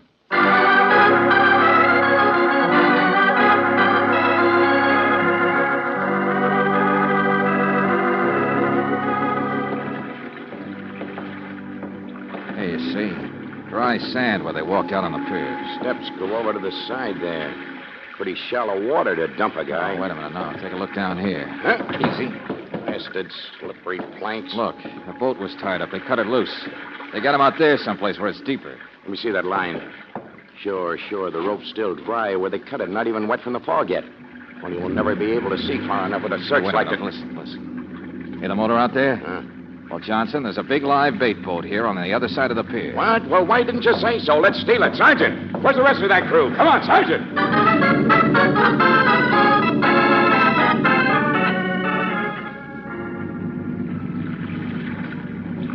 You know, Mr. Frank, that counterpart of yours, Doyle, he's an idiot. I suppose so. Yeah, the big, strong boys who want excitement. Want to take care of everything themselves, don't want help. He was apparently in pretty deep, Lieutenant. A man can't ask help when he has to admit he's dipped into his company's money. I'm not so sure. Somebody was apparently strong-arming him. Somebody like Starkey Bennett. Gets a hold on him through gambling and then twists his arm for some real money. Picked up that motor again, Johnson. The guy aboard can hear it. Oh, you mean so now the other boat can hear us? Sure, they're running all right, but we're faster. Oh, cold, isn't it? It certainly is. 14th of February, Mr. Valentine. I wonder how many smart people will come up to you today and ask He's you... tired of the gag already, Mr. Frank. Yeah, listen. Yeah, we're getting closer now. But closer to what? Is Doyle dead or alive? Valentine, Starkey gave you a lot of double talk, but somehow I don't think you'd have done that if he was the guy who hired 2 killers in Kansas City to get rid of Doyle this very same night. Yes, that makes sense. But if Bennett didn't hire those killers... But he'd make a great fall guy, though, wouldn't he? Hey, wait a minute, hold it. There goes the searchlight. A lot of fog. Lieutenant... They're shooting. Duck down. Don't cut that motor. Get him, Sergeant. Yeah. Look, he's alive, Johnson. 3 guys in the boat. Well, they can't get away now. Those men... Those are the ones, the thugs. But he's fighting with them. Oh, hurry it up, Sergeant. Give it the gas. Look out! There he goes. He's overboard. Cut the motor, Sergeant. Cut it. Get a line out there, Mac. Come on. Hey, you can see him in the water. He's swimming. Sergeant, pull it up closer, can't you? And there goes Kansas City, out into the fog again. Can't even hear the motor.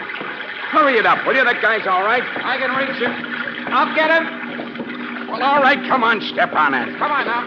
Here you go. Give me a hand. Easy, Dusty. Come on. How are you, Doyle? You all right?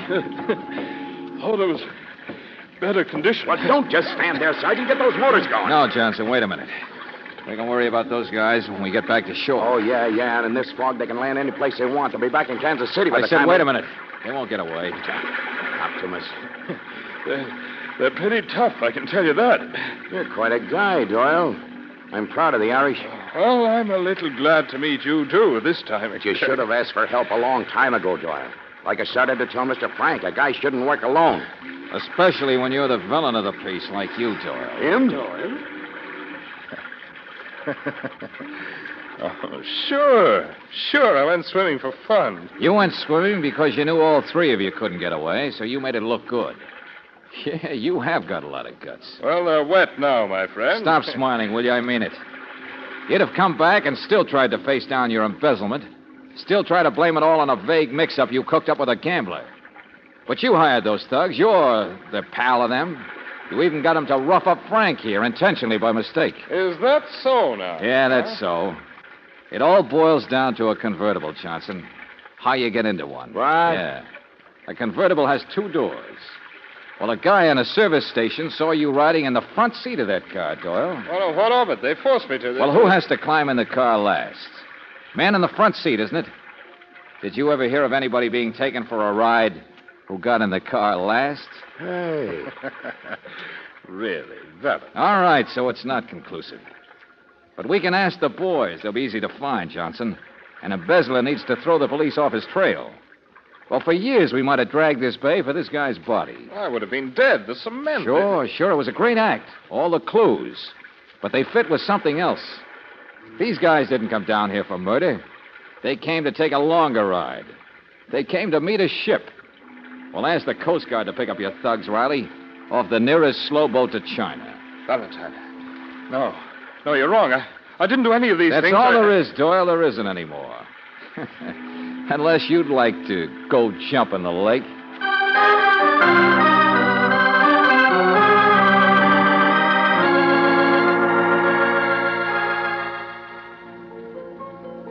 Yeah, you see, Angel, Doyle did the whole thing. Intentionally got himself in trouble with Bennett. Got Bennett after him over a small gambling debt to set up a fall guy. Then he bought himself a gun and sent himself a broken gun as a threat. And then got those thugs to almost kill Mr. Frank. Sure, they admitted it when Johnson hauled them off that ship to South America. Oh, it was a neat, exciting plot, all right, up to the point where he pretended to be suckered into going down to the bay to his own death. And in concrete yet. Well, at least now I understand why he didn't want you around. No, I'm not so sure, Angel. I just made it more exciting for him, that's all. Well, maybe prison will cure him of his yen for thrills. But, George, it isn't finished yet. I mean, I've noticed all night people have been starting to say something else to you besides jump in the lake. They've beaten around the bush, sort of, and said it was the 14th of February. Why, Brooksie, what do you mean? But maybe none of them really wanted to say it. Only it is the 14th of February, and, well, I've got to get it out of my system, so. So? George, will you be my Valentine? Why, George!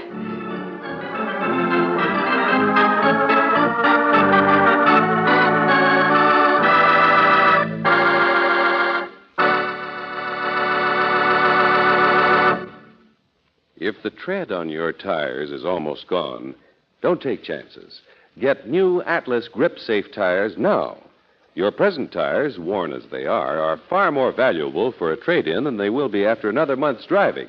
So, for both economy and peace of mind, why not pull in at a standard station or an independent Chevron gas station tomorrow?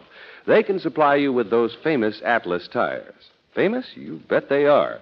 Across the country, millions of motorists know that Atlas Grip Safe tires have the wider, flatter tread that puts more tire surface on the road. They know the broader surface lets the tire edges do a better, safer, skid-resisting job. And they probably know that Atlas tires have special cooling vents that reduce tire heat and blowout danger. On top of all, with each new Atlas tire, you get a year's written warranty against tire damage from any road hazard. And this warranty is honored by 38,000 Atlas tire dealers from coast to coast, many of whom are open 24 hours a day. So play safe. Get those tires tomorrow. It's another protective service offered you at independent Chevron gas stations and standard stations where they say and mean we take better care of your car.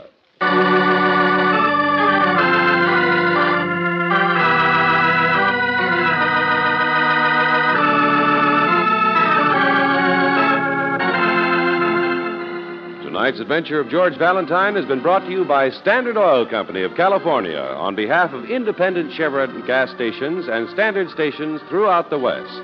Robert Bailey is starred as George. Let George Do It is written by David Victor and Jackson Gillis and directed by Don Clark. Virginia Gregg appeared as Brooksie, Ken Christie as Lieutenant Johnson. Michael Ann Barrett was heard as Mona, Walter Burke as Gil, Dan O'Hurley as Doyle, and Bill Conrad as Starkey. The music was composed and presented by Eddie Dunstetter, your announcer, John Heaston. Listen again next week, same time, same station, to Let George Do It. This is the Mutual Broadcasting System.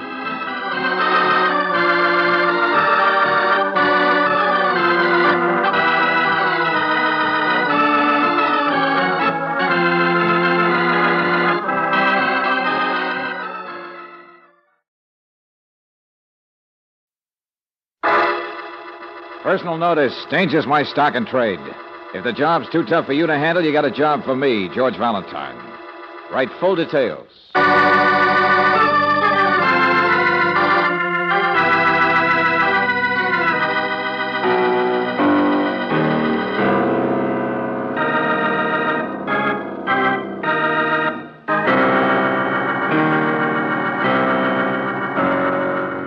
Standard Oil Company of California, on behalf of independent Chevron gas stations and standard stations throughout the West, invites you to Let George Do It.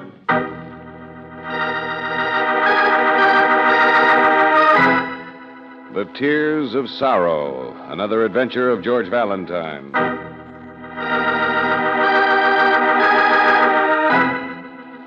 Dear Mr. Valentine, you ever hear a little Malayan with black earrings and white smiling teeth bust out laughing like he just won a lottery and say, "Look at me, boss. I'm so happy. Yes, yes, I got tears of sorrow."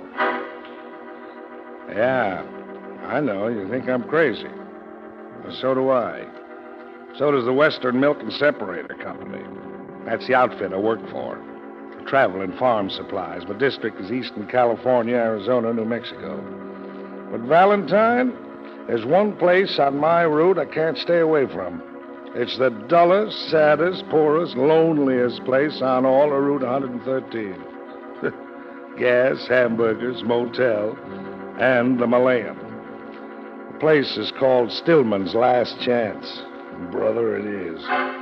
Now listen, last time I was there, I bumped into the wrong cabin by mistake. I never see what happens except I get a knife in my face, a foot in my stomach, and a fist on my jaw. The next thing I know, I'm waking up between my own proper sheets, and nobody will say who put me to bed. Nobody will explain a note I find in my pocket which says, "Stop asking questions or you'll have a worse accident." Valentine, I'm going back to that place. But I'm no hero. I need your help. If you could come meet me there, drive out on Highway 113.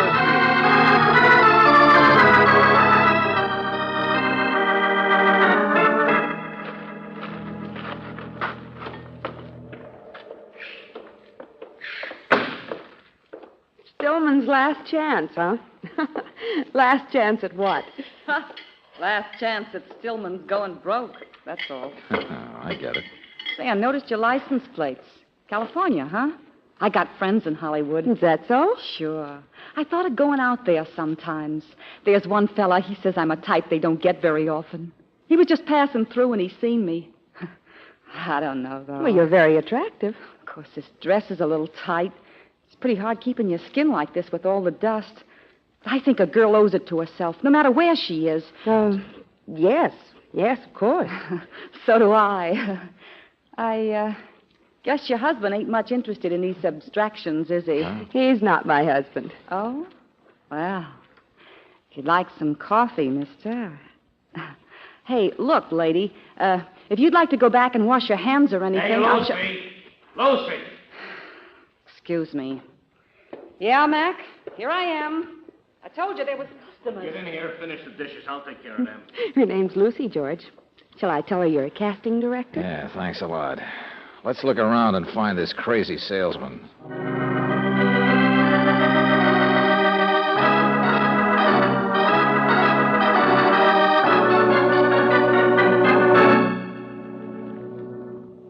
Well, Mr. Guthrie, I've seen what the attraction is here. Lucy. Yeah.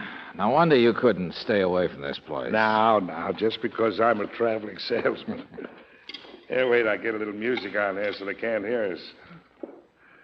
That, Lucy there, she's his wife. His what? You mean that older man is... Sure, yeah, the sourpuss. That's Max Stillman. He owns the place. Makes no bones about it, either. And don't forget he owns the girl with the wandering eyes, too. It's like the movies, isn't it? Middle-aged man with a frizzle-top young wife way out in the middle of nowhere. You wouldn't be wanting to rescue her, would you? She could be talked into running away, I imagine. No. Whatever made you start getting me wrong? Now, look, we drove a long way, Buster, just on the basis of some double talk and your letter, so let's start getting you right. Double talk, nothing. It's even worse than when I wrote you. Hey, we'll sneak out the side here while the music makes them think we're still in the bar. Okay.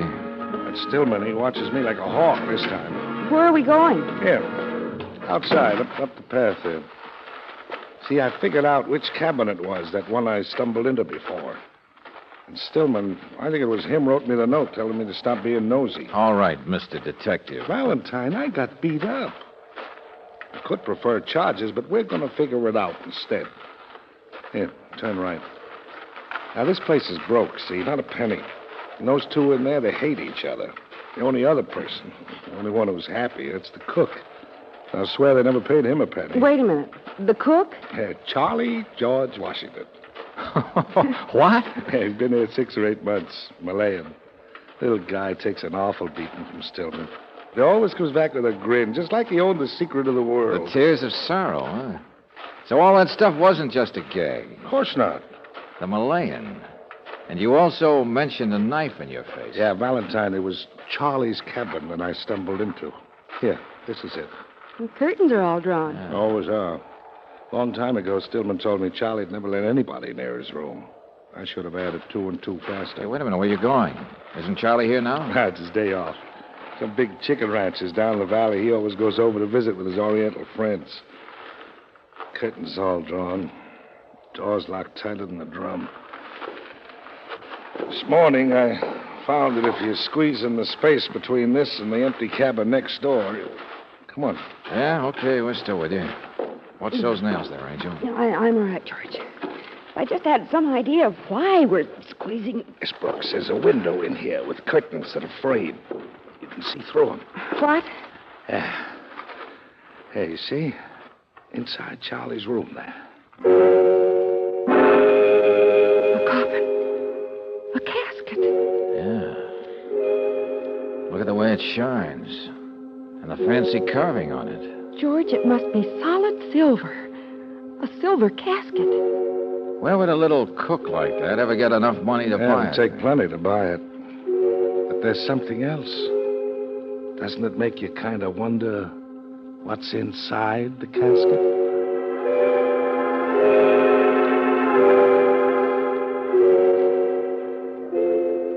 The Malayan. What?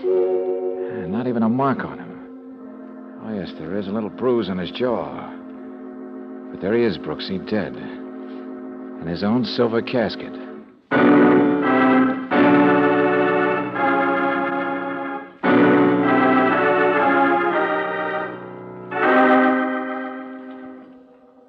Well, Mr. Valentine, Charlie George Washington was not a young man. Look, Doctor, look. You've seen the coffin. I've told you how the people acted, and there's that bruise. So somebody hit him, or maybe he bumped into a door. I treated this man once, Valentine, and the coffin fits in. Surely he must have bought it for himself. A philosopher, I guess. You see, his chest was weak, his heart was worse. He acted like the lord of the world, and at the same time knew darn well he was dying. Uh-huh, quite a guy, all right. But, Doctor, you can't kid me that last now, night... get me straight, Valentine. I think he was murdered, too. But my testimony won't help you much. I can't prove the shock of a tap on the jaw did it any more than you can prove that he had a buried treasure of some kind.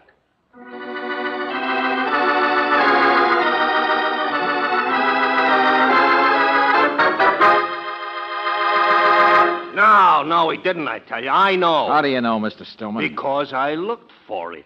In his shack, in his clothes. Even followed him to see if he ever buried anything. Of course, that's why I tried to chase people away from him. Because I wanted to find it myself. Only I didn't. So, but I didn't do nothing wrong, did I? All right.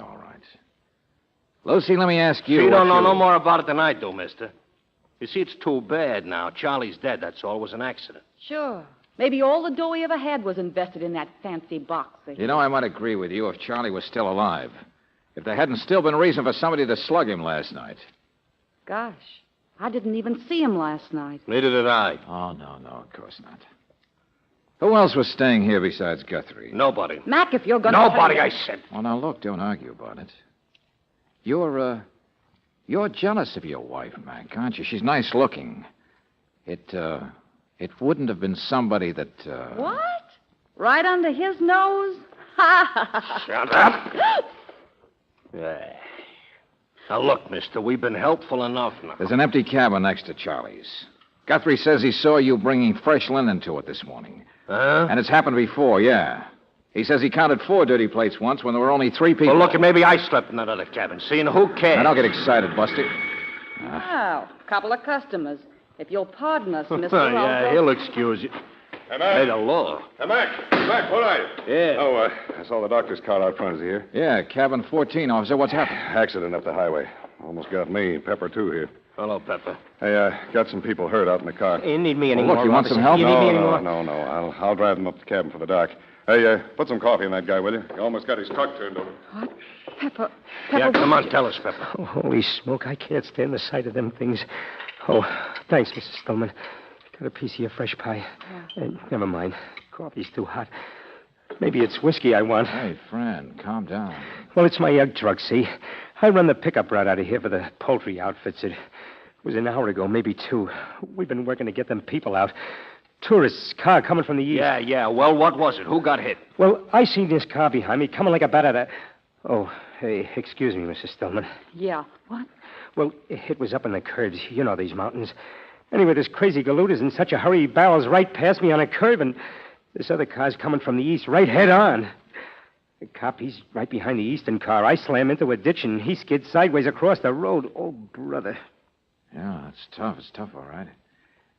This guy going so fast, he was coming from this direction. Mac, before the cop gets back, there's something I got to tell you. Huh? What do you mean? Well, gosh, I'm sorry, but this guy who's speeding, who passes me, the cop says he's somebody broke a parole. What are you talking about? Now, take it easy. Take it easy. The cop says it's Bo Stillman, that cousin of yours. What? Yeah. Yeah, Mike, the cop seems to think Bo must have come from here. I just wanted to warn you.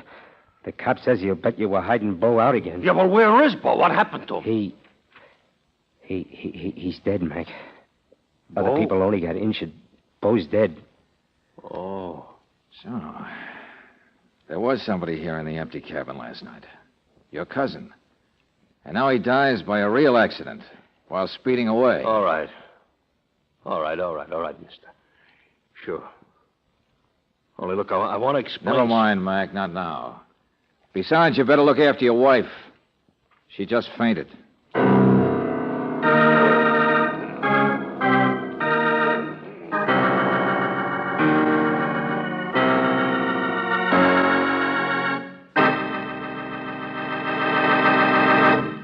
We'll return to tonight's adventure of George Valentine in just a moment. How come neighbor Brown, who has a car several years older than yours, drives past you with a big, broad smile on his face? Well, looks like he's got that new car feeling. And how did he get it? Not by using a gasoline that contains engine-sticking gum, that's for sure. So it's a safe bet that neighbor Brown is using Chevron Supreme, the gasoline that's super refined to get rid of engine-sticking gum. This troublemaker, gum, comes from the impurities that are naturally present in most raw gasolines. And Chevron Supreme is the gasoline in the West that's super refined to eliminate gum. Just try it on your own car. You'll get and keep that new car feeling. Try it tomorrow for fast starting, smooth pickup, ping-free power on hills, and for full mileage in the kind of driving you do. Ask for super refined Chevron Supreme at independent Chevron gas stations and standard stations where they say and mean we take better care of your car.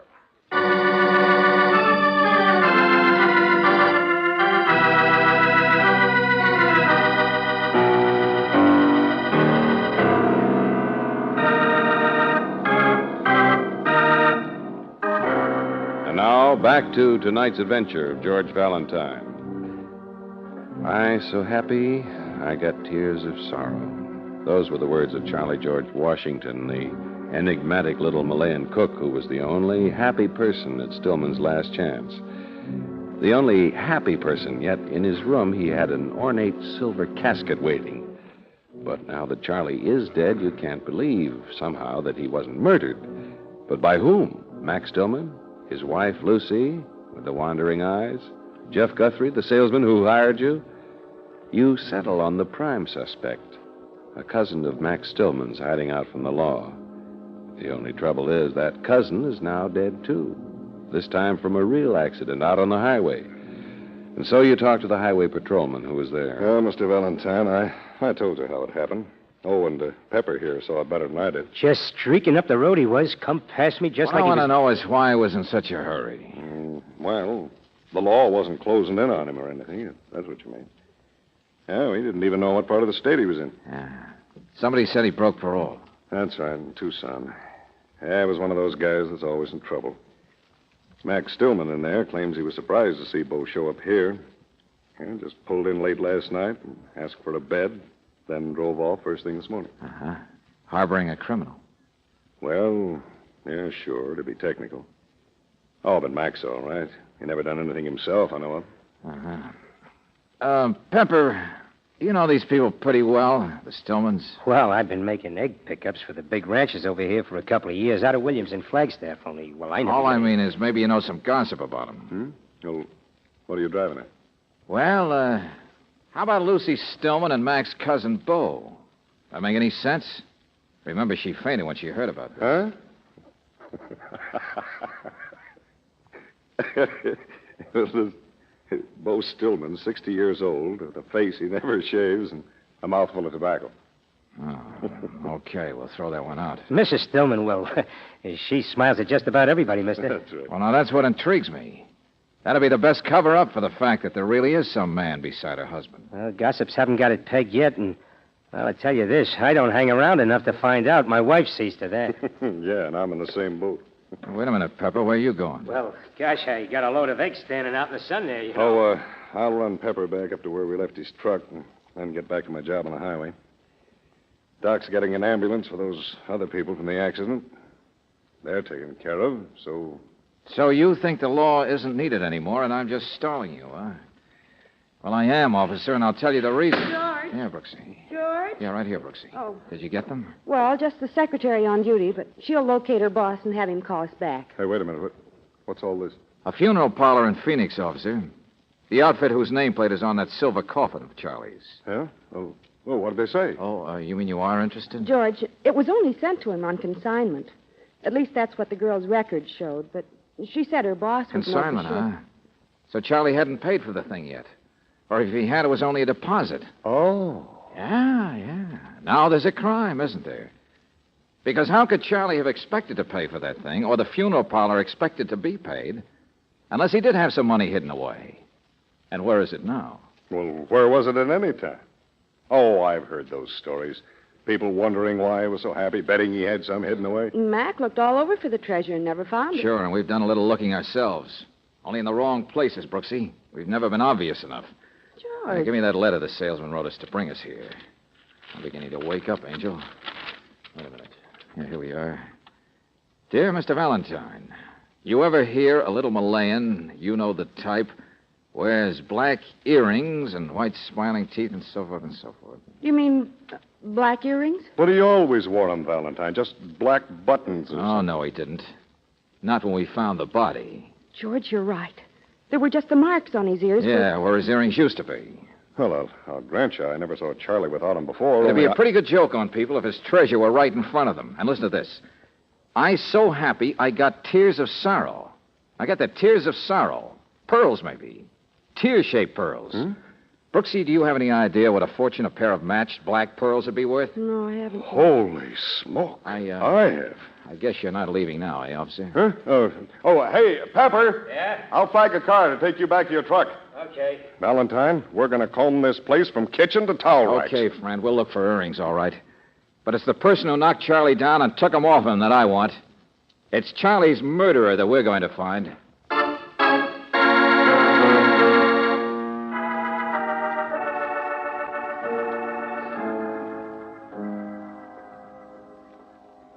little out of my line, Miss Brooks. The old-fashioned swoon. No, it happens to anybody. And with all the excitement going on here, Honey, you don't know how mixed up and upset you can get when you're married to a police dog like that. I guess that isn't any worry of yours. Did you see Bo Stillman when he was here last night? Gosh, no. I mean, it was a complete surprise when I found he was here. But I didn't talk to him or anything. Sit down, won't you? Oh, thank you. This is a nice room. You didn't see Charlie last evening either, did you? Not after dinner dishes. Then I did some bacon. Mac, he was asleep already. I went out for a little walk. Mm-hmm. Gee, poor little Charlie. Mac was rough with him sometimes, but I never was. Hey, why'd you come in here? What do you want? I told you. Just to see how you were feeling. No, you didn't. You thought I was up front in the lunchroom. All right, have it your own way. Well, what do you want? What do you come snooping here for? Lucy, what's in the little bag behind the door there? Hey, you get out of there. You get out of there. Put that down. That's the best. Well, we nice girls, though. Well, I'm sorry, Miss Brooks. Only please don't open that. There's nothing important in there. I'm sorry, too, Lucy. You're right. It isn't what I was looking for. I just thought what gaudy decorations a pair of pearls would make for... For a gaudy girl, is that what you were going to say? No, Well, anyway, they're not here. Only a change of underwear, slip, roll of $30, $40, $50. Extra stockings. When were you planning on running away? None of your business. It's none of your business. Well, saved by the bell, George. Why, Mr. Valentine, we was just having a talk when Come on, she Brooksie, said... never mind. What? Mrs. Stillman, a deputy sheriff's going to stay here until we get back. To make his job easy, we'll take Guthrie with us. George. We're going for a ride with the highway patrol, Angel. Lucy, that husband of yours got away. He must have taken out of here faster than his cousin ever drove.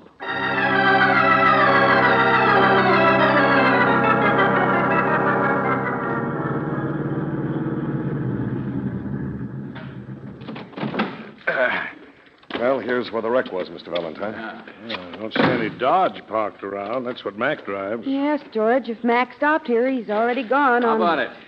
You see any tracks, officer? I can't tell a thing. The wrecker and the ambulance that picked up Bo must have backed all over the shoulders here. Well, that's what Mac must be following. The wreck itself and the ambulance. The body of Bo. Yeah. If the pearls were in the wreck, I don't see how they could have got thrown clear. Must still be in the wrecked car someplace. Or in Bo's pocket. Halfway on to Mountain View by now. Valentine, maybe I'm just a thick-headed You know, I salesman, think it's a but- very simple crime that's piled up like a snowball. Simple. With silver caskets and mullions. Still, it all boils down to this. Charlie had something worth money, and one or more people figured that out. Well, I grant you that... Bo Stillman spent the night in the cabin next door to Charlie's. Oh, I get it. The window. He could have looked in, spotted the coffin, got curious, and gone over Obviously, that's what Mac thinks happened. Come on, let's get after him.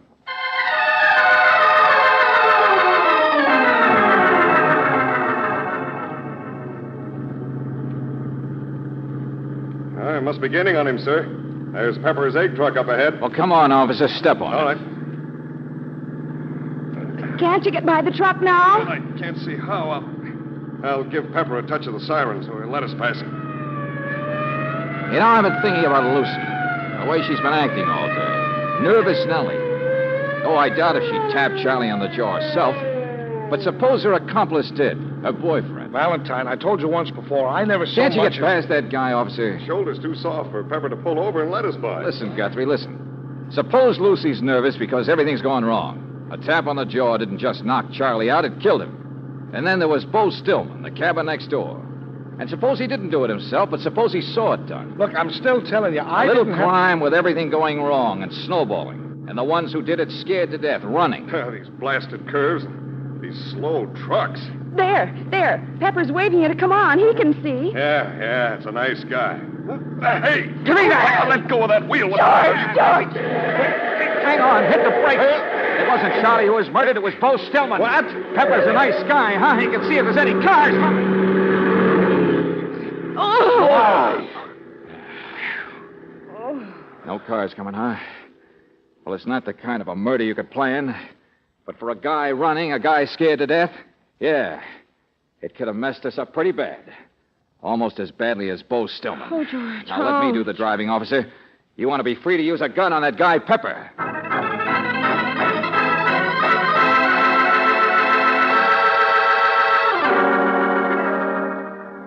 Yeah, I'll get out, Mr. Valentine.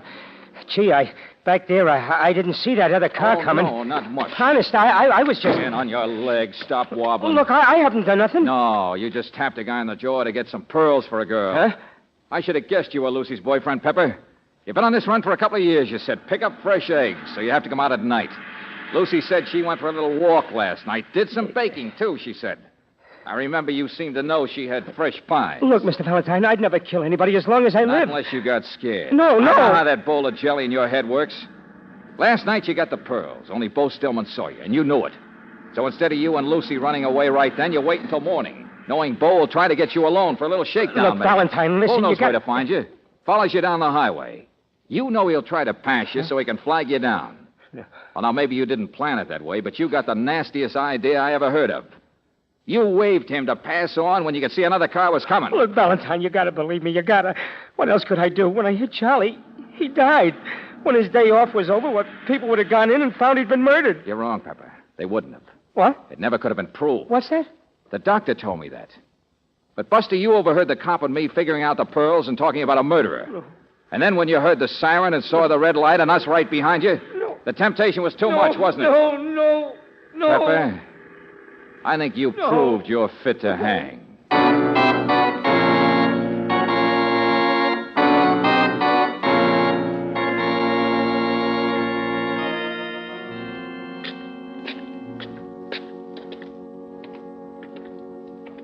George, that service was really something. Yeah, it sure was all right. People wearing top hats. The works. None of these people even knew the little guy. Charlie George Washington wasn't quite the usual man. A little, lonely, sick fella. Wonder what he thought about. He was a pretty sharp operator. He made a good deal with the funeral parlor. Had them send out his coffin in advance. He arranged for all this. Yeah. Look what it cost him. His pearls, his earrings. He'd already signed them over to this outfit. If you ask me, he might have cashed him in earlier and enjoyed his life. Well, maybe he just wanted to enjoy something else. The bluebird, huh? The pot of gold at the end of the rainbow. Mm-hmm, that's what I mean. I guess only Charlie had the answer. Yeah. Keep it in the future. The dream. Yes, darling, but you can overdo this future business, you know. Hey, what is this? Well, it's just a private little joke, Guthrie. Drop you someplace?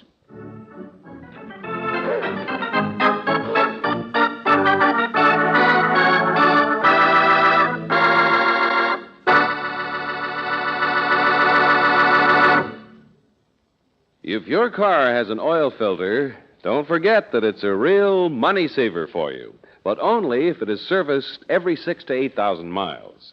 Neglect the oil filter beyond that mileage, and it readily becomes a liability by letting dirt, grit, and carbon circulate through precision-fitted engine parts. You can actually see and feel the difference by comparing a new filter element with one that's used up. You'll find the new one weighs less than a pound, and the old saturated one may easily weigh 4 or 5 pounds. A new oil filter element, by the way, is not only the surest way to keep fresh oil clean longer and to protect your motor, it's also the most economical. So if you haven't had that wear-saving filter cartridge replaced in 8,000 miles, why not do it tomorrow? It's another protective car-saver service you can get at independent Chevron gas stations and standard stations, where they say and mean, we take better care of your car.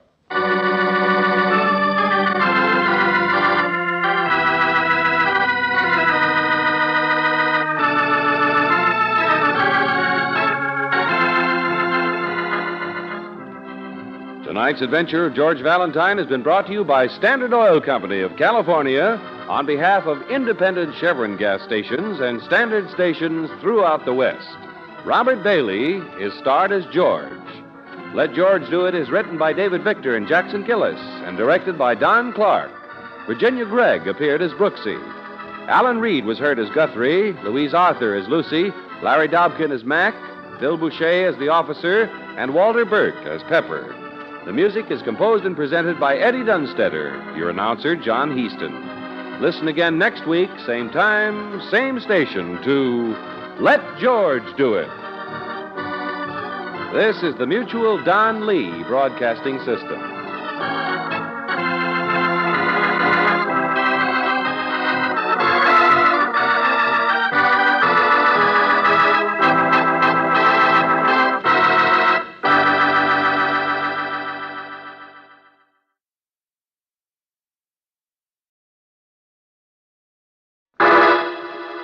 Personal notice. Danger's my stock and trade. If the job's too tough for you to handle, you got a job for me, George Valentine. Write full details.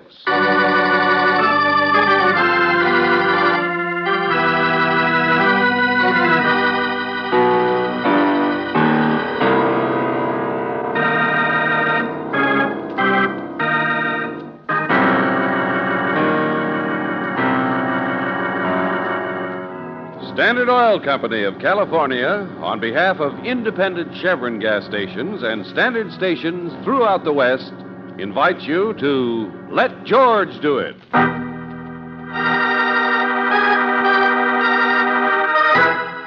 The Brothers McIntosh, another adventure of George Valentine.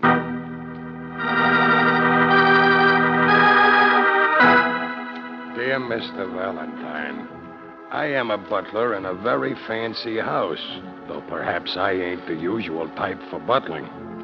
My bosses are two brothers, the brothers McIntosh. I've been with them ever since I was a busboy in the first cafe they ever owned. What a joint that was. But now they're a success so big it hurts your eyes.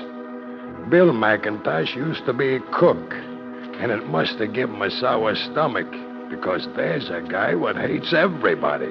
But I mean everybody. And it's plenty mutual. Bill's brother, the sweetest guy in the world. This Mervyn McIntosh is a prince, a real gentleman, with good words and a wide-open pocketbook for everybody.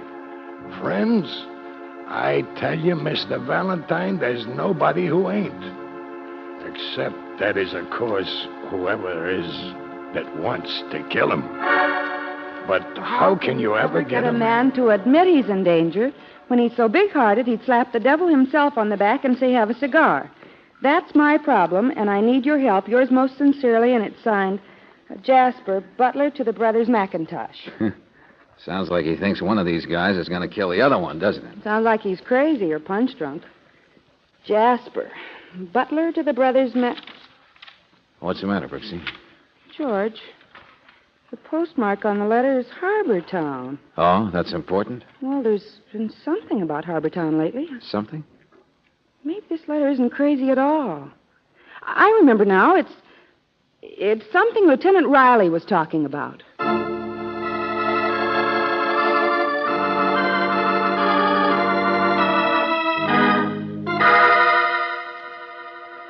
Riley's out of town, Valentine, but I checked up for you. Thanks, Devlin. There's some kind of an investigation going on down there on the QT. Small-time rackets of some kind. Nothing to do with us here in homicide. A racket investigation. I thought that happened years ago in Harbortown. It did. They blew the lid off the place about 5 years back. Sent a big shot named Fillery to the pen. Fillery. Oh, sure, I remember. Well, how about the name McIntosh? That mean anything? Cafe owners. The biggest roadhouse owners in the state. At least Mervyn is. He's got a sour apple brother, I guess, kind of got pushed out of the business. You know, that's what I don't understand. What do you mean, Devlin? Well, these McIntosh boys got their start at the same time Fillery went broke. Same time he was... Well, go on. Hey, wake up. Hey, Devlin, come back to the party. I'm here. I'm doodling on the morning traffic report. Huh? 3:30 a.m., Sugar Canyon Road, 1949 convertible went over embankment. No explainable reason for accident. Single occupant. No, that's his brother. His what? Hey, what are you talking about? You got a letter said this guy McIntosh might be killed. Here, listen. Listen to this. Car rolled over 5 times, completely demolished. Single occupant, only here's what I mean. Bill McIntosh. Oh, I get it. Wrong And guy. guess what, Valentine? He lived through it.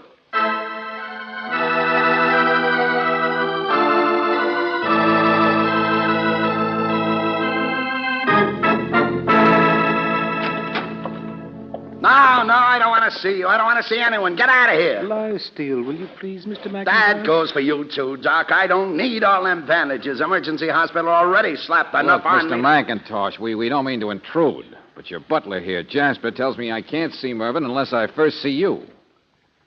So you want to see Mervyn? Well, that was the original reason for coming here, but... We don't like to bother you when you've just been in an I'm accident. all right. I just got scratched up a little. Doc, you're all finished. You poked around enough. I'm going. You too, Jasper. Go on, go on. Sir, I'll show you to the door, Doctor. Friend of my brother's. Sucker won't even send us a bill. Your brother seems to have lots of friends. Maybe. But you're not one of them. Maybe. I know all about you, Valentine. Jasper told me about that letter he wrote you. He's an idiot. Yeah, well, he's worried about your brother. Follows him like a dog, the idiot. Anybody who ties strings around people or lets other people tie strings around them. Mr. McIntosh, maybe the doctor shouldn't have left. Nothing wrong with me. Driving alone, car flipped over. I was thrown clear. Scratches and bruises, that's all. I want to see you. I want to see anybody who hasn't been given a glad hand or a free cigar or a slap on the back. Jasper out there is worried, but he hasn't caught on yet. You don't know what I'm talking about, eh? Well, Jasper thinks my brother Mervyn is just sleeping late today. What are you talking about? Look, last night I answered the phone. And then Mervyn came home and went out. And then afterwards I drove and I looked and I looked. I got more and more scared at what I'd done. Mervyn keeps a cabin cruiser down in the harbor, but she was anchored in the same old spot with no lights. I looked every place. From the railroad station to Sugar Canyon. Hey, wait a minute. Calm down, will you? Get back to that part. You got more scared at what you'd done. What had you done? Do you understand a man having enough to drink and being scared enough that when he sees a sharp turn coming, he just plain doesn't make the turn? Just lets the car go over? Your accident.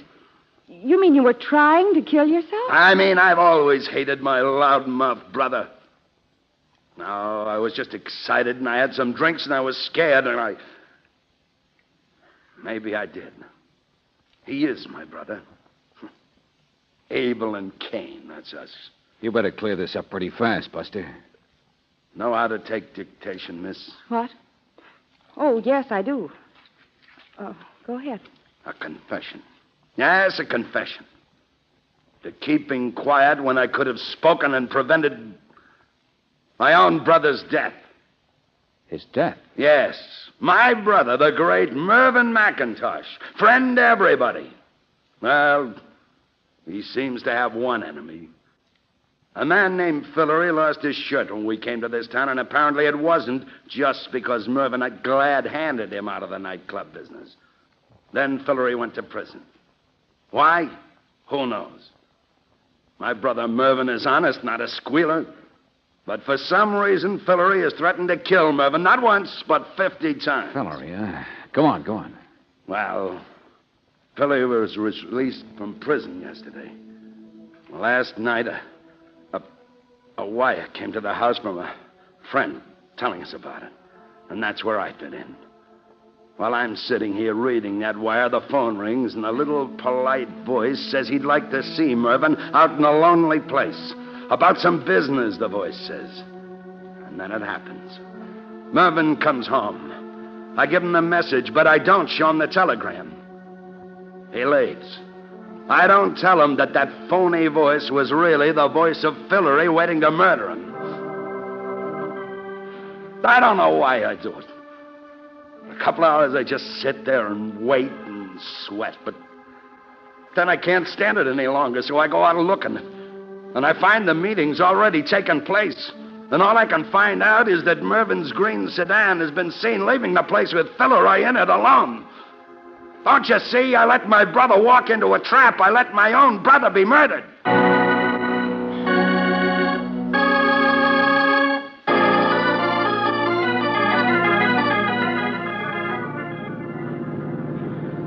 take a week to find Mervin's body in all those woods. Yeah, it'll take you a lot longer than that to find Fillery.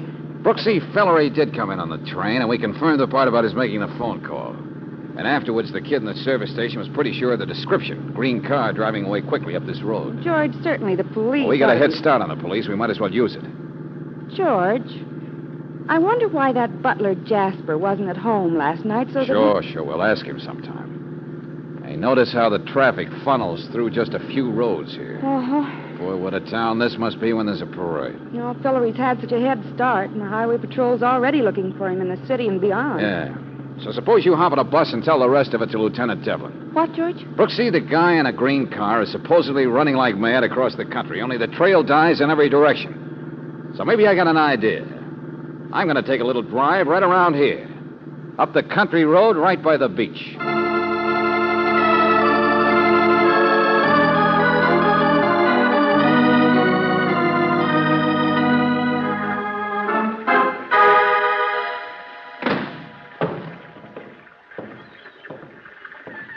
Oyster Cove. And a green sedan parked right on the pier. What's your trouble, Bob? Huh? Oh, nothing. I was just wandering around. How's the fishing? I don't know. I'm looking at boats. Yeah, sure. Some pretty ones, all right. Say, you didn't happen to see anybody getting in or out of that car over there, the green one? Yes, Bud. As a matter of fact, I did. Me. You? Me. That all right? I was talking to a guy named Bill McIntosh a little earlier, and he said... That's so. Never happened to meet the man. Now, just slow down, Buster.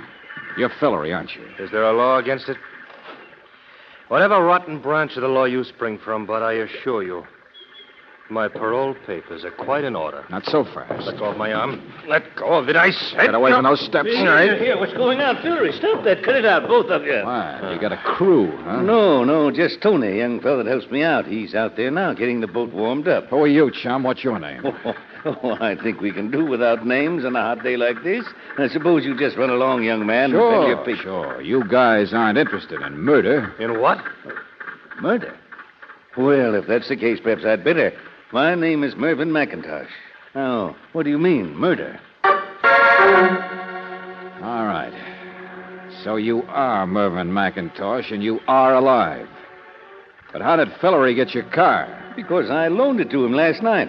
I had to see about the boat. My cruiser out there. He doesn't need to know that. Oh, now, take it easy, Fillery. He's not a reporter. He doesn't need to know any of it. Cool off, Buster. Fillery, please. Show you how I cool off. Hey, you... Now, look what you did. He was a nice young feller. No need to I'm do in a thing. hurry, McIntosh. I came to talk business. Remember? Relax, will you? Wait till I find somebody to look after the boy. Leave him there. Business, I said. Oh, people should be friendly.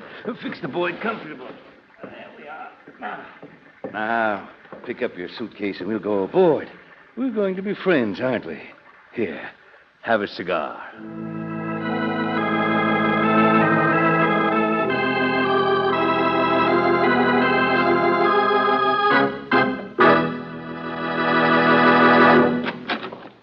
George, where on earth have you been? Oh, don't even ask me, Brooksie. Where all good suckers go, I guess. But, darling, it's practically midnight, and the police have been... I don't care what's been happening. Besides an ice pack, all I care about is getting my hands on that Bill McIntosh. That crazy, hoked-up story of his about his brother being in danger, being dead. But, George, listen to me. The police have been calling. Bill McIntosh was right. What did you say? The Coast Guard up near Oyster Cove. They just fished out the body of Mervyn McIntosh.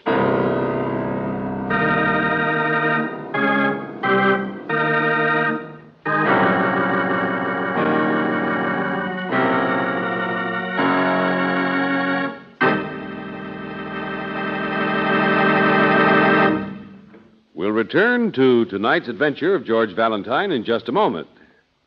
Which tire on your car is the most important one? Ask the car savers at standard stations and independent Chevron gas stations. They'll tell you the oldest, smoothest tire is most important because that's the one that will probably cause trouble first. And at any of these service stations, they'll be glad to add to your tire safety before you go out on crowded highways. They'll be glad to explain why new Atlas Grip Safe tires give you extra protection. They'll show you the wider 7-rib tread of these tires with their ground-gripping edges that put more skid-resisting rubber under your car. You'll be both money and miles ahead by turning in risky tires for new Atlas grip-safe tires. Because a new Atlas tire is a protected purchase.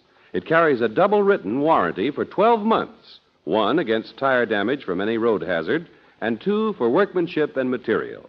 And this warranty is honored on the spot by 38,000 dealers from coast to coast, many of whom are open 24 hours a day. Friends, why gamble with your own safety? Ask about new Atlas tires tomorrow. Ask at your independent Chevron gas station or standard station, where they say and mean, we take better care of your car.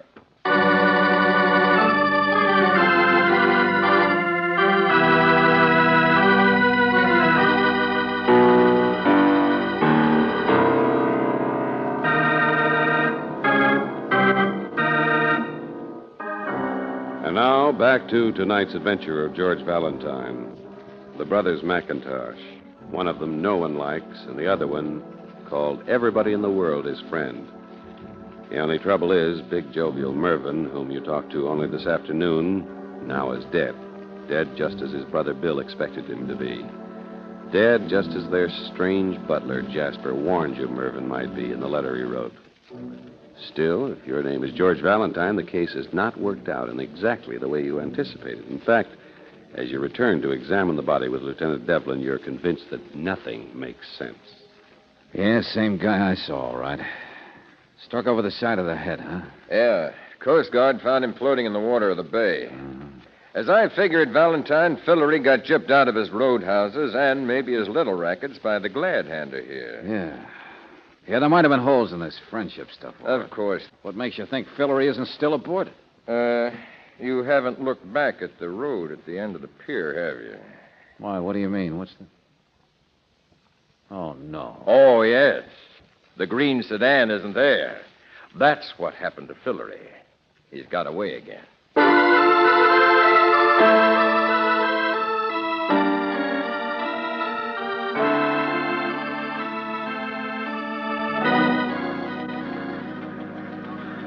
Well, have they checked in Arizona, the used car lots? Valentine, stop blaming yourself for this case. I got over that 2 days ago. I only asked you these It's a police things. case now. Even if we haven't done any better than you did. Hello, Miss Brooks. Hello. Oh, George, about the steamer Guadalupe. The what? Go on, Angel. Foreign registry? As far on as they come, 3 miles out, and you're as safe as a seal. It's a freighter, so no questions asked. When's she leaving? This afternoon, 4 o'clock, Pier 73. That's the other side of Harbor Town, so there's plenty of time. Will somebody please You tell finally me... persuaded me Fillery's the kingpin in this case. That's all, Devlin. What? If he'd really planned on killing Mervyn, then he's also smart enough to have planned how to get away, how never to be caught. Okay.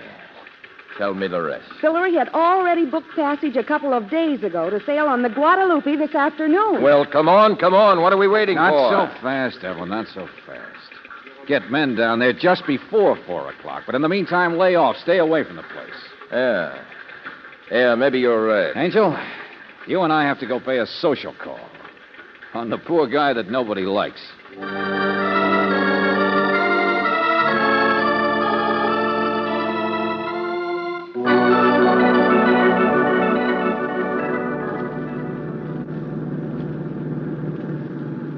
Harbor Town. Great. Bottleneck streets, bottleneck murder case. But they'll certainly be able to make Fillery talk No, when they he shows won't. up at the boat. What'd you say? I said no, they won't. Brooksy, this is the right street, isn't it, for McIntosh's? Well, yeah, just up the block. Angel, hey, look. Just parking in front of the house there. My nemesis, the wild goose I George. chased. And let us park right behind. Good, that's it, Brooksy. Yeah, the green sedan, the special job. Now, George, be careful. Never mind. You stay behind me. But he'll see you first. I don't care. Let him. It's a 50-50 chance, Angel. And from where I sit, that's good enough. Well, hello there. Oh, hello. You looking for me, mister? Maybe I am. You had the car, didn't you? Well, yeah, sure, George, but I... what on earth is... The wild goose, Angel. I finally remembered something Mervyn said about a one-man crew. About a boy who was out warming up his boat. Well, that was you, wasn't it, Buster? You're Tony, aren't you? Yeah, I'm Tony. Look, I've always worked on that boat, only... Well, I didn't even know anything was wrong until I just read yesterday's newspaper, and Mr. Mervyn loaned me his car. You mean you stole it, Sonny? Hello, Valentine. No, I didn't. Honest, Mr. McIntosh, your brother said that I could... This kid's been in trouble before, you know. Go on, kid, you tell it. Well, a couple of days ago, Mervyn came down to the boat at night. He'd had a meeting with some guy, giving him the car. And... Hillary? Well, I didn't know who it was then. Just somebody who didn't want to be seen coming through the public pier at the yacht club, I figured. Anyway, Mervyn had slept on board that night, and... Why didn't he call the house, the blasted inconsiderate... Well, look, I didn't think he wanted anybody to know where he was or what he was doing. Next morning, he told me to pull out, and we went up the coast to Oyster Cove, where it's quiet, to pick up the same guy. It was Hillary. Yeah. They were going to go out fishing for a day or two, fishing and talking, I guess. Only they didn't want me along, so Mervyn, he said I could take the car for the weekend. Gee, he was like that, you know, always giving you everything. It's like I used to be in trouble, see, until he hired me. Kid, the police of 10 states have been looking for that green car for 2 days. Where'd you take it that they couldn't find it? It was in a garage, mister. My girlfriend's garage. Gosh, it's the first weekend we've had off together in a year.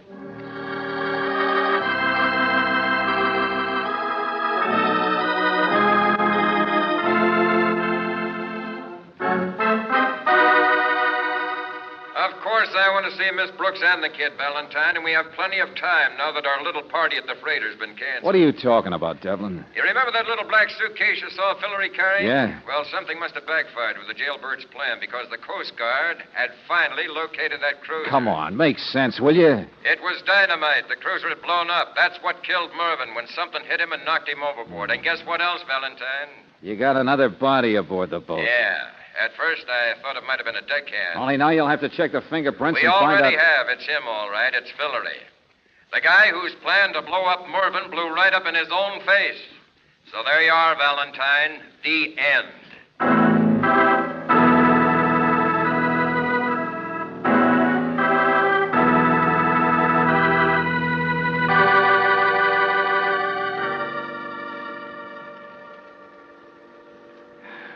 Well, Bill, Hillery's dead.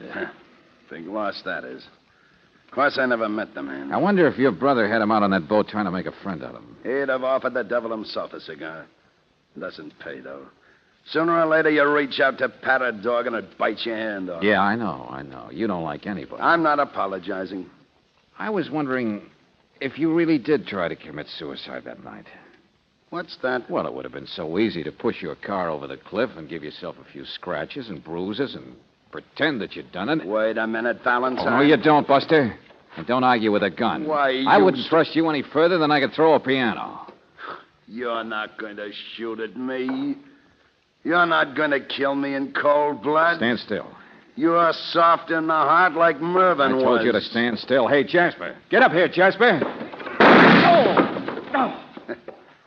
You see, I've got a gun, too. And now you haven't.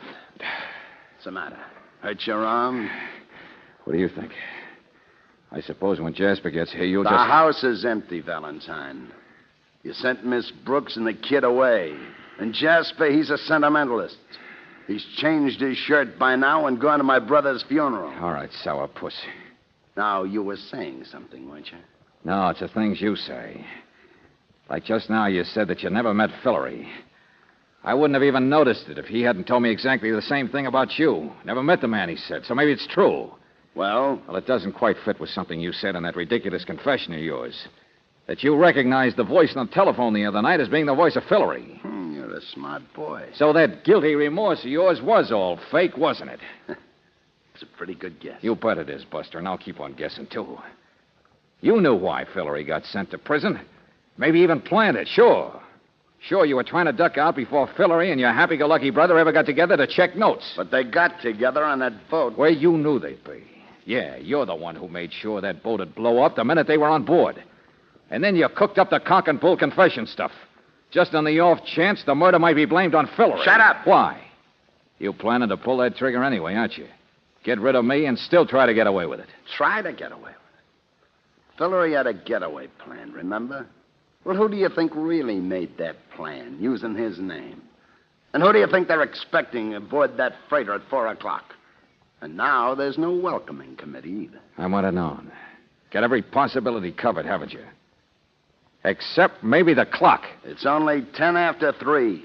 And Pier 73 is only just the other side of Harbortown. I'll make it all right. How? You wrecked your car. In You can't... your car, sucker. I haven't admitted anything, have I? I told you, I'm not crazy. There won't be any evidence. Well, you didn't pull the trigger on me, so I won't pull it on you. You don't mean you're going to commit a friendly act? Valentine, I've never done anything in this world for anyone else. And I haven't asked anyone to do anything for me. My brother loved the whole town, and vice versa. And where is he? And where am I? Turn around. That's it. It shows how much friends can do for you. Now you know what a guy like me can do. Just keep the useless strings off you, and you can get all the way to China.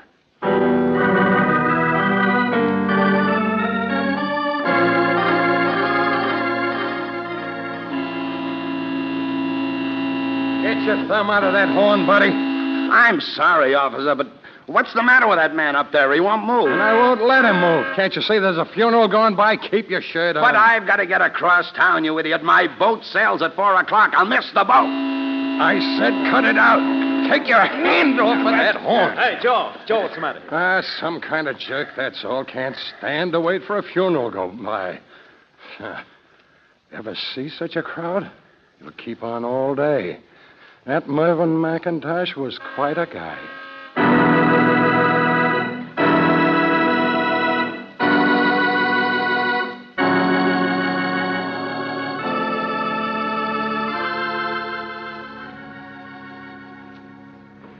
How do you like that? Bill gets caught because he can't get by his brother's funeral. George, are you sure you're all right? The doctor said... Don't let the bandages scare you. Valentine, I don't want to say anything, but... But what? Well, a guy who lets himself get beat up, knocked down, dragged... Well, look, you got your man. You even got a screaming confession out of him. What difference does it make how he was caught? I'll take it easy. I didn't mean to. You want me to say I had him corralled? All I would have had to do was shoot. Why didn't I do it? Sure, I know. I'm some hero. Darling, now, please. Well, maybe it's the kind of guy I want to be, Devlin. Not a hero, just a sucker. Valentine, all I started out to remark was fearless Fosdick may stop a lot of people from eating beans, but me, well, I wouldn't have shot either. Good for you, darling. Huh? Hey, what is this? She's kissing me.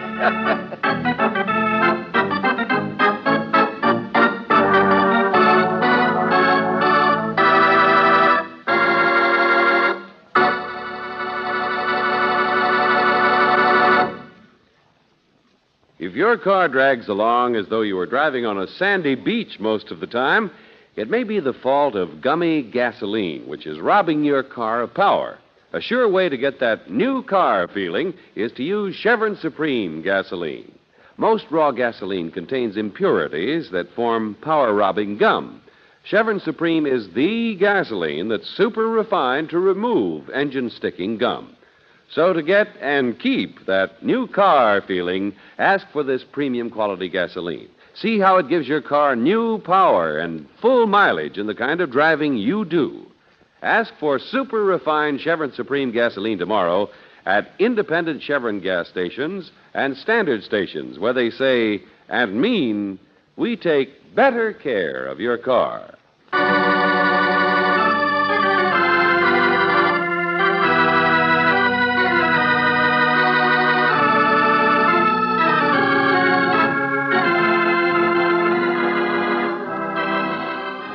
Tonight's adventure of George Valentine has been brought to you by Standard of California on behalf of independent Chevron gas stations and standard stations throughout the West. Robert Bailey is starred as George. Let George Do It is written by David Victor and Jackson Gillis and directed by Don Clark. Virginia Gregg appeared as Brooksie. Ted DeCorsia was heard as Bill, Larry Dobkin as Fillory, Ed Begley as Mervyn, Ed Fields as Jasper, Pat McGeehan as Lieutenant Devlin, and Anthony Barrett as the Kid. The music was composed and presented by Eddie Dunstetter. Your announcer, John Heaston. Listen again next week, same time, same station, to Let George Do It. This is the Mutual Don Lee Broadcasting System.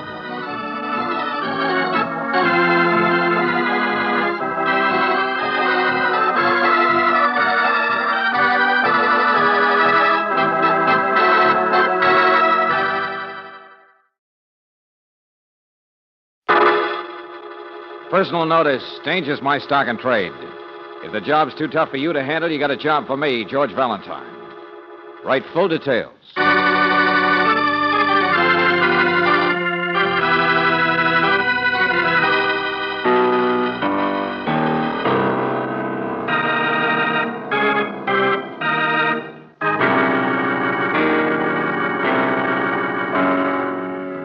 Standard Oil Company of California, on behalf of independent Chevron gas stations and standard stations throughout the West, invites you to Let George Do It.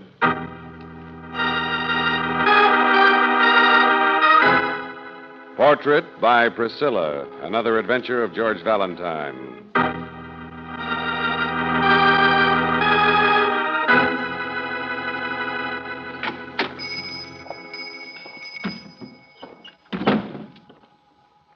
Hello? Hello? Is anyone here? Is anyone... Oh! Look out, you clumsy ape. You'll knock over the scrub bucket. Oh, I'm so sorry. I was looking for the proprietor of the art store here. How should I know? Look around yourself. But I haven't much time. I'm from Get Fairview. your foot off my mouth. Oh, I'm sorry. Back room, upstairs, out to lunch, maybe. Look around. Steal a picture. I don't care. Oh, I do a legitimate business with the shop. Supplies, prints, and reproductions in the $1.95 class. My department store in Fairview sells quite a few of those. Oh, well. I say, is anyone up there? No.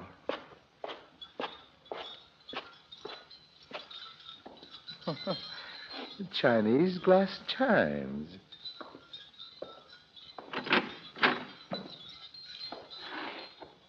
Well, would you look at that? Well, it's not bad. Portrait by Priscilla. Huh? Who's that?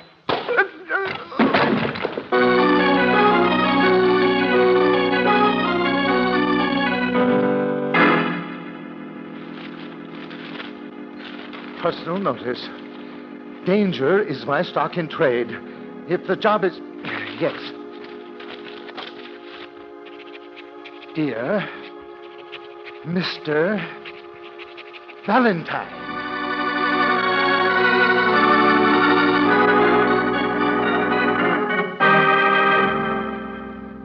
But couldn't you see who it was? Couldn't you see who hit you? Well, no, Miss Brooks. It happened so fast. I was struck from behind. I have a terrible lump on my head. All right, Mr. Simpson. I understand that part of it. Whoever it was probably hiding behind the door. Yes, that's what I thought. What kind of a place was this, the Grafters Clay and Art Shop? Well, they sell mostly artist supplies. They're in the Bohemian section of town. But the owner, Ben Grafters, does a mail order business, too.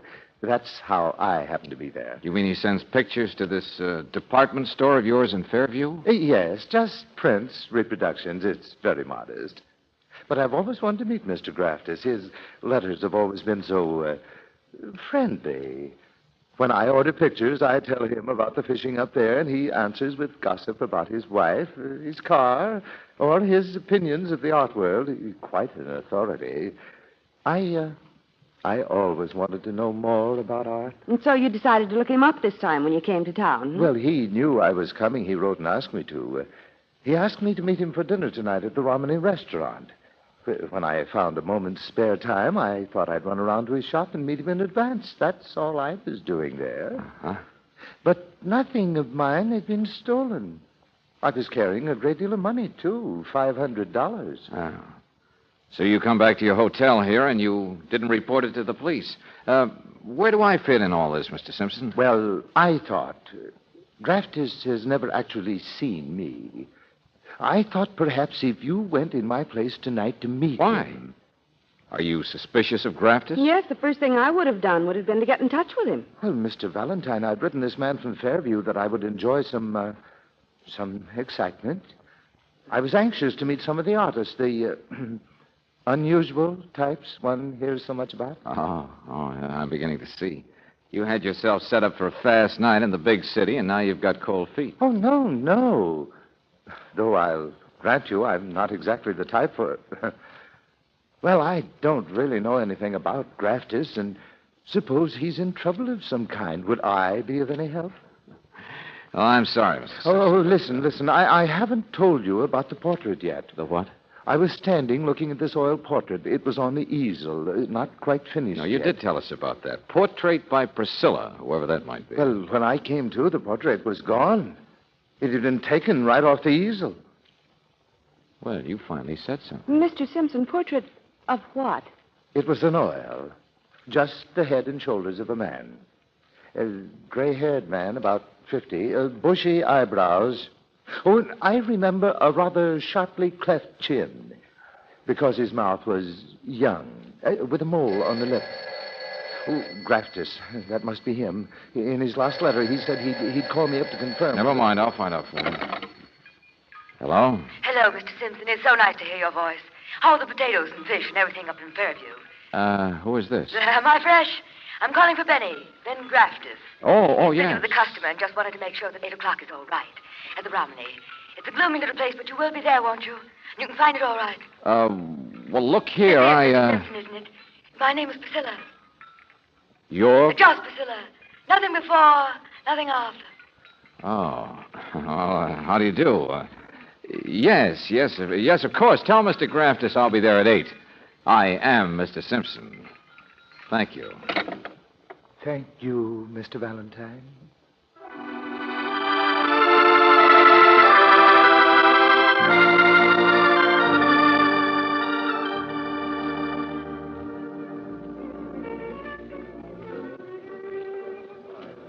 I beg your pardon. You're, Mr. Simpson? Yes. It's not so easy to find anybody here. It's rather dark. Sorry, I should have waited at the bar, but Hello.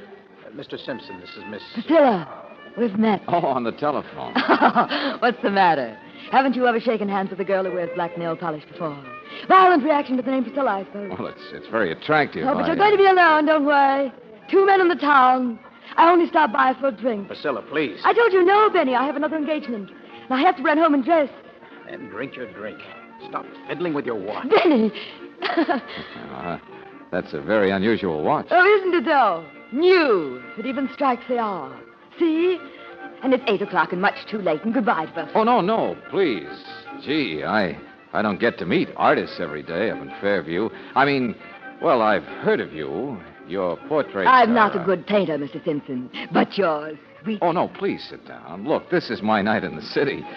But, you know, Ben here is kind of a surprise. I expected an older man. Gray hair, bushy eyebrows, cleft chin, maybe? Or a mole on your lip? Well, the mystery is solved, Benny. Did you steal my painting, Mr. Simpson? No. But who was the old guy, the cleft chin? A very dull painting of a very dull man. Good night, Priscilla. What?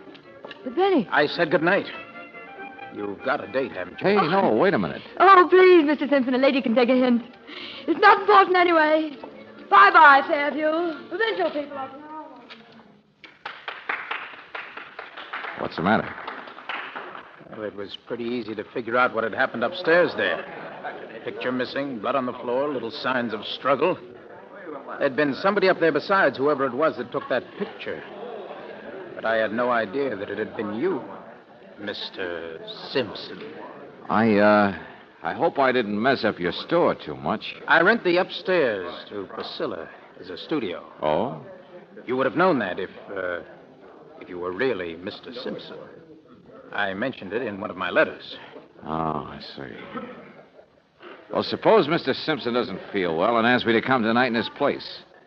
Would that be anything for you to be so pale about? I'm not pale. Waiter. Now, just take it easy. Look, my name's George Valentine. I've looked you up, Mr. Graftus, and you seem to be okay. Come on, now, what's this all about? Well, I don't quite know. That's the crazy part of it. Maybe it's, like she says, not important. Well, okay, Mr. Valentine, or whoever you are. It's in the budget to entertain a customer from out of town tonight, so let's go. Order a steak. Tell me the story of your life. You in love with this painter, this Priscilla? Mr. Valentine, don't try to solve all the riddles. I've got a wife. She's not very well. I work hard for her. Okay, I'll try again. I said don't Aren't you try just and... as curious as I am what it was all about? Isn't that what you yourself are doing here with Priscilla, trying to find out who might have stolen the picture and why? That is, unless you did. No, I didn't. I don't know, Mr. Valentine. Priscilla's strange. All that gaudy manner and, well, not really a very good painter. Yes. Yes, I suppose I am a little curious. Okay, then what do you say we skip the steak and try to find some answers?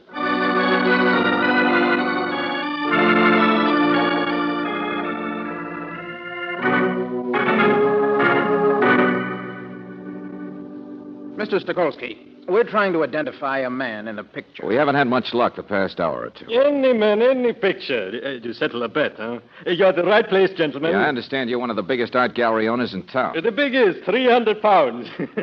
Now, what is the period of It's the painting? a portrait, Mr. Stokowski. A man in a portrait. A portrait by Priscilla.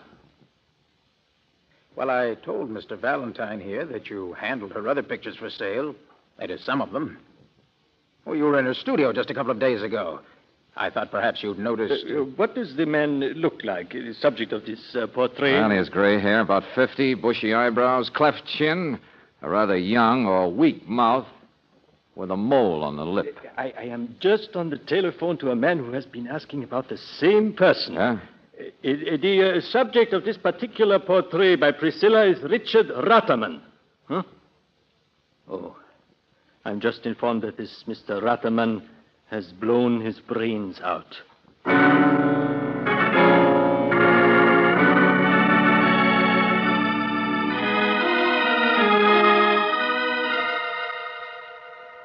Yeah, that's right. He's a big shot broker, and now he's stone cold dead on the market. Lieutenant Devlin, you sure it's suicide? Of course I'm sure. Every test proves it. What about the picture, the portrait? It's lying on the desk in his study. He's lying on top of that. So maybe he's the one who slugged Simpson. So maybe a lot of things. So maybe there's a lady I'd like to talk to named Priscilla. All right, Devlin. I'll meet you at her place. Only I told you she had a date. Date with whom? What kind of a social secretary are you? Graftus, you sure you don't know who her date was with? I'm sorry, Mr. Valentine, but she has an apartment uptown. Valentine, is still there? We could wait for her. Okay. We can look around, Devlin. Maybe she keeps a diary. I'll see you there.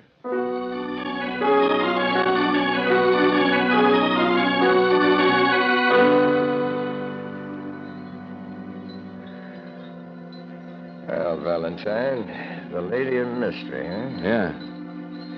She'll be keeping her mystery now, won't she, Devlin? Yep. She's dead. She's been strangled.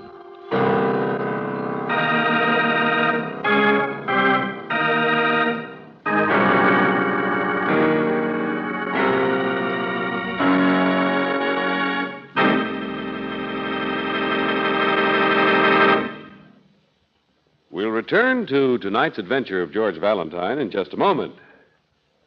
You've seen even older cars on the highway that have lots of pep in traffic, that take the hills as if they had lots of reserve power. Well, that's the kind of performance that gives you that new car feeling. But you'll never experience this feeling if engine-sticking gum is robbing your car of its power. Gum, every motorist should know, is formed by the impurities existing in most raw gasolines. And the only way to get it out is to refine it out. Chevron Supreme gasoline is the gasoline that is super refined to eliminate power-robbing gum. So to get and keep that new car feeling, try this premium quality gasoline. You'll like your car's new, improved response and the full mileage you get in the kind of driving you do. Ask for super refined Chevron Supreme at independent Chevron gas stations and standard stations where they say and mean, we take better care of your car.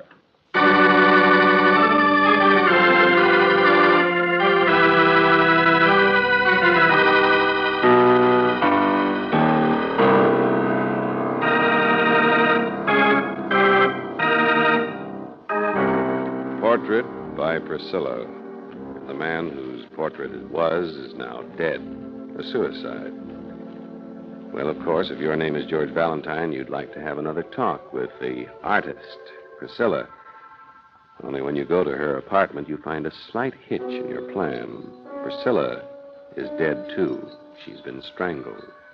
Yeah, that's what the doc says. Hurry it up with the pictures, will you there, boys? How long ago did he say, Lieutenant? Oh, hour, two.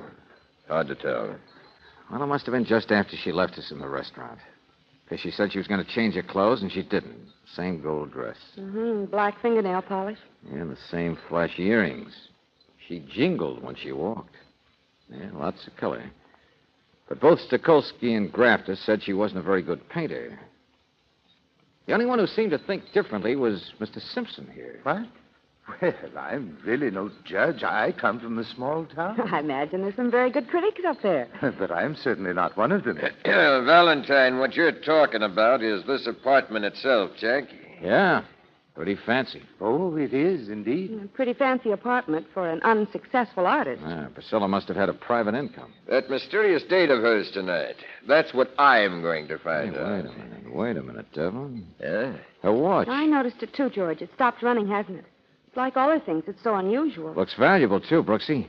Hey, you mind if I take it, Devlin? Hey, what is this? Why? Why do you want to take it? To get the same answers you're after. Only while you're going your way, me, I'll take a shortcut.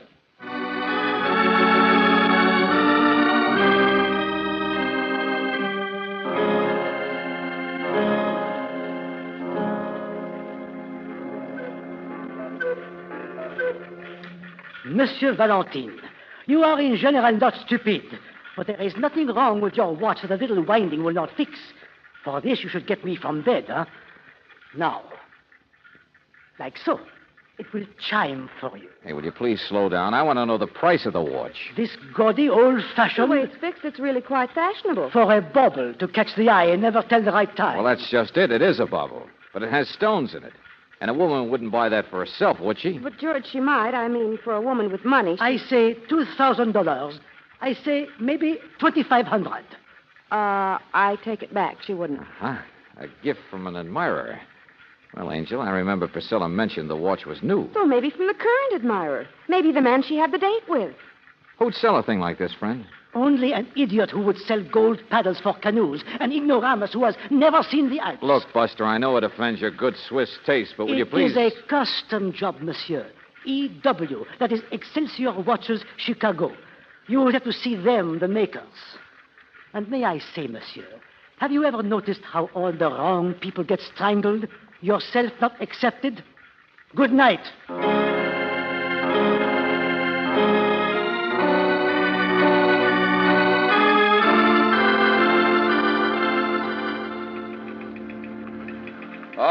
All right, Valentine. You got your wire off to Chicago, now you're happy, are you? I still say that in a murder case, you should never overlook the obvious. Like what, Devlin? I rechecked on the times of death, and I found definite... Oh, you mean you finally figured out that maybe Mr. Ratterman killed her and then went home and shot himself? Miss Brooks, I got Mrs. Ratterman on the griddle. She admitted she told her husband she was going to leave him because of this Priscilla who'd been painting his portrait. He'd been spending plenty of money on the girl. Well, it was too much for the guy, and later on he pulled out his gun, and that's that.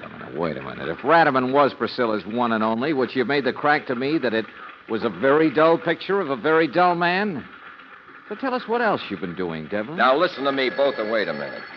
Yeah, Lieutenant Devlin. Lieutenant, this is Ben Graftus. Yeah, Graftus? Here, give me that. What? What is it, Graftus? Valentine, I came back to the shop. It's where my wife picks me up in the car to drive home, only... Well, go on. What happened?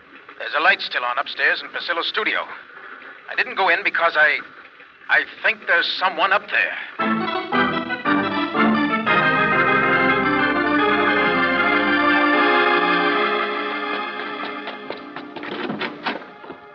There he goes. Grab it. Slow down.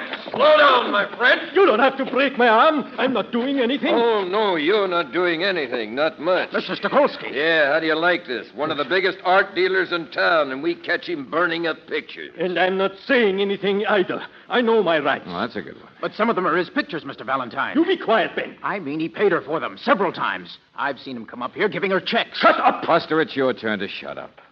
Now, look, you're a big shot. You buy nothing but the best. And Priscilla wasn't a very good painter. Now, here, let's take a look at this stuff, whatever's left of it. Here's one, George, upside down. Yeah, let me see that. Mm-hmm. Piece of a landscape. Yeah, here's another portrait. Hey, wait a minute. I've met this guy, this one. Not very good of him, but he's a paving contractor here in town. Pretty well fixed.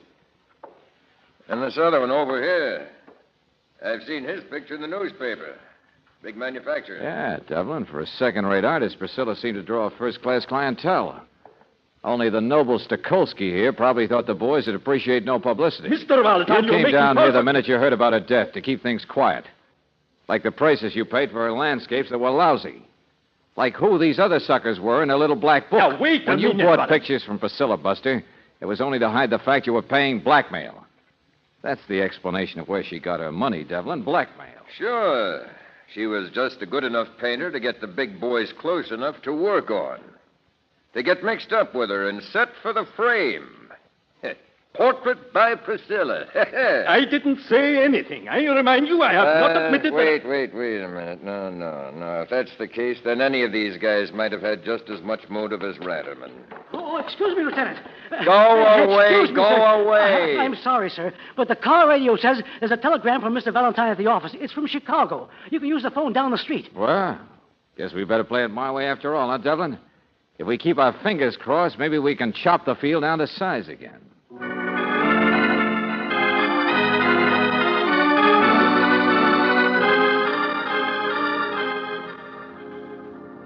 Mm-hmm.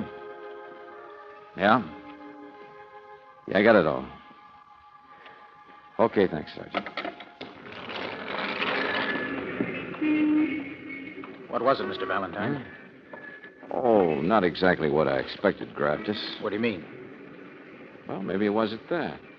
Only we'll have to work fast. Now, look, you said your wife was waiting for you around here someplace. Well, yes. Right out here by the car. Darling. Darling, this is George Valentine. Oh, how do you do? Hello. This is simply awful about poor Priscilla. Look, please excuse me, but we haven't much time, and I think it'd be safer if your wife came back upstairs to Priscilla's studio with us. Well, sure. Whatever you say.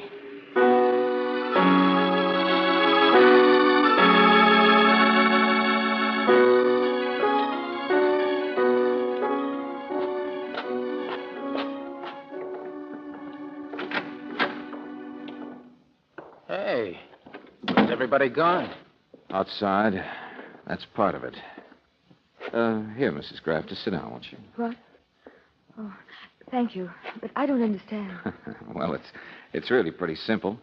I need your help, both of you. You see, the doctor says that Priscilla couldn't have been strangled by a woman. What? And, of course, Ben here was right with me all evening. So, you're the only ones I can turn to. Now, listen. That phone call I made, it was about a telegram to Chicago, an outfit that makes custom watches. Only the trouble was they said the watches were sent to Mr. Zimmy Zimmerman, care of General Delivery of this city. Oh, wait a minute. You mean you were thinking about that watch of Priscilla's, the funny one that she had on? Yeah. I was hoping they could tell me who bought it. Only Zimmy Zimmerman. Now, that's a phony, pretty obviously. Oh, I see. Benny, what's the matter? Oh, nothing, darling. I just... Mr. Graftus, you'd help clear the air a lot if you'd admit that you gave Priscilla that watch. What? Mr. Valentine, I think you've got a lot of nerve Skip to it, will you? There insinuate isn't time. Now, listen. Yeah, they're right out there now. Mr. Valentine, really? You want to know what Devlin and the others are doing out there? They're searching your car, Graftus. Searching my car? Yeah, something might catch their eye. It's funny how things catch your eye, especially in a dim place like the Romney. You said Lieutenant Devlin is outside They looking into won't my... find any of the flashy things, will they? Gold dress, big earrings, the jingle. Might find some polish remover, though, for the black nail polish. Valentine, Oh, no, you don't, Buster. You're not big enough. That telegram said watches, plural. But I'd already begun to guess before then. No. Guess No, that it wasn't. Priscilla wasn't really so exceptionally good looking or anything else if you took your eyes away from all the trappings, the exotic touches, the eye catches. But who could do that? Please. No, now listen When to I me. saw her, the real Priscilla, especially after the way she was killed, how could I tell the difference? Hey, what's the matter with your purse, sister? Give me that. Let go. Darling. The little wife got rid of the other stuff for the masquerade, but couldn't resist hanging on to the expensive watch, could she? Yeah, sure. Here it is. The other watch, Graftus. Exactly like the one you gave Priscilla. I gave her? The straw that was to break the camel's back when it came to my identifying her body. Only it's the straw that broke your back instead, Buster. Broke your perfect alibi. Benny, stop him. You've got to stop him. Hold it. Because you killed Priscilla, didn't you, Benny? Killed her and right afterwards brought your wife around to meet me and start setting up your perfect alibi at the Romney. What are you talking about, Valentine? Look what I'm doing. I'm nervously fiddling with a watch. It's exactly what you did in the restaurant, Mrs. Graftus, to call attention to it so I'd remember. Only when you fiddle with a watch, you wind it, don't you? Sure, you did, like this, remember. But only a few minutes later, Priscilla's watch had run down. It stopped. So? I suspected 2 watches. You're pretty smart, Mr. Valentine. Benny, don't.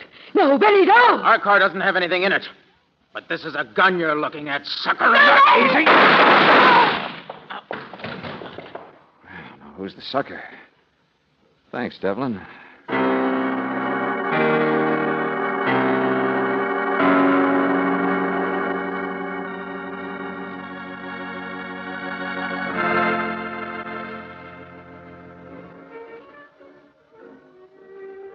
You know, the thing that still keeps bothering me is this poor Ratterman fellow. Oh, that was just coincidence, Mr. Simpson. His messing around, feeling sorry for himself, and the picture being stolen. But it might have been blamed entirely on him. I know. That would have been lucky for the Graftuses. There were a lot of men mixed up with the real Priscilla, Mr. Simpson. Any one of them could have been suspected. But wasn't Ben Graftus mixed up with her himself? No, he just wanted to move in on her blackmail. Up in the hospital, he admitted he'd already swiped a little black book, the notes she had on the boys. So, since his wife was the same general type as Priscilla, they dreamed up what they thought was a perfect way of getting rid of her and taking over. And inviting me, a man who'd never met them, inviting me to dinner here was part of their plan. Mm-hmm. You would have been the alibi from Fairview. Yes, here at the Romney. My, it's a dark, mysterious place, isn't it? Oh, well, there's nothing wrong with it. I like it where it's dark. People can't see you when you... Oh, Angel. Yes, darling? When you take your shoes off. Oh, that feels so good. Oh, George.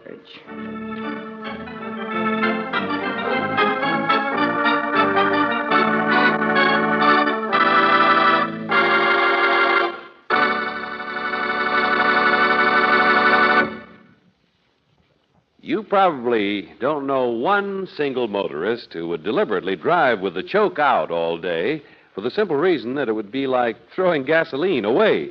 But if you listen to the car savers at independent Chevron gas stations and standard stations, they'll tell you this. All too many motorists let the air cleaner under the hood get so dirt clogged that it can waste just as much gas as a pulled-out choke. Even worse, a dirty air cleaner can mean that some road grit and dust is mixing with the gasoline. And that, of course, is a serious threat to the precision-fitted parts in your car's engine. So, to avoid waste of gasoline and possible damage to engine parts, why not have the air cleaner looked at tomorrow? If it calls for a cleaning, that can be done fast and for little cost. It's another car saver service offered to you by independent Chevron gas stations and standard stations, where they say and mean, we take better care of your car.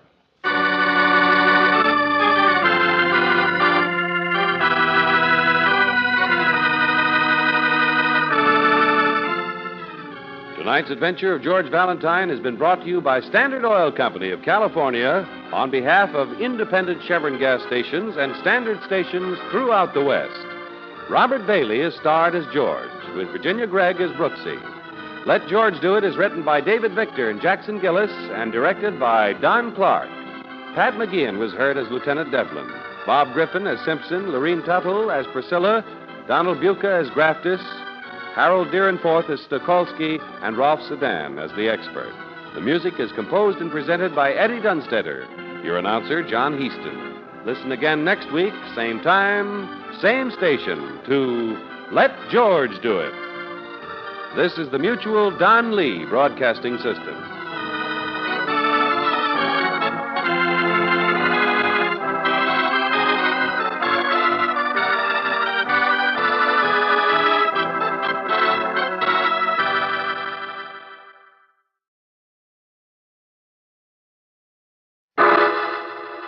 Personal notice. Danger's my stock and trade. If the job's too tough for you to handle, you got a job for me, George Valentine. Write full details.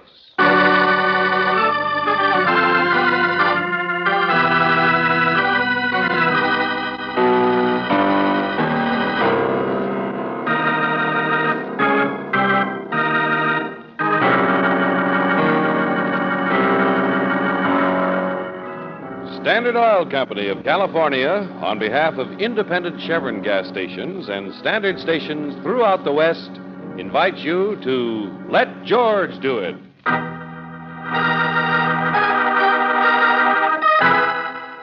Mix Up in La Cruza, another adventure of George Valentine.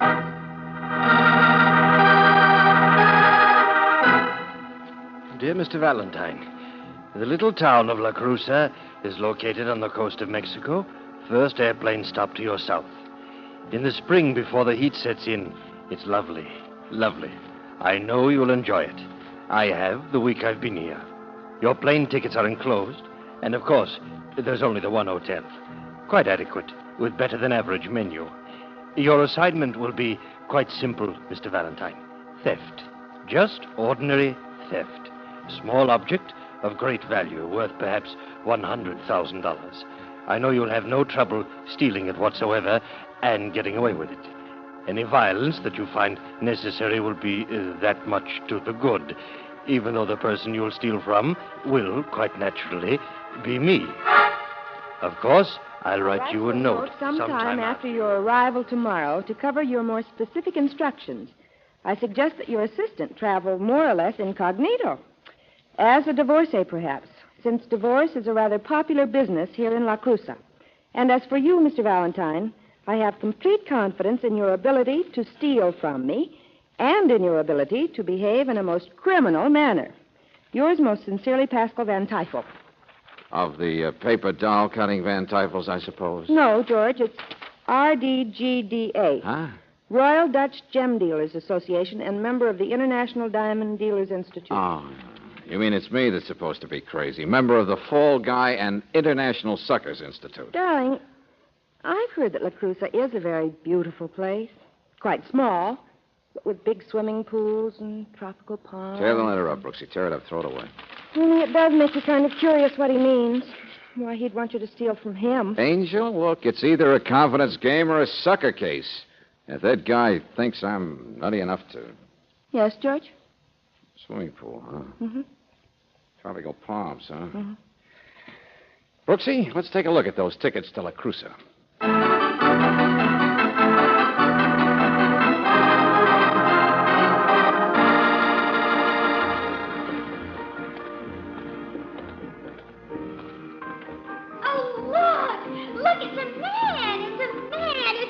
George, she means you. Huh? Hey, come on. I want to get over that desk and register. Oh, welcome to La Cruza. Welcome. I know it's a man. I just know it is. I can remember so well. Hi, lady. Here, have a sip. You don't want a little lipstick on a glass. Well, look, I'm sorry. Oh, it's champagne, not tequila. Here, it's nice lipstick. I said no thanks. I'm sorry. Look, sister, would you please... Oh, listen, sister. Oh, it sounds wonderful. She your mother? What? Oh, honey, I didn't mean it. I was afraid to ask. Your wife? Neither one, darling. He's George Valentine, and I'm Mrs. Brooks. I'm down here for my third divorce. Oh, an amateur. Well, I was going to say I just met him on the plane. Well, you can have him back sometime when it rains. But in the meantime, I'm staging a little party, and he's exactly what I need. For the last time. Bedelia. That's my name, Bedelia. Well, get yourself unwound, will you? You're spilling that drink. And look, you're getting your necklace in it. Ah, but it's a farewell party. Just me and champagne and now you.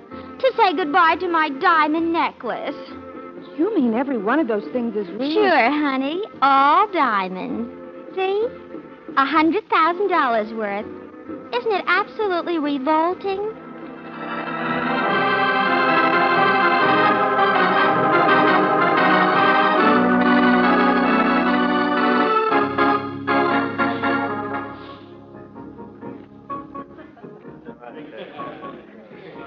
Here we are. Sit down. Now, isn't this better? Just the two of us? Uh-huh. And the diamonds. Aren't you afraid to wear them, Bedelia? Oh, the necklace has been in the hotel safe most of the time. Besides, all these people are harmless. Particularly the men, darn it.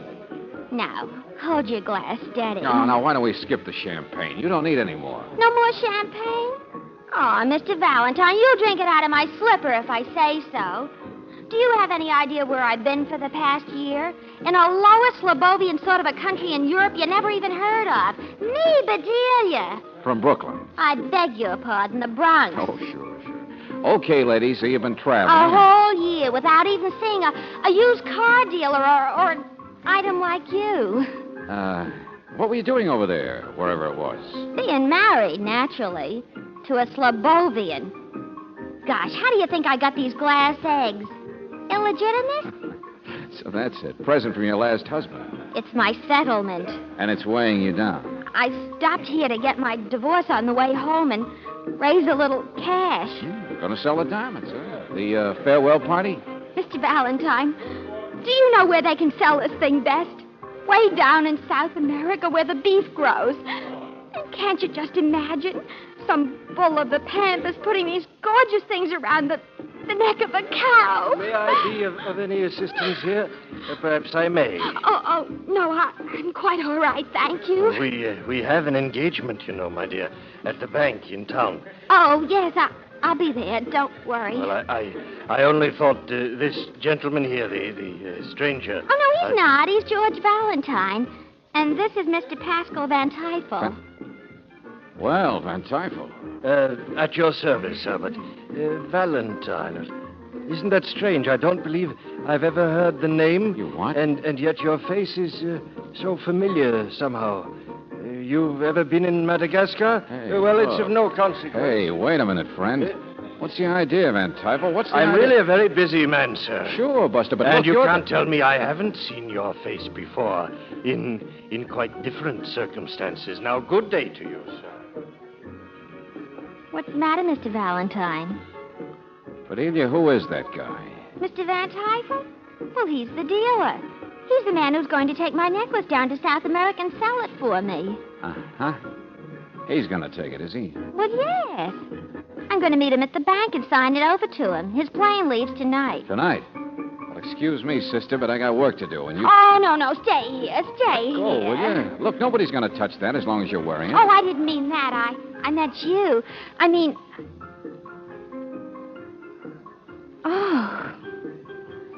Oh, you did. Do it again. Sure. Close your eyes. I'm the Countess, third time removed. Did you ever kiss a Countess before, Mr. Valentine? Mr. Well, he's gone. Well, now, wouldn't that fry your griddle?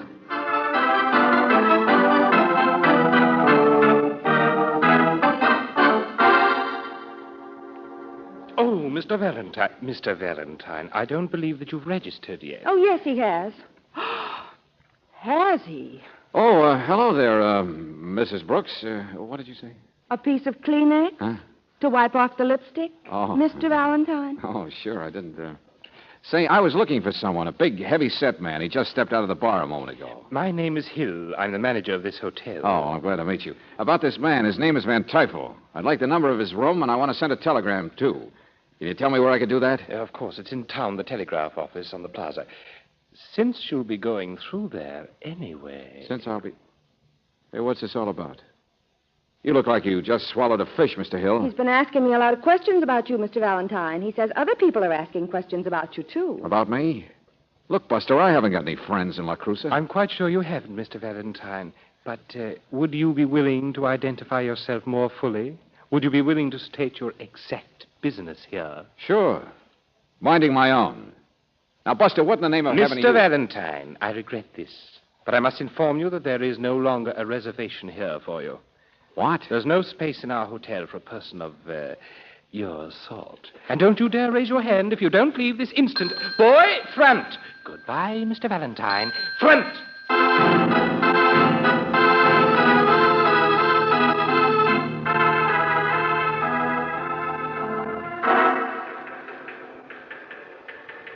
Who'd you send the wire to, George? Big jeweler friend of mine in Mexico City, Angel. A fellow named Emilio. Want to find out how genuine this joke of Van Tyfel is, and fast. George, I don't understand this whole You and me setup. both, Brooksie. Come on, let's go over to the bank. Bedelia's going to transfer her necklace to the guy. Senor Valentina, 1,000 pardons. Hey, what's this? I'm a lieutenant from the police, Wait a minute, the police. There's nothing to worry about for you, senora. But for a man like Mr. Valentine, with the international reputation as a jewel thief, that is the color of a different horse, naturally. A jewel? So that's what the fisheye at the hotel was talking about. Now, look, Buster, I don't know who starts the rumors, Senor, please, no resistance. But, of course, the police would not act without more information.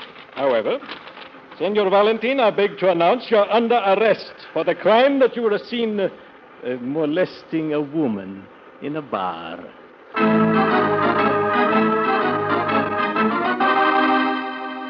But they said you were the one I should see, Lieutenant, and I've already showed them the wires from police in the United States. I mean, look, usted conoce que él es el señor Valentín, y ahora usted está seguro lo que es en verdad. Hey, let me out of this place, will you? I'll tear it down. I'll burn it up. Will you guys let me out of this place? Señor, por favor, silencio! Dejen que la va. Esto es increíble. Dejen que la va.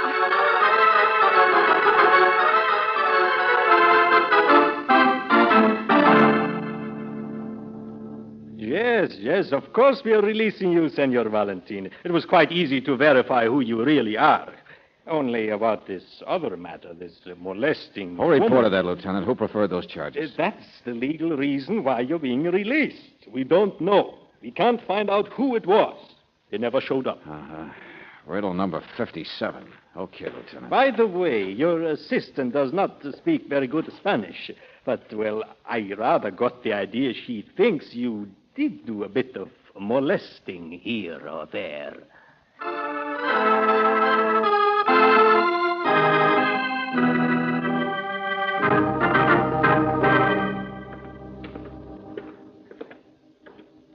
Well, this is it, room 17. It wasn't easy to find out, George. That manager, that Mr. Hill, watches everybody like a hawk. Yeah. Mr. Van Tyfel? Found out about the bank, too. Bedelia gave Mr. Van Tyfel the diamonds, and they signed some papers, and that's about all, I guess. Mr. Van Tyfel. Oh, wait till I get my hands on this guy. Mr. Van Tyfel. Mr. Van? Yes. Oh, yes, right here, Valentine. Oh, you're going to admit you know me this time, huh? Of course, only shut the door. Yes, here we are. Now, look, my friend, start rolling up your sleeves. Ever since I got that crazy letter of yours, I've been working in a 3-ring squirrel cage, but from now on, Buster... Valentine, please, I know it was a strange assignment, but asking you to steal from me, but please, sit down. I don't feel so well myself, you know. After all, you hit me pretty hard.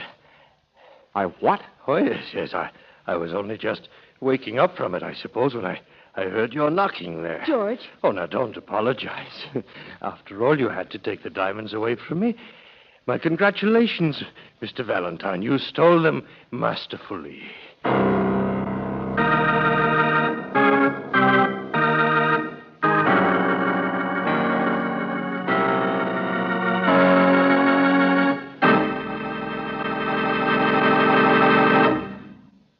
We'll return to tonight's adventure of George Valentine in just a moment.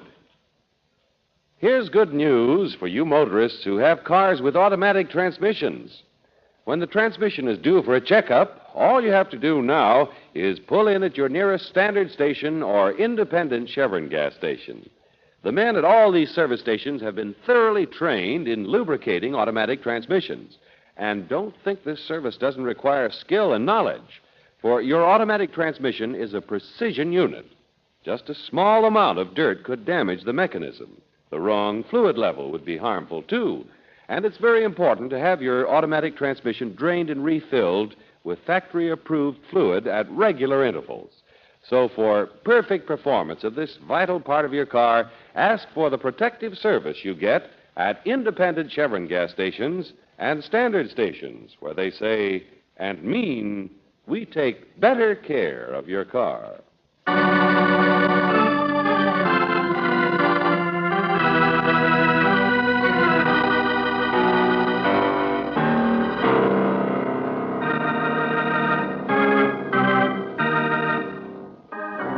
And now, back to tonight's adventure of George Valentine. You go to the little town of La Cruza in Mexico because a man named Pascal Van Tyfel wants you to steal something from him, a diamond necklace. Well, even if you're as curious and stubborn as George Valentine, you're beginning to think you shouldn't have gone. So far, you've been accused by the hotel of being an international jewel thief, and the police have thrown you in jail because someone reported seeing you molest a woman in a bar. Now, to top it off, Mr. Van Tyfel congratulates you. He says you've done a masterful job of already stealing the $100,000 necklace. Buster, I did not knock you on the head with a sharp instrument, and I definitely did not take the necklace. But you got my note, my instructions. What are you talking I left them in your What in your note? room What for you. note? What room? He doesn't even have a room, Mr. Van Tyfel. That Mr. Hill canceled his reservations, threw him out of the hotel. Oh, it's all my fault. I started the rumors about you, naturally. Oh, naturally. Well, I merely wanted people to start thinking of you as a thief. Thanks for the friendly build-up, chum. Anyway, if there was any method in your madness, it worked too well. And so someone else, anyone, must have found that note. Maybe it was the same person who got you out of the way, George. Who got you put in jail for making passes at the Countess. Van Tyfel, suppose you start at the beginning. Well, I suppose first I should take a look over here. What's that, a jewel box? Oh, yes, indeed. There we are. Of course. But there's the necklace. George, look at it. No, my dear, I was robbed.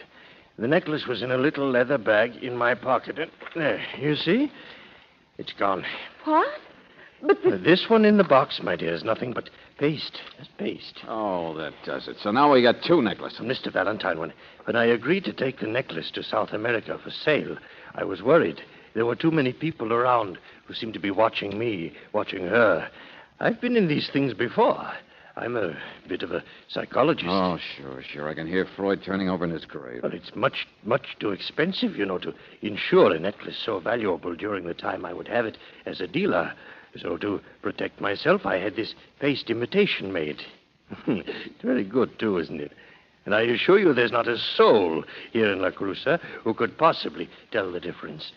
No, I couldn't. Go on. Well, that's where you were to fit in, you see, to take the hounds off the trail of the fox. To endure the little false reputation I rumored about you, and then steal the paste diamonds here, and then be caught. Yes, and everyone would have believed that you had stolen the real ones. I would have been safely on my way to South America with the real necklace, and no one following me. The hounds would have been left barking at you. No, it wasn't a bad plan. It just didn't work. Somebody else got my instructions and followed through. Only they took the real diamonds instead of the paste. Oh, Mr. Valentine, please. You're going to help me, aren't you? I don't know, He friend. certainly is not. You got yourself into this mess? Oh, but my plane leaves in only a few hours. I have appointments with buyers in South America. $100,000. I signed a note for that amount. Where would I get it? You'll think of something. You're a psychologist, remember? Wait a minute, Brooksie, hold it. The bright boy here hired me for my criminal manner, didn't he? What? Oh, thank you, Mr. Valentine. You will help me, huh? You will. Oh, sure. He hired me to steal from him. So Buster, hand it over. The box with the necklace, the diamonds, the paste. Come on, now, give. see here, I And when you're getting robbed, you don't talk back. George! George, what's the matter with you? He looks like he'll sleep for a couple of hours, but step on it. Now that I've done it, I don't want to get caught. George, you've gone crazy. No, it's just my turn to play a man of mystery for a change. What? Keep your eye on the little ball, Brooksie. See if you can tell what I'm doing.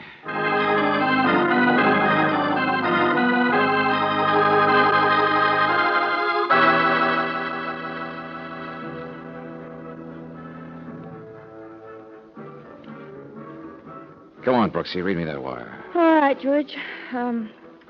George Valentine La Cruza. Regarding Pascal Van Tyfel, he may be a little sharp at times, but Van Tyfel is definitely a legitimate gem dealer. Internationally yours, Don Emilio, jeweler, Mexico City. So the client's okay. Uh-huh. Well, we'd know where we stand a lot better if your friend in Mexico City had said he wasn't okay. Oh, Angel, stop worrying. Come on, join the party. Party? Sure, party for me. Didn't you know? I'm going to fly to South America in a couple of hours with Van Tyfel.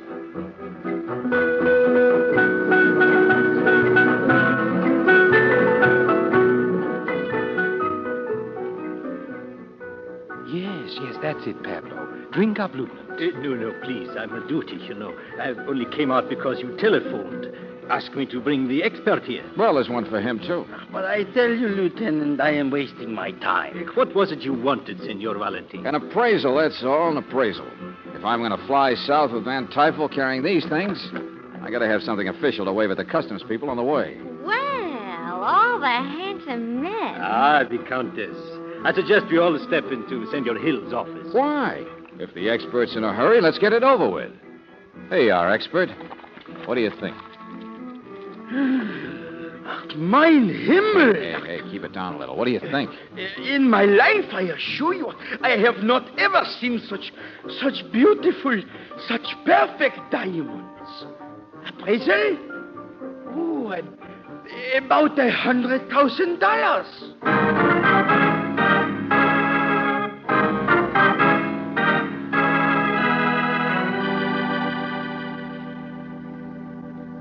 George, which are those things, real or phony? You heard the expert, Angel. These are worth a fortune.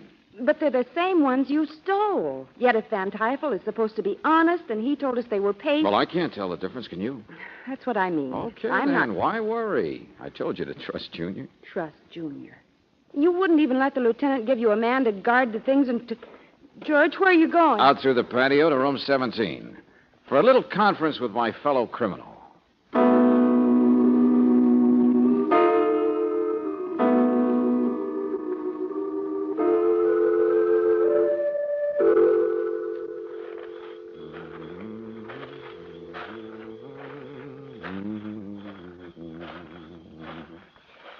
I got a feeling I'll never get that swimming.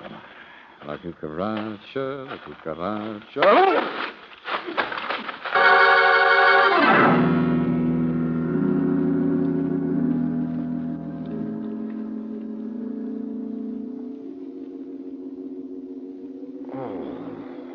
Brother, my head. I think he's all right now, Miss Brooks. George? George, can you hear me? Where's Van Tyfel? We just found you, George. I waited almost an hour. Wait. What's this, blood? Sharp instrument. Cut the back of your head a bit. Yeah, wait a minute. White dust. In case you're wondering, you don't have any diamonds anymore. No diamonds, huh? No. Well, come on, we got to step on it. Van Tyfel's room.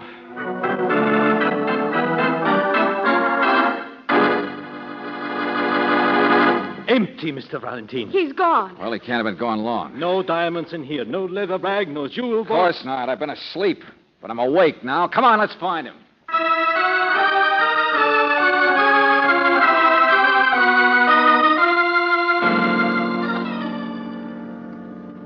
Yes, I put Mr. Van Tyfel in a taxi for the airport a half hour ago. He's aboard his plane by now. Wouldn't you know? Now, where's the master plan? Now, where are the diamonds? Well, it's pretty obvious, isn't it, Angel? Van Tyfel's got him. Well, of course he does. He wouldn't have left here otherwise, would he, Countess? Well, see here. If you think we should chase after Mr. Van Why, Tyfel... Mr. Hill? Why? Van Tyfel's a legitimate businessman. Now, George, listen to me. No, listen to me, all of you. Oh, I know you all paid too much attention to that expert I got the lieutenant here to bring. He was very convincing, I thought. You mean he wasn't an expert? Of course not. Now, I'll grant you it didn't work out exactly the way I thought it would. But I guess the diamonds showed up again in Van Tyfel's room, so he just picked them up and pulled out. Mr. What I Valentine. didn't expect was to get kicked over the head like that. I thought the switch might come easier. But, I guess that kicks you right in the face, doesn't it, Petitia? What in the name of... White dust, powder, and a sharp instrument on the back of the head. It's a nasty weapon, isn't it? And Van Tyfel got exactly the same treatment. Stop that! I just want to take a look at the heels of one of those white suede shoes you tried to get me to drink champagne out Of of. all the insulting I might have ways- known it was you when you got so nervous in the bar tonight when Van Tyfel didn't show up. Were you scared you'd hit him too hard? You mean in my hotel? Have your cake and eat it. That's her motto. They're my diamonds, aren't they? Yeah. And you just couldn't stand to kiss him goodbye.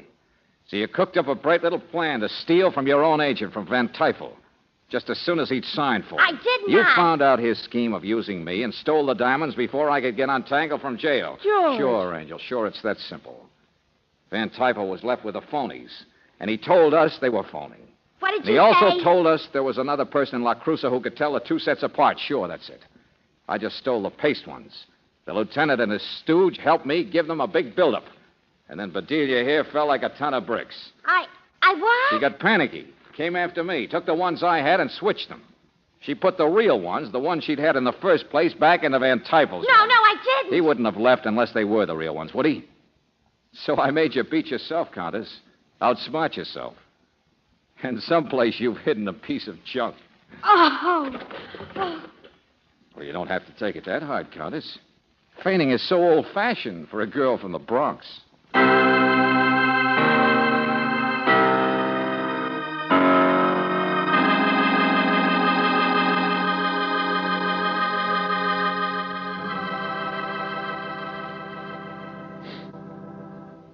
George. Who got you thrown in jail? Oh, Brooksie, look, I've already told you. The girl, of course, the girl to get me out of the way. I was just thinking. It was for molesting her, wasn't it? Now, how do you like that? Brooksie, I've explained to you And 1,000 I guess times. she was the only one who was really close enough to... Well, to give a report or tell me exactly what it was. Come that... here. George, was that what you did? Oh, never mind. Just show me again.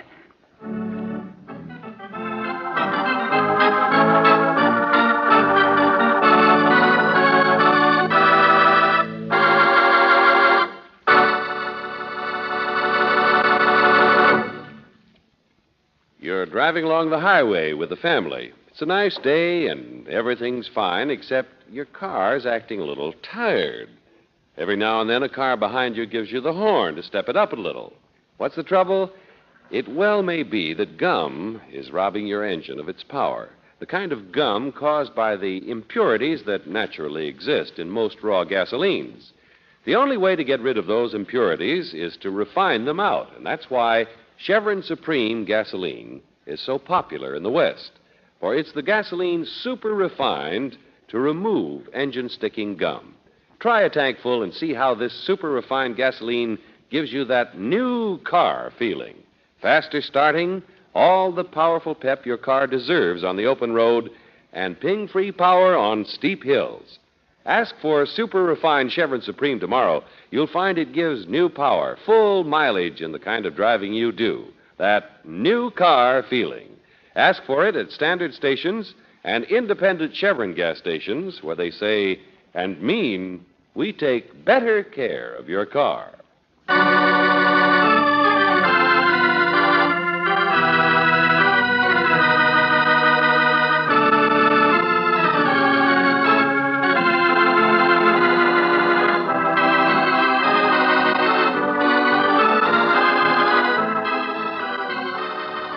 Tonight's adventure of George Valentine has been brought to you by Standard Oil Company of California on behalf of independent Chevron gas stations and standard stations throughout the West.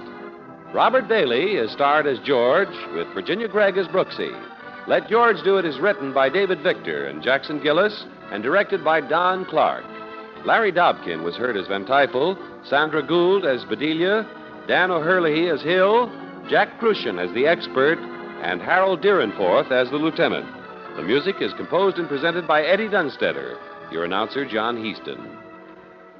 America is faced with a serious tragedy, the loss to one disease alone of more than 200,000 lives this year. The disease, cancer. We can strike back at cancer by joining the 1950 Cancer Crusade, by supporting the vast research, education, and service programs of the American Cancer Society. Give generously. Mail your contribution today to Cancer, care of your local post office. Listen again next week, same time, same station, to Let George Do It. This is the Mutual Don Lee Broadcasting System.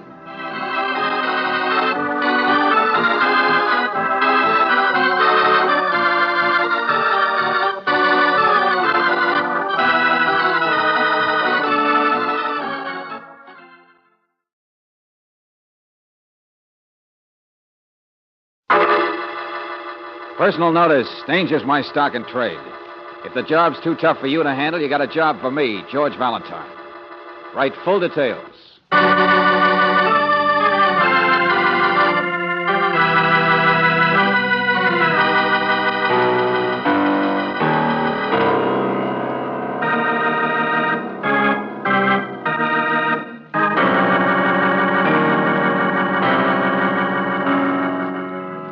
Standard Oil Company of California, on behalf of independent Chevron gas stations and standard stations throughout the West, invites you to Let George Do It.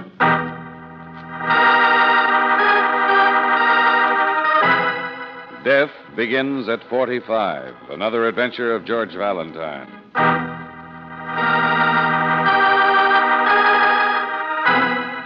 My dear Mr. Valentine, you have never seen my name, Wendell Mason, as a byline on stories or articles, unless it's been in a garden magazine or perhaps a filler in the newspaper.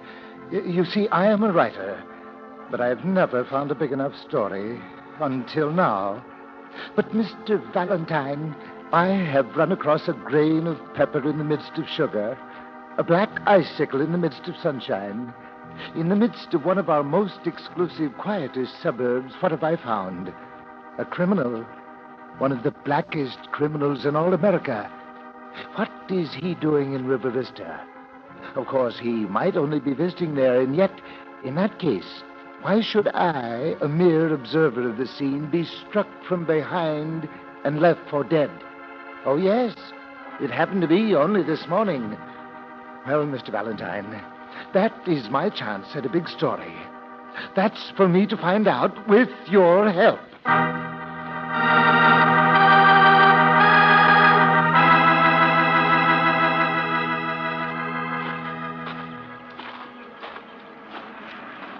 Well, Brooksie, this is where the character said to meet him, the city limits. There's the sign across the highway. Just about as fancy as everything else in River Vista. And as sleepy. Some lovely homes, though, I guess, farther upstream. I'm happy right here. Flowers and sunshine. George, look at all the trees in blossom down by the bank. Yeah. Should have brought a radio. Yeah. I could listen to a ball game. Oh, there are other things to do in the spring besides baseball, aren't there? Track season's getting underway. All right, stick to business. No, Angel, it's just that this is the craziest rendezvous point I ever heard of. And it's 2 o'clock, like the letter said, only what do we see? Just the big outdoors, you and me. Yes, George? Oh, look the other way. Coming up the path here. Hello. Good morning. Good afternoon. It's a pleasant day, isn't it? Yes, it certainly is. Out for a walk, are you young people? Look, my name's Valentine, and you haven't seen any barges, have you?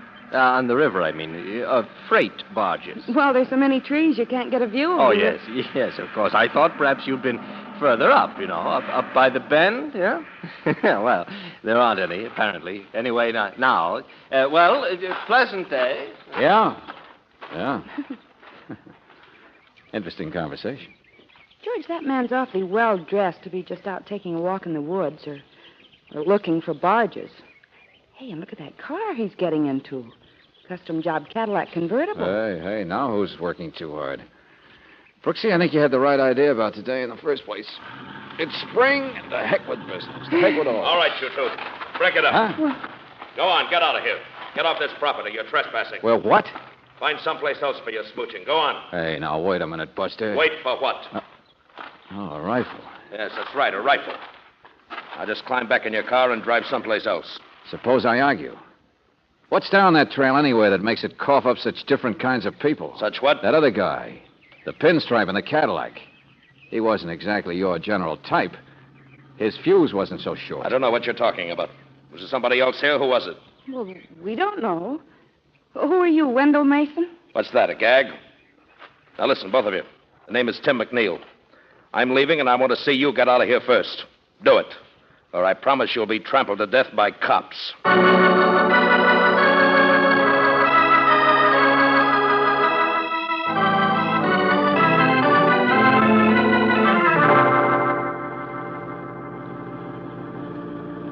McNeil's car's turned now, hasn't it? Heading into town? I think so, George. He's going awfully fast. Okay. George! Relax. We're just going back to see the birds and the bees, that's all. Trampled to death by cops, huh? We're going to find out what that guy McNeil was talking about.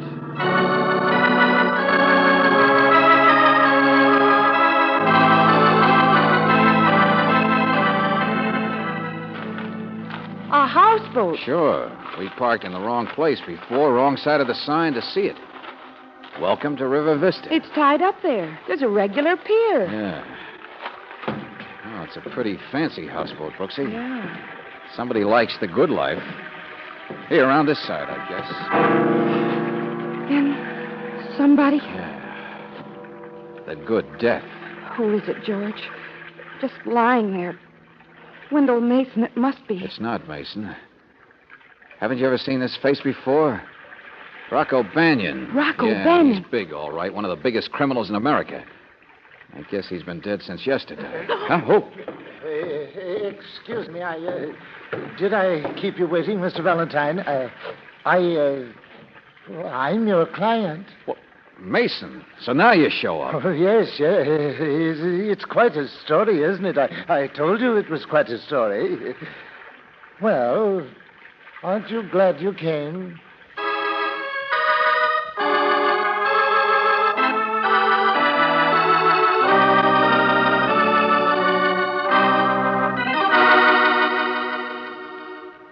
Banyan died from a 45. Not from a rifle, Lieutenant Devlin? No, 45 automatic. Here are the bullets, 2 of them. And the examiner says he died early yesterday morning, huh?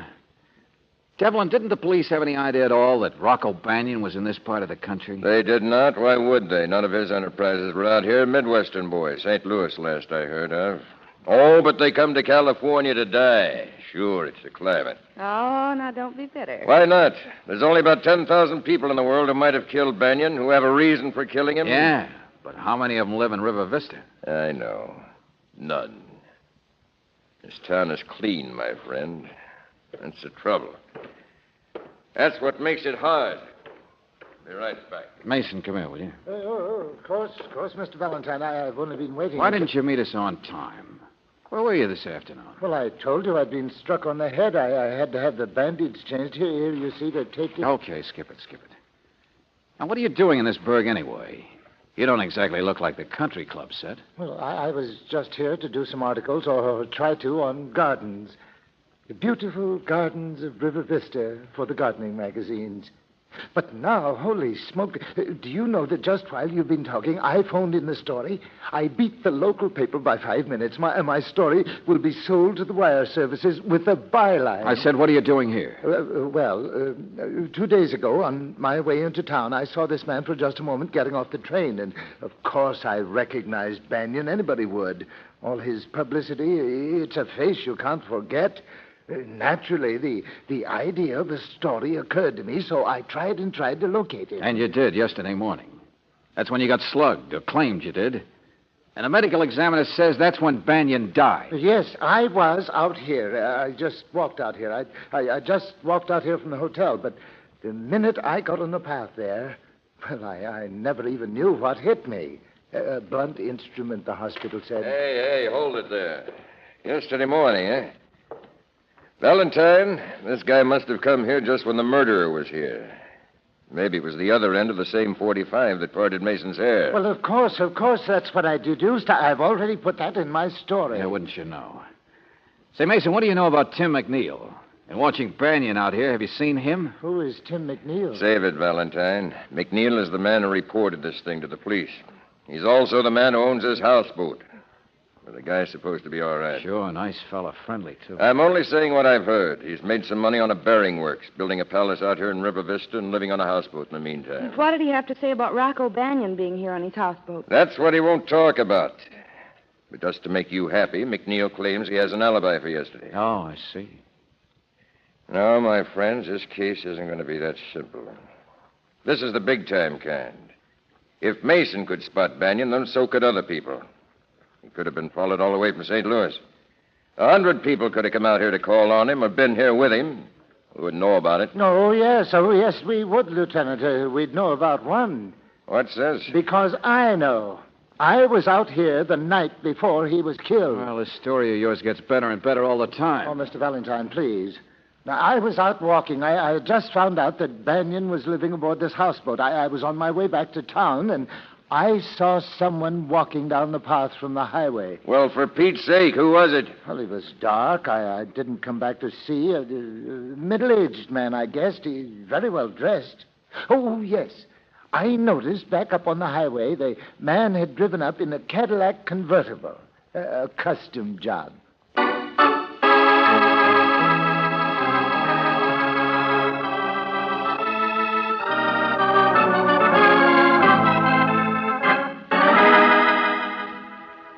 Well, of course it's our car. Now, wasn't it clever of you to remember the license plates, Mr. Valentine? I'd like to use your telephone, Mrs. Reed. Hey, it's right there in the library, Lieutenant. The maid will show you. Never mind. I'll get it. Thanks. Well, go on. Tell me the rest of it. This is the most exciting thing I ever heard of. Imagine a murder right here in our own Sleepy Hollow. We don't know much more yet, Mrs. Reed. Oh, darling, you do too. We hope you do, Mrs. Reed. That's the idea coming here, you know. But what was this Rocco Banyan doing in River Vista? Mrs. Reed, that is a portrait of your husband up there, isn't it? Oh, yes. Of course, Huntley's really a little fatter than that and not quite so impressive looking. Well, it's the same man we saw, right? And the same one who Mason saw the night before. You say your husband's a doctor? Oh, I thought everyone knew that. There's nothing else he ever talks about. The Huntley Reed Hospital. That's what we have instead of children. But, it's very exclusive. I can't reach him in his office, Mrs. Reed. Well, did you try the downtown club, Lieutenant? His nurse did. I also asked her if your husband had ever had Rocco Banyan as a patient. She asked me how long have I been crazy. Oh, wait till the gossips get this one. Well, maybe Huntley's gone out to the country. Our other place is up the river. It's such a beautiful day. The number's right there, Lieutenant. The Riverside number. Okay, thanks. I'll phone him. Mrs. Reed, couldn't you just tell us in one sentence what your husband did say about Rocco Banyan? Well, here. This is all it was. A crime story in the picture magazine. There's Banyan someplace. Oh, there, you see? Well, Huntley said he saw him. We know that. Well, we were on our way out to the country place after a party the other night, and Huntley had to stop to see a patient, some other doctor's patient. Huntley doesn't usually do that sort of emergency business at all, but he said we'd be driving past there anyway. It was somebody with an infected leg or something on one of the river barges. But did you say barge, Mrs. Reed? Yes, isn't that preposterous? It was tied up right there at that same pier. Well, anyway, I sat in the car, and Huntley went down a path, but I guess he got the wrong boat or something, because he bumped into a man and had to ask directions. Later, when he came back up, he said, guess who I saw? Rocco Banyan. Just as if he went into a drugstore and saw Hitler or somebody. I'm beginning to get the idea. But today, your husband was out there today. Well, you said he was looking for a barge. I suppose he was just being conscientious. That's his sweetest virtue, bless him. Just paying a return call on the patient. Yeah, maybe. And the barge wasn't there anymore. Well, I can't imagine why else, unless it was curiosity. Or unless he's been holding on to me all these years. Dr. Huntley Reed, secret associate of the notorious Rocco Banyan. Oh, wouldn't that be wonderful? Little stuffy old River Vista suddenly jumping into the headlines with its most correct citizens. Oh, Lieutenant, now we can find out.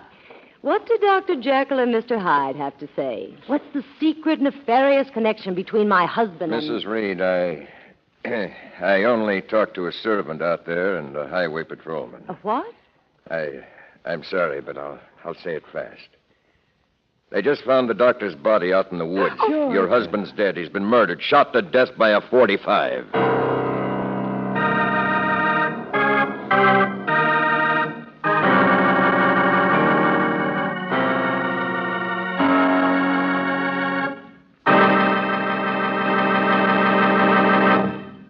We'll return to tonight's adventure of George Valentine in just a moment. There aren't many of us who can say, tomorrow morning I'll go out and buy a brand new car, just like that. But it's so easy for you to get and keep that new car feeling with the car you're driving now. How do you do it? Just by using Chevron Supreme gasoline. Most raw gasoline contains impurities that form engine-sticking gum, and few things can rob a car of its power faster than gum.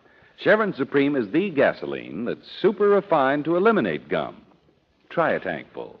You'll see why we say it gives you that new car feeling.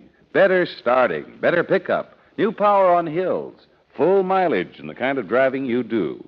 Ask for super refined Chevron Supreme at standard stations and independent Chevron gas stations where they say and mean we take better care of your car.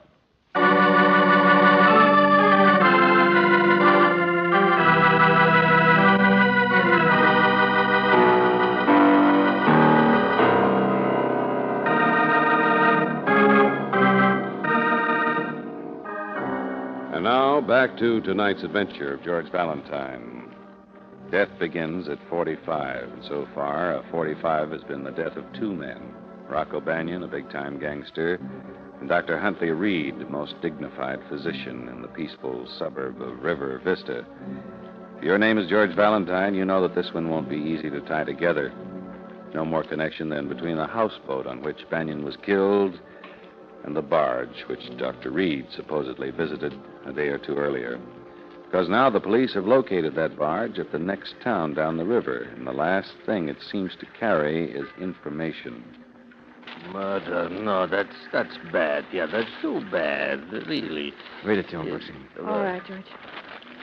And the police have definitely proved that it was the same gun, the same caliber .45 automatic that must have been used to kill both men. That's too bad. Well, that's been right in the newspaper for the past half hour. Here's the rest.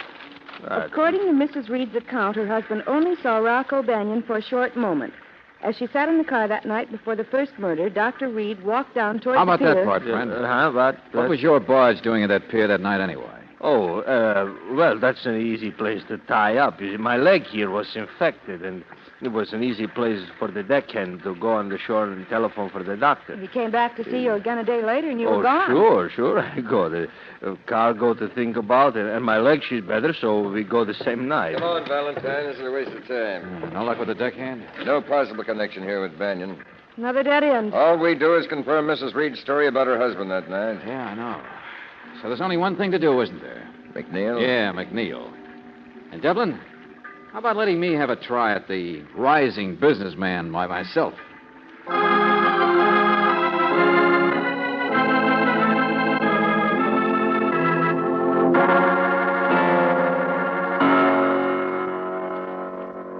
I've got an alibi, Valentine. I wasn't even out here those 2 or 3 days. Not so perfect an alibi, McNeil. Staying in town in a hotel, partying with friends. You still might have had a chance to get out here and kill Banyan. There was somebody with me all the time. There was what? I said all the time, every minute. Yeah, sure, I saw the list. You were with various respected citizens all the time. But a guy isn't normally that sociable, is he? Unless he sets it up that way. Oh, you're Why were you crazy. so nervous? Who'd you expect? Nothing. I wasn't. Why was just... Rocco Banyan staying in your houseboat? Okay, shall I do a little guessing? Shall I talk about a rising businessman who's made a little money and come out to build a home where the rich people live? It's a nice place out here. The climate. Notice you good. can't take your eyes off the newspapers over there. You don't like being mixed up in all this, do you, McNeil? Well, look at that stuff. The big shot gangster. And the doctor. How does he tie in? He's respectable. How should I know? Punks who write that stuff, this beagle-nosed Mason, whoever he is. Let's get back to Rocco Banyan. Let's see what makes you so touchy about the publicity. Why are you so? He's my brother. That's why. Your brother? Yeah. A brother to be proud of. To love. Haven't seen him for years, Valentine. You saw him last week. He just showed up in town. He knew I had the houseboat. Why did he come? How should I know? Take a rest, he said. He wasn't actually a fugitive or anything. What could I do? Give him the keys and move out yourself? If I threw him out, what would happen then?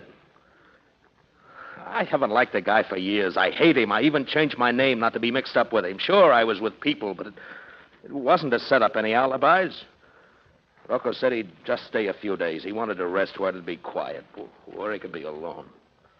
Where he could be alone, huh? Alone. Hey, wait a minute. Where are you going? To put this together fast, McNeil. What? Yeah, put it together before somebody else gets hurt.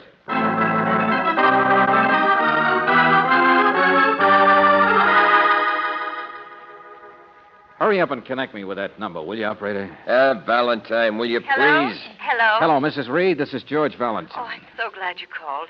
Have you found anything? Mrs. Reed, look, I'm in a hurry. Please listen. The other night when you were with your husband and you waited for him in your car parked under that brightly lighted sign, did you see anyone at all? No, of course not. Well, did your husband? Did he mention seeing anybody besides Banyan? Aside from his patient and the deckhand or whatever it was? That's right, on the houseboat. Let me see. I don't remember exactly. I don't think so, but... Well, Mr. Valentine, naturally, at the time, we didn't think anything was important. All right, never mind, Mrs. Reed. I think your husband may have been killed because he saw someone besides Banyan there. Or at least because that someone thought your husband saw him. I don't understand. Mrs. Reed, are you alone in your house now? Well, yes. The servants went to the movies. If your husband was killed because he'd been a witness to something, you must be on the list, too. So lock the windows, will you, lady? We're coming right out. George. Will you buy it, Devlin? Yep. Only, brother, you left out something. Story in the paper. I know. A murderer thinks in a straight line. 1, 2. First kill Rocco Banyan, then knock over the doctor because he might have seen you. Yes, it's the only way it makes sense. Even if the murderer didn't notice Mrs. Reed waiting in her car, this newspaper told him she might be another witness. Practically told him he'd better play safe and get rid of her, too. All right, what are we waiting for? Let's go.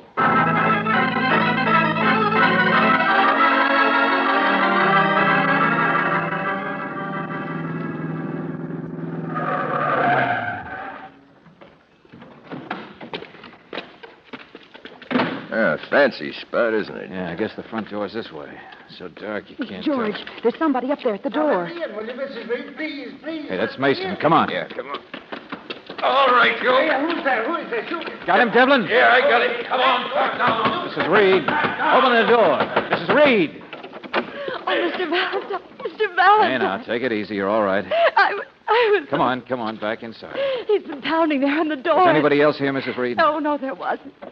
After you telephoned, I began to realize what it all meant. To realize I was in danger, too. Here, you'd better sit down. It even occurred to me. It's so simple. It explains everything. Huntley was killed because he saw it. People would think that I saw, too. Well, you don't have to worry anymore, Mrs. Reed. Oh, it's so hard to get used to the idea that somebody might want to kill you.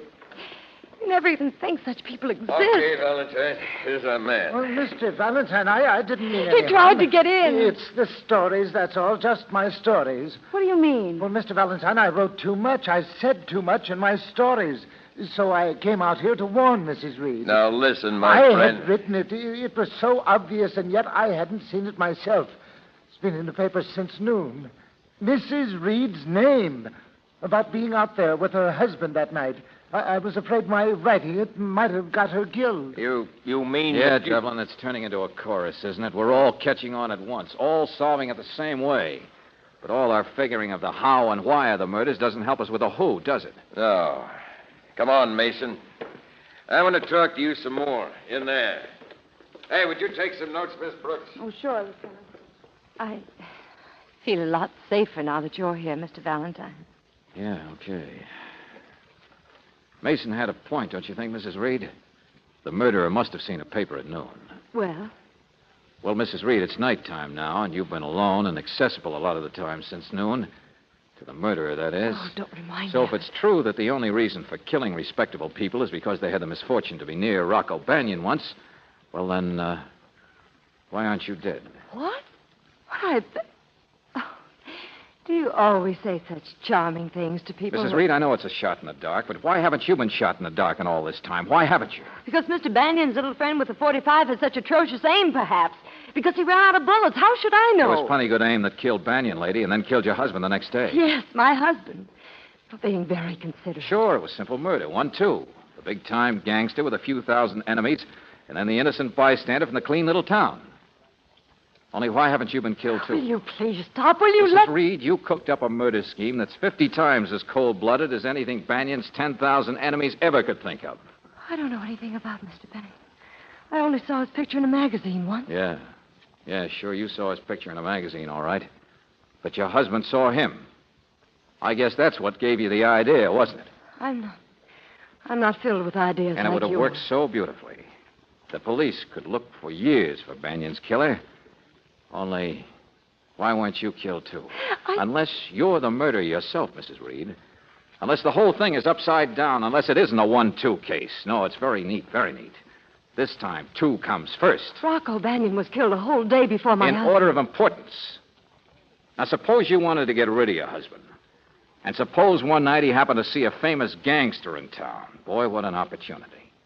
At least if you're cold-blooded enough to be able to go out and just shoot that gangster. No, I didn't. You're It lying. made a perfect murder, didn't it? Because then you can wait until the next day and kill your husband without anyone ever guessing that the chicken came first instead of the egg. I didn't do it. I didn't. Okay, Mrs. Reed, maybe I'm wrong.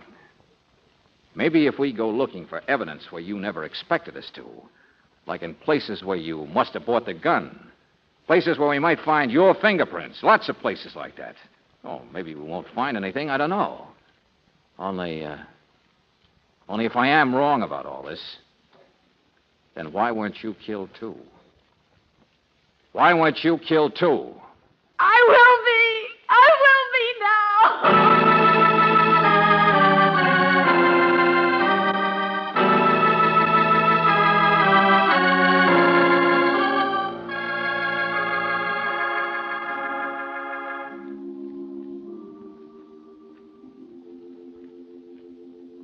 Mrs. Huntley Reed.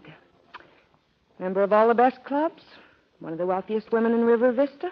Charming hostess. And she talked too much, Brooksie. Maybe we should have caught on earlier. I don't know. The despairing way she rattled off about her husband. And now it seems she's been wanting to kill him for years. Oh, but George, lots of women talk that way about their husbands. It doesn't necessarily I know they mean... do. I know they do. That's the trouble. What? Oh, you mean... Well, lots of women don't, George. Depends on the personality, I suppose. Huh? Oh. If you think I'm going to rise to that bait, you're crazy. If you think I'm going to say I wouldn't say nasty things about you, you're crazy. If you think that... Oh, I don't know. Maybe you are sort of crazy.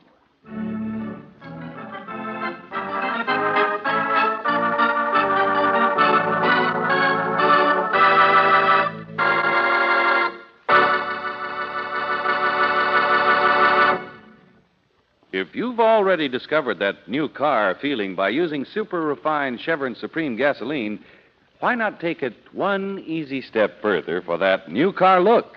You can't change the shape of your car, but it could be easier to keep it sparkling bright, clean, and shining. The car savers at standard stations and independent Chevron gas stations know this, and that's why they keep on hand for you Atlas Auto Wash and Atlas Auto Polish. With the auto wash, you just add a small quantity to water, and it quickly removes dirt and grease, oil and road film, leaves the entire surface of your car spanking clean. And with the Atlas Auto Polish, you can get your car as bright as a polished silver in just one operation. And let me remind you, besides the satisfaction you get by keeping up that new car look, don't forget that when it comes time for trade-in value, the very first thing a buyer sees is that clean, brightly polished finish. Ask for these two car saver products tomorrow. Ask at independent Chevron gas stations and standard stations where they say and mean, we take better care of your car.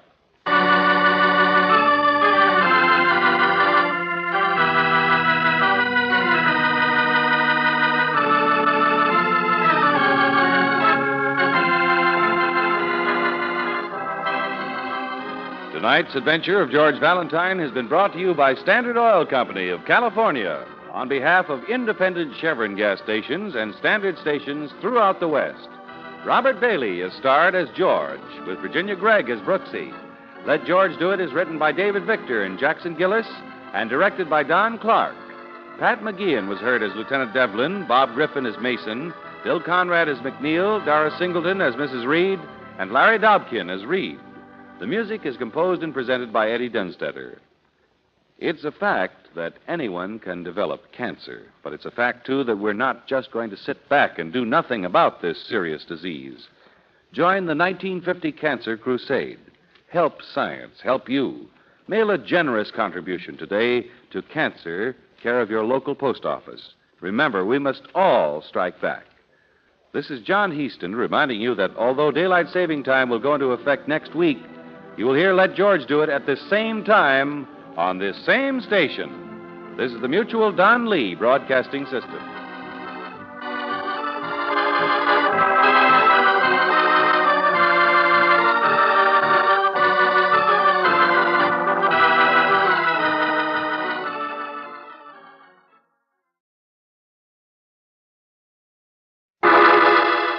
Personal notice. Danger's my stock and trade.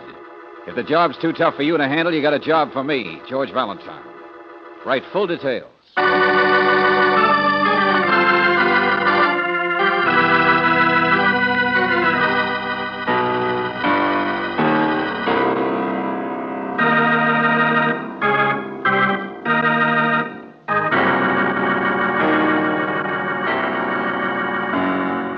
Standard Oil Company of California, on behalf of independent Chevron gas stations and standard stations throughout the West, invites you to Let George do it.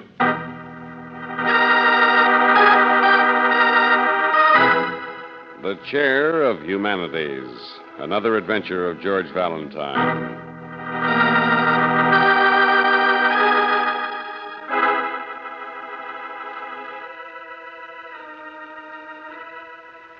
Dear Mr. Valentine, you must...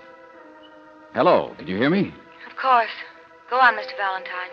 Dear Mr. Valentine, you must telephone me at once at our home on Faculty Road, Durley College. Yes. Yes, that's right. Well, then you are Mrs. Gloria Cable. My husband is Professor Cable, Edward M. Cable. He has the chair of humanities here at the college. He's very well known. Oh, I see. Chair of Humanities. But then you did write this letter to me, Mrs. Cable. Yes. Yes, that's right. And you closed with a P.S. saying that it was extremely urgent. Oh, yes. Well, why? What is it? Well, here I am. I'm phoning. I remember things so clearly that happened 10 years ago. A woman doesn't always do things she's proud of, or that... Well, if she's cursed with being attractive like they say I am, I mean... Mrs. Cable... I'm sorry, Mr. Valentine. This has nothing to do with it, with anything. I'm just talking. I'm sorry. Thank you for telephoning. It's nothing. Mrs. Cable, is what you're trying to say that you wanted me urgently because there's nothing wrong? What? Yes, that's it. Thank you for calling. There's absolutely nothing wrong.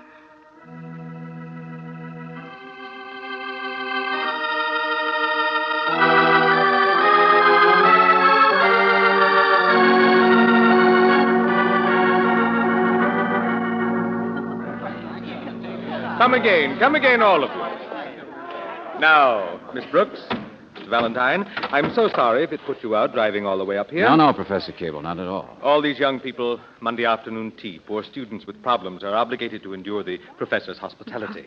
Sounded to me like they loved it. But you're worried about my wife, you say? No, I didn't say that. It was just that her telephone call... She sounded so strange, and yet she wanted it. Is your wife, ill, Professor? I beg your pardon. Well, I mean, the way she talked... I probably know more about this sort of thing than you do, Mr. Valentine. Well, of course, only what sort of thing? Well, really, my wife... But there, I mustn't interfere, must I? It's her affair, between you and her. You'll see her. Come along. Perhaps the young people have left a bit of cake or tea, or maybe you'd like something stronger.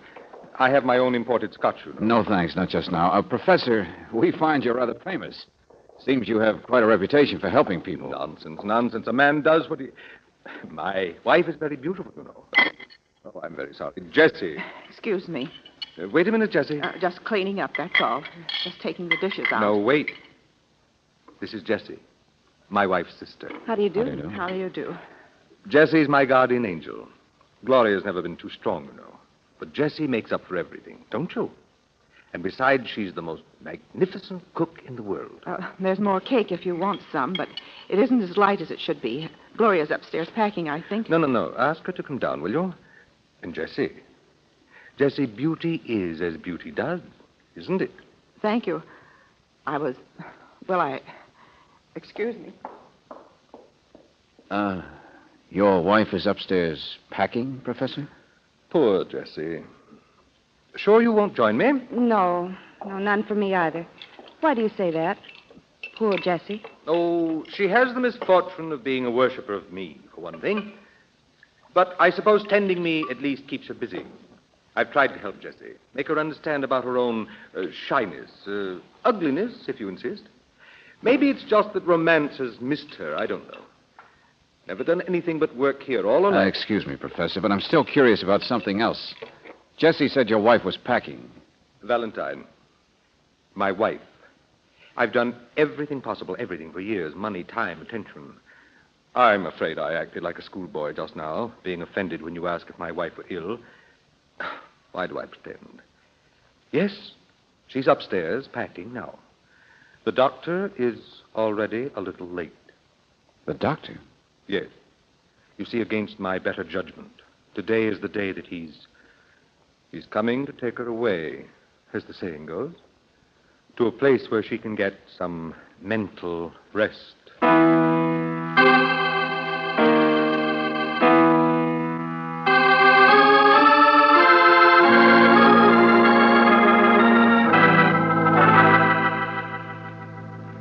Mr. Valentine, don't apologize. I'm so sorry I bothered you, that's all. Darling, you mentioned to him on the telephone something about 10 years ago. I know. I can remember all that. And I can explain to you quite simply. Well, I really don't think it's any of our business, Mrs. Cable. No, of course not. Darling... But that's what I was thinking about at the time. And now today, when I'm leaving my husband, I'm just going away and leaving. Darling, you're not deserting anyone, not failing anyone. I am. You know I am. Just like I did 10 years ago. You didn't. You've never failed Oh, me. you're just too nice to admit it. Too wonderful yourself to ever stop forgiving. I wonder if Mary Magdalene ever failed anyone. Oh, get out of here. Get out of here, all of you.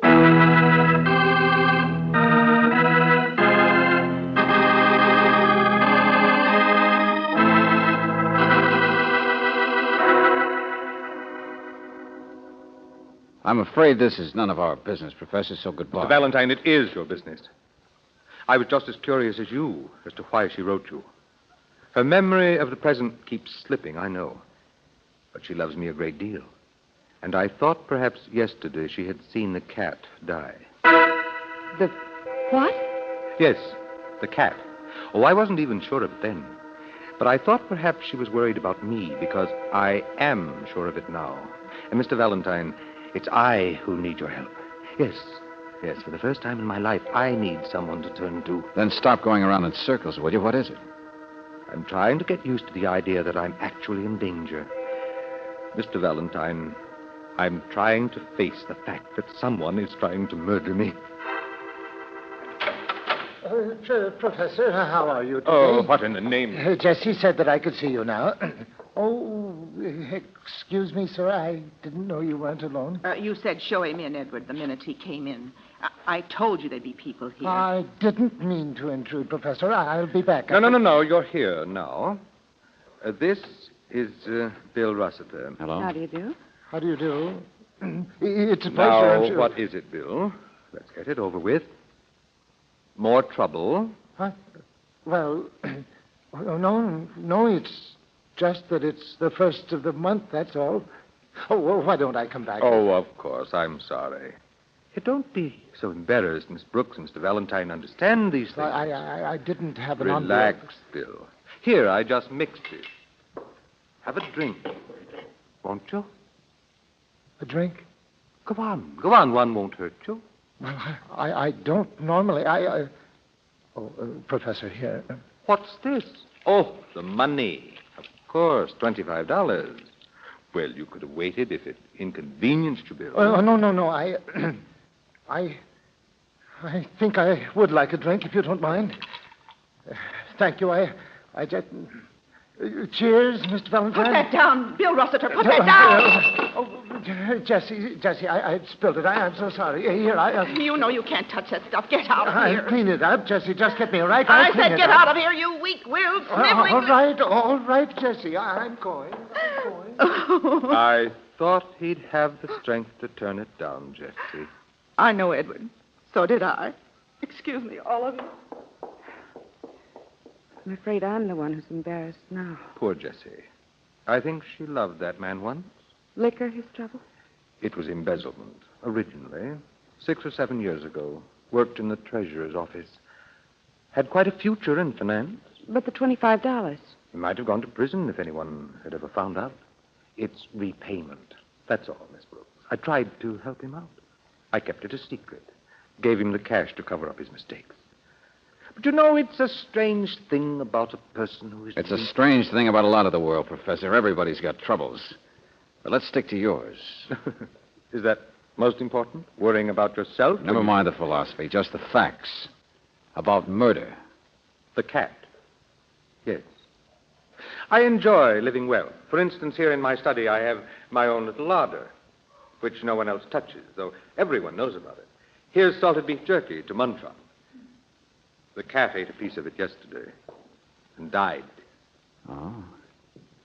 Let me see. Might be rotten. Salted? No. Besides, there's a peculiar odor. I noticed the same odor in some brandy this morning. Didn't touch it, of course. You think poison? But that whiskey you just now offered... Oh, Mr. I Rossiter- brought the scotch myself this morning. Forewarned is forearmed. But there's a special cheese here which I love, imported. Same peculiar odor. Same, whatever it is, Mr. Valentine. So, what do you think? Or do you think that perhaps in the midst of all these peculiar people, I have become the most peculiar of all? That my imagination... I'm not going to waste any more time in thinking, Professor Cable. I'm going to find out. Come on, Brooksie, let's go.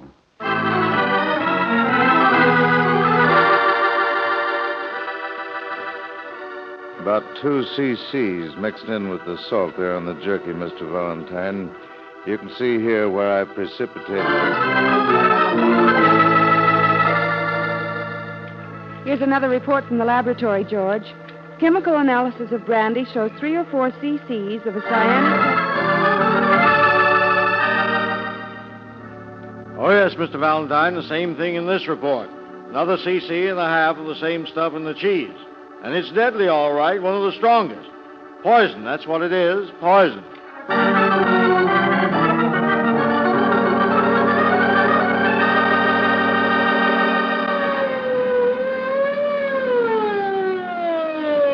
Here we are, Captain. It's dark. You can park on the side. I know. I've bossed the campus police for 25 years. I ought to know where Professor Cable lives. Do you know him yourself, Captain Martinson? Oh, sure. I can't imagine who'd want to be poisoning a good-hearted guy like him. Never mind worrying about that now. All I want to do is search the house. A shot! Come on.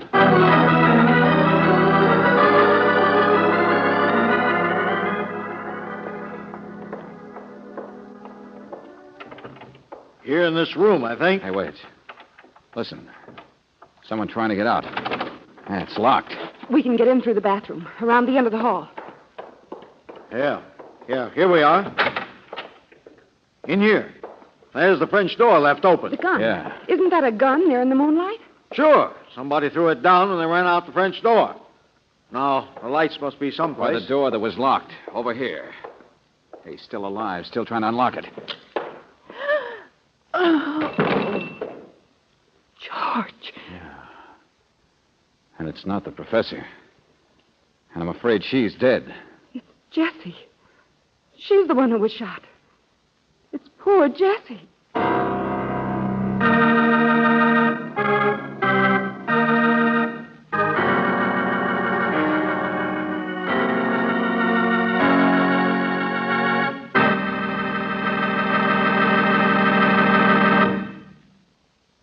We'll return to tonight's adventure of George Valentine in just a moment.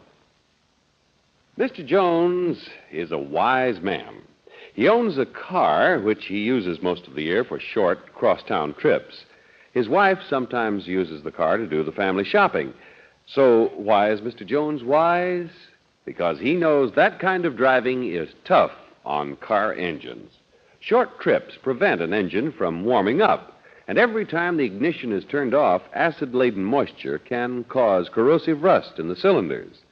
That's why city motorists everywhere in the West will tell you more people prefer RPM motor oil than any other brand. And the reason RPM is first choice where driving's toughest is because it's compounded to adhere to all interior engine parts at all times. Even if you left your car standing idle for weeks, corrosive rust couldn't get started.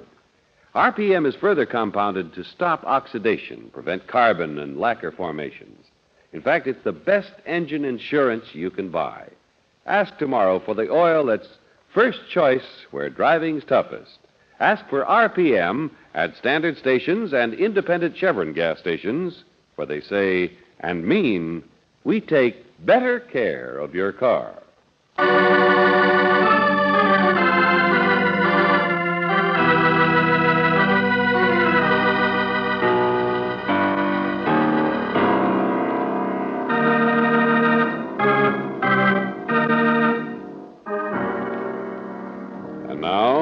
Back to tonight's adventure of George Valentine. Professor Edward M. Cable occupies the chair of humanities at Durley College. Not exactly the kind of person you'd expect to be tapped for membership among the dead, even though his private larder was so carefully poisoned. But it wasn't poison that killed anyone, and it wasn't the professor who died. No, it was poor Jessie, the ugly, hard-working sister-in-law that you, George Valentine, found dying, shot to death. George? Hello, Angel. What did the police captain have to say, Mr. Valentine? Oh, he's gone downtown to take the body down, pictures and so on. But he'll be back pretty soon. Anything new? No. Oh, they located where the poison came from, though. That cyanic, whatever it was, 15 cc's were apparently stolen from one of the science supply shops the other night, Professor. From right on the campus. Well, I suppose nearly everyone around must know about those shops. They supply the laboratories. Yeah, that's what I thought. Could have been anybody. The stuff was clearly labeled, so it wouldn't even take an expert. You mean not even a professor? Oh, I know how the mind of a detective works. Lucky you. No, there were too many booby traps aimed just at you, I'm afraid, Professor. The brandy, the cheese. The police ran a rather hasty search through here, through the whole house. Warned us still not to touch anything. Yeah, I know. But the only thing that bothers me is my wife. Is that doctor still upstairs with her, or did you... No, he's not. Of course he's not. Why should he be? Huh? Darling. Hello, Mrs. Cable. You shouldn't have come down. Why not? Just because my own sister died? When bad things happen, you get stronger. Isn't that the way it works? Besides, that policeman said I'd have to answer some questions. Oh, I don't think very many, Mrs. Cable. About where I was and if I heard the shot, and where you were, and... Well, won't there be things like that? Well, of course, darling, but you mustn't worry about... Mr. Valentine, I know my answers, too. I was in my room lying down, and if I heard anything, I didn't realize what it was, and I wasn't even aware anyone else existed. Well, I'd gone out for a walk, darling, just after Mr. Valentine and Miss Brooks left the house. I didn't get back until afterwards. Edward, I saw you cleaning the gun. What's that? You saw what, Mrs. Cable? Saw me cleaning the gun, I think she said. Go on, darling, go on. Mr. Valentine, when I wrote to you and you phoned and I couldn't remember, that's all it was.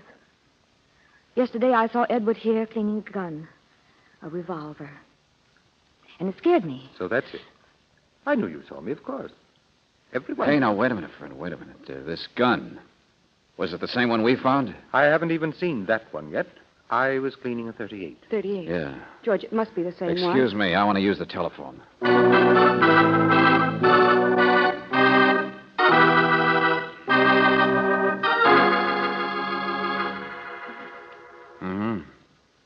Okay, Captain, I'll wait for you. Gonna run some tests, Brooksie. I'll show you. George! Stop it. Yeah, No, listen. I won't. How do you like that for Cable? Stop it. What's the matter with you? Hey! Hey, what's going on? Are you crazy? Rossiter, break it up, will you? Let go of him. I said let go. Come on, get in here. He just jumped out at me. I didn't even see him there. Shut up. Bill Rossiter.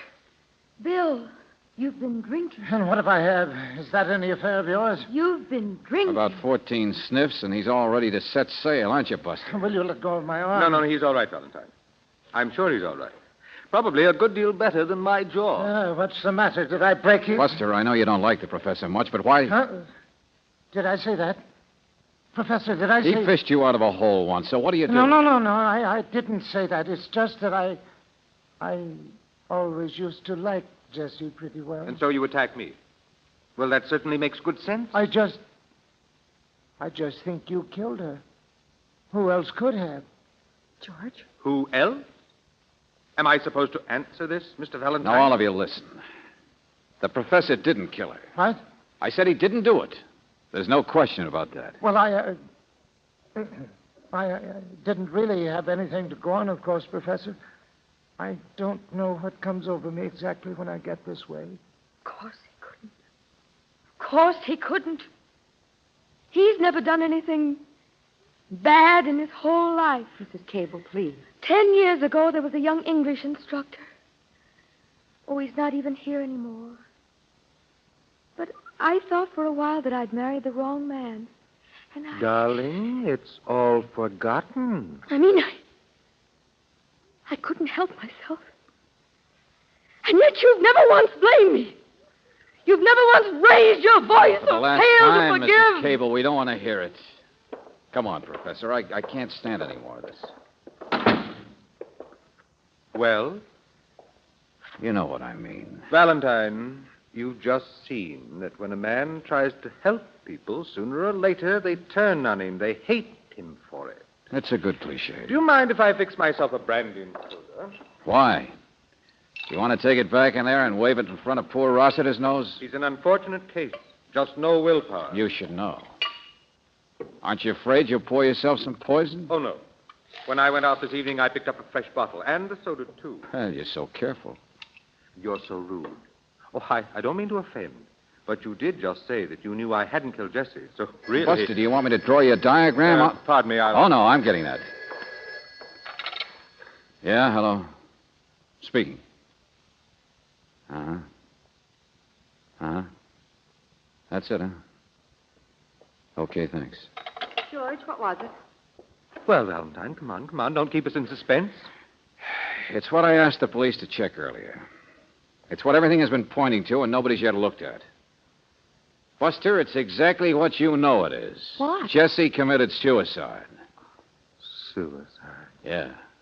It all fits, doesn't it? Who's the most likely person to have done the poisoning? Well, I know it's Jessie. She kept house. She was here all the time. And if you assume for a minute that she was the poisoner, then the rest of it falls together, too. The bright boy here got suspicious. She got scared. And then who shows up at the house? The cops. I thought she died before you and Captain Martinson got back. She didn't. I heard the shot myself, and she must have heard the siren. But, George, the open French windows and the locked hall door and the gun wasn't even near her body. Jessie stands by the open windows to see who's coming. And when she sees, she kills herself. And then her dying effort is to crawl for that hall door. To unlock it? Oh, no, Angel. To lock it. To keep us out. To keep from ever having to tell what she'd done. You mean the poisoning? Only George... Yes, the poisoning. I got him to run all the tests. Powder burns, paraffin, the works. They even got Jessie's fingerprints off that smelly imported cheese. A feeling of guilt. Well, it was a pretty weak thing to do. The poisoning. Yeah, I'm not so sure. You knew she was doing it, didn't you, Professor? Of course not. Because that's what tipped me, you know. Yesterday, you cleaned the gun and let everybody see you do it. Just in case anyone wanted to use it. Late this afternoon, when Jessie knew the poison wasn't working and the police were coming close, she must have wanted to use it on you. But where were you? I told you. Yes, I know, sure. Out taking a walk, sure. From the time we left until after we got back. And the poor frantic woman must have hoped and hoped that you'd get home first. But you didn't. And so she had to use it on herself. Just the way you planned she might. Mr. Valentine, sometimes people like yourself resent it when they come up against someone they can't understand. If you're talking about yourself, I think I can, Professor. But I doubt if your wife can, or Bill Rossiter in there. I'll say they can't. I've never met so many deluded people. They're weak. And you're strong. They lean on you, don't they? You make them lean on you until they don't even know their own mind. I'm afraid I know what's best for them, my dear. You know what's best for yourself, you mean? It's what you live on, isn't it? The missteps and the little mistakes that you've forgiven others. And never let them forget that you're so forgiving. I helped those people, every one of them. If it weren't for me, they Yes, would... if it weren't for you, they might have faced the music of their own actions and now been able to walk around like human beings. But I've seen how you do it. I saw you make Bill Rossiter pay his little installment money in front of us, in front of strangers. The big, kind protector who loaned him money, who kept his crime secret and then waved a drink in his face to make him smell his own weakness. Well, he is weak. Yes. And I saw you throw digs at poor Jessie about her ugliness. And your wife about her condition that you must have caused. And a million more things to make them all worship the tin god professor of humanities. You're as mentally sick as your wife. Brooksie, cut it out. Will you stop it? Doesn't do any good. We can't ever prove anything about him. We'll never get back at him any better than Jessie did. The one person who could see through him, whose life he'd wrecked, and who could see what he'd done to the lives of other people. She tried with poison and she lost out. She wasn't smart enough to pull the trick. So let's get out of here before I just plain pull his wings off.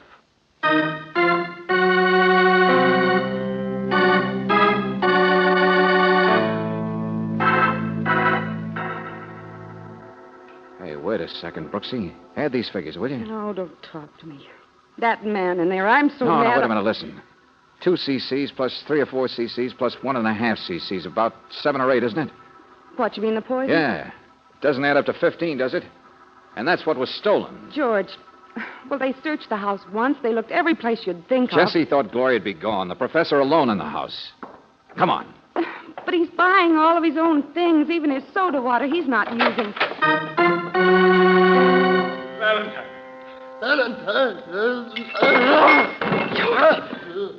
Look at him. It's too late. But he hasn't touched anything except his own drink. I know. But what goes into a brandy highball? Brandy and soda. And ice cubes, Brooksie. Poisoned ice cubes. Jessie accomplished what she set out to do after all.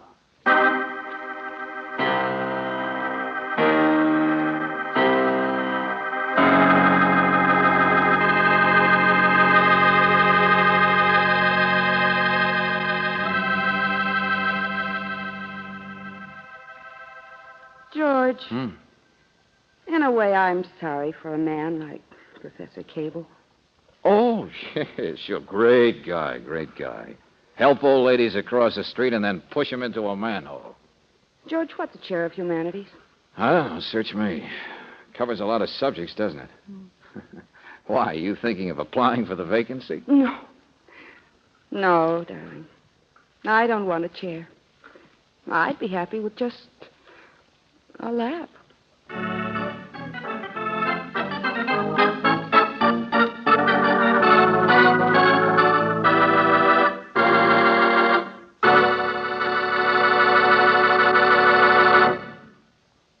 A switch in time can save you money and increase your safety. I'm talking about the tires on your car. Switching them around at recommended intervals is the only way to make them wear evenly for maximum tire life. At standard stations and independent Chevron gas stations, they have a speedy method for rotating your tires. Why not play it economical and safe by asking for this car saver service regularly? If your tires are already down to those last dangerous miles, you can get new Atlas tires on easy budget terms with a trade-in allowance for your old tires. Atlas grip-safe tires in passenger car service carry a double written warranty. One, against tire damage from any road hazard for a year. Two, for workmanship and material for the life of the tire. This double warranty is honored by 38,000 Atlas dealers across the United States and Canada. So for economy and safety, have your tires checked at an independent Chevron gas station or a standard station where they say and mean, we take better care of your car.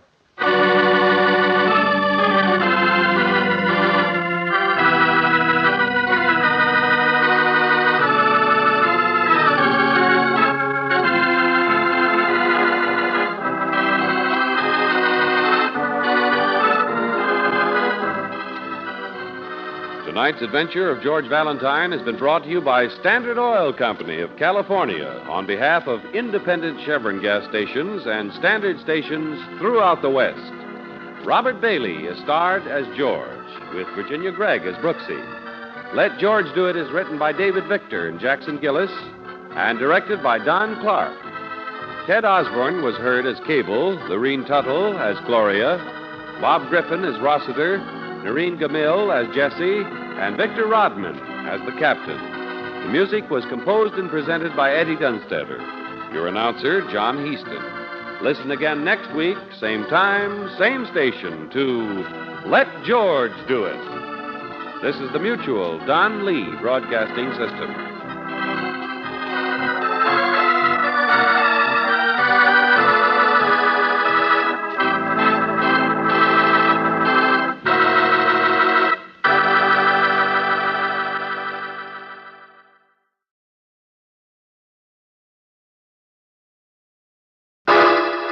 Personal notice, danger's my stock and trade. If the job's too tough for you to handle, you got a job for me, George Valentine. Write full details.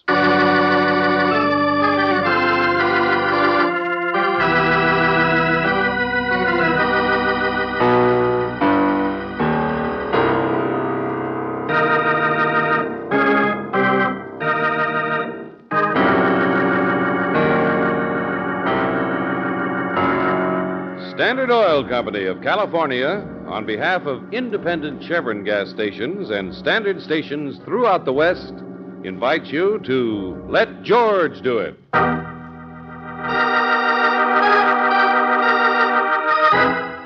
Picture with a Black Frame, another adventure of George Valentine.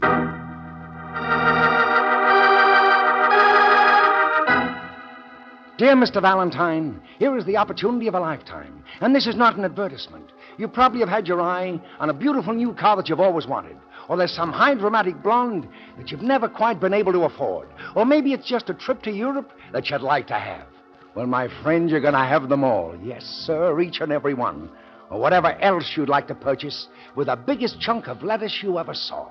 That lettuce is going to be yours, Mr. Valentine. You can just take your murder cases and stack them in the closet when you've heard what I've got to say.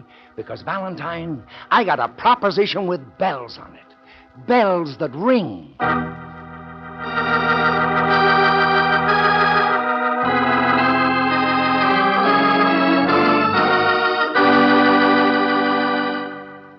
Francis P. Bodgett, art photographs. That's my line. What was that? Maybe I'd better get back to my typing. Now, honey, listen to what I have to say. Every man has a vocation and an avocation. His business and his pleasure. But you've tried to combine yours. Don't get me wrong. I'm a legitimate photographer. Artistic shots of your home and kiddies with family groups especially. Yeah, I'll keep it in mind. And when it comes to Sunday and the normal busman is taking a holiday, where am I? Out at the country club taking pictures. Family group. Valentine, listen to me. Sunday I take a picture, see, because this citizen says take it. He says there's a couple of newlyweds over there behind the potted palm dancing with themselves. Take a picture. And so what do I say? 2 8x10s, $5. And you're going to give me 40%. That's $2. Detective, I take the picture and I develop it last night. And now I got a print right here. You see, it's not just a routine picture. Because now I catch on. It's not just routine people. You mean the newlyweds? Honey, you just said yourself a misnomer. That's what they're not. Now, the man, I'm not too sure about him. He didn't come out too clear. But the girl, well, there's something. Of course, the photograph doesn't convey the pearls by Cartier, the dress like Ida Down, or perfume like Would you please stop talking and say something? Tonemaker. That's something, isn't it? Tonemaker? Like in the Blue Book, honey. Like in stocks and bonds. Like in the biggest marble palace with millions and millions and millions. The girl's a tonemaker. Now you get me? Yes. Yes, I think I'm finally beginning Or to. at least she is going to be shortly. And that's the point. Her name is Lydia, and she's going to marry Whitley Tonemaker. She's staying out at their place now, according to the society page. Oh, it's an understatement to say that little Lydia was displeased when I slapped this photo of her. So intimate with somebody else. Displeased. She practically chased me a mile before I got away. There, honey, now I can see the light of understanding on your lovely face. You certainly do. It's blackmail. That's what your picture is. Just something to blackmail somebody named Lydia with. No, don't get Victorian on me. Sure, Brooksie. Let's hear the rest of it. But, George, no, I'm always interested in a good proposition. Where do I fit in? Every man has his limitations. This marble Tonemaker palace isn't so easy to crash. And in my case, well, I could maybe use a little more polish or respectability. You can say that again. You want me to front for the job, is that You've it? driven the nail clear through the board. That's it. Well, come on, partner. Let's see the picture. Well, I do have it right here. Hey, but that's only the print. Where's the negative? Not so fast. My place is down at the Bedford. You didn't bring it, huh? Well, okay, hold up the print. I can't see it very But first, we got to work out an agreement. Get away from that. Oh, let me see it. I won't hurt No, it. not until you've agreed to it. Look out, Hey, you're that's an tearing open it. window, Buster. There. Scatter to the birds. All right. So you tear it up and throw it out. You shouldn't be so grabby, partner. Why don't you cool off? I'm with you. Now, suppose you tell me who asked you to take that picture in the first place, huh? Maybe I'm wrong. Maybe you're not the type to confide in. You're right, friend. I'm more the type for this. Hey, cut it out. Now, don't. Now, get out of here, you two-type. Pin type. All right, so I'm wrong. Lay off. Well, what a nice character. Yeah. Brooksie, I think I'd better trot over and crash that Tonemaker Palace. This girl, Lydia, may need a little warning. With that thing loose, I'll say she does. Wait till I get my hat. You're George. not going, just me. But You've got a it- job picking up the pieces of that photograph down on the street, Angel. Happy jigsaw.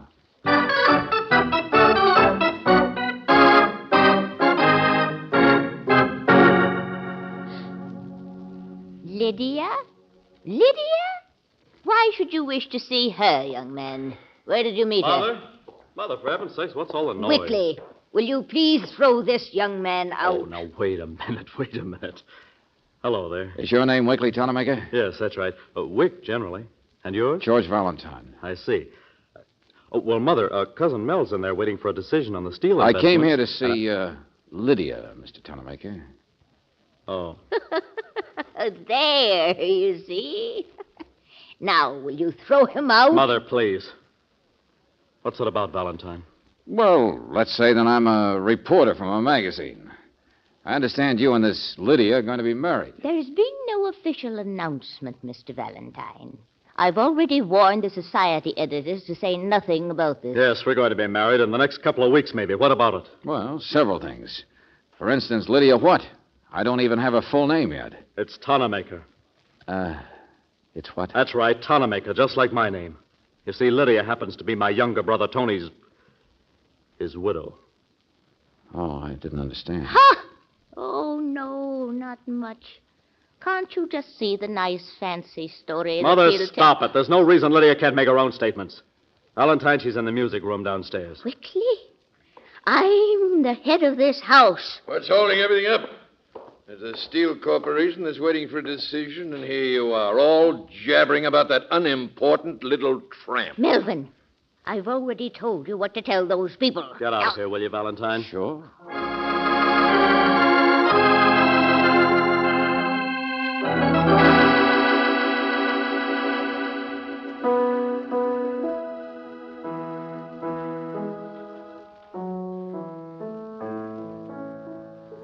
Quite a place, isn't it, Mr. Valentine? No bars on the windows, of course. Yeah. You're certain there isn't a chaperone listening in? Oh, this is my free time. We're quite alone. I assure you, I was also alone last Sunday.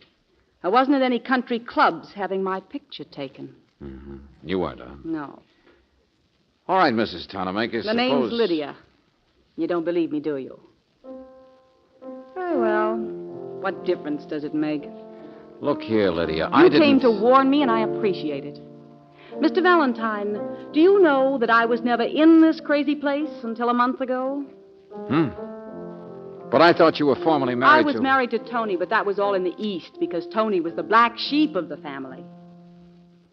That was also several years ago. Tony died in 1947.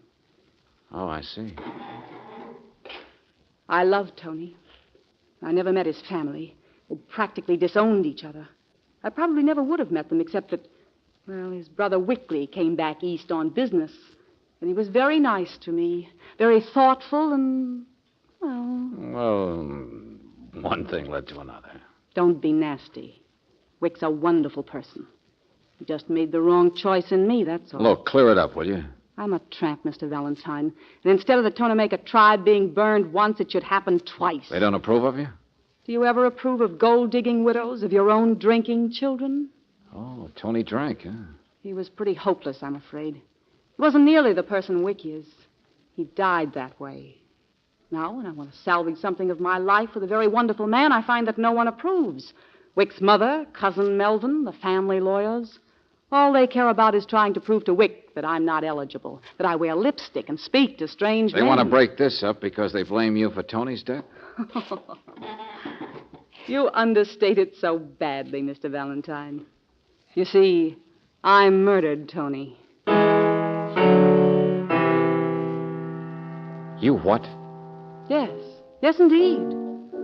Sure, I poured him full of drinks and pushed his car over a cliff. Of course, the police could never prove it. I was much too clever for that. Now, look, lady, will you But the please... motive was all there. It was money. Tony's peddling little trust fund. I'm the little tramp who broke into the palace grounds by marrying the black sheep.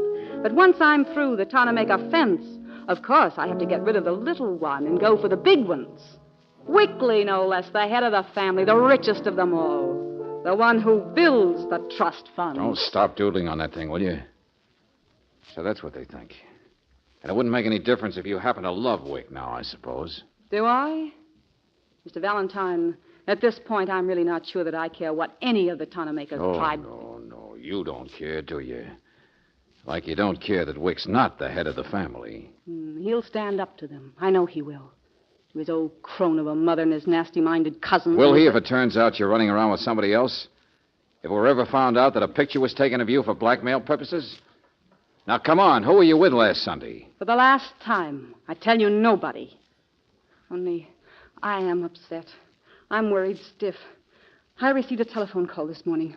A man's voice said I should come to room 12 at a place called the Bedford. The Bedford? Yeah. Hey, wait a minute. That's where Bodgett said his place was. Bodgett? Yeah, the photographer I told you about. Go on, what else? Well, that's all. Just that it was important and I should be there alone. Only I'm afraid to. I thought it must be some kind of blackmail. I'd certainly be willing to pay to keep anything from poor Wick. Only I don't know what it is they could have. Really, I don't. But you'd like to find out, wouldn't you? Yeah. Because you think it's probably a frame. Well, okay, Lydia, let's find out. Let's walk right into it, see what the picture is. Oh, Mr. Valentine, thanks. Come on. Leave your car so they'll think we're still here. I'll take one of theirs. I can drive.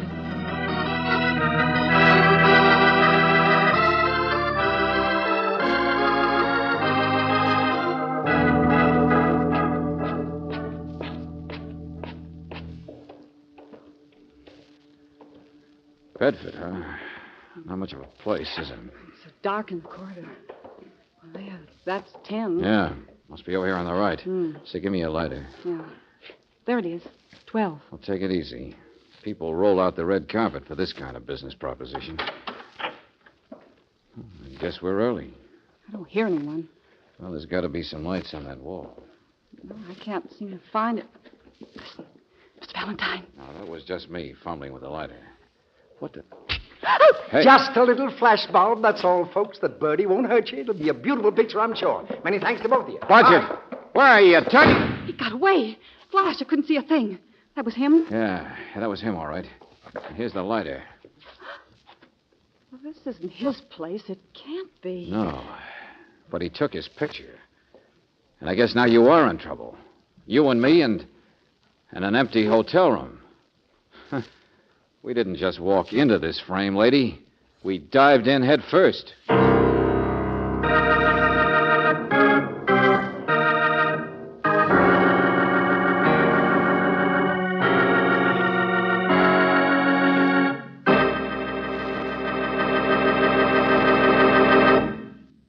We'll return to tonight's adventure of George Valentine in just a moment. If your car has an automatic transmission, you'll be glad to know that you can get it properly serviced at standard stations and independent Chevron gas stations. These service stations have the correct transmission fluid that's approved by the manufacturer of your car. Equally important, the men here are specially trained in the care of an automatic transmission. And don't think it doesn't require special care, for that transmission is a precision-built unit. The smallest amount of dirt could damage its mechanism. The wrong fluid level would be harmful, too. And to keep this vital unit in good working order, you should have it checked every 1,000 miles. Also, at regular intervals, it should be drained and refilled. Ask for this car saver service at independent Chevron gas stations and standard stations where they say and mean, we take better care of your car.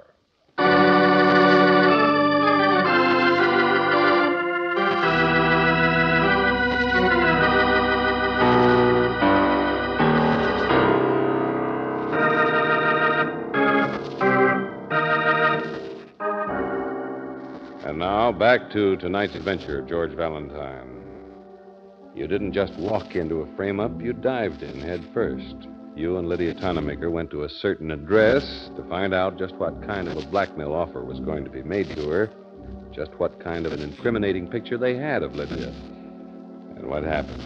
Of course, a picture was taken right then and there, a picture of the two of you to be used for blackmail. Needless to say, if your name is George Valentine, this is not the sort of thing that is easy to explain to Claire Brooks or to Lieutenant Riley.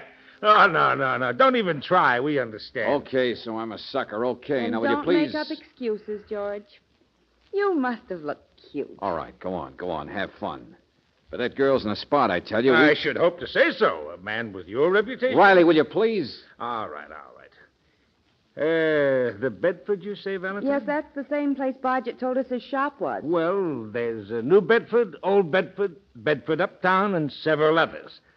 But it only took us about 5 minutes of checking to find out that none of those places ever even heard about Well, it. look, Riley, I had no reason to check. At least we know he's a photographer. We can't find anybody who knows anything about The it. first time I saw him, I was too interested in getting a look at the picture he'd already taken. Would you really like to see that first picture, George? Oh, would I? Huh? Hey, Brooksie, you don't mean you found all those pieces? Well, there's still some gaps, but I think you can tell what the picture was. The one he persuaded us was so important. Huh? Oh. Good shot, isn't it? Man and a woman. Yes, George. Hetty Lamar and Victor McCoy. Yes, I recognize him. Sucker, I believe that was the way you so perceptibly described yourself. So the whole thing has been a frame. Bodgett's letter is coming to see us. Everything was just a come-on. I guess so. To get us interested and get you out there. And to shake Lydia loose from being so careful, so decorous for the sake of that family, and walk right into it with me. Pretty feeble, though, isn't it? Feeble? Yeah, sure. What can Bodgett do with a picture like that one of you two? The girl won't pay anything for it. She might lose a lot of happiness from it. I told you what's going on in the Tonamaker dynasty. Everybody trying to break up her marriage to Wick. George, one of those people must have hired Bodgett. Yes, Angel. All I have to do is find out who hired him. Or else kick myself out of town.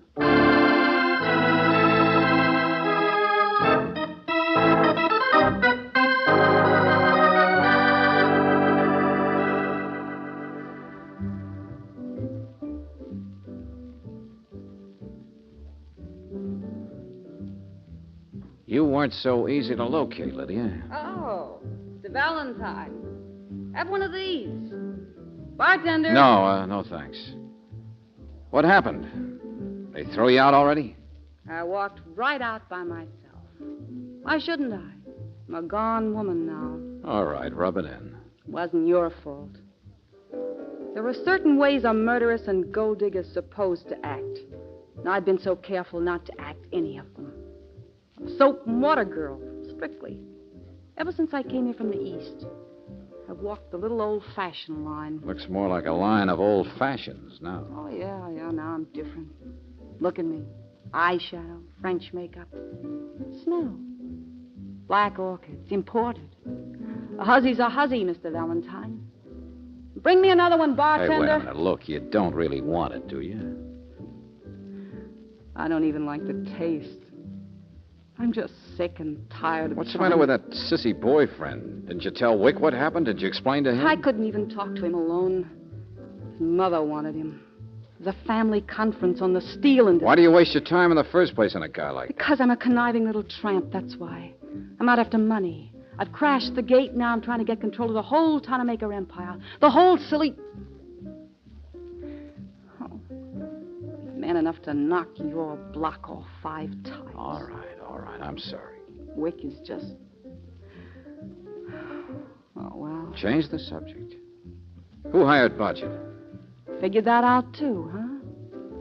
Ah, what difference does it make? If you married Wick, the whole inheritance picture of the Tonamaker Empire would change. Probably lots of people would like to see him stay a bachelor the rest of his life. I'm sure all of them would. So what? Whoever did it has plans for the picture. That's the important thing. The entire family's been involved in our conference for most of the day. They want to see me in half an hour. You want to bet they've already seen that picture of us? Of course they have. So don't worry, Lydia. I'll be there in a half hour, too. But with some facts. If I can find them.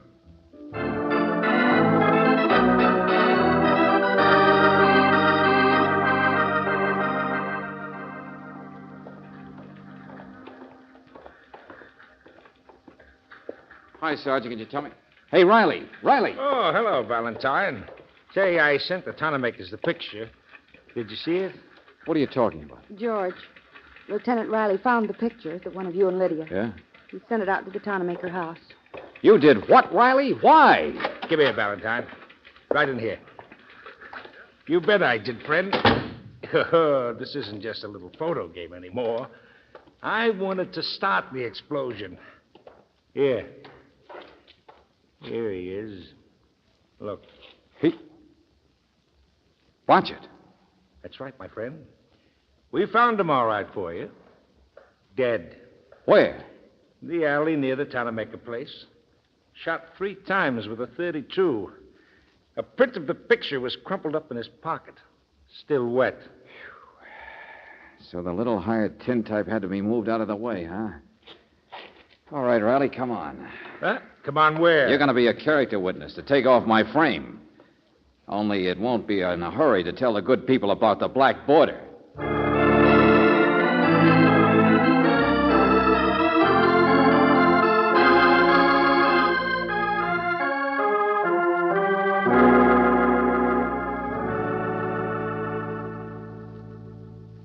And that's exactly what happened at the Bedford, ladies and gentlemen. That explains the picture. Oh, I don't believe it. Not one word of it. Mrs. Tannemaker, Mr. Valentine hadn't even met your daughter-in-law until this morning. You will please not refer to her as my daughter-in-law. Mother, stop it, will you? I don't see why she should. I agree with her, Wickley. Shut up. Shut up, all of you. Wickley. You've all been trying to stop me from marrying Lydia ever since I met her. You've tried every dirty trick you could think of. Wickley, stop that this minute. I guess it might have worked, all your propaganda against her. I was beginning to doubt myself. But now that some one of you actually exposed all of your cards by this cheap, transparent, phony attempt at compromising Lydia with Mr. Valentine... I'm not so convinced yet. You yourself thought she might have actually murdered Tony back in 47. I did not. It was you who made me think that, Melvin. And now I'll bet it was you who hired that photographer. Roger? Never even heard of him. Just can't find him. Ask him. You can't, my friends. He's dead. Yeah, that's right. Well, I guess we might as well tell him now, Riley. Yeah, Budget, the photographer, was murdered. Is that so, Lieutenant? Yeah, that's right. Now, suppose he was murdered by a member of the Tannemaker family. By the person who hired him, so nobody could ever find out who hired him. Or maybe he wanted too much money for the job. I don't know. Now, see here, Mr. Valentine. Never mind. I think I've seen all I need. Thanks very much. Now I'll go get Lydia.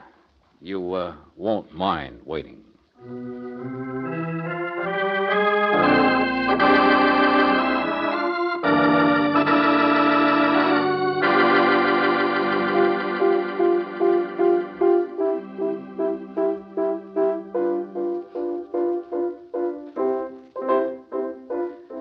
You got called plenty of names by the others, Lydia. Gold digger? Murderess? Oh, sure. The works. I told you Wickley was a man. He'd stand up Go on playing, will you, Lydia? Lydia, whoever hired Bodgett did a crazy thing. Or at least I thought so at first. He picked me. What? Now, why pick me for a patsy? To be framed in that picture with you? Well, you see, I finally caught on. They needed somebody who'd be able to break past the guard in this crazy house. Somebody who'd be stubborn enough to get sore after it all happened and then, like I just did, come up to tell them all off. Explain just what a transparent, cheap attempt it was. Why? You wanted the picture to be convincing. You were trying to keep Wickley from marrying the little tramp. Lydia, when they called you all those names, gold digger, murderess, you know what I said? What, Mr. Valentine? I said nothing.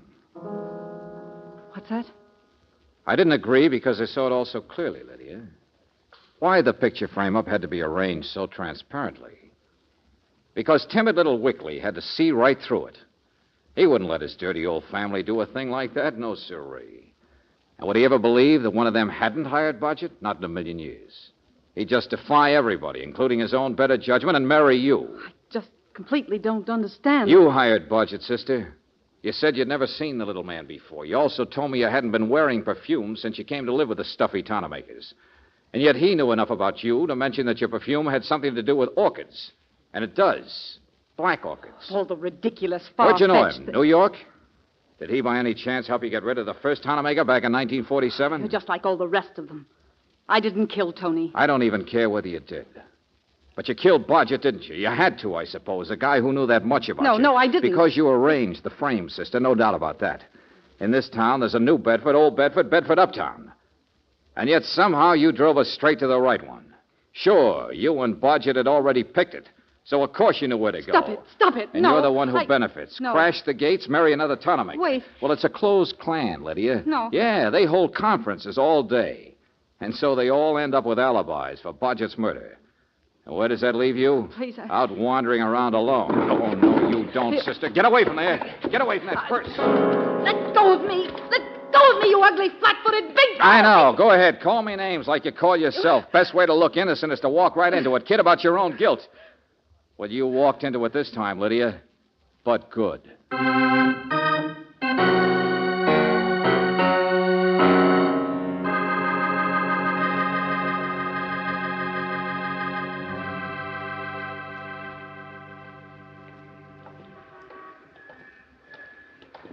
Yeah, she just fell apart, Angel.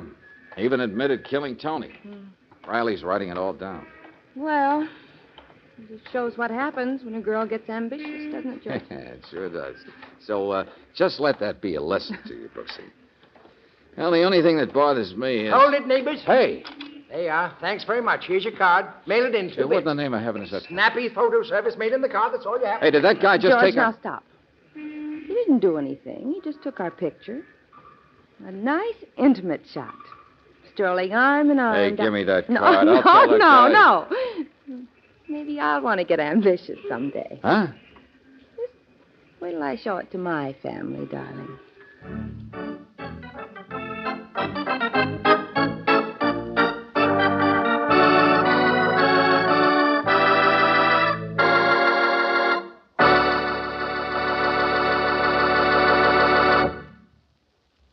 What makes a car grow old?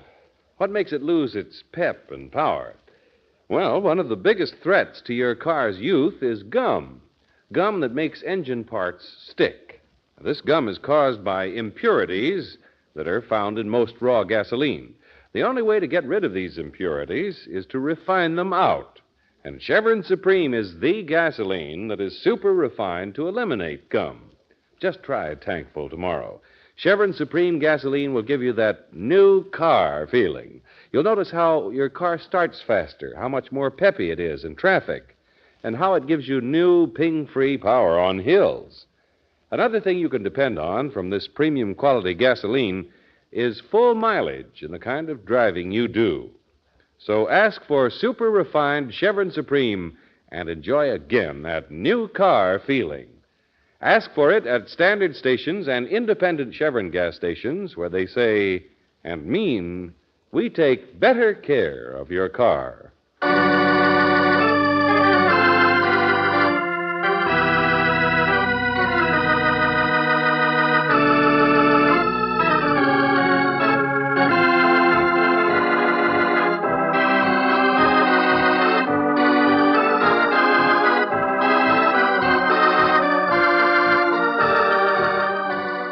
Tonight's adventure of George Valentine has been brought to you by Standard Oil Company of California on behalf of independent Chevron gas stations and standard stations throughout the West. Robert Bailey is starred as George with Virginia Gregg as Brooksie. Wally Mayer appears as Lieutenant Riley. Let George Do It is written by David Victor and Jackson Gillis and directed by Don Clark. Joe Forte was heard as Bodgett, Louise Arthur as Lydia, Lorene Tuttle as Mrs. Tannemaker, Jack Edwards as Wickley, and Paul McVeigh as Melvin. The music is composed and presented by Eddie Dunstetter. Your announcer, John Heaston. If you've been putting off your contribution to the 1950 Cancer Crusade, the time is now, as time is short. Please mail your contribution today to Cancer, care of your local post office. Listen again next week, same time, same station, to Let George Do It.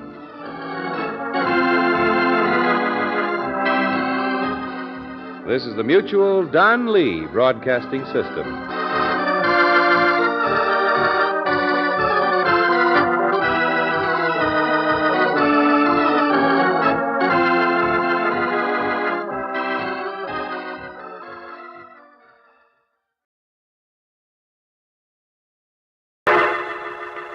Personal notice. Danger's my stock and trade. If the job's too tough for you to handle, you got a job for me, George Valentine. Write full details.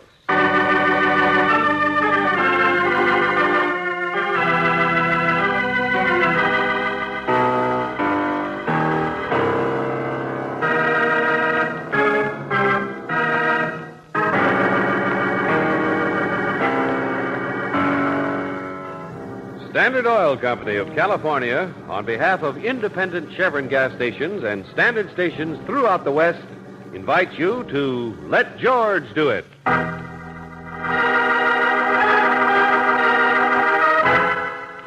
The Anthill, another adventure of George Valentine.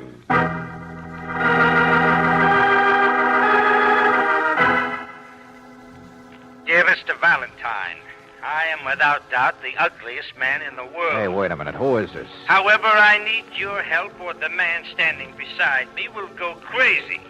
Because, Mr. Valentine, I'm Riley. dying. It's you, isn't it? Lieutenant Riley. Yes, it's me, and I'm the one going crazy. All right, have it your own way. Only what are you talking about?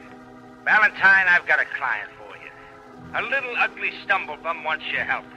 A slot machine repairman, no less.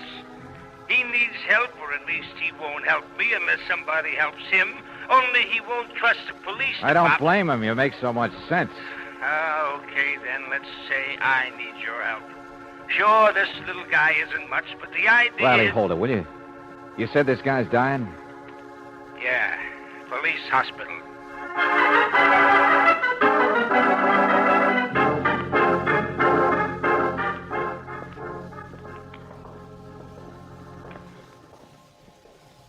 The doctor gives him a day or two at the best.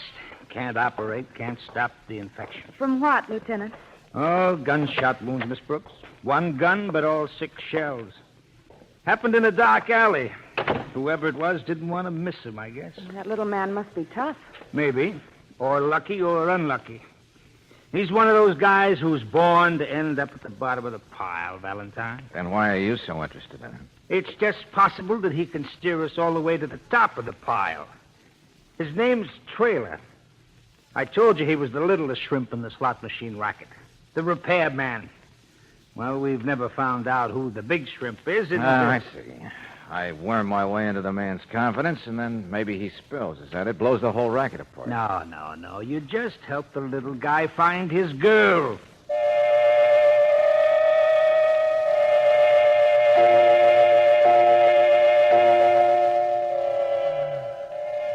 Betty. Betty, that's her name. I was going to see her tonight. Betty who, Trailer? What's the rest of her name? She's beautiful. I'm not, but she is. I'm just her build, she said. But you don't believe it either, do you? Trailer, can you understand me? There's nobody in the world to believe it. You got to be careful. You can't trust people. You got to test them and test them and test them. And then you can't trust them because they're all the same. What are you talking about, friend? The racket? I won't tell you anything.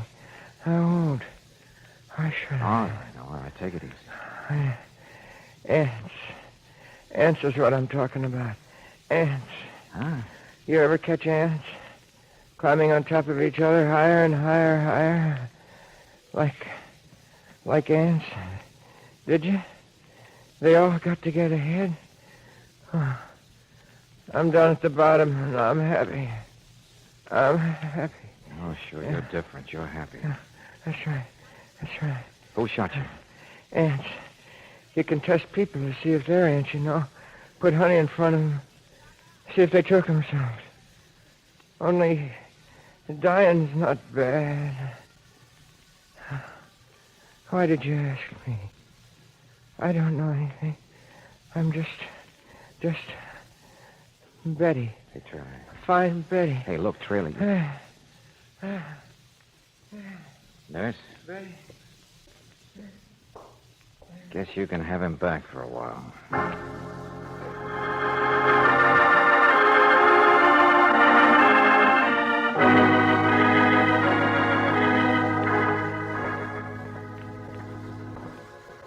Itinerant master mechanic, fixes slot machines, drifts around a lot.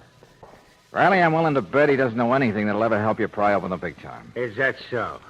Well, just let me show you. Look in here. Oh, you mean the tall, skinny man over there? Yeah, Wilton, the highest priced legal beagle in the state. Waiting to see if anybody off stage needs defending, huh? That's it. The watchdog. Ever alert. Just in case the police have a squealer who might stop worrying about the girlfriend and climb out of his delirium long enough to sing. Sing? What's this? What's all this, Lieutenant? Somebody singing? That's right, Mr. Wilton. trailer in there tells me you own all the slot machines in this state. Yes, of course. It's just a sideline, though, rather a bother, particularly when I don't live in this town. Here on business, Mr. Wilton? I beg your pardon. Mr. Valentine and Miss Brooks. How do you do? Charmed. No, I've been retained by a client, Mr. Valentine. Oh, who's that? The Black Company. Riley here knows about it. Oh, yeah, sure. Out-of-town corporation. Manufactures will-o'-the-wisps. Well, I'm only a lawyer. I'm not familiar. Oh, the Black Company's quite an outfit, Valentine. Perfectly legal. Only nobody knows who runs it. But do they own the slot machines? Of course not. No Do more than I they do. know who they make bank deposits for?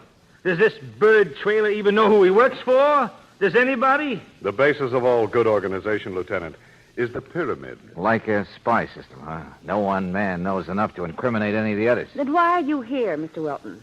Why are you worried about this trailer person? I haven't really said I even know the man, have I? Or that the company I represent is interested in anything more than employees' indemnity, his accident, and so on. Spoken like a lawyer. Riley, maybe it is possible that the best of pyramids get a little wobbly once in a while. Huh? Maybe it is possible that the reason trailer in there got shot was that he found out too much about the higher-ups in the Yeah, hold it. Wait a minute. Yeah, hello, Lieutenant Riley. Oh, I wanted to speak to the nurse about Bill Traylor. Well, all right. Who's calling? Well, just the nurse, please. The nurse on duty there. Well, just a second. Valentine, it's a girl. Now take it, will you? You're the intern on duty, or anybody. What's this? Misrepresentation, Lieutenant? Here, let me have it. Hello? Nurse?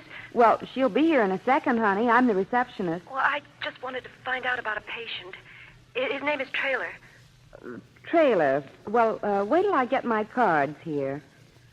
Trailer. Hurry up, please. Somebody said he was there, but I want to know what happened to him. Well, we had an appendix case come in this morning. Oh, just tell me what happened to him. What? You don't handle cases like that in the police ward. I meant in the other ward. She hung up.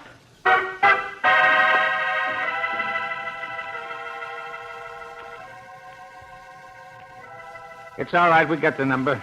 Call came from a phone in a bar at 1612 Commercial Lane. The old Durfee Hill section, huh? Yeah. It's quite a district. A 50-cent flop house or a $5,000 penthouse. It's what the harness boys call the anthill, Valentine. The anthill, huh? Mm-hmm. Let's go, Brooksie.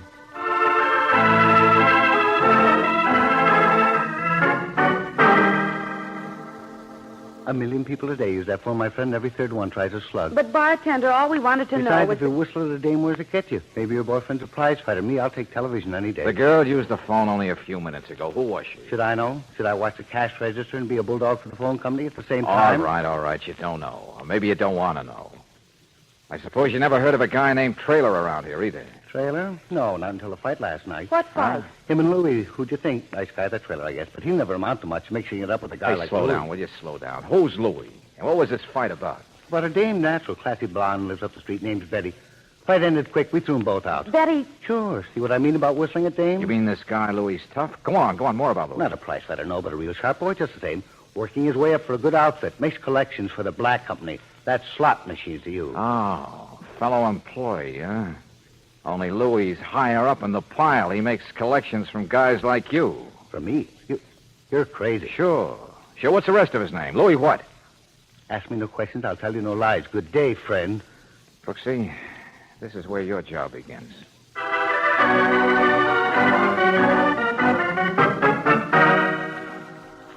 I said I'm sorry, sister. Wrong place. No Betty here. Now beat it, will you? Hi, lady.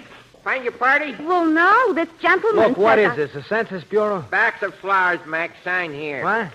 Oh, look, all of you go someplace. I huh? haven't got all day. Sign here and don't keep the pen. All right. Yeah, now clear out. A dime. People send you flowers? Come on in. I don't know where Betty is. What do you want? Well, just to see her. Betty sings down at the nightclub, I found out. She mentioned to me once about a job, and I thought maybe dancing or selling cigarettes might the great unemployed, huh? Look, you gotta be a jerk not to get along in this world, sister. What's the matter? No angles? Oh, I I'm just new in town. Gee, that's a pretty box, isn't it? You gonna open them? How do you like that? Dated yesterday. Now, there's a florist who's going to fall right out of business. Betty gets them like that all the time, sister. She knows her way around. Nothing better than the best. Gee, I met Betty's boyfriend, too, once. Trailer or something. That's what he told you? Boyfriend. There's a laugh. Well, sure he wasn't dressed so good. Oh, hopeful Harry. She can do better than him any day. I didn't know. You mean you're the one she... Say, roses. Look, I'm Betty's brother. My name is Louis. Oh. Now, where did you say you met Betty? Gee, has the girl got to relieve all of her privacy? We was only in the beauty shop. I was seeing about a tent. Don't look at me that way. She spoke to me because I complimented her on a corsage she said her boyfriend gave her. Boyfriend? Look at that, sister. Those aren't just roses. A wristwatch wrapped around them, you see? Holy smoke. I'm an admirer, see? Guy she hasn't even met. Told you she was good looking. You ought to hear what they say about her singing. We're gone places, her and me. You don't have to hate my wrist about it. So go be unemployed. Beat it, will you? Dear Betty, I look forward to meeting you. What's that? I'm on the level, and I don't mean just opposite your eyes when I say I'm not a masher, and won't you please telephone me at Durfee Hills? Hey, give me that. Hey, let go. Just a card with the roses, that's all. Come on, get out of here. Gosh, I'm not going to try to beat Betty's time or anything. I'll say you're not. I never heard that name anyway, Mr. Black or... Black!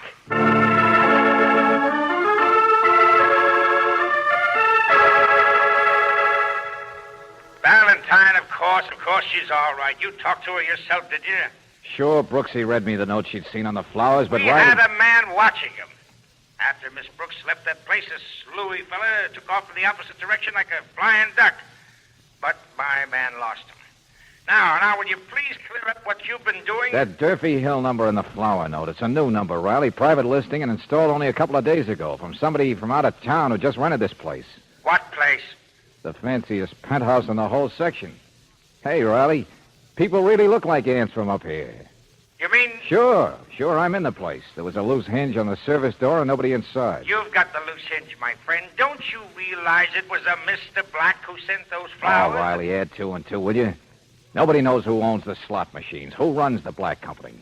And yet a mysterious Mr. Black shows up in town, a man nobody's seen, not even the janitor downstairs. Trailer's girl, Betty, she must have seen him. No, remember, he just wanted to meet her.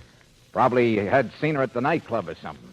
But that was Black's mistake if he wanted to stay incognito, giving a girl his telephone number. Because now here I am with $10,000 in my pocket. With what? What'd you say? Sure. Must be collection time in the 3 Lemon business.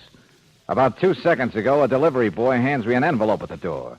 Inside was an accounting sheet for all the slot machines on the south side and proceeds for the past month.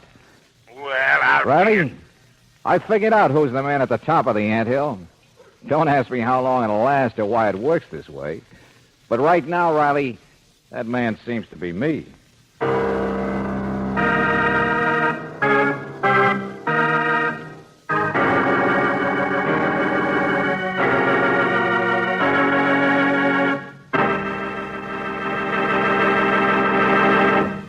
We'll return to tonight's adventure of George Valentine in just a moment. Anyone who has done a lot of driving in hot desert country knows what happens to car engines there every day. As soon as the ignition is turned off and circulation stops, engine parts get so hot they can literally fry an ordinary oil. But just ask desert motorists how they lick this problem. They'll tell you more people prefer RPM motor oil than any other brand. And here's the reason RPM is first choice where driving's toughest. It's specially compounded to keep a protective oil film on every inch of metal. Even when engine parts get super hot, RPM contains other compounds that prevent carbon formations, that stop corrosion, and keep rings working freely. It's the best engine insurance you can buy. So why not try in your own car the oil that's first choice where driving's toughest?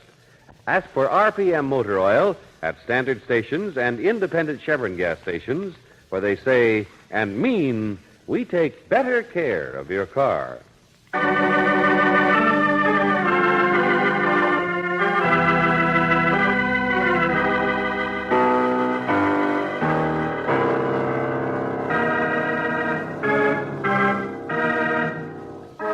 And now, back to tonight's adventure of George Valentine. You go to help Lieutenant Riley because there's a man dying in the police hospital who might tell what he knows about the slot machine racket, provided somebody helps him find his girl, Betty. Well, so far you haven't found Betty, though you have discovered that there's someone else in her life. Someone a little more successful than Trailer. A man who calls himself Mr. Black, who owns the slot machines, whose identity is a secret even from his own employees. Only if your name is George Valentine, now it's you who occupy Mr. Black's apartment. It's a dangerous game, and no one realizes that better than Claire Brooks. Down at the police hospital now, she seems unable to help. I don't know anything. I tell you, I don't know. If you could just remember why you and Louis had that fight last night in the bar. Was it over Betty? Betty? Or is something wrong in the business? In the Black Company? Find Betty. Just find Betty.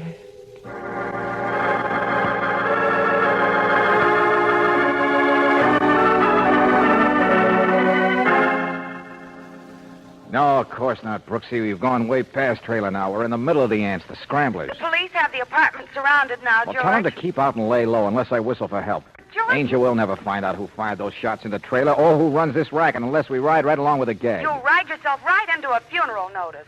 Sooner or later, the person who rented that apartment will come back I and said, then... don't worry, will you, Brooksie, as long as I can... What? Go on, George.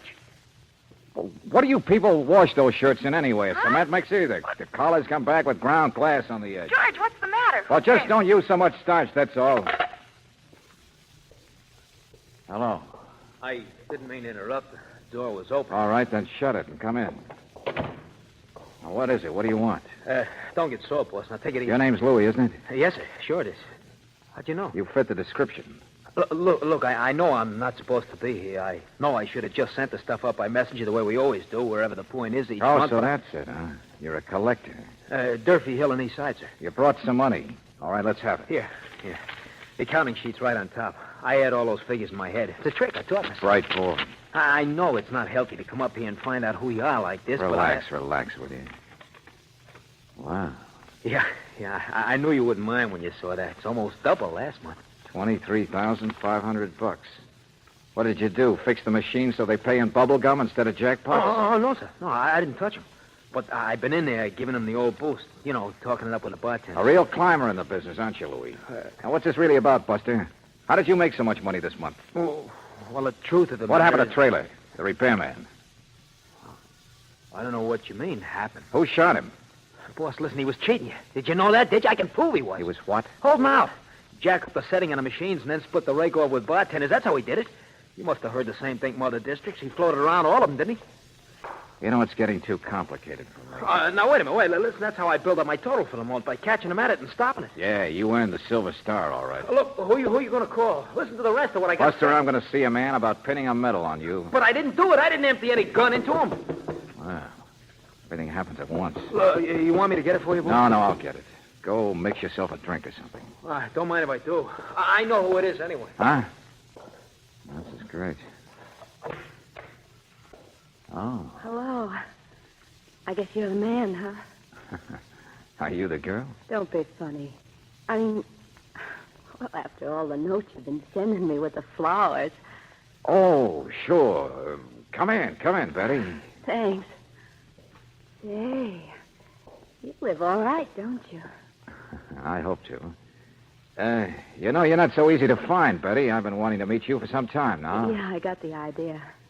Do you always use that whirlwind stuff, flowers and presents on a girl, Mr. whatever your name is, Black? Hey, slow down. Take your coat off. Sure. Well, you wanted to meet me. You saw me in the nightclub and you heard my singing and you wanted to meet me. Well, now, who wouldn't? You're very beautiful. It'd do a girl good to be known she associates with you. No comment. Any girl would break her neck to get up here. Give her eye teeth to walk up close to you like this. Hey, what's the matter? You dirty Hey, sis, cut it out. Cut it out, sis. Let go. You said you'd be nice. Now stop it. Will you cut it out? I don't know what's the matter with the boss. Honest, I don't. Suppose you both be quiet. She said she was coming up here to see you. She promised you would, you know. I told her what a great guy you I are. said, shut up, killer. What? Now, look, boss, this is my sister. Say, one of the greatest kids in the world. I know. A guy could go places if his sister associated with a big shot like me. What was it you said? You call Louis. Betty, you came up here to find out about Trailer, didn't you? To slap my face and ask the big shot which one of his hired hands was responsible for your boyfriend being down there in the hospital. Wasn't that it? He's not a boyfriend. She's 10 times as good as him. He's only been hanging around a couple of months. Sure, he's not an eager beaver like you, Buster. He wouldn't try to use his own sister to get him ahead in the world. No, they just thought about it. In that bar the other night? Oh, yeah, but that was all. I told him to stay away, and he got mean and took Hey, a one at a time, will you? Honestly. You live with the Louis Yanks. wouldn't- Don't you know what they're like yet? Or was that what you saw in Trailer? That he was a little different from the Scramblers? It was a dope. He was stealing, holding out. You want to bet it was you who was holding out from collections, Louis, and he caught you at it? Boss, So long came a chance to get rid of two birds with one stone. Get in the boss's good graces and cover your own tracks by being the guy. You said you didn't see Trailer after that fight. All I know, Betty, is that your brother said something to me a minute ago about a gun being emptied into Trailer.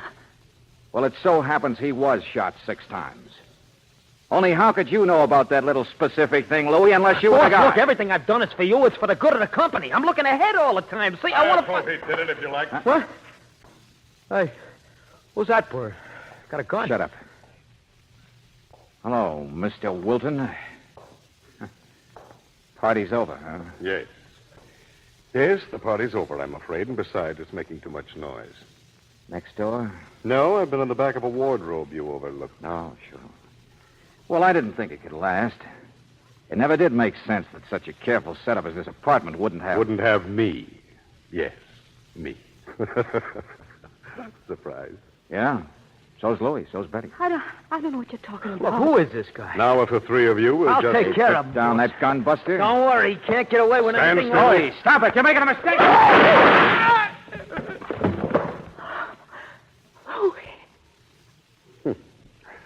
Ambitious to the end. Couldn't resist trying to make one last impression on you, could he, Mr. Valentine? Mr. What? Yes, Betty. I'm afraid I'm the Mr. Black who's been so anxious to meet you. Yeah, it's too bad. Things couldn't have worked out better for us. But if you're Mr. Black. A great organizer. The best of pyramids totter once in a while. I was here to make my own collections this time. I thought it was about time for a visit to South America. So if you'll just hand over my money. Why don't you come and get it? You've caused enough trouble already, Valentine. Sure. Come on. Shoot some more people. I'm warning you. No. It's the only way you're going to get out of here. Valentine, Take that gun. Well, thanks, Riley. Mr. Slot Machine King, see what the sound of those shots brought you? 3 lemons.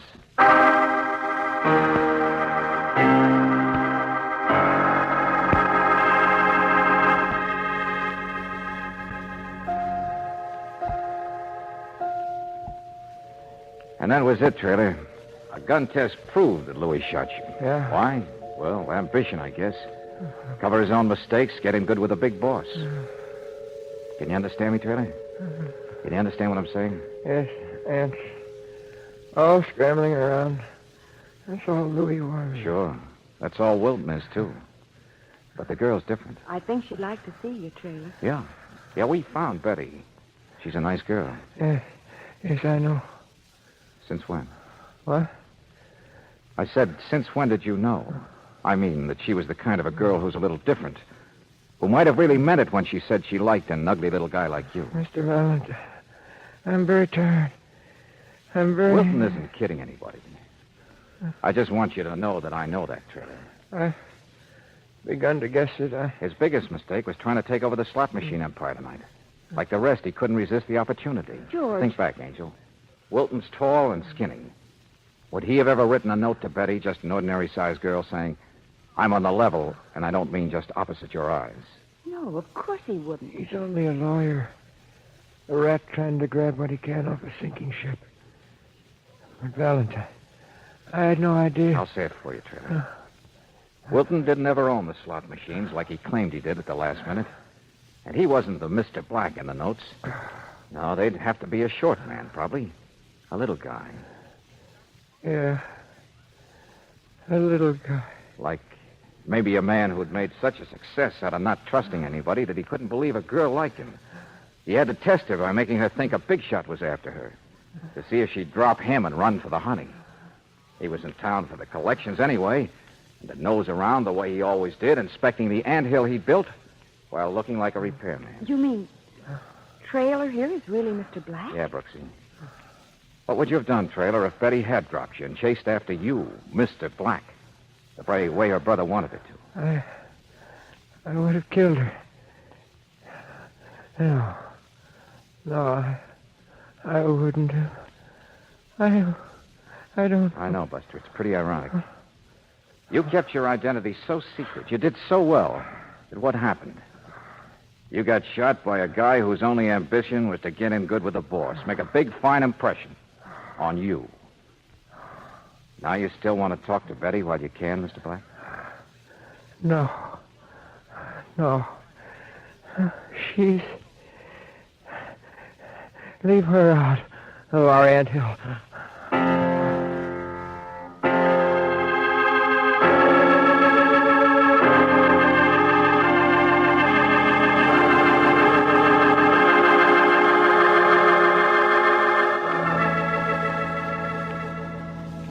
George, maybe Trailer really wished that he could be just a repairman. Oh, there are lots of maybes, Brooksie. Maybe he was sick of himself. Guy who climbed so high must have looked down on a lot of squirming underneath. But, George, it's all in the way you look at an anthill. It's a city of workers, too, and they help each other.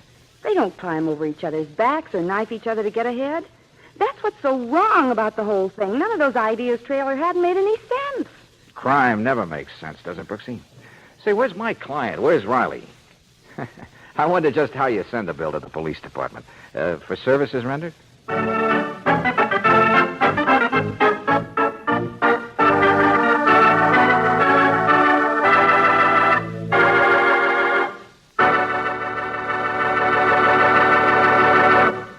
Let's pretend you're on a weekend motoring trip. It's a bright, sunny day. Everything's fine, except it's too bright, and the eye strain is terrific.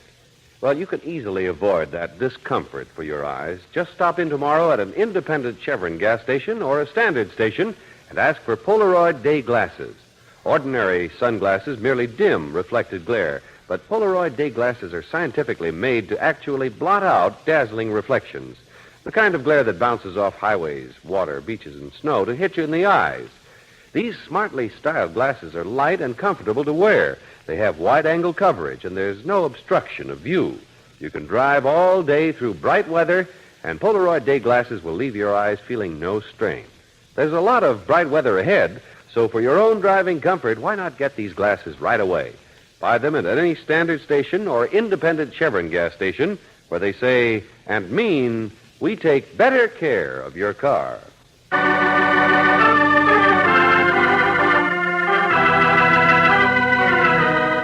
Tonight's adventure of George Valentine has been brought to you by Standard Oil Company of California on behalf of independent Chevron gas stations and standard stations throughout the West.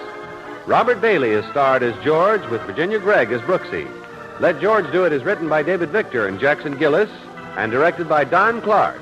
Wally Mayer appears as Lieutenant Riley. Pat McGeehan was heard as Trailer, Bill Boucher as Wilton, Gene Bates as Betty, Jim Nusser as the bartender, and Anthony Barrett as Louie. The music is composed and presented by Eddie Dunstetter, your announcer, John Heaston. Listen again next week, same time, same station, to Let George Do It. This is the Mutual Don Lee Broadcasting System.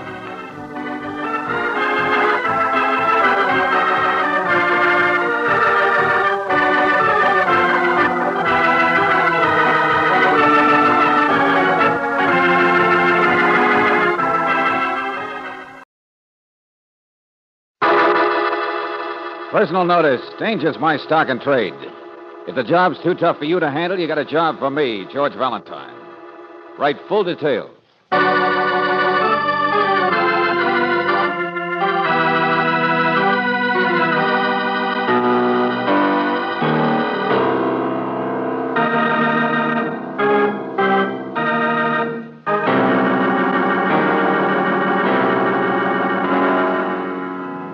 Standard Oil Company of California, on behalf of independent Chevron gas stations and standard stations throughout the West, invites you to Let George Do It.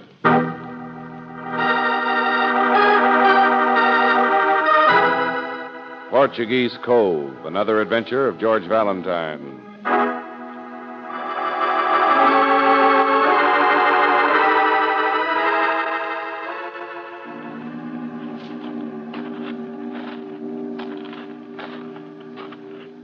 Okay, here's your mail, Captain.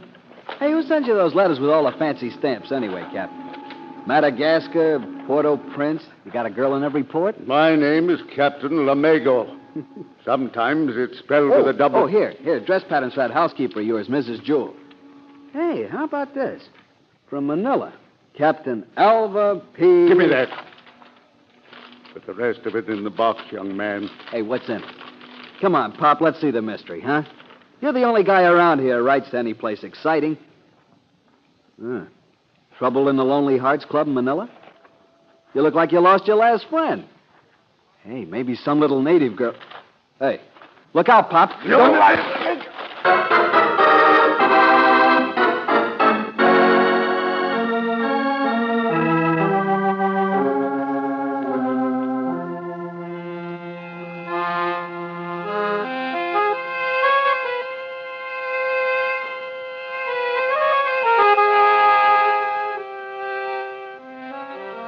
Dear Mr. Valentine, that's exactly what I saw happen. He struck him. He struck the mailman. Now, I've lived in Portuguese Cove for nearly 10 years, and for all 10 of it, I've taken care of Captain Lamego. I've kept his house and done his cooking for him in the times when he's not out on his tuna boat. There never was a finer man in all the world, so upright and good and virtuous, and he's kind. The last person who would ever just flare up and strike anyone like that. Unless, of course, it was justified. Or unless, Mr. Valentine, unless the poor dear man is in some kind of trouble, some kind of danger.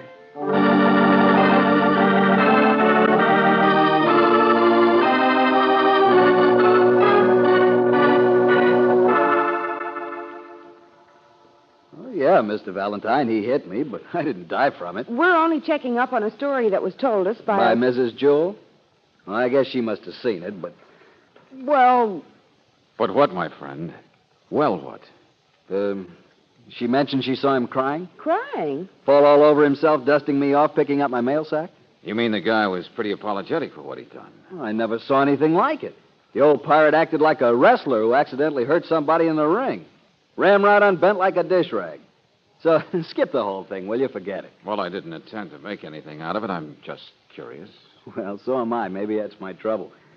Look, I'm new on that route. The boys tell me Captain Lamego's the biggest shot in the whole district. I mean, he's the head of one of them old country families, the patriarch, you know? Everybody loves him.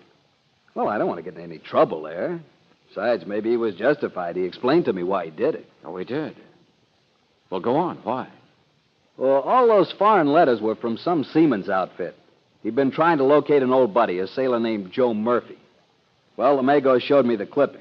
Outfit found out that Joe Murphy died of pneumonia in Manila 6 months ago. Oh, so that's it. Sure, these old fishing families, they're pretty emotional, that's all. See? This Joe Murphy wasn't a member of the family, was he? Oh, no, of course not. Only... What's the matter? Well, you won't repeat any of this.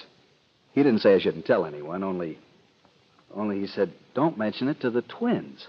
The twins? Who are they? I don't know. Part of that big spread-out tribe, I guess. I wouldn't have thought anything of it, but... Well, I was under the impression that one of them was dead, too. One of the twins was dead? Yeah.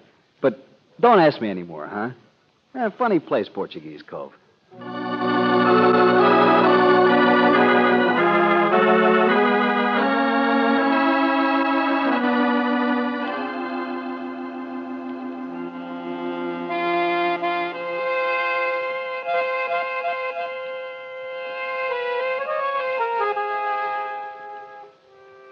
Sure. I tell you, sure. Mrs. Jewell, she'll be downstairs pretty quick. Why worry? Oh, I'm not worried. You know, you play that very well. See, very well. I think so, miss. What's your name? So sad. You mean the piece? No, the name. I have forgotten. What difference is in a name? So sad, they all say, so all right. Since I was a boy. Run errands, do this, do that. So sad. It's a joke, you know. Oh. But you're not a member of the family, the Lamego family. Oh, but see, who is not? Only I am not very close. I am the one way out on the limb. Still, I own the boat. The finest boat in the world. What? Yes, we all own that boat. Do you have an idea how much she costs? A deep-sea tuna boat? You own the boat? Is that the one that Captain Lamego... See? Oh, yes, the whole family owns that. Maybe I only have $10 worth, but is that important? I can cook on the boat, can't I? I can play music. I can watch a man happy. I can watch a man die. What did you say? Ah, Mr. Valentine, what would you like to hear? Hello, Angel. Wait a minute, George. So sad. What was that you just said? Dinner will be ready pretty quick. What tune? Any music. What is it, Brooksie? Well, he said something about He somebody... talks all the time. It doesn't mean anything. Don't even know what you're saying, do you, Nutty? Why should I? Who cares what people say? Now, some music. The kind you like, Johnny. Dinner won't be ready unless you get out there. Oh, but Johnny, I just Go on, want... go on, get out of here. Mean, aren't I? Pushing the Nutty around. A mean guy. Yes, horrible. Johnny? Yeah. Oh, I know. You're those friends of Mrs. Jewell's. Hello twice. Same to you. Thanks. It fits. I'm the twins. The twins? That's the trouble with us men in the Lamego family. We disintegrate like Nutty there. Hey, clear it up, will you? Why? We're just a backwater bunch of suckers listen to old country music and live the old country way. Radio? What do you think we are? Crazy? Give me a wet finger and a sight of Polaris any day. Sure, we can haul in more tuna than anybody in the whole fleet of... All right. I'll get off the soapbox. Want a drink? No, thanks. Are you sure you do? Positive. Because you're twins? Forget I ever said it. Forget it. All right. Maybe you just see double. You never used to touch this stuff, would you believe it? 6 months. That's how long I've been here. College boy, that's me. Waste your time studying the scientific wiggles of fish. Waste your time? Haven't you figured it out? Haven't you seen it? It's standing right there on the porch. Huh? Sure. See him there? Pretending he's not listening. Oh, no, I didn't. The captain. Watch this. Hey, old ghost. Easy, Johnny. Hey, king of the sea. Big shot. Good gray uncle. Good evening, Miss Brooks. Mr. Valentine. Hello, Captain. He can't hear me, see? Rolls off his back. Mrs. Jewell asked me to say she'd be down directly. Oh, thank you. These people don't understand about little tin god Skipper. Tell them who's the only man left in the Lamego family. Johnny, for heaven's Tell sake. them about the rights and duties of a captain at sea. Tell them about the big, strong, upright man who won't let anybody else run Now, look, anything. Buster. Let go of me. The only chance I get to talk back when I've had a few drinks under my belt and one in my hand. So give us a speech, Skipper, on the high moral code of the... Tough, isn't it? Well, you asked for it, Buster. Well, Forgive me, Miss Brooks. now I'll have to mix another drink. You will not. Not in this house. Oh, who says so? I say so. Now, let's see you argue about hey, it. now, wait a minute, Captain. You're please. only half my age. Go on, argue. Hit me. Cut it out, will you, both of you? I'm not going to touch him. That's all he wants me to do. You're a sniveling troublemaker like your brother. I said, You're a- Captain, cut it, will you? Stop, Mrs. Jewell. Stop. Stop those things you're saying. Yes. Yes. Good night, all of you. Captain. Good night. Well, I lit the fuse, didn't I? Oh, Mr. Valentine. Yeah, let's change the subject. Mr. Valentine, I want you to leave the house right now. What? Mrs. Jewell, you... I had no business getting you here. It was very wrong of me to interfere. What's all this? Go on, Mrs. Jewell. The captain's been upset like this only because someone died. What? Died of pneumonia. An old dear friend, a sailor named Joe Murphy in Manila. The captain told me about it. Mrs. Jewell. No, be quiet, Johnny. That's why he struck the mailman. Well, what if I say that wasn't all it was? What if I say Joe Murphy was no friend of his? It's a lie. What? Joe Murphy was just a sailor. On a trip to Mexican waters over a year ago. Just one guy and a crew of 12. Johnny, please. I'll bet they never spoke 2 words together, the kind of a Captain Lamego is. Upset because his friend is gone. Ha ha ha ha! Then why was Murphy so important? Johnny, it's none of their affair. And so sad has dinner ready. You've been up in my room, haven't you? That thing you've got there. Johnny, please, not now. Give that to me. No, Give it. no, I won't. Oh, George, it's just a book. Yeah, diary, isn't it? Sure. His diary. You mean the captain's? Mrs. Jewell, I guess you found the same thing I did. There's an entry in the diary he made in the last day. But whose diary? Joe Murphy was so important because he was the only sensible witness to a murder by the great tin god, the only man left in the family, Captain Lamego. The diary was Jimmy's, Mr. Valentine. And who was Jimmy? A troublemaker like me. A mutineer, no less. That's what Joe Murphy supposedly witnessed. A righteous old swindler was defending himself from a mutineer. Sure. It was on that trip over a year ago that the disintegration of the male ranks of the family started. Johnny, don't. That was the excuse the good man used to stay on top. The excuse Captain Lamego used for killing my twin brother.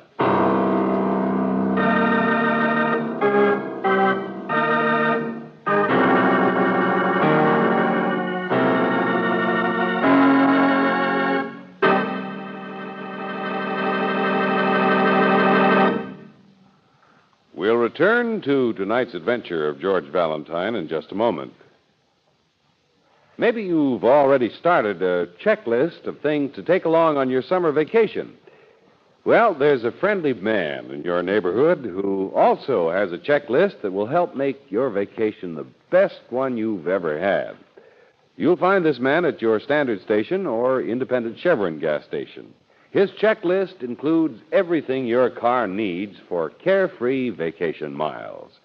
So before you start out, let him give your car a thorough inspection.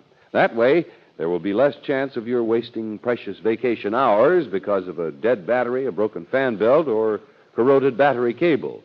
Once you're out on the open road, remember, wherever you go in the West, you're never far from this same type of car saver service. It's the friendly service you get at all independent Chevron gas stations and standard stations where they say and mean, we take better care of your car.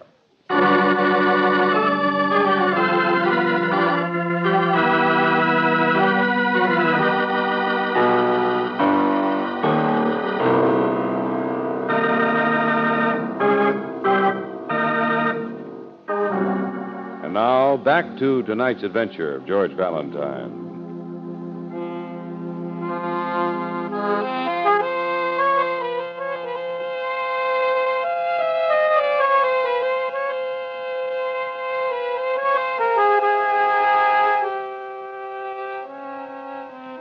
Portuguese Cove, a little old-fashioned seacoast village, the home of the Lamego family, the anchorage for the one wealth of their life, the tuna boat they all own together. But the skipper of the boat, the self-elected head of the family, is even stranger than the village itself, Captain Lamego. You first heard of him because he had struck a mailman. But now you find that a year ago he struck one of his own relatives, one of the twins, and killed him. Self-defense. That's all I know. Justified? He was within his rights. He was the captain of a ship at sea. That doesn't always mean that... I'm so stupid about these things. And the captain would never let anyone talk about it around the house. I can imagine. Yeah, the captain's still doing a lot of thinking about it. At least he tried to get in touch with that witness, that Joe Murphy. Why? There were some Panamanian boys on the crew. They didn't even speak English. Everybody understood that Jimmy had tried to use them to cause trouble. Let's see. This mutiny thing that Johnny mentioned? Well, he doesn't know anything. He was in college at the time, I mean. But Jimmy was a troublemaker. He couldn't stand taking orders from anyone. He couldn't stand not being able to run the family boat himself. That's what everyone understood. And one night, he actually tried to attack the captain. Mrs. Jewell, wasn't there an investigation at the time? No, it was a hearing of some sort, Mr. Valentine. There's a record of it. I know the captain has some papers down on the boat, but it was kept very quiet. Why would anyone doubt the captain's word? and poor Jimmy had been buried at sea. Hey, I play music for you. You like to hear some music? No. When Jimmy died, did you see what happened so sad? Oh, see. Oh, it was terrible.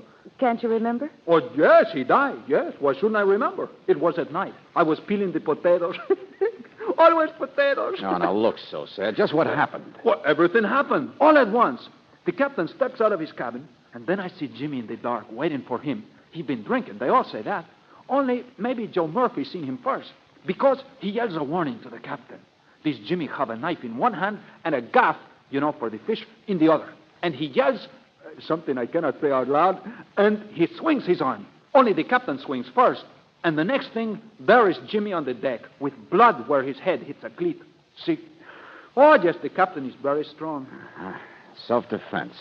Justifiable accidental death. Only the diary, Mrs. Jewell. The boy's diary that Johnny had. Let's see that last entry. The one that made you try to get me off the case.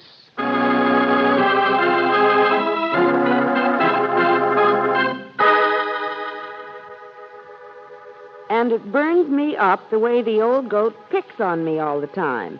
The way he keeps telling people I cause trouble.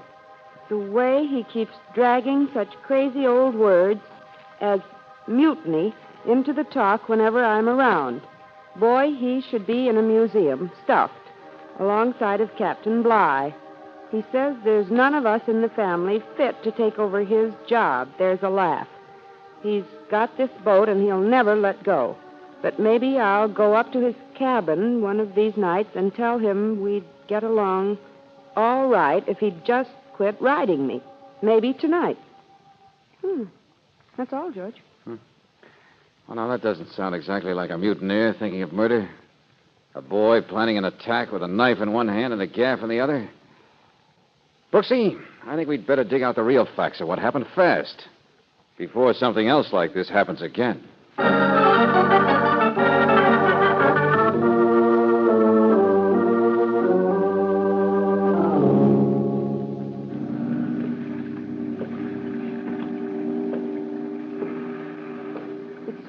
George. Yeah, easy. Why don't you look out for the rope? Oh, Well, it's not such a tidy boat, is it, for all the big talk? no, it's not. Eef, grease. Run down, rusty at the seams. Here we are. Can you see Lamego? Yeah, he's in there, all right. His cabin. Wait a second.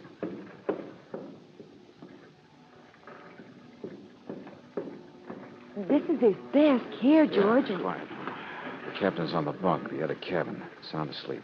It's against the law, probably, what we're doing. I know that. George, what I expected to ask him, but, well, we're cutting corners. Save the time checking in the city for an official copy. George, right in front of us. Huh? Record of proceedings, Maritime Hey, let me Commission. see. He'd be looking at it himself. Why, George? Come on. Start to work. Federal court jurisdiction concerning the death at sea of James Lamego of Portuguese Cove.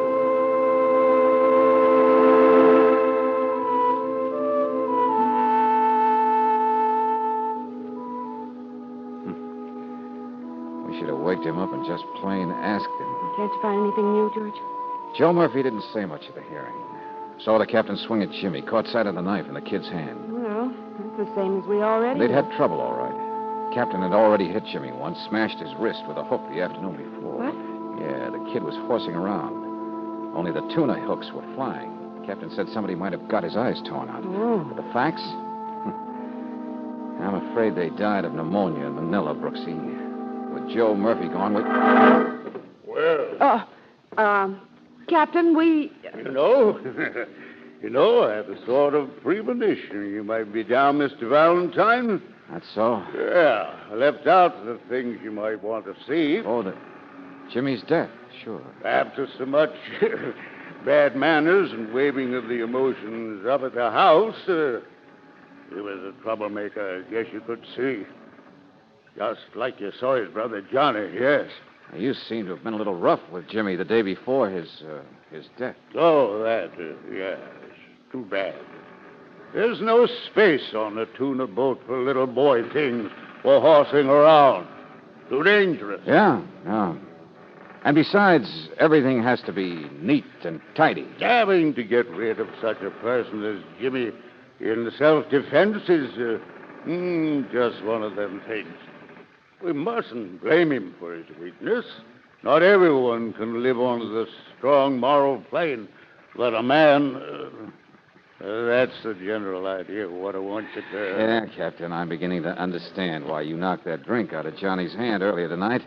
Why you spout so much, so righteously. Why you slept so heavily in there. Why the family's boat here is in such a mess.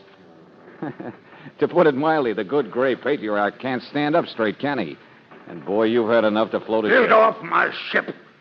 Get out of here! I won't listen to you! This is my ship! Get out of here!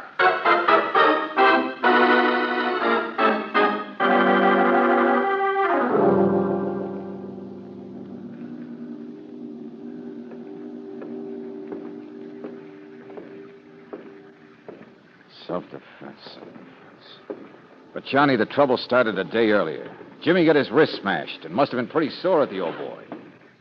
So said, how come you told me Jimmy was carrying a knife and a gaff? See, that is so. He was. But with a wrist like that, wouldn't it be a little hard to carry anything? You sure he wasn't just carrying a knife like Joe Murphy said? See, I think that is right. See. Which is right? So sad you want to agree with me, don't you? Well, of course. Why not, Mr. Valentine? No matter what I say, no matter what anybody says. He's not much of a witness, I'm afraid. But say, he didn't used to say the gaff. Where'd you get that idea, Nutty? Yeah, that's what I mean. The story's being added to. To make the self-defense even stronger. But why? Sometimes self-defense is a way of committing murder, Johnny. You mean the captain's been coaching Nutty here? Yeah, justifying himself. I do not understand. There was a motive for Jimmy's death, wasn't there, Johnny? Oh, sure.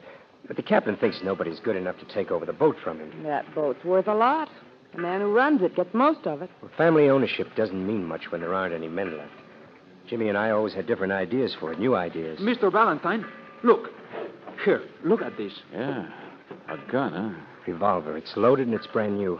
That's why I chased down here looking for you. Nutty found it in the captain's room tonight. The captain? Why would he buy it? Nobody else is going to attack him. Maybe he thinks you are. What? Oh, look, I've tried to figure this whole thing out. It's driven me crazy. I wrote letters like mad trying to locate Joe Murphy myself. I asked questions, but I couldn't. The captain. Here, give me that thing. No, why should I? I thought for 1 minute he really meant to kill my brother. What are you doing down there? I told you to get out of here. Johnny, I said give me that gun. Get out, you and that yellow belly there. He can't pull that Johnny, stuff. take it easy. Afraid of a fight, every one of you. Shut up, will you? Go on, hit me, both of you. Listen, you see how he does it? Go on, with my bare fist. Oh, no, you can't. Not this time. Now let him have the gun. I'm not afraid of a gun. I told you to shut up a long time ago, Skipper. There won't be any self-defense this time. Give me that gun back, Nutty. Sure, Johnny, sure I will. You missed the captain with your first shot. He's down now. Go ahead, shoot him. What? Yeah, you heard me. There won't be any self-defense murder. You'll have to do it in cold blood. George. Try the shoe on the other foot for a while, Sonny. On who goes home. On who's been waking up the sleeping dogs around here. You trying to be funny? You're the one who primed So Sad with that gaff story, aren't you, Johnny? Just to make it look like the captain was desperately padding the evidence. You have to be the one. The skipper had seen the official record. He knew about the smashed wrist that made it impossible. Mr. Valentine, listen. Yes, Johnny. And that broken wrist also made it impossible for Jimmy to write in his diary on his last day. I guess a handwriting expert can tell me who wrote that last entry. The entry that made it seem so unlikely that Jimmy could have been really thinking about mutiny. But everybody knew how Omega treated Jimmy. Let's just believe what we know. That Jimmy was a troublemaker, a mutineer, who was killed accidentally in self-defense. Only it gave you the bright idea of duplicating the stunt with malice aforethought. I've been trying to find Joe Murphy to learn the You facts have of the... not. You've been making up the facts. Capitalizing on the captain's feelings about a tragedy. You've been doing it for 6 months. Ever since you knew the only witness was dead. No. And you had to know, Buster, because you told me you kept writing to locate him. And yet someplace I remember the postman, the mailman himself, saying that Captain Lamega was the only guy around here who ever wrote to strange foreign places. All right, smart boy. Meddling. Hey, give me that. I guess Portuguese Cove won't be having an ambitious new tuna skipper for some time, Johnny.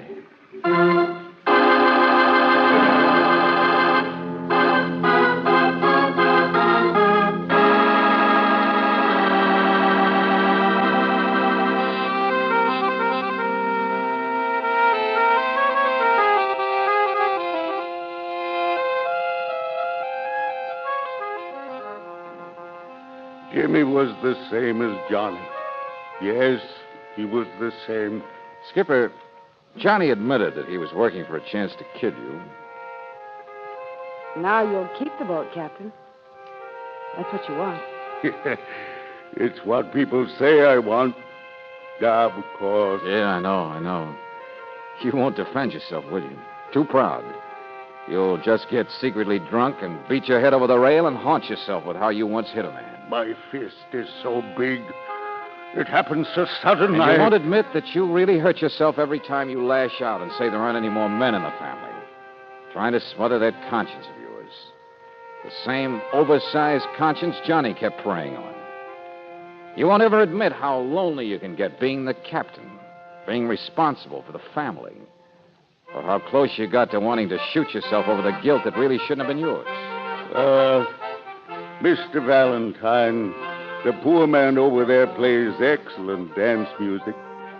So sad. It's such a funny name. Wouldn't you two like to dance, Miss Brooks? Yes, I'd love to. But it's all over now, isn't it, Captain? Yes, of course. Don't worry. I only wish you knew something about tuna fishing, Mr. Valentine. We could use a man like you in the Lamego family.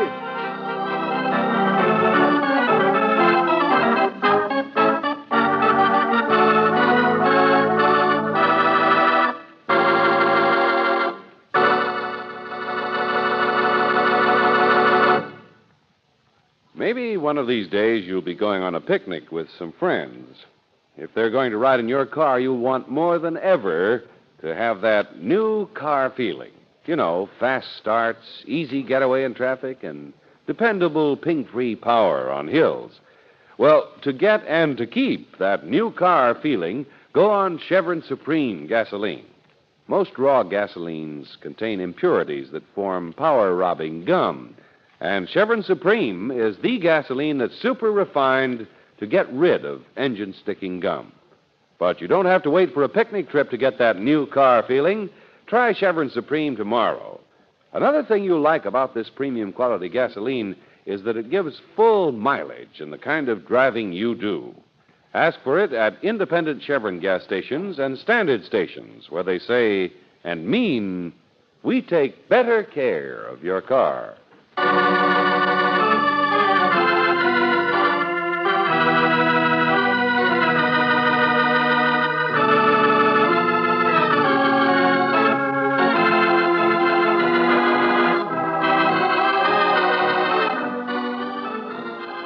Tonight's adventure of George Valentine has been brought to you by Standard Oil Company of California on behalf of independent Chevron gas stations and standard stations throughout the West. Robert Bailey is starred as George, with Virginia Gregg as Brooksie. Let George Do It is written by David Victor and Jackson Gillis and directed by Don Clark. Francis X. Bushman was heard as Lamego, Walter Burke as Johnny, Elliot Reed as So Sad, Gwen Delano as Mrs. Jewell, and Harry Bartell as the mailman. The music was composed and presented by Eddie Dunstetter, your announcer, John Heaston. Listen again next week, same time, same station, to Let George Do It. This is the Mutual Don Lee Broadcasting System.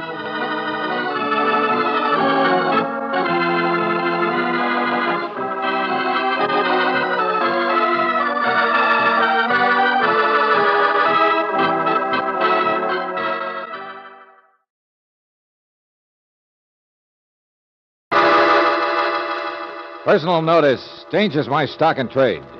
If the job's too tough for you to handle, you got a job for me, George Valentine. Write full details.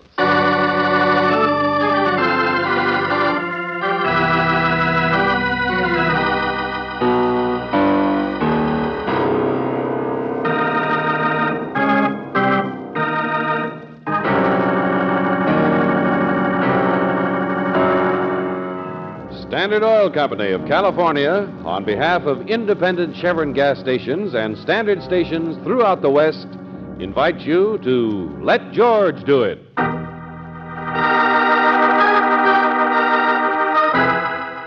Sudden Storm, another adventure of George Valentine.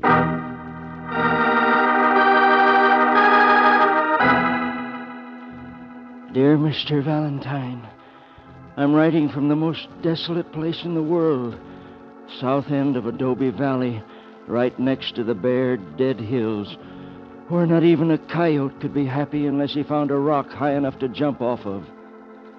Well, Mr. Valentine, I've found my high place. And if I'm a coyote, it's only from running so fast and so long and hiding so much and not even remembering some of it. But you see, right now, I'm myself, I guess you'd call it. So here goes. You read in the newspapers the past year about the punishments of the sinful that were known as the quotation mark killings. First there in the city, then several more times in towns up the valley, and all by the same man, only he was never caught. Mr. Valentine, I believe in justice, and what scares me more than anything is the idea that some hick cop might get it all wrong, might make an innocent person suffer for those killings, which I did. Yes, me. Every one of them. What? That's what he writes, George. Look, it's in longhand. Well, go on. Killings which I did, every one of them. Let me see the postmark. It's Adobe Valley. Yes,